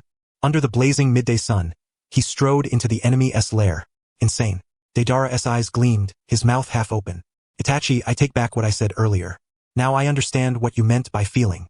Lin Qing. This guy's got some serious presence. Moreover, he was actually flying. Both those in the sky and on the ground witnessed Lin Qing rushing forth at breakneck speed. They infused chakra into their eyes, only to see the platinum star appear behind the destruction greatsword, grasp its hilt, and take aim in the direction of Orochimaru. Ora! Lin Qing accelerated once more, a white conical cloud swirling behind him. In an instant, the roaring sound of thunder and wind echoed throughout the sky, like divine retribution descending upon Orochimaru. Boom! The destruction greatsword pierced through Orochimaru's body, pinning him firmly to the ground. The shockwave spread outward, cracking the earth and causing it to cave in. With just one strike, every structure within 100 meters of Lin Qing crumbled, and all the hidden sound village ninjas lying in ambush nearby were buried beneath the rubble. Dust billowed thickly, obscuring all sight.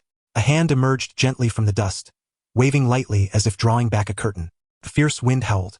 Lin Qing stood at the center of the ruins, drawing out the destruction greatsword once again. Thud! Thud! The sound of 2 coffin lids striking the ground echoed. Lin Qing frowned slightly as he looked at the 2 emerging figures. Why were there still big zongzi here? Orochimaru's corpse on the ground dissolved into a puddle of pus.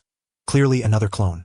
Since being defeated by Lin Qing last time, Orochimaru had resolved never to expose himself directly within Lin Qing's range, or rather, his line of sight, and had hidden early in the shadows. Thud! Thud! The heavy wooden coffin lids crashed down onto the earth. 2 cracked corpses emerged from the coffins. From the coffin marked with the character 1 came a long-haired man with a square face, rugged features, layered red armor, and a Konoha iron forehead protector. On the other side, from the coffin marked 2 stepped out a tall, thin man wrapped from head to toe in bandages, his features completely obscured, wearing a black silk forehead protector. Lin Qing fixed his gaze on the 2 ancient zongzi who had emerged from their coffins and furrowed his brow. Their eyes were dull and lifeless, devoid of any spark of consciousness, mere puppets on strings. Yet, Lin Qing could sense an overwhelming threat emanating from them. Scouts hiding in the corners let out startled exclamations in 2 distinct waves. The first Hokage, the second Tsuchikage. Emerging from the coffins were none other than Senju Hashirama, the first Hokage of the Hidden Leaf Village, and Ni, the second Tsuchikage of the Hidden Stone Village. The reputation of the first Hokage, Senju Hashirama, needed no introduction. Known as the legendary god of shinobi, it was thanks to this great figure that the shinobi villages were established across the nations. In his lifetime, he was invincible throughout the world. Although the second Tsuchikage Ni did not enjoy the same renown as Hashirama, he was undoubtedly the greatest among the successive Tsuchikage in the history of the Hidden Stone Village. He developed the Bloodline Elimination Dust Release, which ranks among the strongest defensive techniques in the Shinobi world. Holy hell! Holy hell! Holy hell! Deidara grabbed Itachi's clothes, shouting excitedly, "Brother Itachi, did you see that? The dead have come back to life." Itachi glanced at his robe, which Deidara was about to tear off, shrugged off his hand, and said with a grave expression, "Konoha possesses a forbidden technique called Edo Tensei. Through an extremely evil ritual, it summons the souls of the deceased back into the living world by using a living sacrifice, binding them to the caster's control. Those reanimated by Edo Tensei are nearly immortal. No matter how severe the attack, they will unconditionally regenerate unless the caster releases the technique." Conan had heard of Edo Tensei but had never witnessed it performed in decades, always thinking it a myth passed around in the shinobi world. She never imagined such a technique truly existed. She thought of Nagato's puppeteering technique, but there was a fundamental difference. Nagato's ability to reanimate corpses relied on the Rinnegan, which is unique to him, whereas this jutsu can be used by anyone who learns it. This man is terrifying. No wonder Nagato insisted on capturing him alive. Conan asked if that is so, wouldn't he, the one who controls this technique, be invincible? Summoning an army of undead to sweep through all the major shinobi villages. Uchiha Itachi shook his head slightly. No matter how powerful a ninjutsu is, there is always a way to counter it. For example, my Amaterasu can destroy the reanimated shinobi. Moreover, in cases of multiple collaborators, sealing techniques can be used to imprison the endlessly resurrecting corpses. Deidara nodded toward Lin Qing and said, "So, by your logic, he is as good as dead?" Itachi pondered briefly, then adopting Lin Qing's perspective, deliberated for a few seconds before slowly nodding. The odds are grim. Lin Qing's advantage lay in his overwhelming close-range pressure and short-term explosive power, but all of this was useless against the Edo Tensei Senju Hashirama.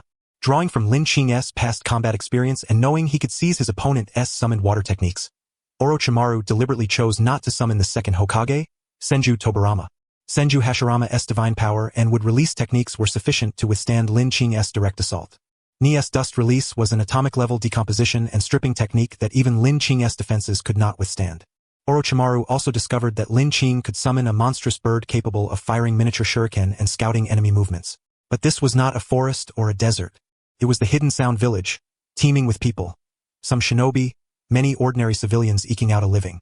Orochimaru knew that given Lin Qing's character, he would never slaughter the entire village simply to find him. Uchiha Itachi whispered, "Lin Qing, how will you break this formation? Even if you manage to overcome Orochimaru's setup, what will you do against the three of us?" In Itachi's view, today's outcome was already sealed. Everyone waited, anticipating Lin Qing's defeat at the hands of the invincible warriors etched in their memories. Yet boom! The Platinum Star collided with Senju Hashirama. Their fists met, locked in fierce struggle. On one side was the embodiment of strength and speed from a substitute, on the other the strongest brute force in the shinobi world. For a moment, neither yielded an inch. "Ora ora ora ora ora!" The Platinum Star roared, unleashing a flurry of punches in an instant. Senju Hashirama stood firm, feet rooted like a horse stance, his fists hammering out a barrage like a chain gun. The clash of fist against fist resounded like the thunderous charge of countless armies locked in battle. A scorching wind swept across the battlefield, forcing the watchers to hold their breath. So strong. Whether it was the resurrected first Hokage or that godlike, imposing evil spirit, their strength surpassed all imagination. Senju Hashirama's might was unquestionable. But what exactly was that evil spirit? Suddenly, Senju Hashirama took a step back. The scouts were stunned. They had not expected the first Hokage to retreat. Step by step, Hashirama's body began to dissolve, fragmenting into countless pieces. "Aura!" The Platinum Star unleashed a final punch, sending Senju Hashirama flying. The legendary god of shinobi was suppressed and crushed outright, his body shattered without a trace of resistance. Within the depths of Itachi Uchiha's eyes, the three Magatama slowly revolved. Something was amiss with the first Hokage. Was this a flaw inherent to the impure world reincarnation? His reactions, speed, even the utilization of his strength all appeared somewhat mechanical. Itachi had never encountered the first Hokage in person, yet he surmised that the reincarnated version possessed perhaps only 70% of the original S-power. Itachi's gaze lifted. Previously vanished in stealth, the second Tsuchikage, Mu, had reappeared. Thanks to the precious moments secured by Senju Hashirama, Mu had completed his ninjutsu. Both of Mu's hands were clasped before his chest, chakra of wind, earth, and fire nature coalescing in his palms to manifest a small yet intensely radiant light wheel. Dust release. Original realm severing technique. A cylindrical, translucent barrier surged forward like a cannonball toward Lin Qing at breathtaking speed. Wherever this barrier passed, even the natural energy itself was extinguished. Lin Qing understood that relying solely on his physical body and the defying greatsword would not withstand this assault. He had no intention of taking the hit head-on, and was about to retreat beyond the attack's range when the earth beneath him cracked open, and trees sprouted, entangling his legs. Senju Hashirama, who had been obliterated moments earlier by the Platinum Star, had already reformed his body and, with hands joined, was performing would release. Lin Qing mustered strength in his legs once more, shattering the grasping trees. Yet the brief hesitation was fatal. The original realm severing technique had already descended. Dust release. Original realm severing technique. To sever, to deconstruct, and then explosion. Orochimaru's lips curled into a smile. From his perspective, unless Lin Qing possessed the ability of intangibility, there was no conceivable way to evade this strike. As the dazzling light of the explosion faded, Itachi Uchiha's eyes darted immediately toward the battlefield. Conan, what happened? Is Lin Qing dead? Deidara shouted loudly. Conan responded with surprise. Can't you see for yourself? That display of art was too blinding. I can't see a thing now. Itachi and Conan turned their heads to witness Deidara's eyes bloodshot and tears streaming down his face. Rarely did Deidara encounter an artist whose tastes mirrored his own. Instead of shielding his eyes like others, he stared wide-eyed, carefully observing and appreciating the spectacle. Itachi felt a pang of nostalgia for Kisame Hashigaki, albeit somewhat ugly. His sense of boundaries was still quite pronounced. Lin Qing was unharmed. To be precise, the one in trouble was the second Tsuchikage, Mu. At the epicenter of the blast, Lin Qing remained utterly unscathed, maintaining a throwing stance. His terrifying defying greatsword, hidden by the flash of the explosion, spanned hundreds of meters, piercing through the airborne Mu. At that moment, whether it was the trio above, scouts from various nations on the ground, or even the hidden Orochimaru, all were stunned. What had just transpired in that instant? The legendary Senju Hashirama and Mu had coordinated a flawless attack, enclosing Lin Qing within the attack zone of the dust release. Original realm severing technique, leaving no avenue for escape. Yet, paradoxically, Mu was the one injured. Everything happened too swiftly, compounded by the blinding light. Even Itachi's Sharingan failed to discern the details. Only Orochimaru, the puppeteer behind it all, vaguely perceived the reason. Indeed, the dust release, original realm severing technique had struck true. It severed and deconstructed enough matter to trigger the dreadful explosion. Yet, Orochimaru's eyes caught sight of Lin Qing's rounded backpack, surmising it likely contained dragon snake orbs, bringing to mind the sword strike Lin Qing had executed earlier in the village. He understood. Natural energy. The principle behind the dust release, original realm severing technique was to create a deconstruction field. Anything entering this domain would be severed and deconstructed. But was this deconstruction infinite? Clearly not. Otherwise, the second Tsuchikage could have struck the ground with dust release, piercing through the very planet of the Fire Shadow World to reach its opposite side. Considering chakra consumption, the technique could probably decompose objects up to 5 or 6 times the mass of a human body. Beyond that threshold, the chakra-generated deconstruction field would dissipate. Once deconstruction was complete, the heat generated by the disintegration would ignite the explosion. In that fleeting moment, Lin Qing forcibly injected a vast amount of natural energy into the dust release field, leveraging the dragon snake orb's attraction to natural forces. Before the technique could touch him, he had already consumed the deconstruction field. The subsequent explosion was easily withstood by the Platinum Star's defenses. Lin Qing even exploited the brilliant flash to hurl the defying greatsword, achieving a desperate counterkill. This entire chain of deductions and decisions stemmed solely from Lin Qing's observation of the natural energy being devoured along the dust release path. Is this the innate talent of the Uchiha? Having listened to Orochimaru's analysis, Kabuto Yakushi, standing guard nearby, exhaled in amazement. No, Orochimaru fixed his gaze on Lin Qing. This is his own talent. Lin Qing exerted force, pulling Mu, pierced by the defying greatsword, toward him. Orochimaru's smile deepened at the sight. Fight. Fight to your heart's content. Then submit to fate. Orochimaru cared little whether Lin Qing won 1 or 2 exchanges. The immortal impure world reincarnation possessed countless opportunities for failure. Lin Qing only needed to err once, and he would lose. Orochimaru chuckled gleefully, until he saw the white snake appear. Lin Qing clamped one hand around Mu's throat. The white snake grinned and slapped Mu's face. Zlakik! 2 optical discs popped out as the white snake extracted them from Mu's hand. With a thud, Mu collapsed to the ground, turning into countless grains of sand, revealing the face of an ordinary man. Orochimaru was suddenly shocked. The technique had been nullified. He carefully sensed the situation for a moment. No, it was not yet undone. The impure world reincarnation remained active. Only the technique's power had transferred from the corpse to the optical discs in the white snake's hands. The white snake disdainfully shook the 2 discs. Crackling fragments fell away, clearly on the verge of shattering. Such discs could not be inserted into a body for use. Yet, with a clap of both hands and a rub, the white snake casually tossed the discs overhead. A shower of powdered fragments cascaded down, forming a line in the air composed of these shards, pointing directly underground. The white snake was employing the bond between souls to inversely lock onto the location of the impure world reincarnation S controller. Hey! The white snake placed one hand on her hip, cocked her head, and lifted her chin. Found you. Damn it! Orochimaru's heart jolted as he hastily commanded Senju Hashirama to block Lin Qing. But it was too late. Lin Qing charged forward, slashing with his sword, cleaving a fissure in the earth. The Platinum Star grabbed the crevice with both hands and forcefully pulled it apart. Orochimaru and Kabuto Yakushi, concealed in the underground base, were exposed to the sunlight. Is the light really this dazzling? Orochimaru involuntarily entertained the thought. The next moment, a shadow enveloped him, obscuring all the light. Orochimaru was about to speak. Ora! The Platinum Star's fist smashed down upon his head. Lin Qing would grant Orochimaru not a single opportunity, no chance to perform ninjutsu, nor to communicate. Lin Qing intended to kill him before any survival tactics could be enacted. After delivering the blow, the Platinum Star did not continue with a barrage but instead, exploiting the brief moment Orochimaru was stunned, immediately switched to a substitute. White Snake. The White Snake appeared. Orochimaru's wavering pupils suddenly contracted. That evil spirit had been the one to find him moments ago. If the Platinum Star evoked in Orochimaru a sense of pure power, an unparalleled savagery, then the White Serpent instilled in him a chilling coldness, as if confronting another self.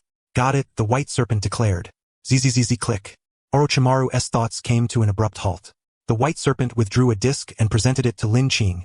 A memory, a ninjutsu technique, bearing none other than Orochimaru's own visage. There was no mistaking it. This was the true form. Lin Qing no longer hesitated. Raising his blade single-handedly, he infused it with the power of ripples. The edge shimmered with a Yamabuki-colored wave pattern. With a horizontal slash, he was poised to strike down Orochimaru, eradicating him once and for all. Only then did Kabuto Yakushi react, clutching a steel needle as he lunged forward to intercept Lin Qing. But everyone knew, Kabuto Yakushi was utterly incapable of halting Lin Qing. The gathered scouts widened their eyes, determined to engrave every sight and sound into their memories. They would become witnesses to history. The blade tore through the air. At that moment, Lin Qing caught a glimpse from the corner of his eye. A pair of eyes reflected in the blade's gleam. Ahum! Suddenly the world reddened, and a pair of Sharingan eyes hung ominously in Lin Qing's sky. Lin Qing's movements froze. 3 figures descended from the heavens. Once their faces became clear, the scouts present nearly lost their minds. Itachi, Uchiha, Madara, Konan, each a renowned ninja in their own right, yet here they all were converging upon this battlefield.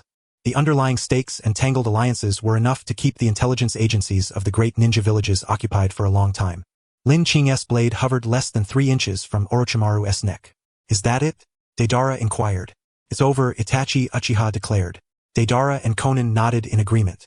Itachi waited a few seconds, then cast a wary glance toward the other two. Aren't you going to seal him? Both shook their heads in unison. They had witnessed Lin Qing's combat prowess firsthand. Whether in the guise of the Platinum Star or as himself, the overwhelming, devastating force was simply too terrifying. Despite their many means of self-preservation, none were willing to willingly enter Lin Qing's striking range. Itachi said, Lin Qing has already fallen under my genjutsu. He cannot break free. There is nothing to fear. With that, he stepped 1 foot within Lin Qing's 2-meter radius. Itachi Uchiha planted 1 foot inside Lin Qing's striking range. Waiting a second. Nothing happened. He turned back to glance at Konan and Madara, standing 10 meters away, signaling with his eyes that everything was under control. When Itachi looked back again, a fist larger than his own head was already smashing toward him. Boom! Itachi's form dissolved into a flurry of crows, only to reassemble several paces away. I knew it, Itachi pointed at the Platinum Star. I knew you would have a contingency. Last time, Itachi had underestimated Lin Qing, refraining from activating his Sharingan and foregoing ninjutsu, only to be caught off guard by Lin Qing's initial strike and nearly overwhelmed by a flurry of combos. On the surface, he said nothing, feigning indifference as if he had forgotten the incident. But in private, every night before sleep, he replayed the encounter, wishing time could rewind to that night of clan annihilation. Itachi had long mastered the substitution technique, waiting for this very moment. He would never again be caught unprepared. Something's wrong. Itachi was jolted awake. The 3 tomo in his eyes spun rapidly, snapping him back to full alertness. Only then did he notice the candle-like liquid coating his body. Looking ahead, there was no sign of the Platinum Star, only a sinisterly smiling White Serpent. Discovered. Huh? Your reaction is quite swift, the White Serpent sneered mockingly. Genjutsu? When did Lin Qing learn genjutsu? Itachi had no time to ponder, for the white serpent's fist was already hurtling toward him. Seeing the consequences of a direct hit, Itachi hastily raised a kunai to block. The force was far weaker than he had anticipated. Itachi realized not all malevolent spirits wield the terrifying suppressive power of the Platinum Star. This particular specter specialized in genjutsu. He quickly analyzed the situation when suddenly, a rushing wind howled. Lin Qing, brandishing the destruction greatsword, had already closed in on Itachi. So fast. No time to form hand seals. With the white serpent present, genjutsu was ineffective against Lin Qing. In desperation, Itachi kicked the white serpent aside and used his small kunai to brace against the nearly 2-meter-long destruction greatsword. Clang. The sound of impact sent shivers through the scouts' hearts. Yet Itachi's resistance lasted less than half a second before his arm bent unnaturally under the force, as if it were a baseball bat, and was flung away. For a moment, everyone was stunned. Wasn't Itachi the one casting genjutsu, controlling Lin Qing? How had it reversed, with Itachi using the substitution technique only to be struck and thrown aside? Who was truly trapped by genjutsu? Only the flung Itachi knew. The two had each fallen under the other's genjutsu but had simultaneously broken free through their own skill. The differing outcomes boiled down to intention versus accident. When Itachi appeared, Lin Qing was indeed ensnared by genjutsu, but by harnessing the white serpent's power, he broke free and saw the trio from the Akatsuki descending. Lin Qing had seen the Akatsuki robes before in intelligence reports from Hayato Kamihara. Knowing they were 3 formidable foes on par with Orochimaru, Lin Qing feigned deep entrapment in genjutsu, luring them into his striking range. Unexpectedly, the other 2 were overly cautious. Only the familiar Itachi stepped forward. But Lin Qing knew that ninjas possessed substitution techniques for survival, especially Itachi, who had just taken a direct hit from the Platinum Star's fist. There might be a hidden ace up his sleeve. Therefore, Lin Qing first baited him closer, then unleashed the white serpent's illusionary power. He understood that Itachi was a genjutsu master. Even the white serpent could not hold him long. But Lin Qing did not need prolonged control. A single instant sufficed. In that moment, he made Itachi believe the Platinum Star was striking at him, draining his substitution technique and distracting him from the charging Lin Qing. Itachi had silently vowed never to underestimate Lin Qing again. Yet, how many more hidden abilities did this man possess? Konan caught Itachi. His right arm was broken, a minor injury for a ninja of Itachi's caliber, recoverable within days. However, in today's battle, his speed in forming seals and executing taijutsu would be impaired. Konan stepped forward. Wait, we bear no ill intent. Lin Qing glanced at the recovering Itachi. You brought him before me and then launched a stealth attack without so much as a greeting. And now you say you bear no ill intent?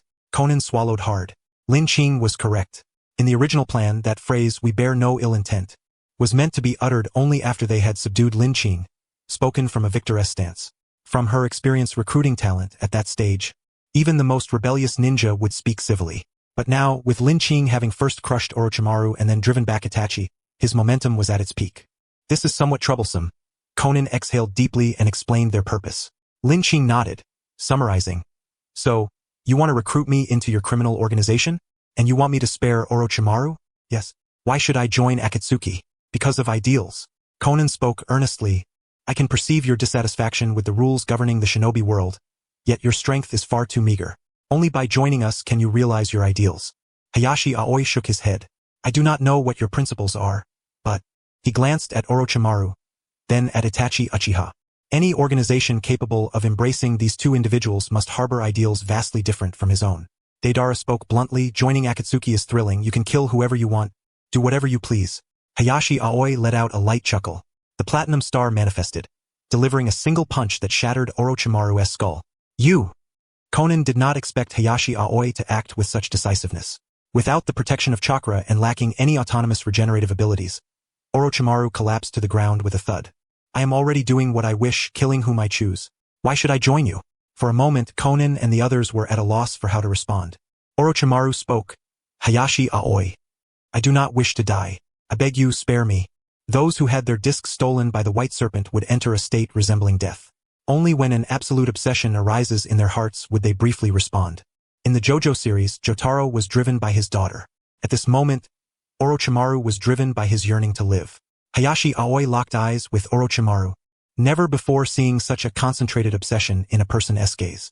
Indeed, you do not wish to die, but whoever truly desires death. Hayashi Aoi crouched slightly, speaking softly. Relax, dizziness is normal. You will certainly die. No one who comes here today can save you. Your methods are numerous. If you do not perish, I fear that even if I obtain the disc, I will be ambushed. However, rest assured you seek immortality, do you not? You shall live on in the hearts of others in the form of a disc, forevermore. Immortality. Orochimaru stretched out his hand, reaching for the disc that belonged to him, but his arm fell heavily to the ground. He was dead. Slain Orochimaru acquired 600 soul fragments. So few? Hayashi Aoi pondered and roughly understood why. Because not long ago, he had defeated Orochimaru once and obtained soul fragments from that victory. The actual kill would yield fewer fragments. Otherwise, Hayashi Aoi could simply capture some unlucky individual who specialized in physical regeneration, defeat them repeatedly, wait for them to heal, and defeat them again, thus endlessly farming soul fragments. That would be unreasonable. Considering that Hayashi Aoi's soul could be used as collateral, he surmised that each opponent could produce a fixed amount of soul fragments within a certain time frame. Once exhausted, no more would be generated.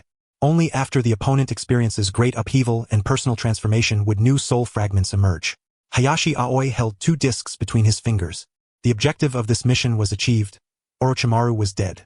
He looked once again at the 3 before him. The person I killed. I will not follow you. So what now? Deidara and Itachi's gazes shifted to Konan. Konan inhaled deeply. Let us begin. Deidara laughed heartily. Why didn't we just do this from the start? Persuasion was not the forte of these 3. Konan was an honest soul. For years, she had followed whatever Nagato said. Deidara's mind was wholly consumed by art. Negotiations? Take that up with my art. Itachi Uchiha was even less inclined toward diplomacy. Had he been skilled at negotiation, he would not have stubbornly followed orders to annihilate his entire clan. The previously tense atmosphere among the 3 grew lighter the moment combat commenced. Deidara immediately took to the sky aboard his clay bird, raining down an array of clay bombs with a crackling fury. Konan unleashed her signature paper-style dance, transforming her entire body into fluttering sheets of white paper, which then coalesced into spears and butterflies, launching an assault on Hayashi Aoi.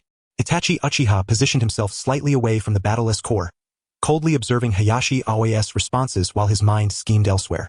Itachi's original plan was to capture Orochimaru and use Genjutsu to extract the method to save Sasuke from him. But Orochimaru was dead.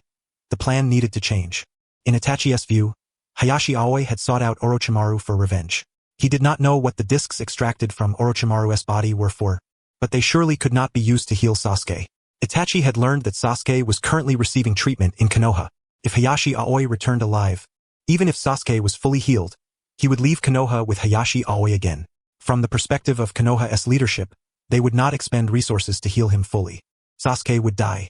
Conversely, if Hayashi Aoi died, Sasuke was but a child. Considering that he was the last of the Uchiha bloodline, the village would likely do everything to preserve him. Hayashi Aoi lives, Sasuke dies. Hayashi Aoi dies, Sasuke survives. Itachi Uchiha stared intently at Hayashi Aoi, who was engaged with Konan and Deidara, then slowly closed his right eye. From the tightly shut right eye, black blood streamed forth. Then Itachi suddenly opened it. The 3 tomo of his Sharingan transformed into the Mangekyo Sharingan, his gaze locking onto Hayashi Aoi in the center of the battlefield. Amaterasu. A burst of black flames appeared without warning. At the instant the black flames of Amaterasu erupted, Hayashi Aoi instinctively sensed danger, stepping half a pace aside, yet failed to completely evade the inferno. A mass of black flames erupted on his right arm. Deidara shouted in alarm, "Itachi, what madness is this? We are supposed to bring him back as a comrade, not kill him." Itachi seemed not to hear, his gaze relentlessly pursuing Hayashi Aoi, as if resolved to fight to the death. The scorching pain tormented Hayashi Aoi's nerves. The eternal black flames of Amaterasu were a rare ability from the world of Naruto, inspired by the Amaterasu meme. Once touched, the flames would burn incessantly until the target was reduced to ashes. The black flames on his arm crept toward his neck. Without hesitation, Hayashi Aoi pressed his left hand against his right shoulder. The ripple energy sliced through, severing his right arm. Blood sprayed from the severed limb, and under the control of the ripple energy, the blood formed a wall, obstructing Itachi's vision. The Amaterasu flames burned against the crimson wall, unable to reach Hayashi Aoi concealed behind it. Itachi closed his right eye, gasping heavily. Amaterasu consumed too much chakra, but he could not stop. This time, he infused chakra into his left eye. Tsukuyomi. Despite the White Serpent's interference, Itachi knew Tsukuyomi could not be properly activated, but he did not need to use it to kill Hayashi Aoi. Konan, Hayashi Aoi can summon only one wraith at a time. To counter my Genjutsu, he must maintain the summoning of this frail wraith. Strike now. Doubt flickered in Konin's eyes. Since joining Akatsuki, Itachi had been calm and detached, devoid of desire. This was the first time she had seen him exhibit such resolute determination. Konin steeled herself, deciding that upon return, she would truthfully report all that had transpired to Nagato. As for now, having already struck and forced Hayashi Aoi to sever an arm, this matter could not end peacefully. After years of relentless warfare and brutal combat, Konin understood that no matter how many doubts arose during battle, they must be set aside until the fight concluded. She summoned tens of thousands of densely packed paper spears, gripping the sharpest one in her hand. Snow-white paper wings unfurled from her back, and like a celestial warrior descending to earth, she charged at Lin Qing. On one side was Uchiha Itachi, maintaining the Tsukuyomi. On the other, the onrushing Konin. Above them, a colossal clay dragon had just materialized, emitting a deafening roar as it dove headlong toward Lin Qing. The scouts hiding in the shadows held their breath. The pace of combat was astonishingly rapid. From the moment the fight began until now was but a few seconds, time so brief that most shinobi might not even complete a single hand seal, yet the four combatants had already exchanged multiple rounds of attacks. Not long ago, Lin Qing had slain Orochimaru in a frenzied assault. Now he had lost an arm, teetering on the brink of despair. Is this the Akatsuki? It was utterly terrifying. Pain had spent years contemplating how to elevate the Akatsuki's renown, and this battle alone achieved that goal. It was foreseeable that, after today, the number of Akatsuki's commissions would surge dramatically. Countless gazes, both overt and covert, fixed upon Lin Qing, the man who had defied all rules and fought his way to this point. Some called him a madman. Others revered him as a savior. Would he perish? Konin stared intently at Lin Qing, awaiting his response. But there was none. Lin Qing closed his eyes, as if resigned to fate. Was this so-called Lin Qing merely a man who, when faced with a desperate predicament, lost the courage to resist? In the instant such thoughts flickered through Konin's mind, a sudden gust of wind stirred the air. The wind rose, clouds surged. Dark clouds enveloped the earth, plunging the world into gloom. Lin Qing spread his arms wide, welcoming the breeze. Wait, his arms? The severed right arm regrew in an instant. This was. Only then did Konin notice a spinning disc embedded in Lin Qing's chest. Fin libéring Orochimaru's visage. Orochimaru's power. You're utilizing Orochimaru's regenerative ability. Hearing her words, Lin Qing slowly opened his eyes. The moment their gazes locked, the charging Konin froze. She had never seen eyes so radiant. Beneath the shadowed sky, Lin Qing's eyes shimmered with a golden brilliance.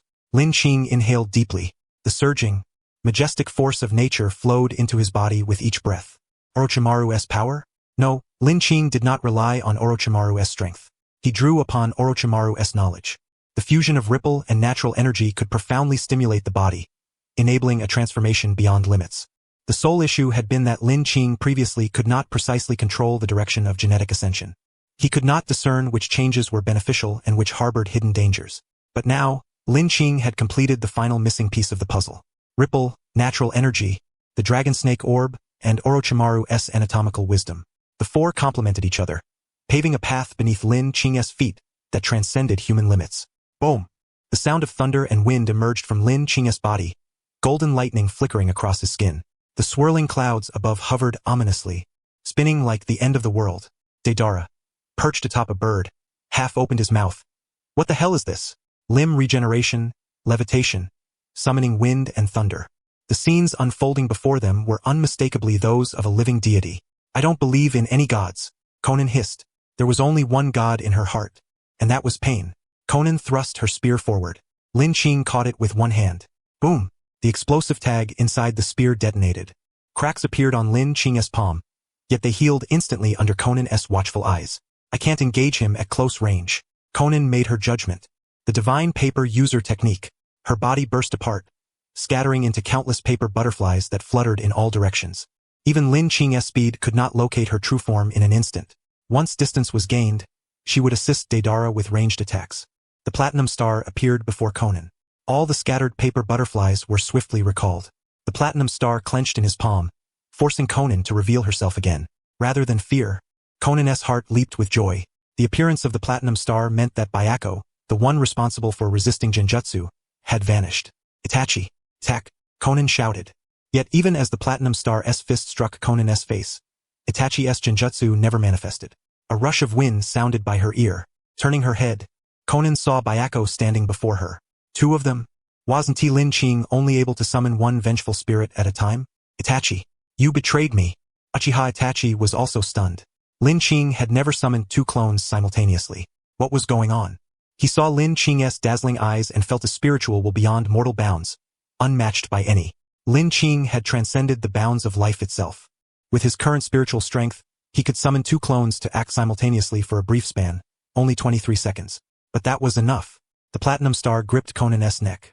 She couldn't turn her head and could only hear Byaku's voice rising behind her. Your disc. I'll be taking that. Conan was caught off guard. Deidara gazed blankly at the scene, thoughts swirling in his mind. He was obsessed with art and sometimes appeared foolish, but Deidara was no fool. No fool could master clay bombs, a technique both dazzling and devastating. Something was amiss. Lin Qing was formidable, but no matter how strong, he should not be so overwhelmingly dominant against the combined efforts of Conan, Deidara, and Uchiha Itachi. Deidara quickly reviewed the battle. Where had things gone awry? He suddenly realized. From the beginning, when Itachi unleashed Genjutsu, everything became abnormal. Why was Itachi, the renowned Genjutsu master with the Sharingan, unable to withstand even a single strike from Lin Qing? No one knew that Lin Qing could summon only one vengeful spirit at a time. It was Itachi's intelligence that informed Conan, prompting her to approach Lin Qing, only to be captured. And now Deidara glanced toward the battlefield. He hovered above Lin Qing, while Conan grappled from close range. Only Uchiha Itachi kept a distance. Deidara's gaze toward Itachi grew increasingly hostile. You're not a Konoha spy, are you? If that were true, everything would make sense. Lin Qing and Uchiha Itachi both hailed from Konoha. This time, Itachi's unusual determination to intervene was clear.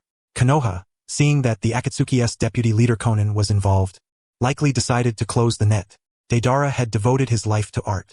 The third Tsuchikage, Anoki, recognized his talent and cared for him deeply. Though he bore long blonde hair, Deidara was pure at heart and had never experienced such betrayal or the turmoil of an insider's treachery. His thoughts spiraled into chaos. Just then, he heard Uchiha Itachi shout, "Bombs! Drop all your clay dragons, birds, every clay bomb you have. I shall employ Amaterasu in concert with you to forge an inescapable blockade from which he cannot flee." Confronted with Lin Qing, whose limbs regenerate and who is nearly immortal, the sole stratagem that Uchiha Itachi could conceive was an ultra-saturated, wide-ranging, unrelenting bombardment. Upon hearing this, Deidara's eyebrows shot up. He poked his head out from atop his clay bird and, with precise enunciation, cursed at Uchiha Itachi below. "I'll bomb your mother." The reason Deidara escaped the same fate as Conan was that he maintained high mobility by flying in the sky.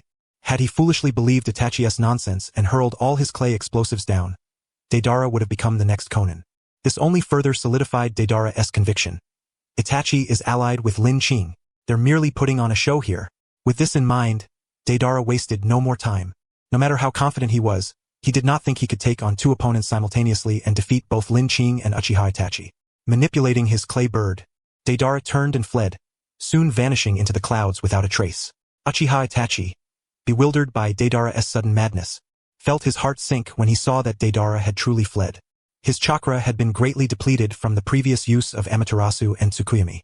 In contrast, Lin Qing not only possessed an almost immortal body but could simultaneously summon two substitutes. If only he could unleash the power of Susanoo again. Uchiha Itachi infused chakra into both eyes once more.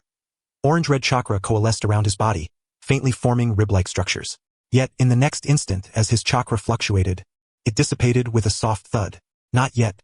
The last time he faced Lin Qing, after deploying Susanoo in a life-or-death moment, Itachi had been unable to use its power again. I must retreat first, then find a way to assassinate him. Uchiha Itachi cast a lingering glance at Lin Qing before dispersing into a flock of crows. Thus, the battlefield fell silent. Lin Qing did not pursue Uchiha Itachi. The ninja's escape skills were too formidable. Itachi was 100 meters away, and there was no time to give chase. Lin Qing glanced back at Conan, whose eyes were vacant, and recalled her mention of ideals.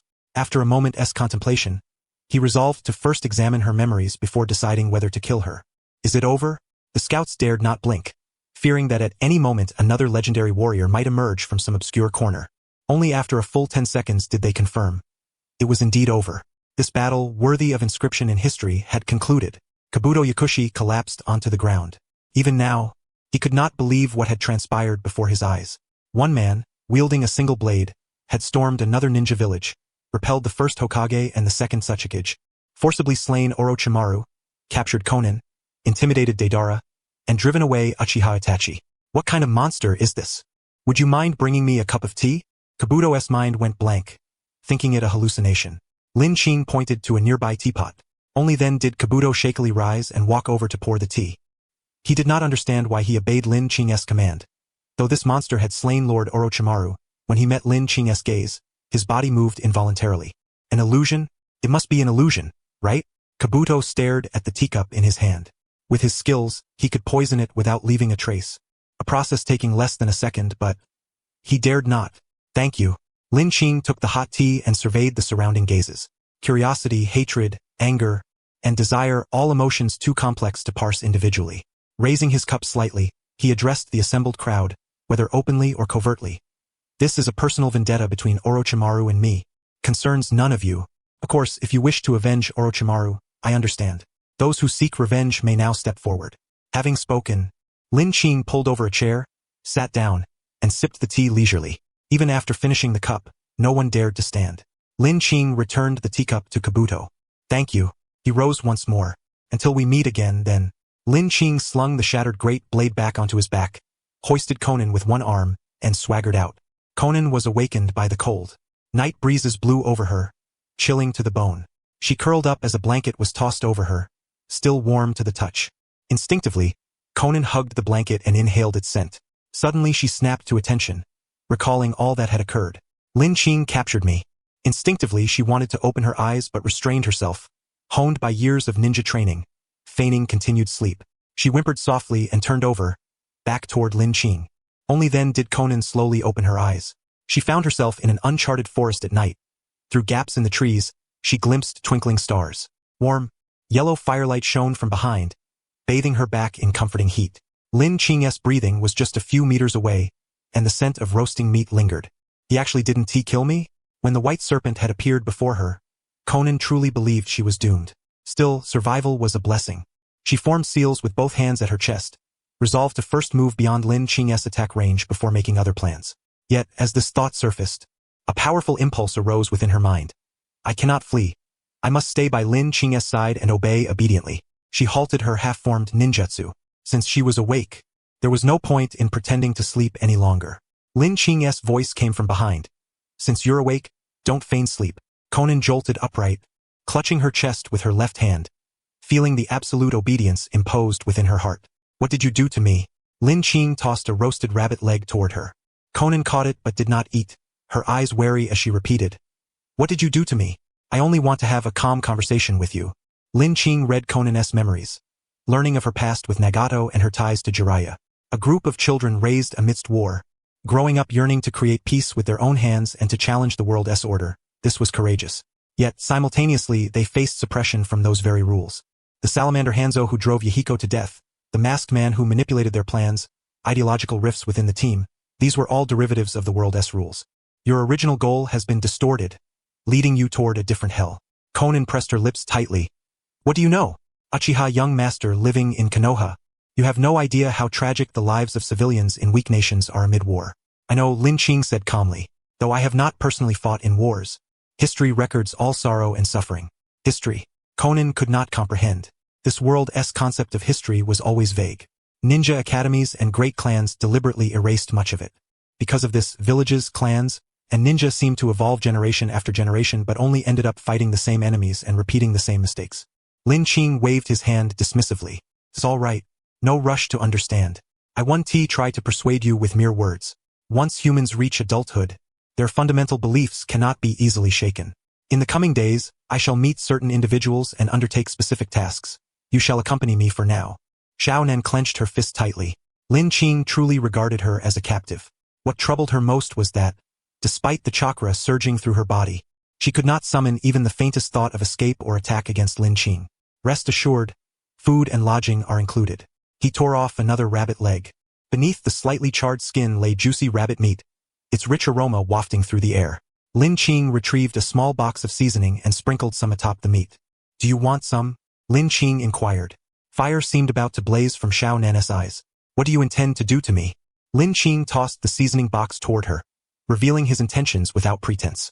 I hope that, after experiencing certain things, your perspective will change, and you will become the bridge between myself and Nagato. Nagato was the first person Lin Qing, had encountered since arriving in the world of the Hidden Leaf.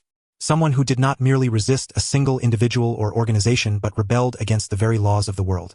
Lin Qing wished to have a sincere conversation with Nagato.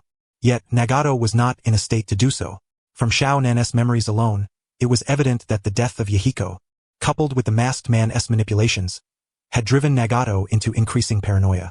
Lin Qing needed an intermediary to stand by his side. You actually know Nagato, Xiao Nan realized. The world knew of Pain, knew of Conan, but through their deliberate concealment, few remembered Nagato's name anymore. Lin Qing's tone clearly implied that he was aware Nagato was the mastermind behind Akatsuki. I know far more than you do, Lin Qing said. Xiao Nan fixed her gaze on Lin Qing, then after a moment asked, Why do you think I would help you? Lin Qing shrugged. Who knows? Xiao Nan was certain the man before her was mad. Did Lin Qing think she was who? That a mere genjutsu could permanently control her? Was he not afraid she would find a loophole in the illusion and seize the opportunity to kill him? Oh right. Xiao Nan recalled Lin Qing's near-immortal constitution. TCH. Xiao Nan, usually gentle in nature, let out a rare click of her tongue. However, hunger gnawed at her. Escape or assassination required sufficient strength. She ceased speaking to the madman, sprinkled seasoning over the roasted meat, and nibbled quietly. After eating in silence for a while, Xiao Nan lifted her head once more and asked earnestly, What is your true purpose? Lin Qing pondered, then raised the finished rabbit leg.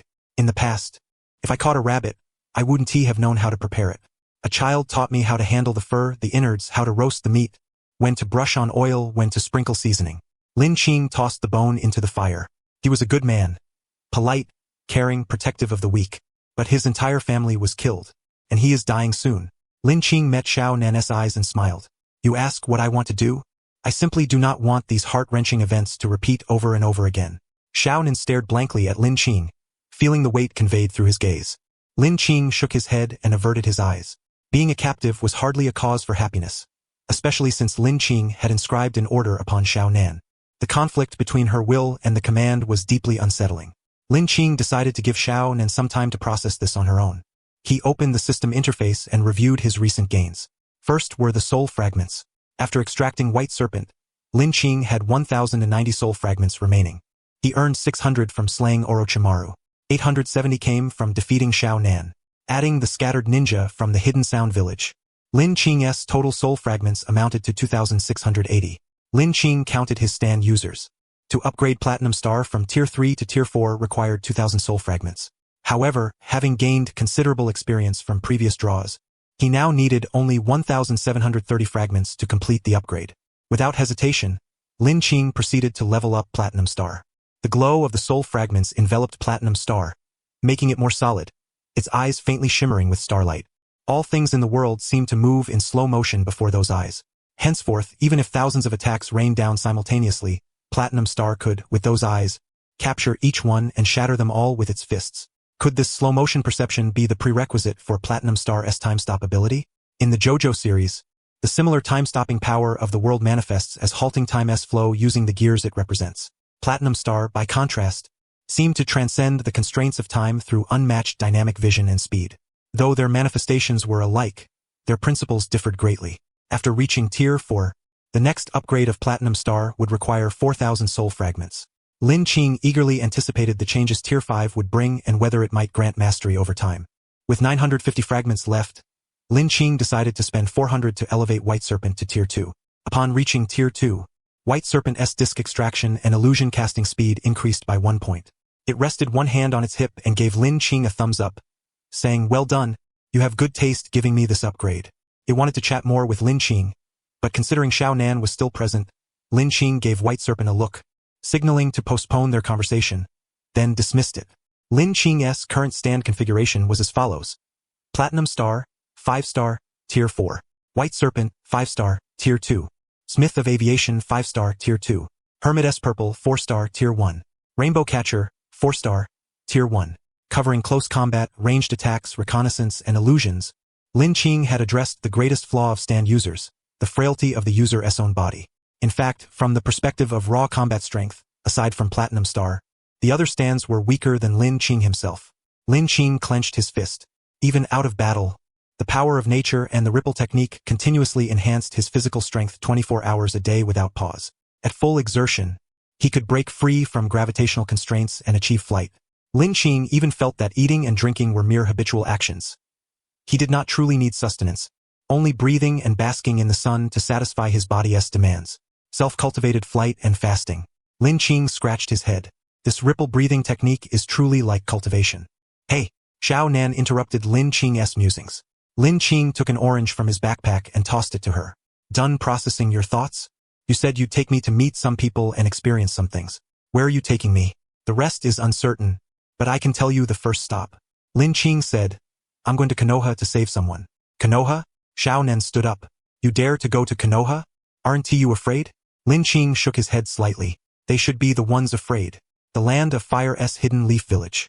Kakashi Hatake, Asuma Sarutobi, Kurenai Yuhi, and Might Guy, 4 of Konoha's elite shinobi, stood like hostesses at the village gate, awaiting the arrival of a certain guest. Numerous Umbu operatives lurked in the shadows, disguised as civilians, ready to provide support at a moment's notice. Despite such a formidable deployment, they awaited only one person. Lin Qing. One day prior, Jiraiya received a message via carrier pigeon from Hayashi Ao, learning that he had already slain Orochimaru and was en route to Konoha village, expected to arrive today. To safeguard Sasuke, Jiraiya remained steadfastly by the pristine water sphere, never straying far. The third Hokage, considering Hayashi Ao's departure from Konoha and his record along the way, feared that unforeseen incidents might arise mid-journey, potentially igniting conflict within the village involving this formidable warrior. Thus, he decisively dispatched a team of 4 led by Kakashi. Ostensibly assigned as escorts and hosts, it was evident to anyone with discernment that their true purpose was surveillance. But was such precaution truly necessary? Asuma, typically easygoing, unusually displayed impatience today. Striking a cigarette, he flicked his lighter to ignite it, exhaling a long plume of smoke. It's just one person. Do we really need to mobilize together just to keep an eye on him? Asuma had witnessed the battle between Hayashi Ao and Kakashi. A very unique ability, certainly, but nothing extraordinary. Since the Uchiha clan's annihilation barely half a year ago, even if Hayashi Ao had trained day and night, how much could his power have increased? It was inconceivable that, like a fairy tale, he could instantly transcend from mortal to immortal. Yukino, intrigued by Hayashi Ao, asked, Kakashi, you've faced Hayashi Ao before. What kind of person is he? Kakashi leaned against the gate of Konoha village, holding a book in one hand. Upon hearing the question, a subtle haze clouded his eyes as he recalled that night's battle. He*s an intriguing individual. Were it not for the troubles that befell the village, Hayashi Ao could have become an outstanding shinobi. When Kakashi mentioned those troubles, the other 3's expressions grew somewhat uneasy. Among the 4 assigned to receive Hayashi Ao today, there was still no presence of shinobi from the Inuzuka, Nara, Akimichi clans, nor the Byakugan or Aburame clans. Only Asuma attended, representing the lineage of the third Hokage. This was also why Asuma's impatience was so evident. He could accept undertaking any perilous mission as a Konoha shinobi, but refused to bear the symbolic burden of being the Hokage's son, merely playing the role of a ceremonial mascot. Kakashi sighed softly inwardly. The people were still the same as before, Konoha was still the Konoha of old, yet somehow, the feeling was subtly different. Hey ha! Hey ha! Might Guy remained focused on doing push-ups. While Kakashi had to admit, Guy was unwavering as ever. The 4, each lost in their own thoughts, suddenly noticed Might Guy halting his push-ups, squinting as he gazed toward the horizon. Do you hear something? Hear what? The 4 followed Guy's gaze toward the distance. The weather today was gloomy, heavy clouds blanketing the sky, the air damp and oppressive, as if rain was imminent. At the edge of their vision, accompanied by roaring thunder and howling winds, the dense, somber clouds were rent apart by a straight, razor-sharp rift, as though a blade had forcibly sliced through, allowing a shaft of blazing sunlight to pour through.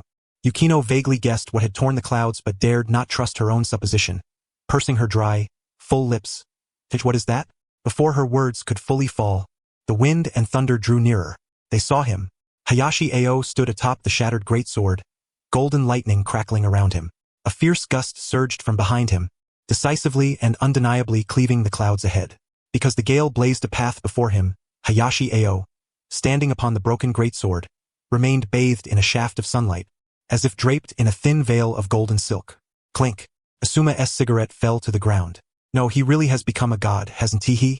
The sky had forever been humanity's most coveted realm. Some shinobi, through their summons or ninjutsu, could soar in the heavens, but the awe inspired by such flight could not compare in the slightest to Hayashi Ao's. The sound of wind and thunder echoed above Konoha village. Nearly everyone ceased their activities, turning their gaze upward. When the villagers and shinobi of Konoha witnessed Hayashi Ao tearing through the clouds and flying on a beam of sunlight, they were all frozen in place. No one knew who was the first to start, but one by one, the villagers clasped their hands together, praying silently to the approaching Hayashi Ao.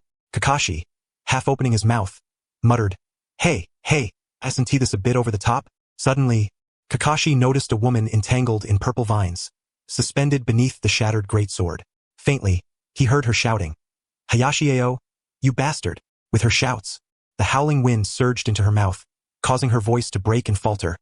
Yet even so, Kakashi could clearly discern the anger in her tone. Another person, and moreover, drawing nearer, Kakashi recognized the Akatsuki's black cloak adorned with red clouds on the woman.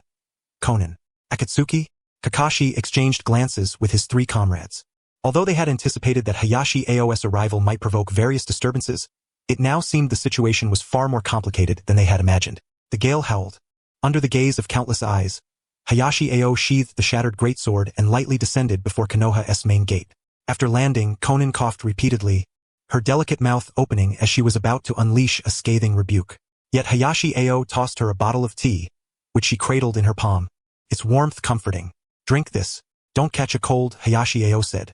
I haven't fully mastered flight yet, so this is the only way I could bring you along. Sorry for the trouble. Conan's mouth opened and closed. Beneath her gentle demeanor, she ultimately refrained from cursing and instead sipped the tea. The warmth spread through her abdomen, thawing her thoroughly chilled body. Hayashi Ao slung the shattered greatsword onto his back and noticed Kakashi approaching. Grateful to the shinobi who had once helped him, Hayashi Ao nodded slightly. Long time no see. Kakashi sighed softly. You come back with such a grand entrance, huh? Hayashi Ao's purpose was not to intimidate Konoha. He had simply returned as swiftly as possible. Where is Jiraiya? Lord Jiraiya is guarding Sasuke. For the past 12 days, he has been sleepless, never leaving Sasuke's side. I will take you to him. All right. Kakashi led the way, with the other three forming a triangular formation, shielding Hayashi Ao and Conan in the center. Conan whispered a warning. They are watching us. Not just watching, Hayashi Ao replied. The four from Kakashi's team were not only wary of a sudden attack from Hayashi Ao and Conan, but also cautious that Danzo and the Root organization might lose their minds, sparking unnecessary conflict. Hayashi Ao glanced upward at the plaque bearing Konoha's emblem. He never imagined that one day he would revisit this place. Yet, this was ultimately not his homeland. Hayashi Ao stepped forward. Meanwhile, at the Root organization's base, a shinobi wearing a white dog mask knelt on one knee before Danzo. My lord, all personnel are prepared and ready to act at any moment. Danzo slowly opened his eyes. No rush. Let him rescue the young one first. Only then will it be worthwhile to move. Danzo stroked his bandaged right arm, eyes fixed on the monitoring screen displaying Hayashi Ao walking through Konoha's streets. Since he is back, he must not think of leaving again. It took Hayashi Ao 7 days to kill Orochimaru and 5 days to return to Konoha. In just 12 days, when Hayashi Ao once again met Jiraiya, he nearly failed to recognize the man before him. Jiraiya looked utterly wretched. Knotted hair, eyes bloodshot with red veins, and 12 days of relentless mental focus without sleep or rest, all while maintaining the normal operation of the pure water sphere. It was almost as if this legendary Sannin was being drained to the very last drop of oil in the lamp. Seeing you return puts my mind at ease. Jiraiya grinned, revealing a smile. You've worked hard. Lin Qing gently patted Jiraiya's shoulder, and the last trace of resentment dissipated like smoke. The control over the white snake lifting the command inscribed upon Jiraiya's heart. A command that could only keep Jiraiya by Sasuke's side, but could not compel him to exert such devoted effort. Kakashi nodded slightly at Jiraiya, and the four of them stepped outside. Inside the room, only Lin Qing, Jiraiya, Conan, and the unconscious Sasuke remained. Jiraiya sighed softly. Compared to physical exhaustion, the mental guilt weighed more heavily upon him. But thankfully, everything was worthwhile. He formed hand seals, manipulating the pure water sphere as it slowly dispersed, revealing Sasuke at its core. Sasuke had wasted away considerably. His cheeks hollow, ribs clearly visible, resembling a famine-era victim, his life force barely perceptible. If this dragged on for a few more days, Sasuke might truly not endure and perish. Without further delay, Lin Qing placed Orochimaru's disc against his chest. Naturally, the ripple power coalesced at his fingertips, gently tapping Sasuke's forehead. Using the method of manipulating the cursed seal, he reversed the process, gradually extracting all the invasive forces. Droplets of black magatama flowed along Sasuke's meridians, eventually oozing out from his brow. Lin Qing caught them in a small vial prepared in advance. Jiraiya and Conan, standing by, instinctively eased their breath. 10 minutes later, all traces of the heavenly cursed seal within Sasuke had vanished.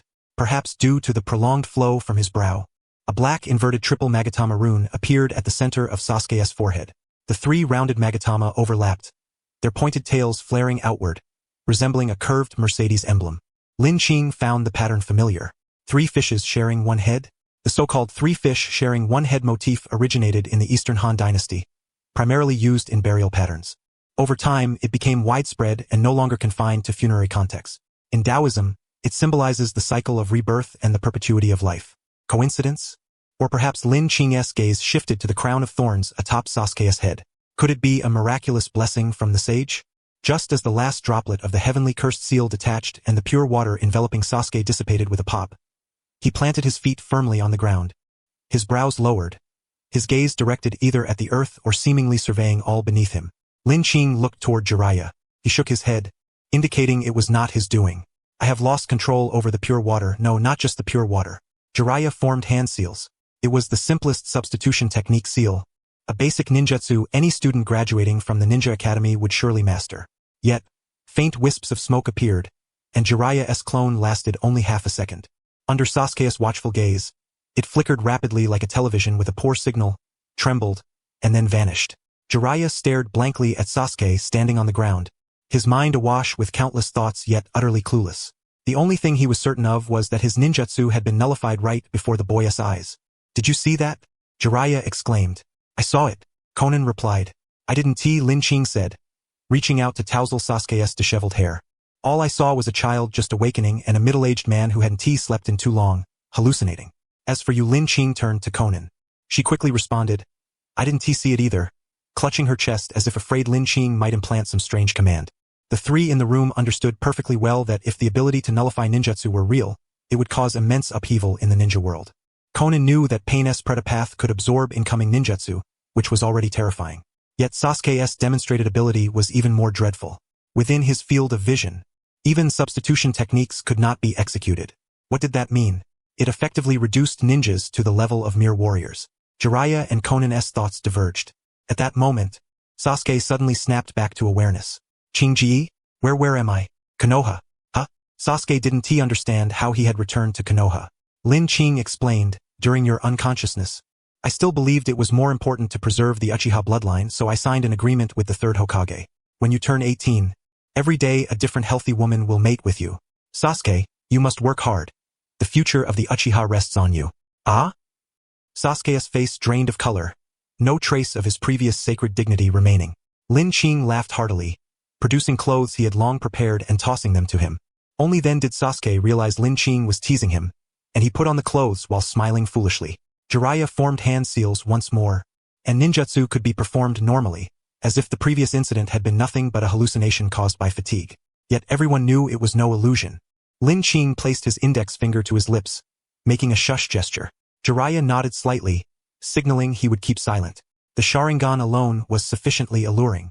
If combined with the ability to nullify ninjutsu, it would surely attract countless ninja villages and bounty hunters seeking to capture him. Lin Qing and his party exited the infirmary, where Kakashi and the others still waited outside. As the host, Jiraiya proposed to personally host a celebration for Sasuke's awakening and for Lin Qing's return to familiar grounds. Lin Qing did not refuse and followed Jiraiya to his favorite izakaya, where a table laden with fine wine and exquisite dishes awaited. Kakashi and the other 4 sat at a separate table. They were currently on a mission and could not indulge in alcohol, so they sipped green tea and nibbled on light dishes. Before long, the proprietress brought them an array of meat and wine. Kakashi was stunned. We didn't order this. The proprietress pointed to Lin Qing and said, that guest ordered it. He also asked me to pass along a message. I have no intention of killing anyone tonight. I'm leaving tomorrow, so feel free to drink. The 4 were dumbfounded and turned to see Lin Qing and Jiraiya arm in arm, chatting amiably, while Conan was shelling edamame for Sasuke. Noticing their gaze, Lin Qing raised his glass in salute, his smile carefree. Ha! Asuma rolled up his sleeves, stroked his chin beard, and laughed heartily. Kakashi, I think I finally understand what you meant by he is very interesting. Lin Qing really is quite the character. With that, Asuma abandoned his mascot duties, lifted his glass, and joined Lin Qing's table for a merry drink. Soon, Might Guy and Kurenai also joined, leaving only Kakashi seated at the neighboring table, maintaining his vigilance. However, His alertness was not directed at Lin Qing but at other ill-intentioned individuals. After several rounds of drinking, Lin Qing approached Kakashi and spoke softly. "Thank you." Lin Qing expressed gratitude to Kakashi for stepping forward to take responsibility for blocking Lin Qing and Sasuke during the night of the clan's annihilation. Everyone was intelligent. Many things need not be spoken to explicitly. Kakashi clinked glasses with Lin Qing. "How does it feel to have gone out?" Lin Qing pondered for a few seconds. "Konoha is rotten. The outside world is even worse. It's a world of competing decay." Kakashi laughed aloud. "You've summed it up perfectly. Konoha indeed has many flaws, yet it also holds many treasures I cherish. It's already very good." Qing Lin raised his cup, and beneath the dim, amber glow of the izakaya's lanterns, the liquor shimmered like flowing gold. "Yet, couldn't it be better? Better still." Kakashi remarked, "I dare not imagine it, nor can I conceive it." By the time the banquet drew to a close, Jiraiya was already dead drunk, utterly exhausted. 2 ANBU operatives supported him as they led him away to rest. Kakashi inquired, "It's getting late.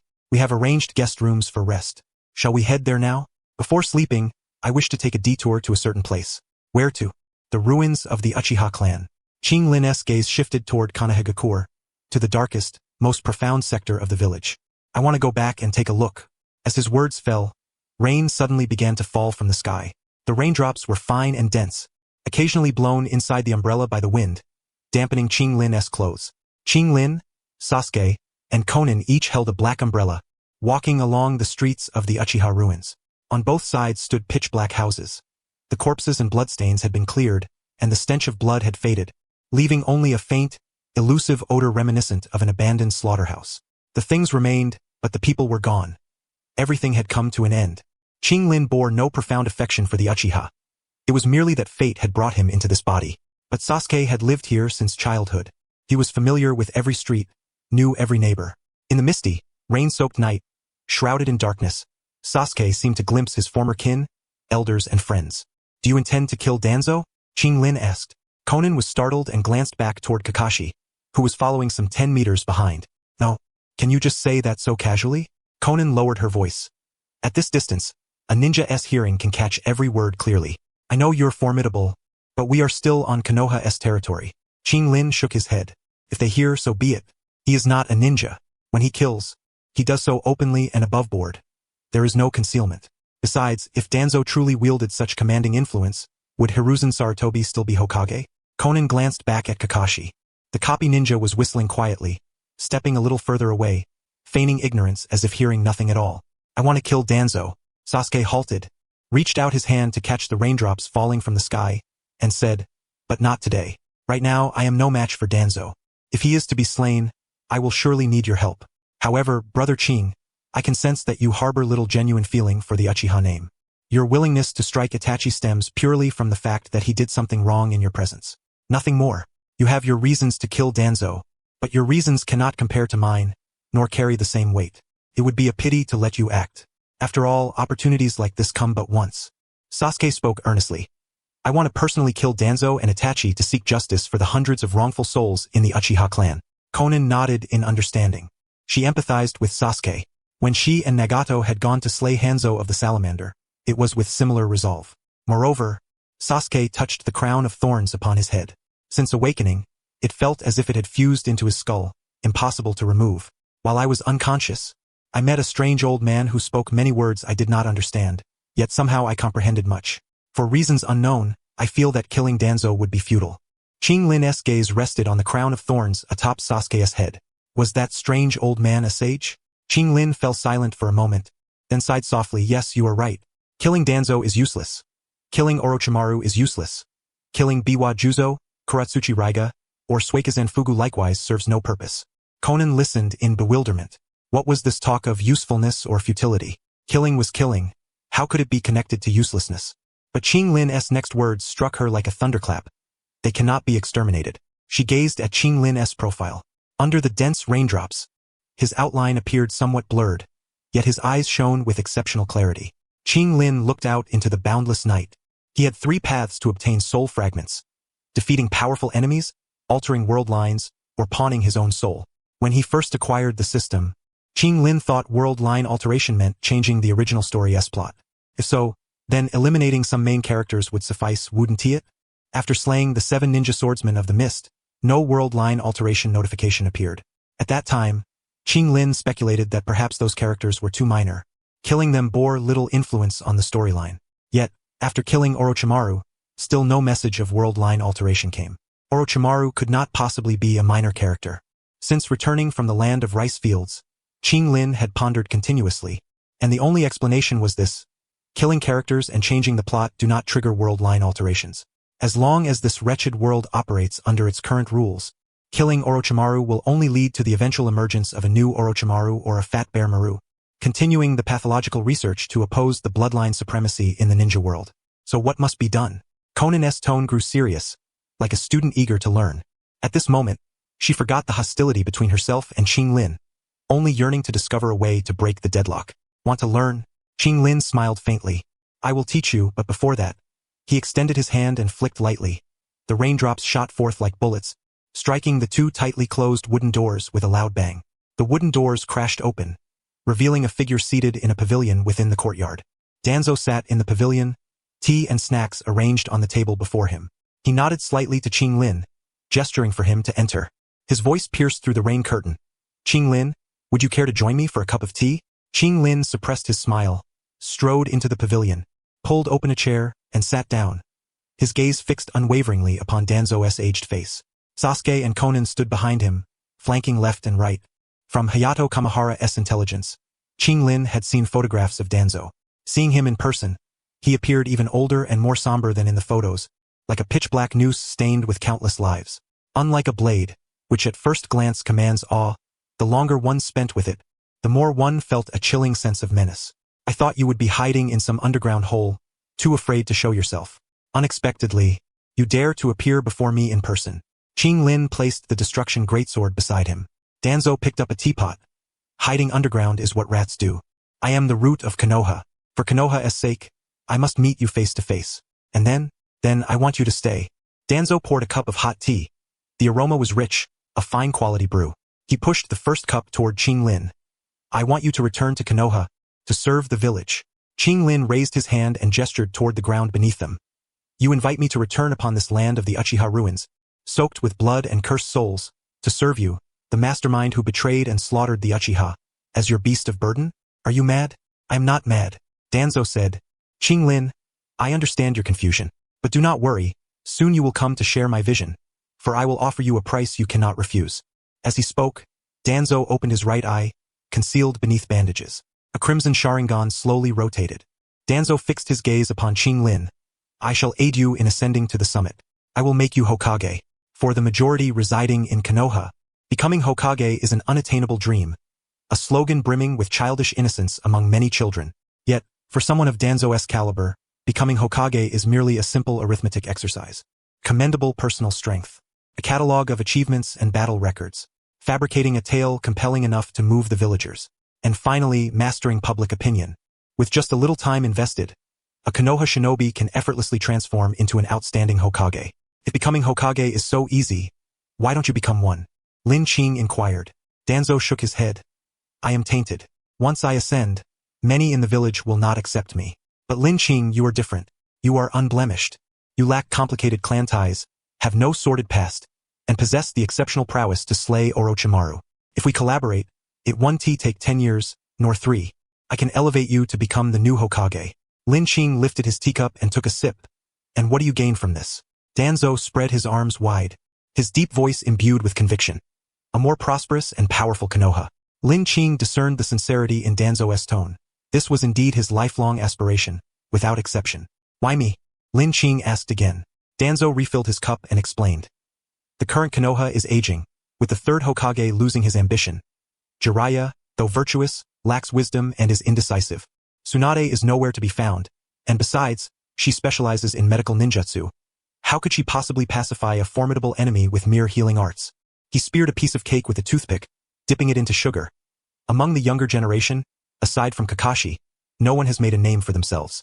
Yet, since the 4th Hokage's passing, Kakashi has become listless, seemingly focused on missions, but in reality, he is like a weary ox, blindly toiling away.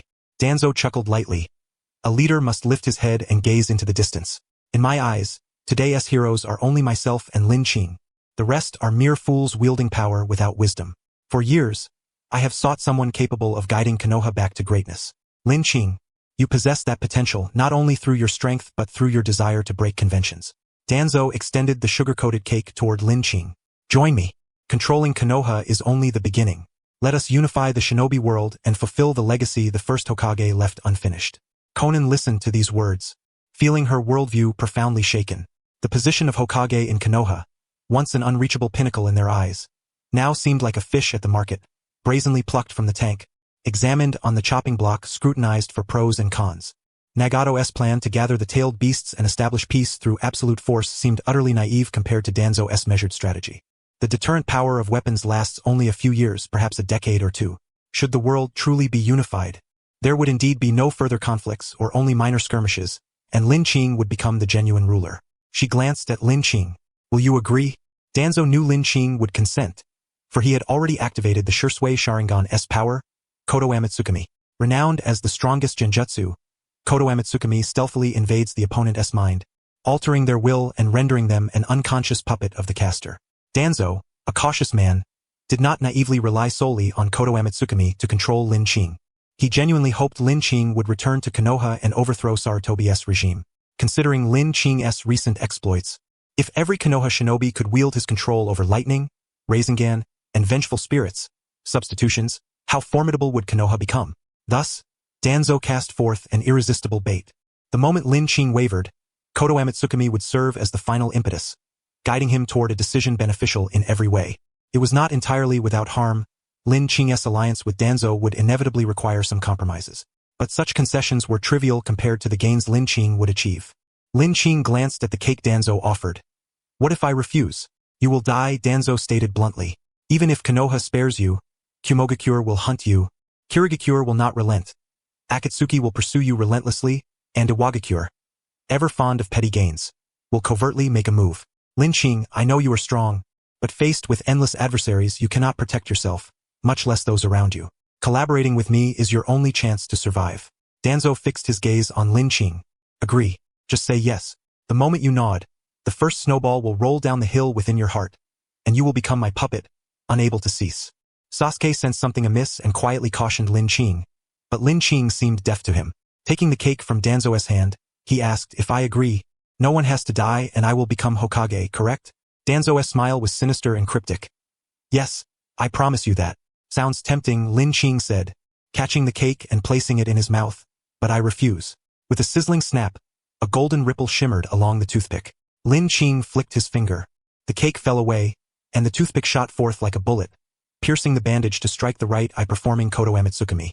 Danzo emitted a piercing scream, attempting to retreat, but a cold hand pressed down upon his head, forcefully pinning him to the table. He turned his head and met the hollow gaze of White Snake. White Snake slapped Danzo's face.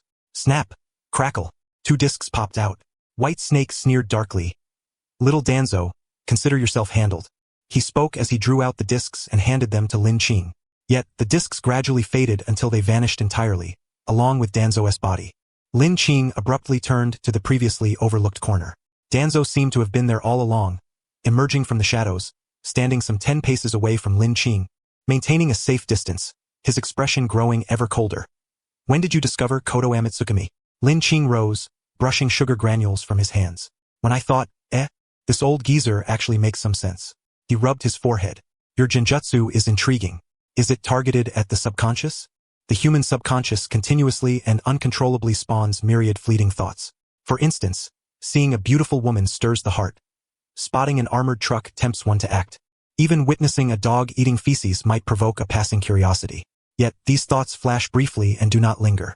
Kodo Amatsukami appears to select from these subconscious currents those thoughts aligning with the caster's intent, amplifies and strengthens them until they become the target's own conscious thoughts.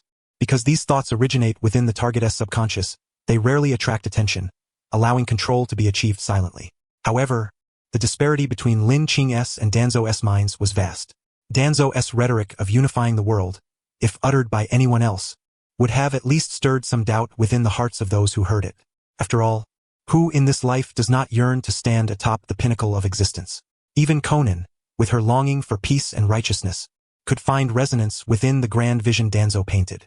Once that wavering begins, one inevitably falls under the manipulations of the Kodoha Mitsukami. Lin Qing was no exception.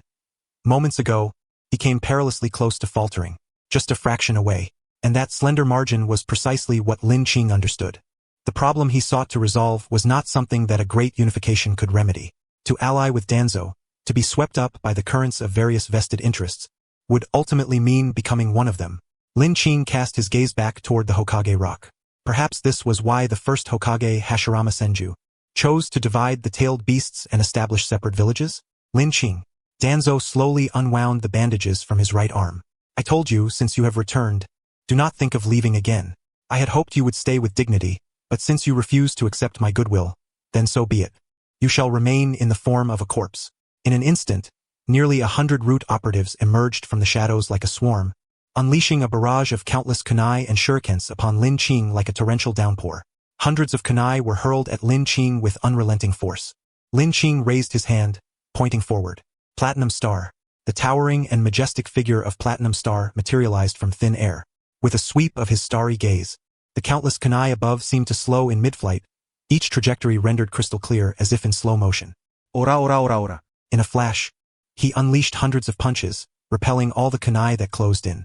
Hidden among them were several chains attempting to ensnare Lin Qing, but they were swiftly grasped by Platinum Star, who yanked fiercely. Dozens of Root ninjas were flung outward, spinning through the air before crashing to the ground, their fate uncertain.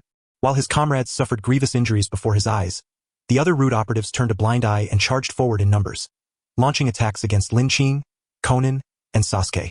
Undoubtedly, like moths to a flame, each who dared approach was obliterated without exception. Loyal subordinates fell one after another, and Danzo's expression remained impassive, silently calculating the passage of time within his mind. Everything was unfolding precisely according to his design. For today's battle, Danzo had compiled all known combat records of Lin Qing, unparalleled close-quarters prowess, a bodily regenerative ability more terrifying than Orochimaru's, peerless genjutsu skills rivaling those of Uchiha Itachi, and even the power of flight enabling supersonic movement. Upon acquiring this intelligence, Danzo was silent for a long while. He had never before encountered such a flawless warrior. Indeed, not merely a shinobi, but a true combatant capable of engaging on the battlefield and crushing entire nations. Danzo coveted Lin Qing's power, which is why he extended an olive branch. Lin Qing would become the sovereign of the great nations, while Danzo would operate as the shadow behind the scenes. This was Danzo's true ambition. Yet Danzo was a cautious man. Even with such an enticing proposition, even wielding the power of the Kodoha Mitsukami, he had prepared for failure and the prospect of a direct confrontation with Lin Qing.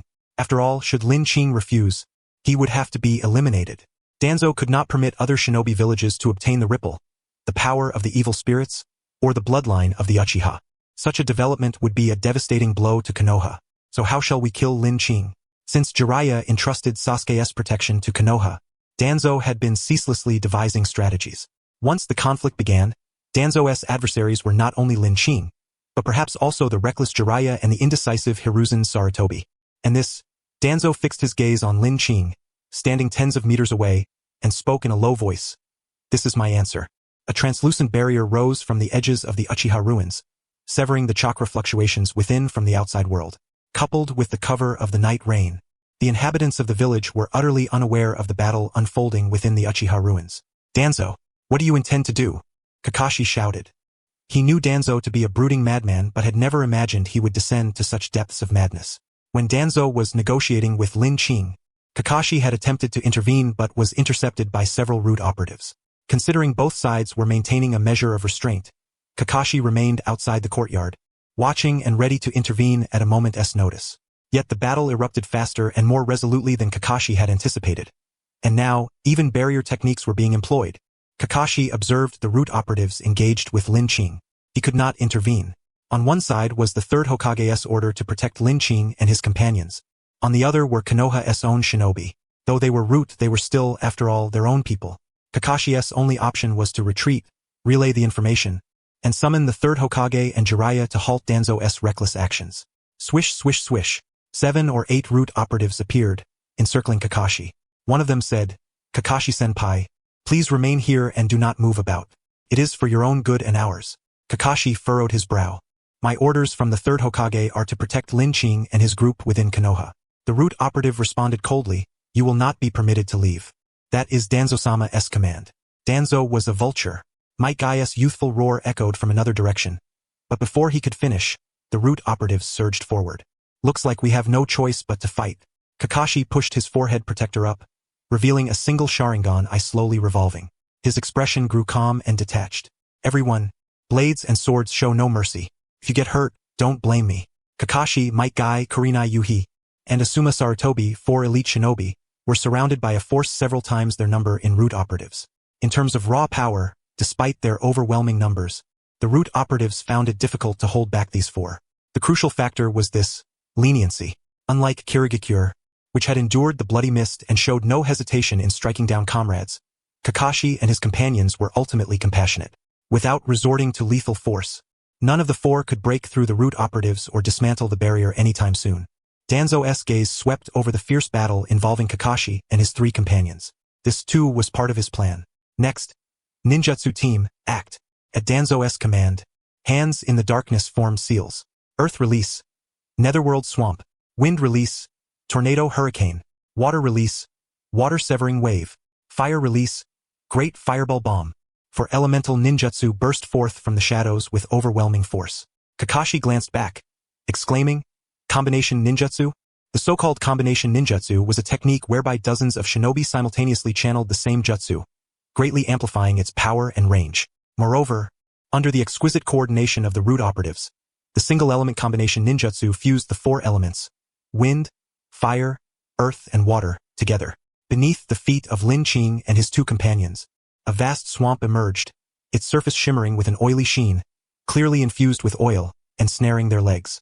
The tornado and fireball fused into a fiery vortex, while the water-severing wave-esque currents stirred the oil slick, further integrating it into the fiery tornado. In the next moment, a fire tornado nearly 100 meters tall and 30 meters in diameter appeared. Ninjutsu, Superfire Dragon Storm. This was the lethal technique conceived after Danzo's intense deliberation. You are indeed formidable, yet you harbor a fatal flaw. Danzo fixed his gaze on Lin Qing. You lack the means to counter large-scale ninjutsu. In other words, as long as you remain human, it is impossible to overcome such an immense ninjutsu. Faced with a colossal fire tornado, sweeping like a black hole with raging winds, Lin Qing could neither flee nor command malevolent spirits to shatter it. Once caught within the storm's range, the internal flames, fierce winds, and water blades would grind Lin Qing into a pulp in less than half a second. This power was one only the tailed beasts could withstand. Danzo stood atop a rooftop. Alas, you remain but a mortal. Madmen. All of them madmen. Konan felt that ever since following Lin Qing, every person she encountered was insane. She lifted Sasuke and performed the paper dance.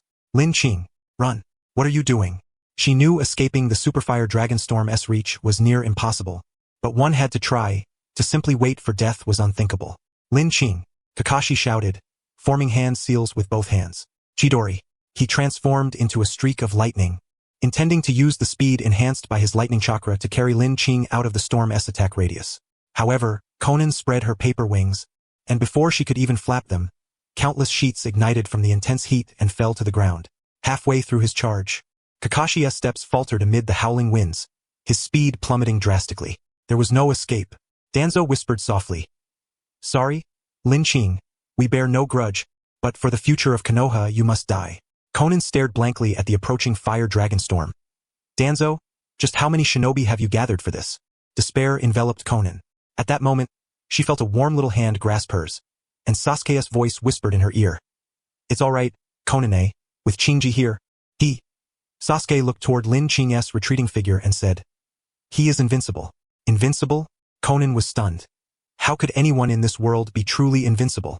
Just as this thought crossed her mind, she saw Lin Qing raise a hand. The rain ceased. Along with it, the apocalyptic fire dragon storm halted its advance. Stopped? Stopped? Danzo stared in astonishment at the frozen fire dragon storm. It was not a matter of ninjutsu. The ninjutsu team continued to expend chakra relentlessly to maintain the technique's operation. Yet, the roaring fire dragon storm seemed to encounter an invisible barrier, unable to advance even an inch. What on earth was this? Danzo's thoughts abruptly ceased. He saw it. Raindrops hung suspended in the air, shimmering like countless translucent crimson rubies under the scarlet glow of the fire. Danzo reached out a finger, touching them. A sharp sting shot through his fingertip as if pressing against a nail. The raindrops hovered in midair, immovable no matter how much force Danzo applied. Danzo understood. It was these dense raindrops that blocked the Fire Dragon Storm's path. But how? Manipulating raindrops was Lin Qing's ability. But the outer temperature of the Fire Dragon Storm was so intense that the raindrops should have evaporated before they could act as a barrier. Sizzle. Golden lightning flashed within the raindrops. It was the combination of the ripple and natural energy reinforcing the water. 4-star stand. Rainbow Catcher. Ability. Fixes the raindrops it touches midair, allowing the user to step upon them, wield them as cutting weapons, or use them as obstacles to block enemy attacks. Since the water does not cut the user, they can pass through their own body and separate parts of it to manipulate remotely, achieving long-distance control. In simpler terms, it manipulates the touched raindrops and realizes elemental transformation of the user. This was an extraordinarily powerful ability. Rainbow Catcher was rated 4 stars because it had 3 limitations. First, it only activates during rainfall. Second, only raindrops in direct contact can be controlled. To manipulate a large area of rainwater requires time to warm up, allowing the body to touch the raindrops. Third, rain is ultimately rain. Faced with fire release and high temperatures, it will evaporate. The first limitation Lin Qing could not overcome without weather forecasting, but the latter 2 restrictions could be disregarded by someone mastering the ripple and natural energy. Natural energy intertwined with the ripple, amplified by the dragon and serpent orb, transmitted Lin Qing's will within a 3-kilometer radius to every falling raindrop. At this moment, they were Lin Qing's strongest shield and sharpest spear. What kind of ninjutsu was this? Why had Lin Qing never displayed it before? Danzo suddenly looked up at the sky. Could it be because of the rain? One by one, Root Organization ninjas discovered the suspended raindrops. Accidentally touching them, their bodies were pierced with blood holes. Terrifying. How could such power be wielded by a single person? Even the Root, whose core philosophy was to erase emotion, could not help but be profoundly shaken witnessing such a horrifying spectacle. Kakashi. Lin Qing's voice echoed from above. Apart from you 4, are there any allies? Kakashi shook his head. The Umbu shinobi remained outside. Out of courtesy, only Kakashi and the other 3 accompanied Lin Qing into the Uchiha ruins. Lin Qing nodded slightly. That is good. Kakashi was stunned, considering a possibility. Could it be that, whirring, with Lin Qing present, everyone concentrated their chakra in their eyes and ears? Danzo heard the roar of rotor blades and turned toward the sound. A small plane circled overhead. The pilot, Smith, gave Lin Qing a thumbs up. What are you trying to do? Danzo's heart inexplicably raced.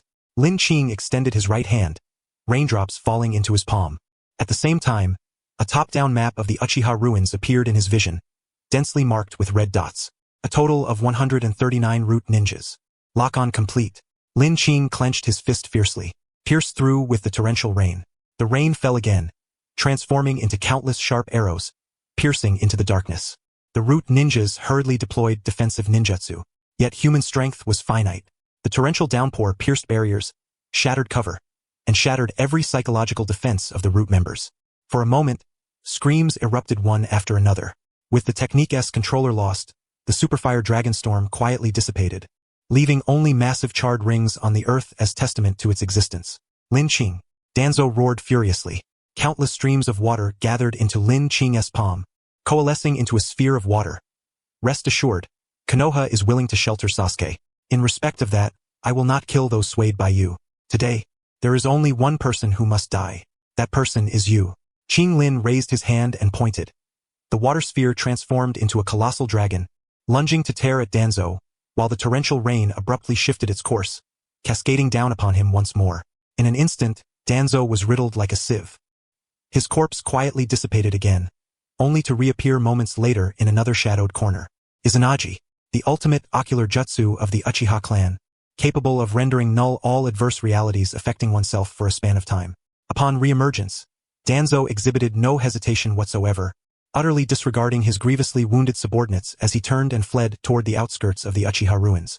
The plan had failed. He had gravely underestimated Qing Lin's strength.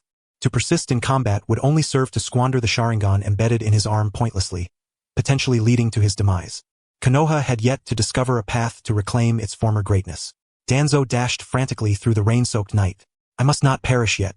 As this thought flickered through his mind, the downpour swallowed him once more.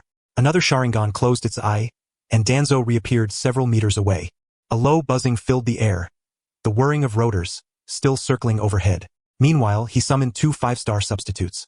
With Qing Lin's spiritual energy, he could sustain them for only 23 seconds, but possessing one 4-star and one 5-star, Qing Lin could maintain his defenses for an entire day. Protect Lord Danzo. Over a dozen Root operatives, despite their injuries, struggled to their feet, intent on reinforcing Danzo. Kakashi intercepted them, shaking his head. Qing Lin spared your lives. Don't go to your deaths. You can't stop him. One Root ninja straightened his back. Senior Kakashi, life is not lived in years, but in fleeting moments. Our deaths are inconsequential, but Lord Danzo, he must not die. Not just them. More and more Root operatives, dragging their battered bodies, rose with superhuman resolve. They clustered around Danzo, brandishing kunai with trembling arms, futilely attempting to repel the rain descending from the heavens. Danzo died repeatedly, only to be reborn each time under the influence of Izanagi. His gaze fixed on the brightly illuminated center of Konoha City not far away. If he could reach that spot, Sarutobi could arrive in time. Danzo ran on, when suddenly a devastating blade pierced his chest. The blade tore through his clothing, revealing the unmistakable visage of Senju Hashirama. He was about to activate Izanagi again but found no change. Turning his head, he discovered the final Sharingan had closed its eye. Had he died so many times already? Boom! Qing Lin descended, standing before Danzo. Protect Lord Danzo, the Root operatives shouted. Danzo spat out a mouthful of blood. Qing Lin, you cannot kill me. Konoha still needs me. This time it's my fault. Give me one more chance. From afar came a call. Qing Lin. Jiraiya came rushing at full speed. You must not kill him. You will bear an unbearable burden. Let me handle this. Qing Lin's actions and Jiraiya's were fundamentally different. The former was an external assault, the latter an internal conflict. One was an attack, the other a family disgrace. The gravity of each was clear at a glance. If Qing Lin struck, whether for Konoha's dignity or Danzo's tangled influence, he would become Konoha's eternal adversary. Jiraiya sought to shoulder this responsibility on Qing Lin's behalf. Farther behind Jiraiya, the third Hokage, Hiruzen Sarutobi, was racing toward the scene. On another front, Kakashi and Might Guy hurried as well. Indeed, it was quite a gathering. Qing Lin looked at the elderly man before him, the great blade piercing his chest, forcing Danzo into a stooped posture, making him appear smaller than ever. Around him were loyal subordinates who revered him. From afar, old friends approached. All extended hands toward Qing Lin. Some pleading, some commanding, some threatening. Not to slay Danzo. Qing Lin nodded, drew forth the devastating blade, then waved his hand. The rain coalesced into a curtain, isolating everyone but himself and Danzo. 2 teacups, carried by the water's flow, were delivered before Qing Lin and Danzo. Qing Lin accepted the cup, seated himself cross-legged, and gestured politely. Danzo longed to turn and flee, but with the storm raging overhead, where could he escape? Resolute, he imitated Qing Lin, accepted the teacup, and sat cross-legged. They seemed transported back to the earlier pavilion. Qing Lin said, I drank a cup of your tea, so I'll give you a chance. I ask, you answer. If your answers satisfy me, you live. If not, you die. Fair enough? Danzo's voice trembled. Fair enough. Qing Lin inhaled deeply, fixing his gaze on the closed Sharingan on Danzo's right arm, and posed the question that had weighed on his heart since arriving in this world. Did you order Uchiha Itachi to annihilate the entire Uchiha clan? Previously, all answers to this question had been conjecture and analysis, but Qing Lin demanded Danzo himself reveal the truth aloud in front of them all. Just as Danzo prepared to speak, a cold, pallid hand rested upon his shoulder. The white snake sneered, Old man, think before you speak. Danzo, aware of the white snake's power, closed his eyes and pondered briefly before replying, I did. What conditions did you promise Itachi that made him foolish enough to slaughter his entire clan? Peace, Danzo said. At that time, if the Uchiha clan remained intact, Konoha would plunge into chaos, and the major ninja villages would seize the opportunity to invade. It would be the 4th Great Ninja War. I made the decision for the greater good. Itachi killed for peace. Qing Lin waved his hand, signaling Danzo to calm down. He turned his head to look at Sasuke and Konan. What do you think? Is that correct? Before Sasuke could answer, Konan replied.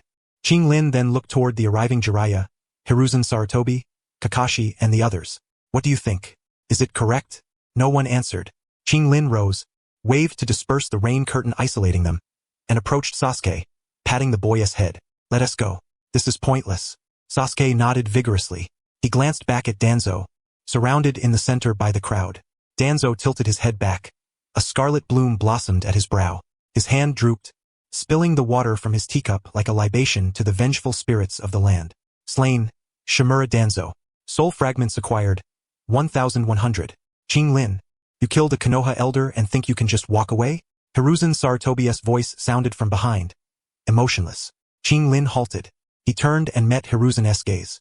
It was a peculiar scene. Danzo lay dead before them.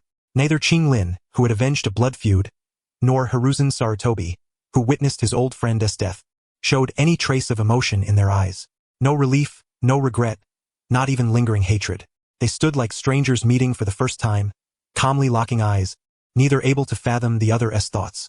"Old man, you want to keep me here?" Qinglin asked. "Killed someone and expect to leave so easily?" Qinglin pointed to the ground beneath their feet. Danzo and Itachi conspired to kill the Uchiha clan. Blood for blood. Fair enough, right? Hiruzen replied calmly, "Yes. This time I came not to kill him. Danzo first used genjutsu on me. When negotiations failed, he tried to kill me. Failing that, I killed him. That's acceptable, right?" "Yes."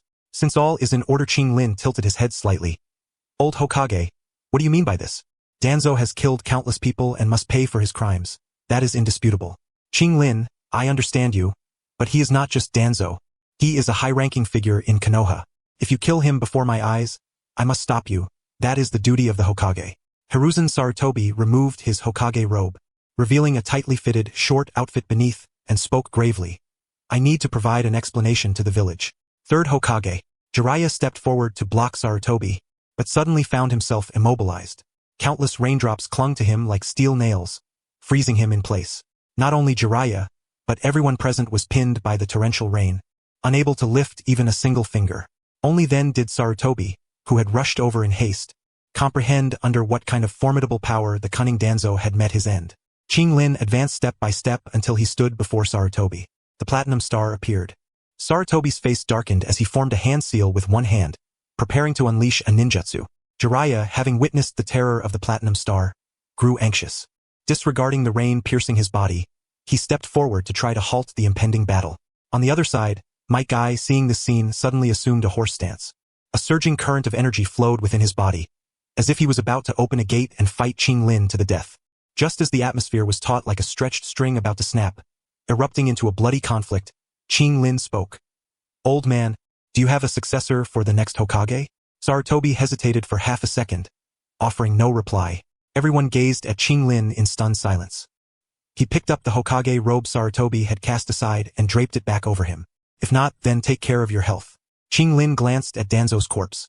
Konoha indeed harbored repugnant darkness, yet he looked towards Jiraiya, Kakashi, and the bustling village. There lived countless ordinary people, their faces bearing one of the rarest sights in this world. Genuine smiles. And the light you must protect. Sarutobi's hand seal froze mid-formation. "As for the explanation you asked for," Qinglin raised his hand, pointing his index finger towards the sky. Natural forces within a radius of several kilometers surged forth, coalescing into a fierce wind imbued with rippling thunderbolts that pierced the clouds. Within the darkened sky, faint golden thunder dragons flickered. Qinglin's finger descended. A thunderclap roared. The thunder's reverberation shook the eardrums of all present. Their vision blurred. Alongside the thunder dragons descended an even more terrifying deluge than before. A rainstorm so intense that nothing could be seen or heard. Even one's own shouts seemed feeble and distant. 5 seconds later, the rain gradually abated. Sarutobi slowly opened his eyes, only to see the ruins of the Uchiha estate. No, it could no longer be called ruins. From bricks and rubble to tables and chairs, everything had been pulverized into fragments finer than fingernail clippings by the recent storm, strewn across the ground. Such devastating destruction. Yet what was even more terrifying was that not a single person had suffered injury in this downpour. The rain had avoided every individual. This absolute control was far more frightening than mere destructive power. Sarutobi realized that if Qinglin had wished, he could have annihilated everyone present moments ago. Qinglin patted Sarutobi on the shoulder. "This is the explanation I give you." With that, he did not linger but turned and walked away. Asuma lit a cigarette, only to find it soaked. Resigned, he held it between his teeth, inhaling the scent of tobacco, then pointed towards Qinglin's departing figure and said to Kurenai Yuhi beside him, "I really wish I had another chance to have a drink with him. He's an enemy." Kurenai replied, "Is he really?"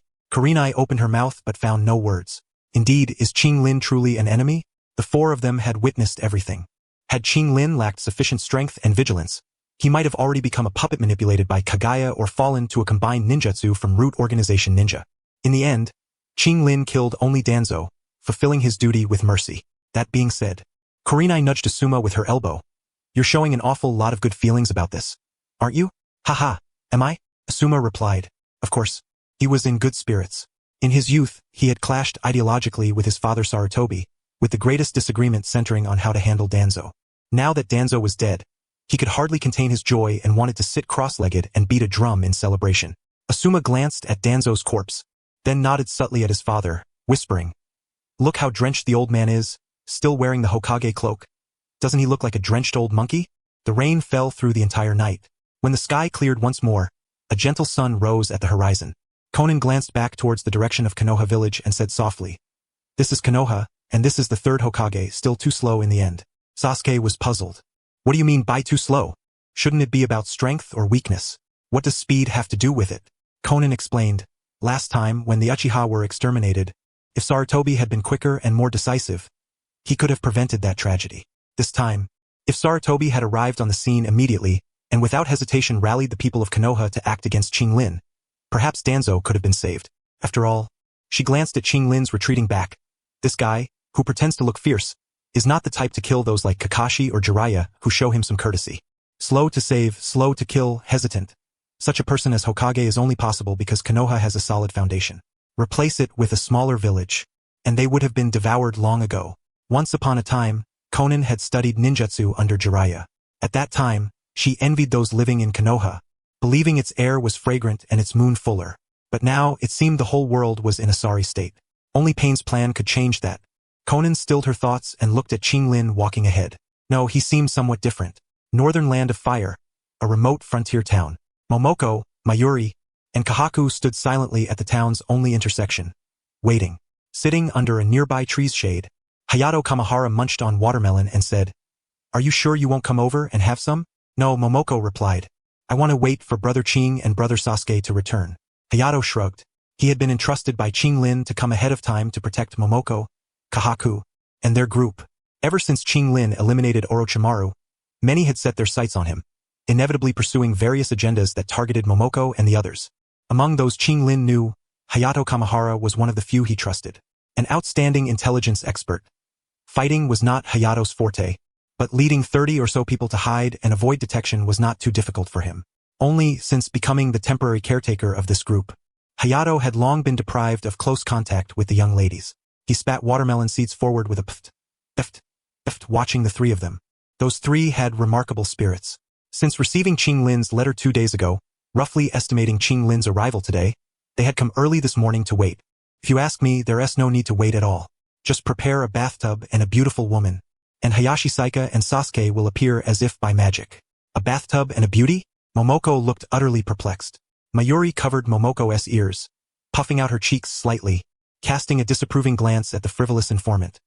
"Mr. Kamahara, please refrain from speaking like that in front of the children." Hayato Kamahara spoke earnestly. "I'm not joking with you. I'm serious, there's definitely something to this. Believe me or not, all I have to say is, I'm tired. I'll just find a girl to rub my shoulders." And just like that, Hayashi Saika and Sasuke would spring up like wild grass by the roadside.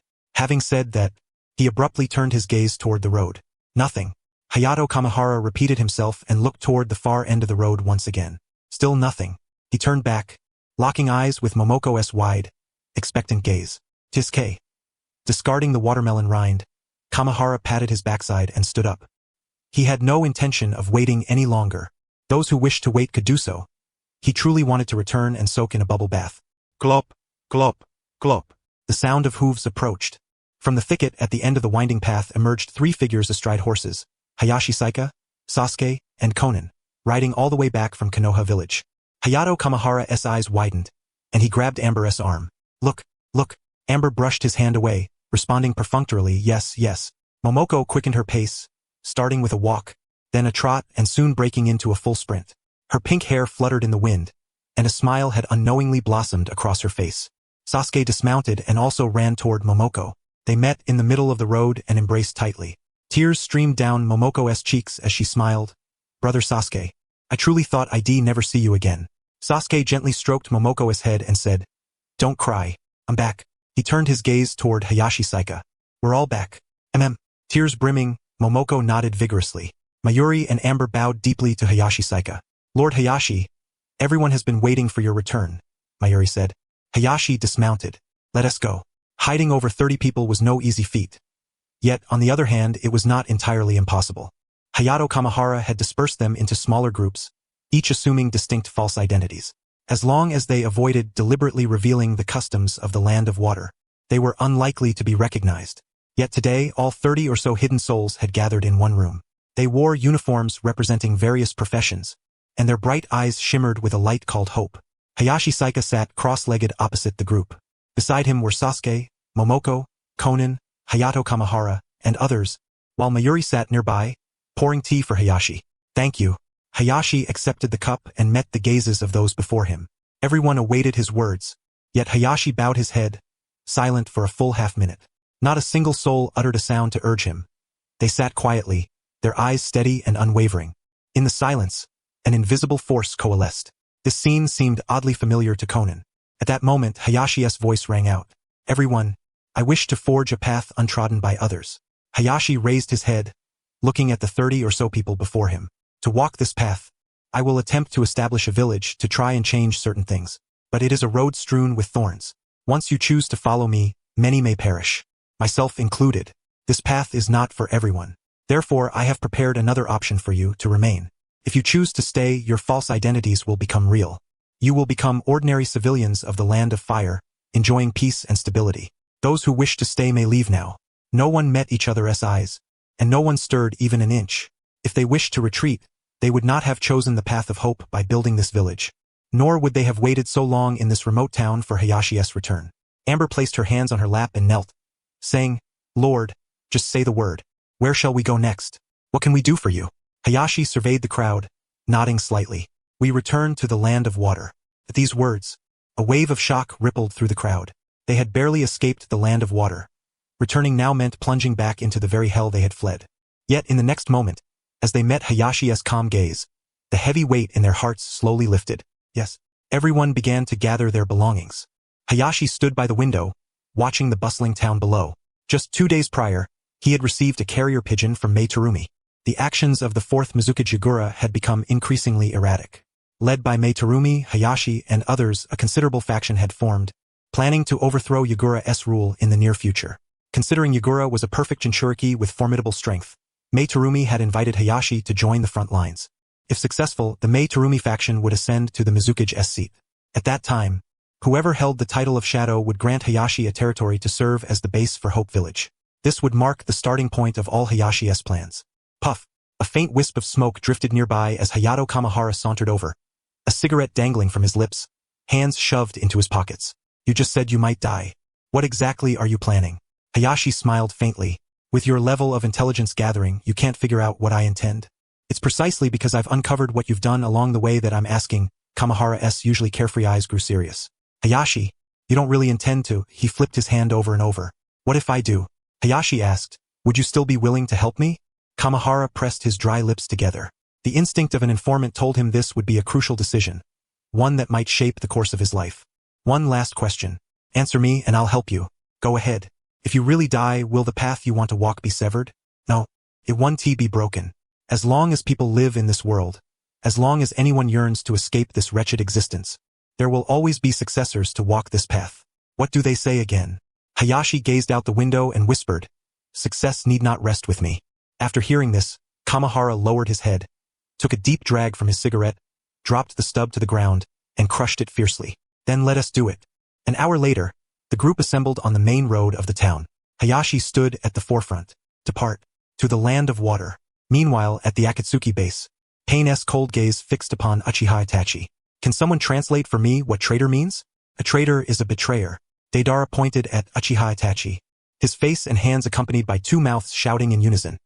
"Uchiha Itachi is a traitor. He is in cahoots with Hayashi, betraying us and causing Konan to be captured by him. Konan is so beautiful." Falling into Hayashi's hands. "What might happen? I dare not imagine." Sasori sneered coldly. "Coward. He dares to imagine." Sasori bore no grudge against Uchiha Itachi, but if Pain chose to kill Itachi, he would reluctantly accept Itachi's corpse, turning it into a puppet and reminiscing about the past. "I am not a traitor," Uchiha Itachi said. Deidara stepped forward. "Then why are you blushing? Refreshed? Why did it turn yellow again?" Itachi Uchiha remained silent, merely locking eyes with Pain as he said, "If I were a traitor, I would not have returned." Pain's gaze grew even colder. I asked you to translate for me? What does spy mean? Kisame Hashigaki, who shared a close bond with Itachi and sensed the tension in the air, stepped forward and said, a spy is a spy. No need to translate. Mr. Itachi certainly is not one. There must be some misunderstanding here. Pain shook his head slightly. You are mistaken. Let me explain to you what a spy truly is. His Rinnegan radiated boundless murderous intent. A spy is someone who deserves to die. From the very first day Itachi Uchiha joined the Akatsuki, Pain suspected his heart was not pure. Of course, none of those present were exactly paragons of virtue. The problem was, the other's malevolence was directed at outsiders, whereas Itachi's seemed aimed squarely at his own comrades within Akatsuki. Others might be forgiven, but Konan was Nagato's last family. Whoever dared lay a hand on her must die. Pain's lethal intent was laid bare without the slightest concealment. Deidara, Sasori, Zetsu, Kakuzu, and the others immediately perked up, each stepping back a few paces to give space to the two. Especially Deidara, who had recently joined Akatsuki and had never seen Pain take action before. His eyes widened in anticipation, eager to witness the confrontation. Kisame raised his hand, intending to say something, but in the end, he reluctantly lowered it and withdrew to the side. On one side stood Itachi Uchiha, the current Ninja World's master who had perfected the Sharingan to its utmost limits. On the other stood Pain, leader of Akatsuki, wielding the most enigmatic Rinnegan. Just as the two were about to engage in a fierce battle within the cramped underground base, a strange voice emerged from the darkness. Itachi is not a traitor. A figure stepped out from the shadows, clad in Akatsuki's crimson cloud cloak, wearing an orange spiral-patterned mask, exuding a mysterious and indifferent aura. It was Tobi. According to Tobi's original plan, he had intended not to reveal himself prematurely. At present, only Pain, Konan, Itachi, and Zetsu were aware of his existence, and Tobi wished to maintain this status quo. Yet no one had anticipated that Itachi, Konan, Deidara, and even Orochimaru had all failed to gain any advantage over Lin Qing. Orochimaru was broken. Konan had been captured. If Tobi did not appear soon, the two pieces crucial to his strategy, Pain and Itachi, would inevitably lose their lives. If luck turned ill, perhaps both would perish. Deidara nudged Sasori with his shoulder and whispered, "Who is this guy?" Sasori shook his head, then glanced toward Kakuzu, who did the same. However, judging by Pain's demeanor and the other's attire, they must be acquainted. The group settled back into their roles as spectators. Tobi stepped forward and stood beside Itachi. "I vouch for him. He is not a traitor." As for Konan, he locked eyes with Pain. "I will personally take a trip to Kirigakure." Kirigakure had recently been roiled by dark currents, and with Lin Qing's movements, it was no secret to those with insight. Trouble was brewing. The fourth Mizukage, Yagura, had been driven mad, plunging the village into chaos, all under Tobi's Genjutsu control. Through Yagura, Tobi amassed great wealth and, under the blood mist policies, purged dissenters, gradually turning Kirigakure into his personal fiefdom. Soon enough, once Tobi's plan officially commenced, Kirigakure's shinobi would become his private militia. Just as Nagato cared for Konan, Tobi coveted this fertile territory. Whoever dared reach for it, he would sever their hand.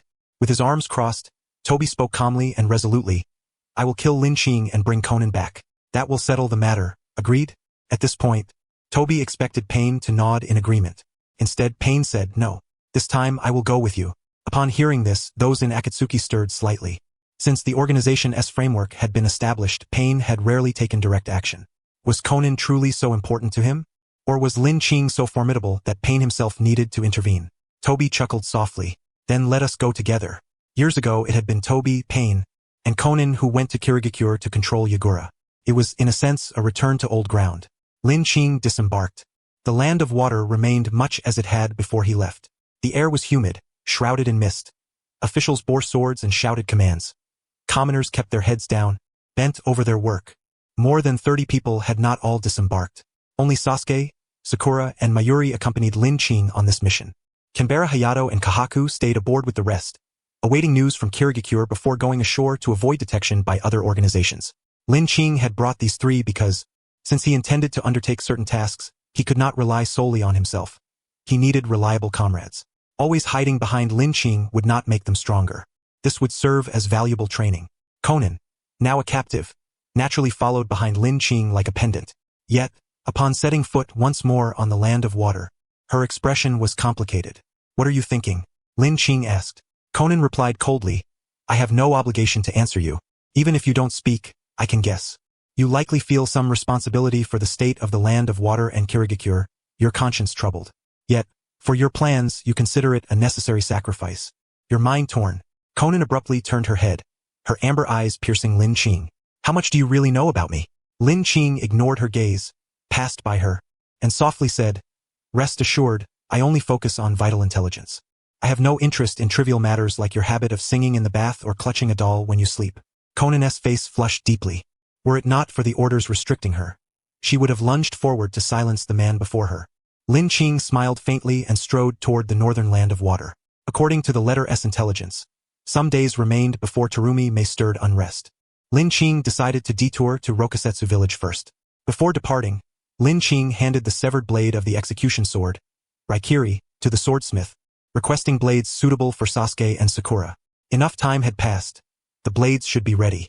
With a team battle looming, he needed to elevate his squad's combat prowess. The five moved swiftly, and by the afternoon of the third day, they arrived at Rokusetsu village, once again meeting the swordsmith. The swordsmith grinned broadly upon seeing Lin Qing.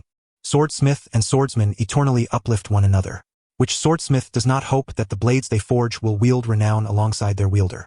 Every warrior who perishes beneath the destruction sword becomes part of its legacy, passed down as a legend through the ages. I have heard of your deeds in the land of fire. Who do you intend to kill on this trip? The swordsmith asked. Important figures, Lin Qing replied, gesturing toward Sasuke and Sakura. So I'm here to collect their swords. They have long been finished. The swordsmith opened a cabinet and retrieved 2 wooden boxes, placing them on the table. Open and see for yourself. Sasuke and Sakura each opened their respective boxes. Perhaps guided by an unseen force, neither of them had taken the wrong item. Momotaro was the first to open the box. Her blade, rather than resembling a conventional sword, appeared more like a long whip composed of countless razor-sharp blades. As she grasped it and infused it with chakra, the whip suddenly stiffened into a straight, serrated blade. Depending on the amount of chakra infused, it could shift between a serrated sword and a whip, boasting a maximum attack radius of some 30 feet. When combat was unnecessary, the swordsmith gestured for Momotaro to tap the blade against the ground.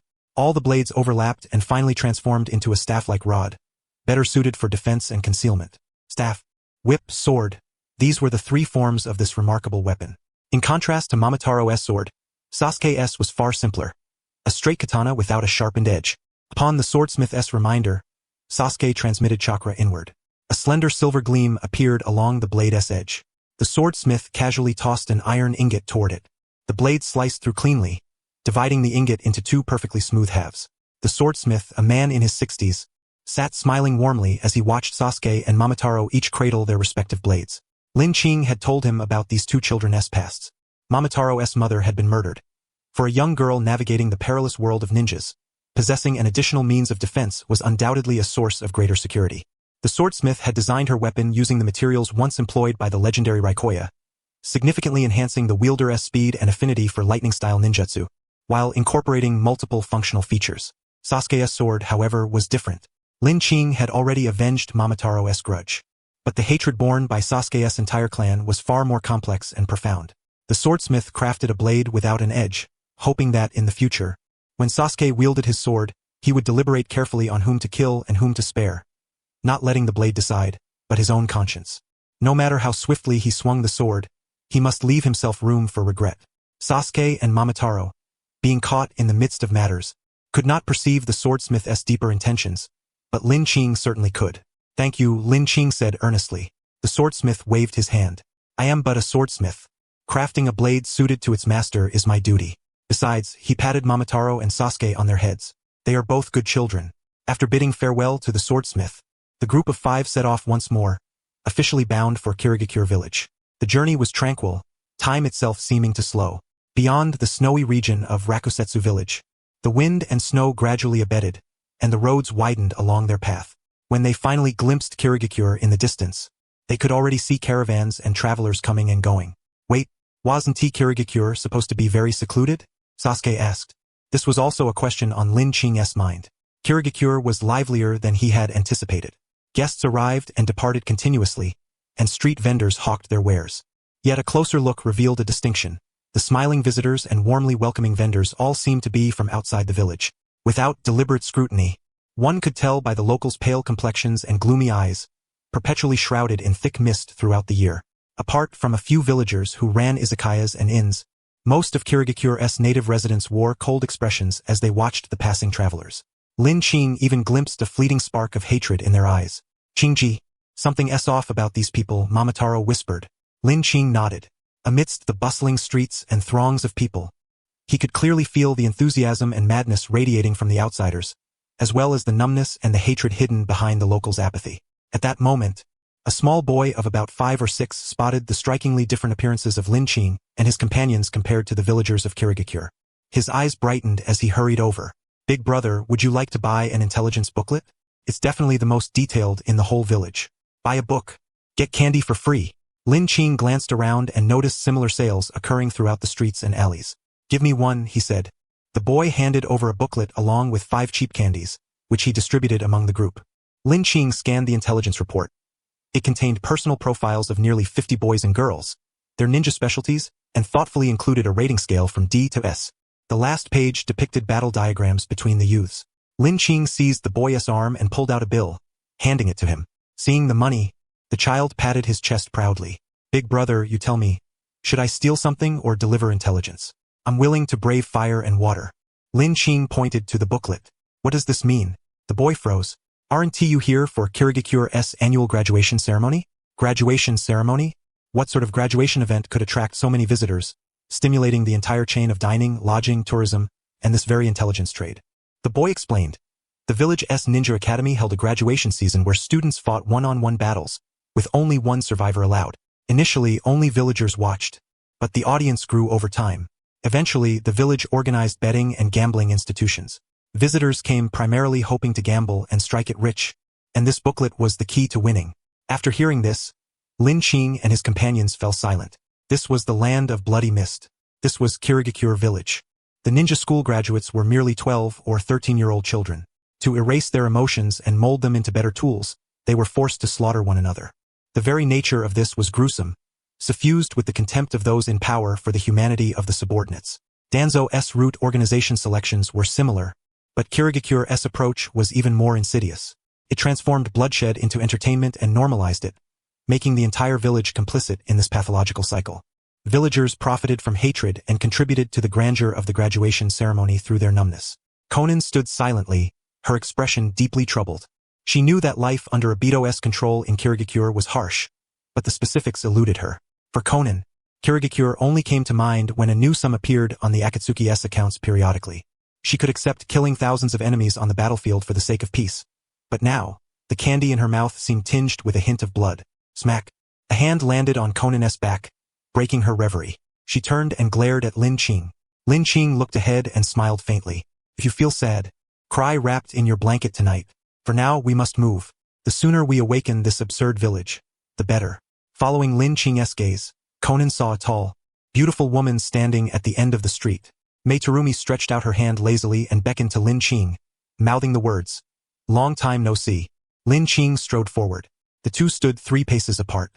Mei Terumi stepped closer, narrowing the distance, slightly tilting her head as she looked quietly at Lin Qing, a flicker of anticipation rising in her heart. "What will be your first words?" she asked. Lin Qing clenched his fist. "When do we start?" Mei Terumi rolled her eyes. "Follow me."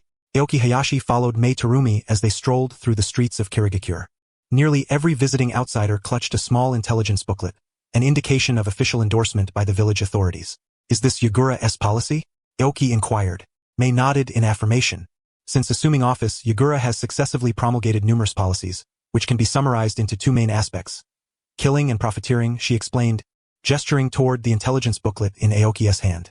"This is but a minor facet. There's also human trafficking, which you have witnessed before," and Mei subtly lifted her chin toward a street leading to the city center. Kirigakure, shrouded in perpetual mist, coupled with the deliberate extension of rooftops along that street to shield the sparse sunlight, rendered the entire avenue dim and shadowy. Within the gloom, neon lights flickered on, casting an ambiguous and alluring glow. Women dressed scantily in elegant garments, each bearing distinct charm, adorned with floral hairpins and exquisite makeup, lined the street. Men of various types roamed about, their expressions lewd as they surveyed the women like commodities, while a short, slick-haired man with a silver tongue persistently solicited customers. Kirigakure boasts, if not the entire ninja world, at least the land of Water's most prosperous red-light district, where countless men converge daily, spending lavishly for the chance to sleep with the courtesans. Half of the District's operating income must be submitted to Yagura, a staggering fortune. Aoki could roughly surmise the reason behind the District's smooth operation. The oppressive blood mist policy has sharply increased psychological pressure on the populace. None can be certain if they will survive until the morrow. On the other hand, Yagura's profiteering policies ensure that even a modest portion of the wealth circulates through the market, filling the pockets of middle-tier operatives. With money and pressure combined, sex remains the simplest means of relief. Truly, Kirigakure makes its money, and Kirigakure's pleasures never leave the village coffers. Not a single penny escapes. Aoki sighed in admiration. Mei raised an eyebrow and regarded him playfully. How about taking a stroll inside? With your looks, you might not need to spend a dime. Perhaps you could even earn a little. Aoki waved her off. He had no intention of becoming a model or gigolo. I'm not here for the women, he said. I'm here to observe the ninjas. Numerous shinobi wearing Kirigakure's forehead protectors patrolled the red light district. I'm beginning to understand why Yagura's blood mist policy garnered loyalty from some shinobi, Aoki mused. From the red light district before them to the human trafficking bases Aoki had dismantled, vast sums of money were involved. Yagura only had to allocate a fraction to his subordinates to secure a loyal faction. To ensure a continuous flow of profit, these individuals would voluntarily protect Yagura's industrial chain. Anyone attempting to overthrow Yagura's reign would be threatening their livelihood, thus becoming their enemy. Mei discerned the implication in Aoki's words and nodded, sighing softly. Betraying one's conscience for profit is, for many, the best resting place for conscience itself. Outside Kirigakure, countless shinobi wish to betray but lack the means. From this perspective, Yagura is their benefactor. Amid the bustling crowd, they exchanged few further details as they weaved through the masses, eventually arriving at a hot spring inn. Ascending to the second floor, they entered a room and closed the door. Only after several cups of tea were served did Mei resume speaking.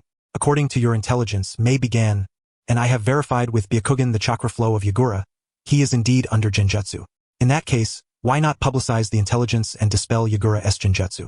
Sakura inquired. It's not that simple, Mei replied. Since taking office, Yagura's temperament changed drastically, and many have speculated that he is under genjutsu. Imagine if we announced that he is under genjutsu and attempted to break it, what would happen? Sakura pondered, her brow furrowing as if her mind might ignite. Yet she found no answer. Sasuke contemplated for a moment before saying, it would provoke a counterattack from Yagura's loyalists. Exactly, Mei affirmed. The loyalists are not devoted to Yagura himself but to money and power. If we break the genjutsu and overturn the blood mist policy, what becomes of them? Would they meekly bow their heads, tighten their belts, and earn money on missions again? The moment dispelling the genjutsu is proposed, unless it is accomplished immediately, we must face an impeccable jinchuriki of Kage level alongside numerous loyalists. Mei lowered her gaze, her eyes heavy. Though I hate to admit it, with our current manpower, even if we win, it would be a bitter victory. So you plan to act during the graduation ceremony? Aoki asked, raising the intelligence booklet. It mentioned that the daimyo of the Land of Water would visit Kirigakure to attend the celebration and personally place bets. Mei sipped her hot tea, smiling. You are sharper than I imagined. Yes, the daimyo. As long as he is present, those seeking wealth and power will think twice before making a move. If all goes well and we dispel Yagura's genjutsu, everything will be fine. If not, our enemy will only be Yagura. With your involvement, the odds will improve considerably. Aoki cradled his teacup without smiling, contemplating a possibility. What if the daimyo of the Land of Water were also a member of the loyalist faction? Mei's smile faded gradually. Indeed, it was a possibility, a nightmare she had envisioned alone in the dead of night. The fact that Morimura, the county magistrate who sold offices and extorted commoners, enjoyed the favor of the daimyo spoke volumes about the daimyo's disposition. Moreover, Yagura's genjutsu was cast by a masked man from the Akatsuki. If they sought to dispel the genjutsu, this masked man might also intervene. What would you do then? Aoki inquired further. If that is truly the case, Mei drained her cup in one gulp and slammed it onto the table. Then we kill. From the loyalists to Yagura, from the Akatsuki to the daimyo, whoever obstructs Kirigakure's escape from the blood mist shall become part of this mist of blood. Mei's eyes blazed with fierce determination, her aura charged with deadly intent. Yet, upon locking eyes with Sasuke and Sakura's wide, uncomprehending gazes, her expression softened instantly, and she cupped her tea gently. If that truly unfolds, the situation will be perilous. We will face assaults from the loyalists, Yagura, and the daimyo's guards, a three-front siege. Aoki, if you wish to leave, it is not too late now. I will indeed leave. What? You really intend to go? Mei's mouth dropped open. If you had uttered any nonsense about long-term considerations, I would have left immediately. Aoki met her gaze steadily. You are orchestrating a transformation involving the entire nation. If you harbor doubts, do not pull the trigger. One old man like Hiruzen Sarutobi is enough. Mei took a deep breath and slowly nodded. I understand. I am prepared. That is excellent. Now, then Aoki refilled her cup of tea. It is time to discuss compensation. What do you desire? Raising 3 fingers, Aoki declared, I want land, people, and a promise. Land. Give me a parcel where I can establish a village. People, once Yagura abdicates, I hope you will become the Mizukage. Mei asked, and the promise? Oki lowered his hand. That is not urgent. We shall discuss it after we win. Land is no problem. I can grant that right now. But Mizukage Mei scratched her face awkwardly, pointing to herself. I am only 21 years old. According to the original plan, the position of the Mizukage would be temporarily overseen by Elder Genshin upon Yagura's abdication, awaiting the appropriate moment to select the 5th Mizukage. Lin Qing shook his head. Before arriving, Lin Qing had requested from Hayato Kamihara a roster of the most notable shinobi of Kirigakure, along with their corresponding personality traits. There was no one more suitable than Mei Terumi. If Lin Qing intended to carry out his plan, Mei Terumi had to ascend as Mizukage. However, Lin Qing did not delve deeply into this matter. All rewards could only be realized after victory was secured. With merely 3 days remaining, after Mei Terumi settled everyone, she hurriedly departed once again. Conan watched Mei Terumi disappear into the distance, then turned to Lin Qing and inquired, Is she your woman? At these words, Lin Qing, Sasuke, and Sakura simultaneously sprayed their tea, soaking Conan's face. Just as she was about to lose her temper, Mayuri gently handed her a towel. Of course not. Lin Qing replied. Then why do you treat her so well, risk danger for her, and want her to become Mizukage? Because she has potential. What kind of potential? Lin Qing refrained from answering further and instead asked, Do you think the masked man will come? Conan hesitated briefly and said, He is an enigmatic figure. No one can fathom his true intentions. Midway through speaking, she suddenly realized, Why am I telling you this? Lin Qing chuckled softly. Let me ask it another way. Having witnessed firsthand what is happening in the land of water and Kirigakure, Conan, do you hope the masked man will come to halt the upheaval? This time, Conan remained silent. Perhaps wary of information leaks, Mei Terumi had rented out the entire hot spring inn, so there were no guests besides them. Taking advantage of the rare opportunity to soak in the hot springs, Lin Qing changed his clothes and entered the bath. Mayuri's voice came softly from behind. Sir, if you wish, I can help you scrub your back. Feigning deafness, Lin Qing entered the male bathhouse. Upon stepping in, the thick steam obscured visibility. Lin Qing groped his way to the pool's edge and gradually submerged himself. Just as he closed his eyes to savor the soothing water, a cold voice sounded behind him. So this is the so-called invincible Lin Qing. Only this much? I truly cannot understand why Mei Terumi trusts you so deeply. From the dense steam emerged a kunai pressed against Lin Qing's throat. Lin Qing opened his eyes slightly to see a fierce man wrapped in a bath towel behind him. Lin Qing had seen him in Hayato Kamihara's intelligence reports. Oni-man Momochi Zabuza, long dissatisfied with Yagura's bloody mist policies, had once intended to assassinate Yagura alone but was stopped in time by Mei Terumi. He had since become a core member of the Reform faction. Lin Qing shifted to a more comfortable position, leaning against the edge of the hot spring and said, Look behind you. From the thick mist, Sasuke silently appeared, pressing a kunai to Zabuza's kidney. Zabuza snorted coldly. Look behind you. As the mist behind Sasuke dissipated, another Zabuza appeared, kunai poised at Sasuke's nape. The original was merely Zabuza's water clone decoy. Let us see again. Not wishing to prolong the stalemate, Lin Qing, the platinum star standing at the rear, grabbed both Sasuke and Zabuza, tossing them into the hot spring pool. Water splashed high, spilling over the bamboo wall into the adjacent women's bath, eliciting startled screams. Shut up, Zabuza growled. He waved his hand, dispersing the dense hidden mist technique, clearing his vision considerably. Coldly, he stared at Lin Qing and said, I advise you to leave immediately. Whether Yagura is toppled or we are eliminated by Yagura is an internal matter of Kirigakure, not something for you, an outsider, to meddle in. Before Lin Qing could respond, Sasuke, disgusted by Zabuza's arrogance, declared, Without Brother Qing's intervention, you would have lost. Nonsense. Zabuza raised his fist. As long as I am here, defeat is impossible. I am Oni-man Zabuza. You're the one talking nonsense. Eat this. Sasuke put all his strength into releasing several bubbles in the hot spring with bursts of flatulence, then used his ripple power to stabilize the bubbles, grabbing them and hurling them at Zabuza. Hot spring flatulence ripple dash. Zabuza waved his hand, shattering the bubbles, and an intense stench immediately filled the air. You little brat. Though displeased, Zabuza was not one to sulk with a child. Moreover, as a proud warrior, he would not have allied with the loyalists nor planned a solo strike against Yagura if he lacked confidence. Lin Qing chuckled softly. Zabuza's approach, issuing threats, was merely a test of Lin Qing's capabilities. If Lin Qing failed to live up to his reputation, he would be told to leave promptly. Now that the reform faction knew Meitarumi had invited Lin Qing, many pinned great hopes on him. If Lin Qing were to back down suddenly after 3 days, it would be a severe blow to their morale. However, can I handle the perfect Jinchuriki? Beasts of tailed power, Lin Qing had never encountered personally. From gathered intelligence, his impression was that they resembled monsters from Ultraman. Massive in size with strength, vitality, and defense matching their scale, capable of firing laser-like beams. To combat such non-human, colossal creatures, the simplest method was widespread firepower bombardment, such as the Superfire Dragonstorm jointly created by Root's Shinobi last time. Unfortunately, Kirigukure's situation was complicated. Meitarumi's side could muster only 5 or 6 dozen personnel, unlike Root's carefully selected and trained operatives, unable to execute such combined ninjutsu anytime soon. Lin Qing pondered the resources at hand. Hermit's purple was useless. Aviation Smith could conduct aerial harassment but lacked frontline combat power. White Snake could be summoned to dispel Genjutsu but was limited once combat commenced. Rainbow Catcher, if only it rained. If it rained, not just Yagura, but several tailed beasts could be easily subdued.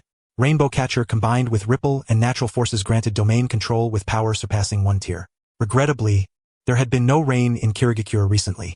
Only the Platinum Star remained reliable, employing unparalleled frontal assault power to bombard the enemy's body regardless of size difference was Lin Qing's plan. To achieve this, Lin Qing resolved to upgrade the Platinum Star to its maximum level. Currently at level 40, reaching level 5 required 4,000 soul fragments.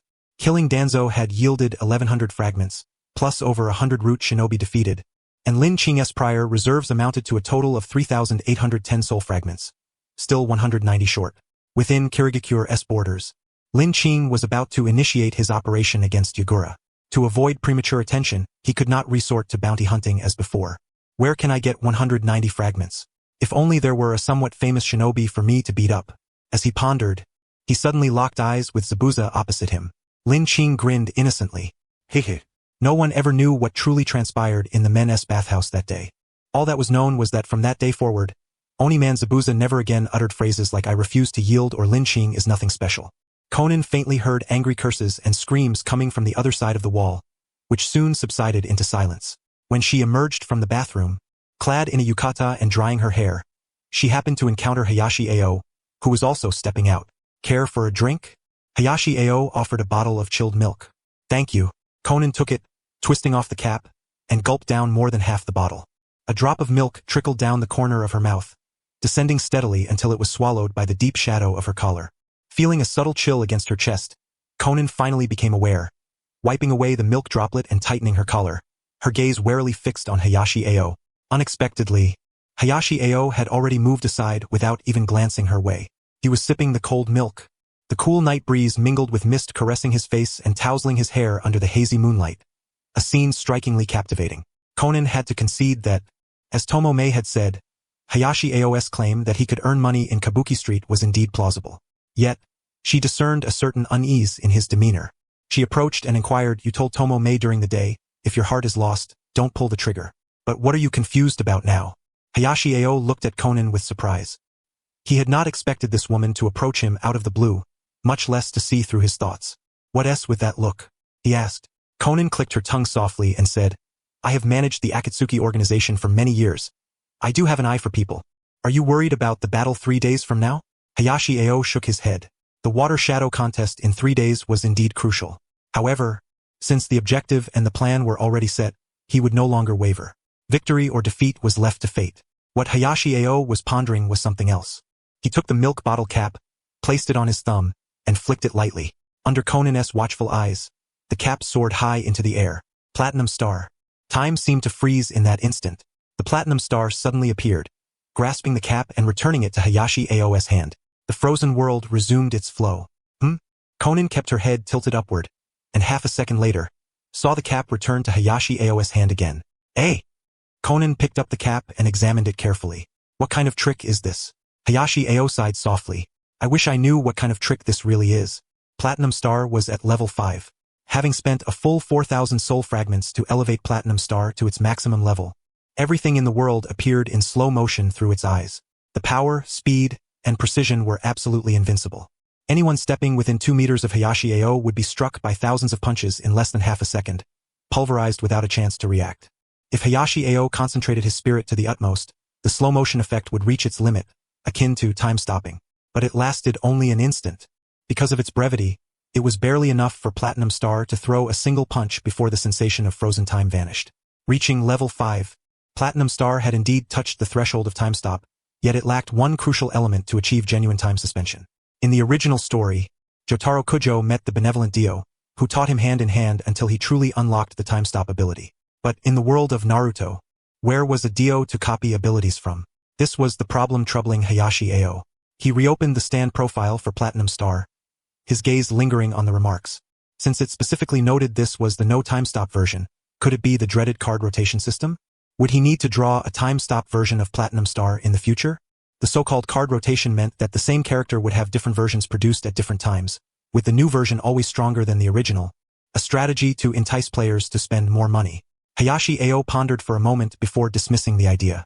Though Platinum Star was not like White Snake, who chattered incessantly and could keep Hayashi Ao company all day with a handful of melon seeds, Hayashi Ao sensed that Platinum Star possessed a uniquely radiant soul. He thought of many stands yet to appear: Weather Forecast Escale and Storm, D4C Love Train, Miracle U, Crimson King, and so forth. These stands were evidently far more powerful than 5-star stands, crossing into a higher tier, that is, 6-star stands which had yet to make their debut. Currently, his draw interface was marked Normal Draw. Hayashi Ao sipped his milk in small mouthfuls. If Platinum Star were to obtain time stop, becoming the Platinum Star World, surpassing 5 stars, and the system interface displayed a special draw option, could these be linked by the same opportunity? Regarding the system, Hayashi Ao had so far mortgaged his soul, slain and defeated many formidable foes. The only thing he had yet to accomplish was to alter the course of the world.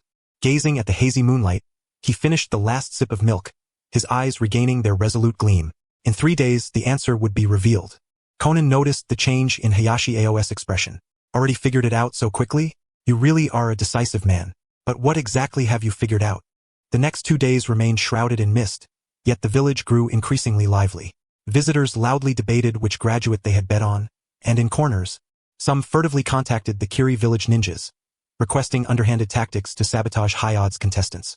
Prominent figures from various regions paraded through the streets, arm in arm with different courtesans from various establishments, accompanied by servants. They flaunted their wealth openly, occasionally scattering coins, inciting crowds to scramble for the money.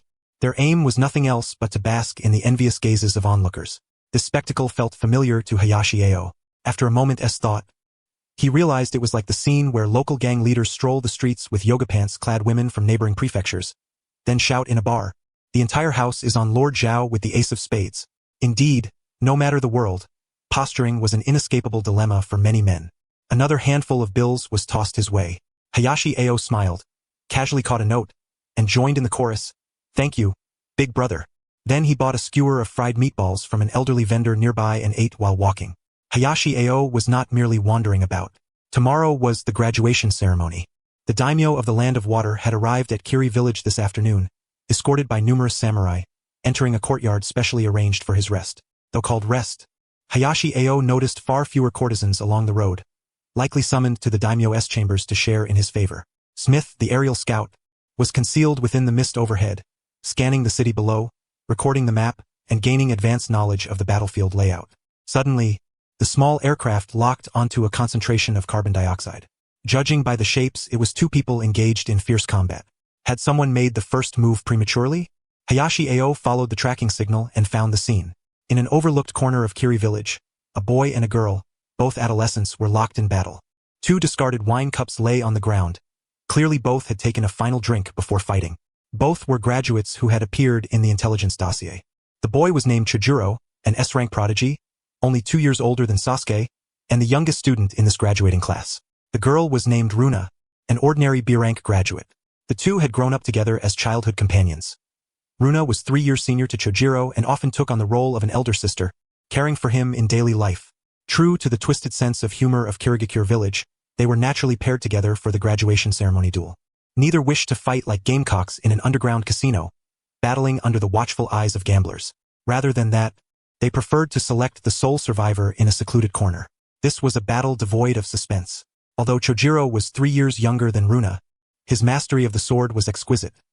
He achieved absolute domination without even resorting to ninjutsu. The blade of Chojiro's sword halted just 1 inch from Runa's chest, unable to pierce any further. Runa, let us run away. Let us wander, become rogue ninjas, he urged. Runa gazed at the blade and slowly shook her head. We can't escape. Other ninja villages often turn a blind eye to rogue ninjas, but Kirigakure will fight to the death. If we flee, the outcome will be death for both of us.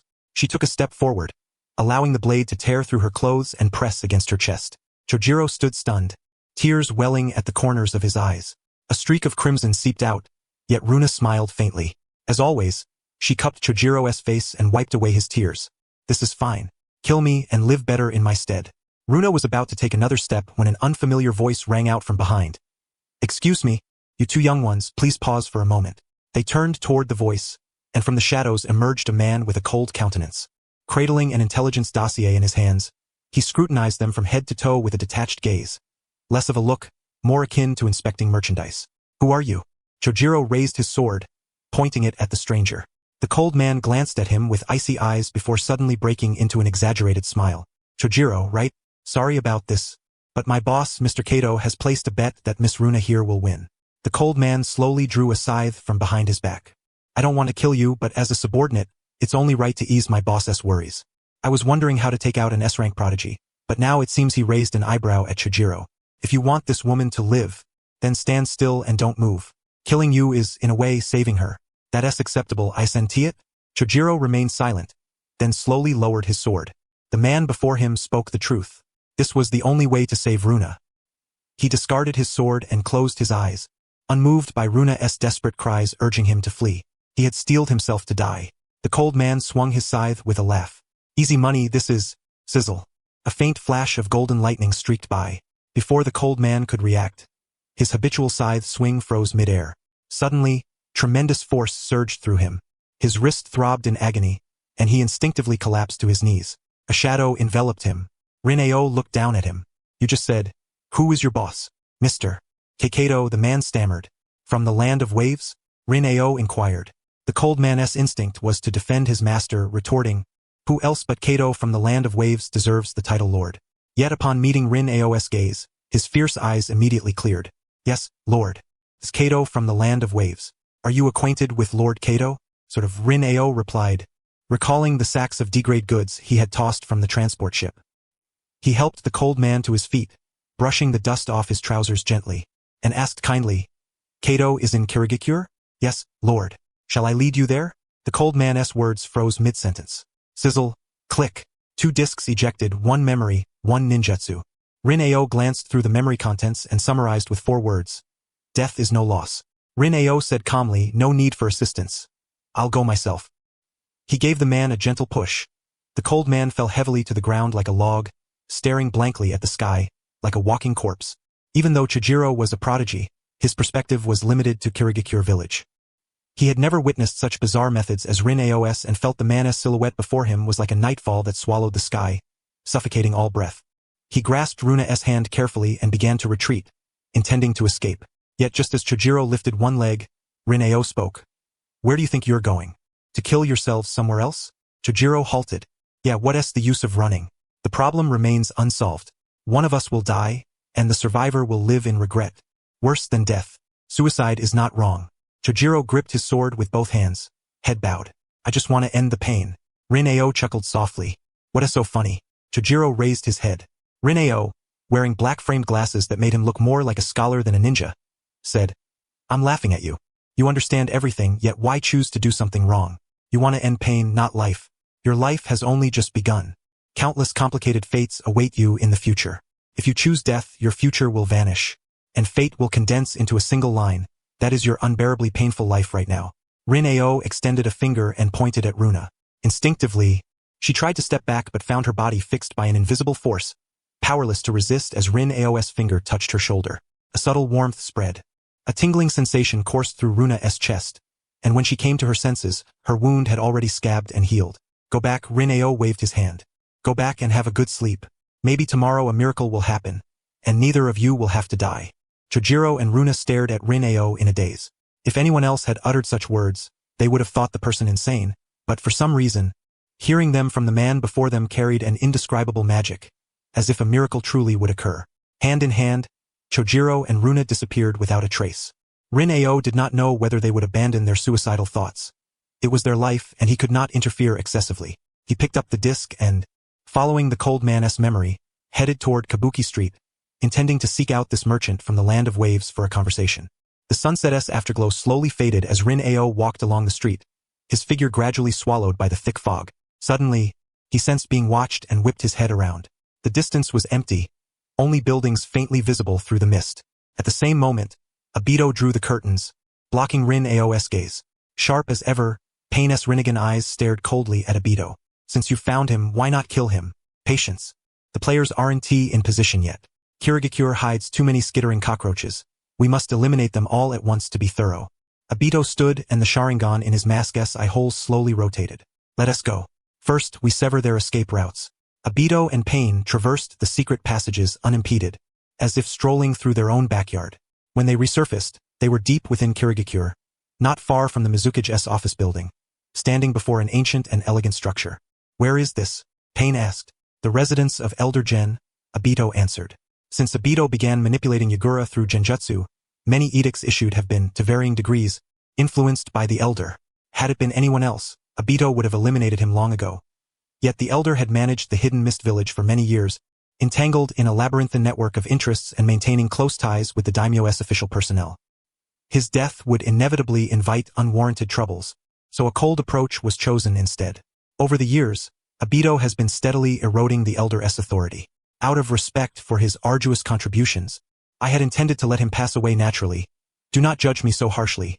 I am, after all, kind to the elderly. Obito approached the courtyard gate and gently pushed the door open. It was regrettable that some sought to regard the elder as a spiritual pillar, hoping to leverage his name to carry out actions that would displease many, and he chose to endorse them. The gate creaked open. Obito's cold gaze swept past 4 hidden mist shinobi responsible for guarding the elder. Then, the only option was to sever this group, the back door upon which they pinned their hopes. Stop! 2 enormous blades barred Obito's path. Konoha Mitsukumi's full moon eyes rested on the 2 men clad in black cloaks adorned with red clouds. Akatsuki members, what brings you here? Obito let out a faint chuckle. There are only 2 circumstances under which a person knowingly asks a question. The first, when victory is assured, to exert psychological pressure on the opponent. The second, when gripped by fear, clinging to hope, praying for a different answer. Obito's one spinning Sharingan fixed intently on Konoha Mitsukumi. Konoha Mitsukumi, which one are you? The grip on Konoha Mitsukumi's sword suddenly tightened. He brandished twin blades and shouted loudly, "Enemy attack!" The courtesan was a woman in her early 20s, with delicate features and an elegant figure. Before Lin Qing and Kato's eyes, she casually donned a kimono, loosely tied the obi, then retrieved a lady's cigarette from her pouch, clicked it lit, and exhaled a graceful plume of smoke. Noticing the gaze of the 2 men upon her, the courtesan paused for half a second and asked, "Gentlemen, do you still require my service? Or have you decided to kill me first, and then discuss business?" Lin Qing glanced at the corpses of Kato's subordinates scattered on the ground and realized the courtesan believed she would be silenced, so she no longer maintained pretenses. Lighting a cigarette and awaiting death's arrival.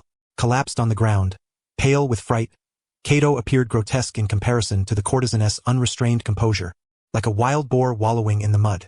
Kato knelt on both knees, repeatedly kowtowing. "Don't kill me. I have money, whatever amount you want, I can pay. As long as you spare me, in your next life you shall enjoy endless wealth and glory." Kato was genuinely terrified. He recognized who Lin Qing was, a madman daring to slay Orochimaru and Danzo. Though wealthy, Kato's political standing was incomparable to Danzo's. Having toiled his entire life to build his business empire, it would be an immense loss if a lunatic ended it. Money is good, money is indeed a fine thing. Lin Qing crouched down and patted Kato's shoulder. But your money is too tainted. It must be cleansed before I dare to use it. Cleanse the money? Yes. Lin Qing leaned close to his ear and whispered softly, "With your blood." A white snake appeared, delivering a punch that pierced Kato's chest. Blood flowed forth as Kato clutched his wound, eyes filled with malice and hatred. "The daimyo of the land of water will not forgive you, Lin Qing.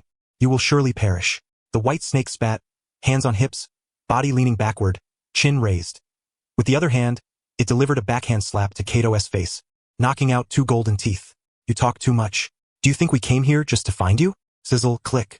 2 discs ejected. One contained memories. The other, because Kato lacked substitution jutsu, was a mind disc, harboring over 40 years of Kato's business acumen. Lin Qing showed no interest in Kato's business wisdom, tossing the mind disc back, retaining only the memory disc. Kato was a financial magnate from the land of waves. Given his capital, he could not care less about the hidden Mist Village's graduation gambling event. Traveling all the way to the land of water was a considerable loss for him. Time and energy spent managing his own enterprises would yield far greater profit. Lin Qing's deduction was, Kato came to the land of water for new business. He sifted through Kato's memories and quickly found it. An agreement with the land of water's daimyo to introduce the degrade drug into the land of water, mixed into salt for nationwide distribution. Citizens consuming the degrade drug would work harder, their lifespans drastically shortened, eliminating elderly resource consumption. The drug's addictive nature would also bolster internal consumption within the land of water. Hidden Mist Shinobi would serve as bodyguards for Kato's caravan. Lin Qing set down the memory disc. This was Kato and the land of water daimyo's plan. 2 beasts desiring to reduce a nation's people to mere livestock. Lin Qing pocketed the disc and rose. It was still early.